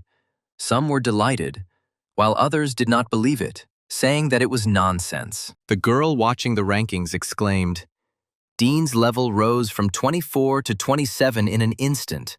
It was simply unbelievable." For a successful battle, the system rewarded John with the scales of the purple-gold Qilin of snow and thunder and the source of the earthquake. It turned out that John had received another trigram pendant, which allowed him to master the power of thunder and lightning. The scales of the purple-golden Qilin of snow and thunder gave the youth the blessing of a legendary animal. The young man was incredibly happy that he received a scale of this wonderful animal. He could not describe in words how cool it was. The player was delighted. Now, with these new opportunities, he will definitely not lose in the battle with zombies and will protect the city. Smith looked lovingly at the scale of the animal he liked so much. It had come to him for a reason. The guy was sure of it. John thought if he wanted to get more scales, Qilin wouldn't be left bald. He would be able to restore his scales. Smith heard familiar sounds behind him and realized that the zombies had approached again. It was time to return to the fight. But the zombies were in no hurry to engage in battle with Smith. John mockingly asked if they were already scared. The guy activated the automatic collection, but nothing happened. John asked why the function works when he kills zombies, but does not work when he kills Qilin. The system responded that under the power of Qilin, the equipment and weapons were destroyed, so they could not be collected. John thought that the destructive power of the beast's spirit was even greater than he thought. John couldn't tear himself away from the Qilin scale. He didn't know where to put it. If in his pocket, it might fall out during the battle. The system asked Smith if he wanted to activate the Thunder and Snow Qilin scale. John commanded the activation. At that very second, the scale turned into a lilac haze and moved to the heart area, filling the guy with a strange feeling. Now, a piece of the legendary Qilin was in the very heart of John Smith. John walked thoughtfully through the city, trying to understand what had happened to him. After activating the Qilin scale, the player's stats without equipment immediately increased. The zombies that came from the north were killed, and John, under the admiring gaze of the soldiers, entered the city. The threat in the north of the city had been eliminated. It was time to check other areas. The soldiers looked after him and said, they had just fought alongside Dean himself. They would try to become stronger to get closer to him. Several hundred soldiers died near the city gates. It was necessary to clear the area and then go on duty. At this time, a soldier came running and reported that everything was already over on the northern front. The zombies were killed. The messenger passed the message to the adjutant, asking him to pass the information on to the general, and he himself decided to help clear the battlefield. The messenger told the wounded soldiers that Dean's brother had appeared out of nowhere and helped them deal with the mutant invasion. The players guarding the crystal admired Ding. He quickly dealt with the zombies and moved up to level 27, overtaking Zhang by 8 levels. The townspeople were surprised to find that Dean was ranked first in the merit ratings, and some thought that this was a mistake. The zombie king was still determined to capture the city, and the soldiers saw with horror that a flock of flying zombies was approaching them. It seems the king has decided to unleash zombie vampires on Jing City. Vile monsters approached the city from all sides. People, as if spellbound, looked at the sky in horror. At the same time, zombies of different levels and sizes continued to approach the city gates. General Zhang commanded the mage players to attack the flying zombies. Magic charges flew at the monsters. Zombie vampires, struck by the magicians, fell dead on the city streets.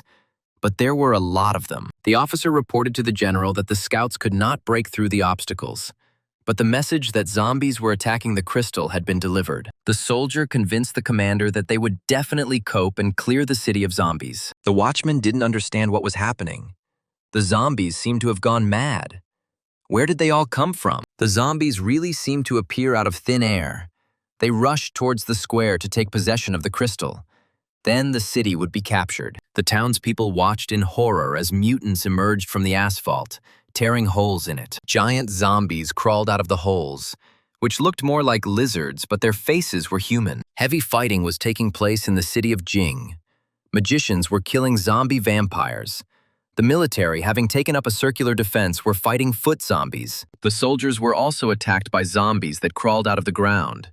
They were huge, the size of 3 cows. General Zhang's subordinates were very strong in spirit and ready to stand to the end. But the zombies still did not end. Before the soldiers could deal with one wave of zombies, another one would appear in their place. The officer shouted for the soldiers to hold the line. Everyone to fight to the death. We cannot allow these mad zombies to break through to the square. The commander reminded that there was a crystal behind the soldiers, and if it was destroyed, the fight of tens of thousands of soldiers on the front lines would be in vain. The soldiers stood shoulder to shoulder in close formation and watched as a huge crowd of mutants rushed towards them. Many of the people understood that this was their last fight, but not one of them wavered or ran away to save their lives. And suddenly the surprised soldiers saw a fireball flying into the crowd of zombies. The fire flared up right among the attacking zombies. Many monsters caught fire, not understanding where this misfortune came from. The giant zombie rushed towards the soldiers, trying to break the formation. The commander ordered an attack. The soldiers had a hard time. The zombie giants took away their shields and threw people around like rag dolls. Despite the huge losses, the soldiers fought to the death, and the zombie advance slowed down. The zombie king threw hordes of monsters at people, and the townspeople's resilience began to irritate the main zombie. The commander reported that he had sent a messenger for reinforcements, and that they would be here soon. We needed to hold out for a little while. One of the soldiers saw a trace on the wet surface. He shouted for everyone to be careful. Invisible zombies appeared. The soldiers, covering themselves with shields, rushed to where the tracks appeared.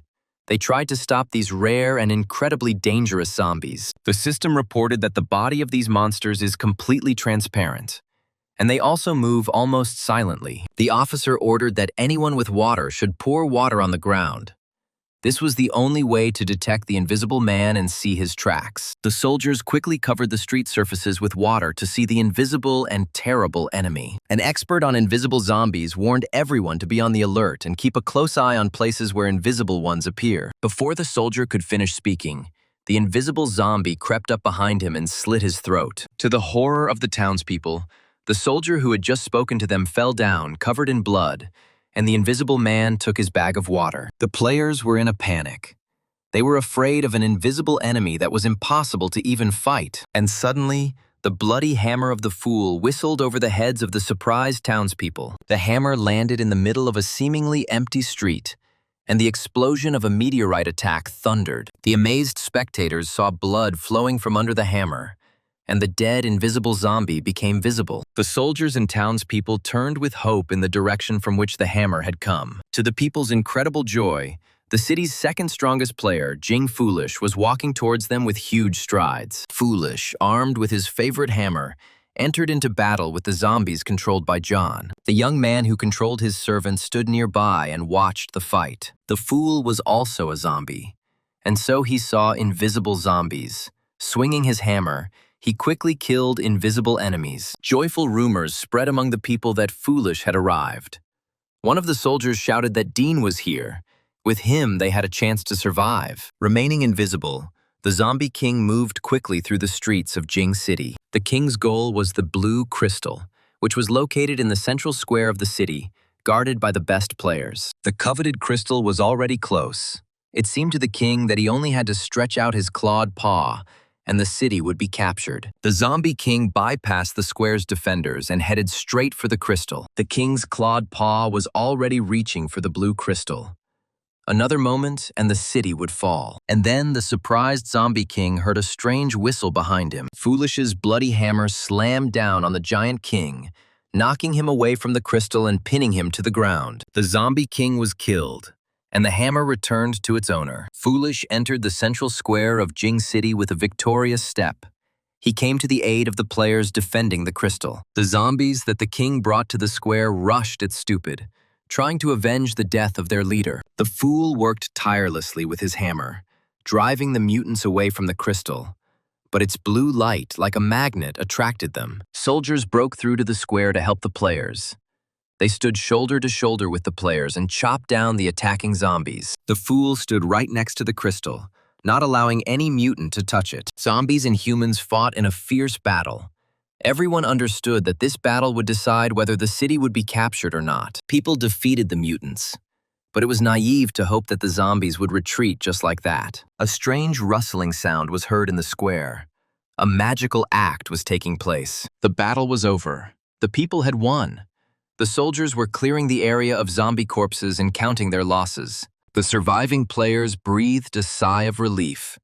The most difficult invasion had been repelled. The city was free. Suddenly, the young leader of Anne appeared in the square near the crystal. One of the officers patted him on the shoulder and told him to rest a little. He had been fighting without a break. The young man nodded silently. Players said that Anne rushed into the thick of the zombies without fear of death, and that he entered the top 10 strongest fighters in the tournament. One of the guys exclaimed that Anya needed to get some proper rest, because who knows when the zombies would attack. Anya silently waved his hand, young head, and sat down next to the crystal. It seemed like the guy was very tired. The head of the An family took out his blade. It seemed like he was waiting for some convenient moment. Suddenly, Anya's attention was drawn to a giant who came directly up to him. It was Foolish. The players thought that Foolish wanted to meet Boss An, because the powerful always find a common language. To the horror of the players in the square, Stupid quickly swung his bloody hammer at Anya. He wanted to kill him. Anya looked at Foolish in horror, expecting a blow, but for some reason did not resist. The fool struck with all his might, flattening the young man, and there was a loud bang. The fool wiped the sweat from his forehead. The players looked at their defender in bewilderment and did not understand what was happening. And then one of the young men attracted the attention of the others, inviting them to see what was happening with the body of Boss Anya. The bloody mess that remained of the young man bubbled and began to change color, emitting a terrible stench. Suddenly, the mess exploded, and everyone saw that there was a monster inside the head of An. The players were shocked. A strange lizard lay dead near the bloody pool. It had a gray body and sharp claws.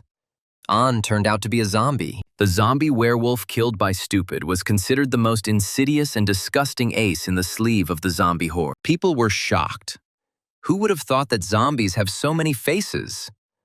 The players decided that after the battle, everyone should talk. John and Silly Boy left the Jing City Square calmly, their mission accomplished here. John told Silly that their path now lay to the east. After knocking back the crystal in the central square of Jing City, John ended Fool's mental control. Now Smith and his faithful servant had to go to the east of the city, where heavy fighting was taking place. On the eastern front of Jing City's safety zone, the ground was littered with the corpses of both zombies and humans. General Zhang observed the battles and was informed that 5 lines of defense had been broken through.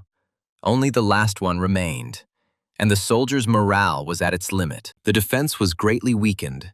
Zhang had almost no men left, and he knew that they could no longer fight. Zhang told his assistant that they needed to retreat, move their line of defense and retreat to the buildings that would provide them with cover and give them time to catch their breath. But the assistant objected that this should not be done under any circumstances. If they moved, they would lose control over the zombies. If the mutants get to the other side, the military will be in a vulnerable position, and there are many civilians in the buildings who are unable to fight. Zhang understood everything perfectly, but he had no choice. The soldiers were at their limit. They needed to retreat to the buildings to survive. The assistant bowed understandingly. It was a difficult decision. At that moment, John Smith appeared behind them. The general's assistant turned slightly and was delighted to see the renowned warrior next to him. John smiled. It seemed he had arrived just in time. Zhang's assistant joyfully shouted, "No retreat!" Ding appeared here, which meant they would win. General Zhang gasped in surprise. He didn't expect to see John here because he knew he was helping in the northern direction. The young man easily jumped over the city wall and went towards the zombies. General Zhang and his assistant looked with gratitude at the brave fighter who had appeared here so opportunely. The general gave orders to prepare a counterattack and inform the troops that reinforcements had arrived. Smith landed next to the fighter, who was already shaking with fatigue but did not retreat. John put his hand on the brave soldier's shoulder and asked what the situation was on the battlefield. The delighted soldier asked if it was true that Mr. Dean had come to see them. John confirmed and asked how things were.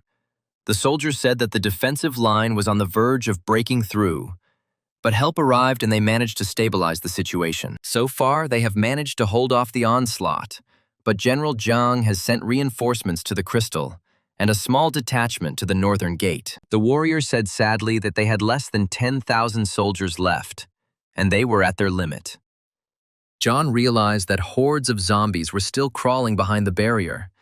The situation was critical. It was time to turn the tide of this battle. At this time, the general's assistant approached John from behind and said that Zhang had ordered them to join Ding. In order to destroy many enemies at once, Smith decided to use the 9-Li spear. This spear absorbed the enemy's strength and also created a powerful shockwave, dealing massive damage to all enemies in the affected area. In order to increase the spear's damaging effect, John added the ability to inflict a fire attack to it. The 9-Li spear blazed with fierce fire, promising the enemies imminent death. Smith pushed off the ground and flew with the spear over the heads of his enemies. John, armed with a fire spear, flew into the center of a huge army of zombies. In order to hit as many enemies as possible, the player thrust the spear into the ground, causing a shockwave and flames to fly from it. The soldiers could watch as their enemies fell one after another, overtaken by the terrible flames that flew from the spear. The fire destroyed every single attacker who was within sight of the spear. The zombies tried to escape, but they failed. Frightened and burned, the mutants forgot about the occupation of the city. John pulled a flaming spear out of the ground. Flashes of fire and clouds of smoke flew around it. But there were no living zombies nearby. It was too early to relax. There were still many mutants in the area who dreamed of avenging their murdered relatives. Smith spun his spear, creating a wall of fire around himself. A huge flame erupted around the young man as he swung his spear, directing the fire straight at the approaching zombie warriors. The zombie giants running towards the city gates were instantly engulfed in flames. The monsters rushed about in search of salvation, but only spread the flames further and set others on fire. John carefully examined the battle formation of the zombies, spotted the leader, and threw a spear at him. The spear, having struck a high-level zombie, immediately absorbed its power. The leader of the zombie eastern front of the Jing City safe zone has been killed. A huge explosion indicated that the target had been hit, and John called his weapon back. Smith held the spear tightly. It was no longer burning, but only glowing slightly. Streams of energy surrounded the amazing fighter. The military personnel observing the battle were amazed.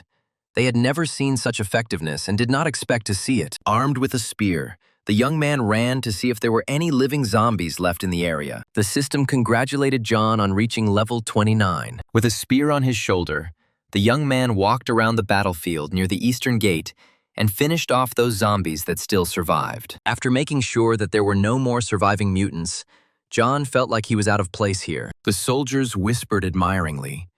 They did not understand what to do to avoid feeling awkward, because the world had never seen such a battle. John opened the game panel. His strength, spirit, endurance, and agility stats, even without taking into account equipment, were breaking all records. The young man was surprised to find that a skill book had fallen out of the crowd of zombies and was picked up by the automatic collection trainer. His storage space was running out again, and his mental strength was not enough to feed the extra to the Julie Pearl. There was only the simplest way left: to temporarily disable auto-selection.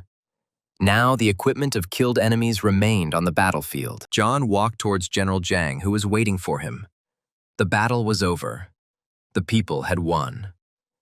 The general, standing at attention, thanked the soldier and said that if his help was needed, he was always at his service. Smith modestly replied that he was not worthy of thanks, and said that there were weapons and equipment left on the battlefield that they could use. The guy was tired that night and felt that he needed to rest. Hanging his head, he headed to his hotel. But John didn't make it to the hotel. He found an empty room and decided to stay there. That night, Smith received very valuable prizes for his battles, and he was interested in what kind of skill book he found on the battlefield. The young man closed his eyes and turned to his patron, asking the sacred Qilin to bless him with a powerful skill. The pages of the book glowed purple. The patron heard the young man. Smith opened the book. Purple light poured out from the pages onto him. He read the description of the skill and couldn't believe his eyes. The young man had no idea that this could happen, and that he would be the one lucky enough to master this amazing talent. The new skill was called Bloody Gaze. It could create an illusion in the enemy's mind. The owner of this skill was difficult to deceive. The Bloody Gaze allowed the player to recognize illusions and mirages. John understood the advantage of Qilin's blessing. Now he needs to take Qilin to all important matters. With him, you can move mountains. The system asked the player if he wanted to learn the Bloody Gaze skill, and the young man answered in the affirmative. The boy felt his eyes begin to burn, as if Qilin had scorched them with his electric discharges. John's eyes were very sore and burning, but through the fog he could see that he was enveloped in the purple glow of the Qilin. Gritting his teeth and clutching his head with his hands, the young man endured the pain. Mastering the skill was not as easy as expected. Drops of blood appeared on the floor at John's feet, which had run from his eyes during the transformation. The system congratulated the player on successfully learning the skill. John looked at his hands. They were covered in blood, as was his face.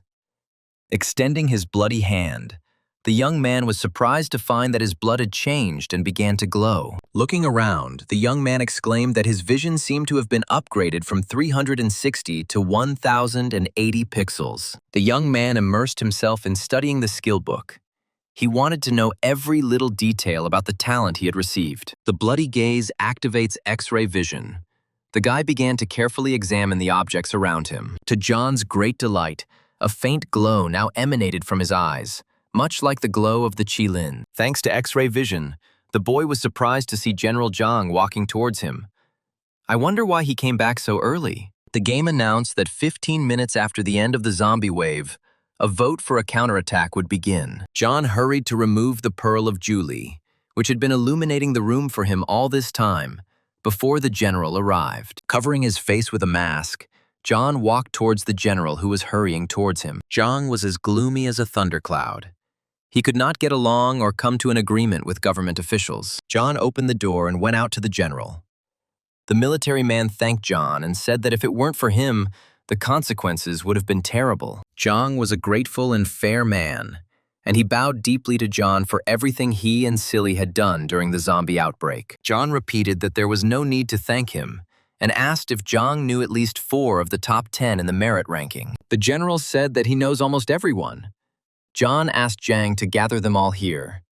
When everyone is gathered, he will explain why. The leaders of the rating lived nearby, but the general was afraid to attract unnecessary attention by gathering so many strong players in one place. Soon, General Zhang brought 10 of the most distinguished people of the city. John spoke to them. The talk was about the recent zombie invasion. The young man said that they knew for sure that there were overlords behind every wave of zombies. The general was surprised. He was sure that this was the work of people and that there were no zombie masters. Smith continued that, in addition to the Lee family, the overlords were also guilty of this massacre, and he had an idea of how to present the Lee family with a gift. The players started making noise. Everyone was interested in how John was planning to take revenge. Many had lost loved ones.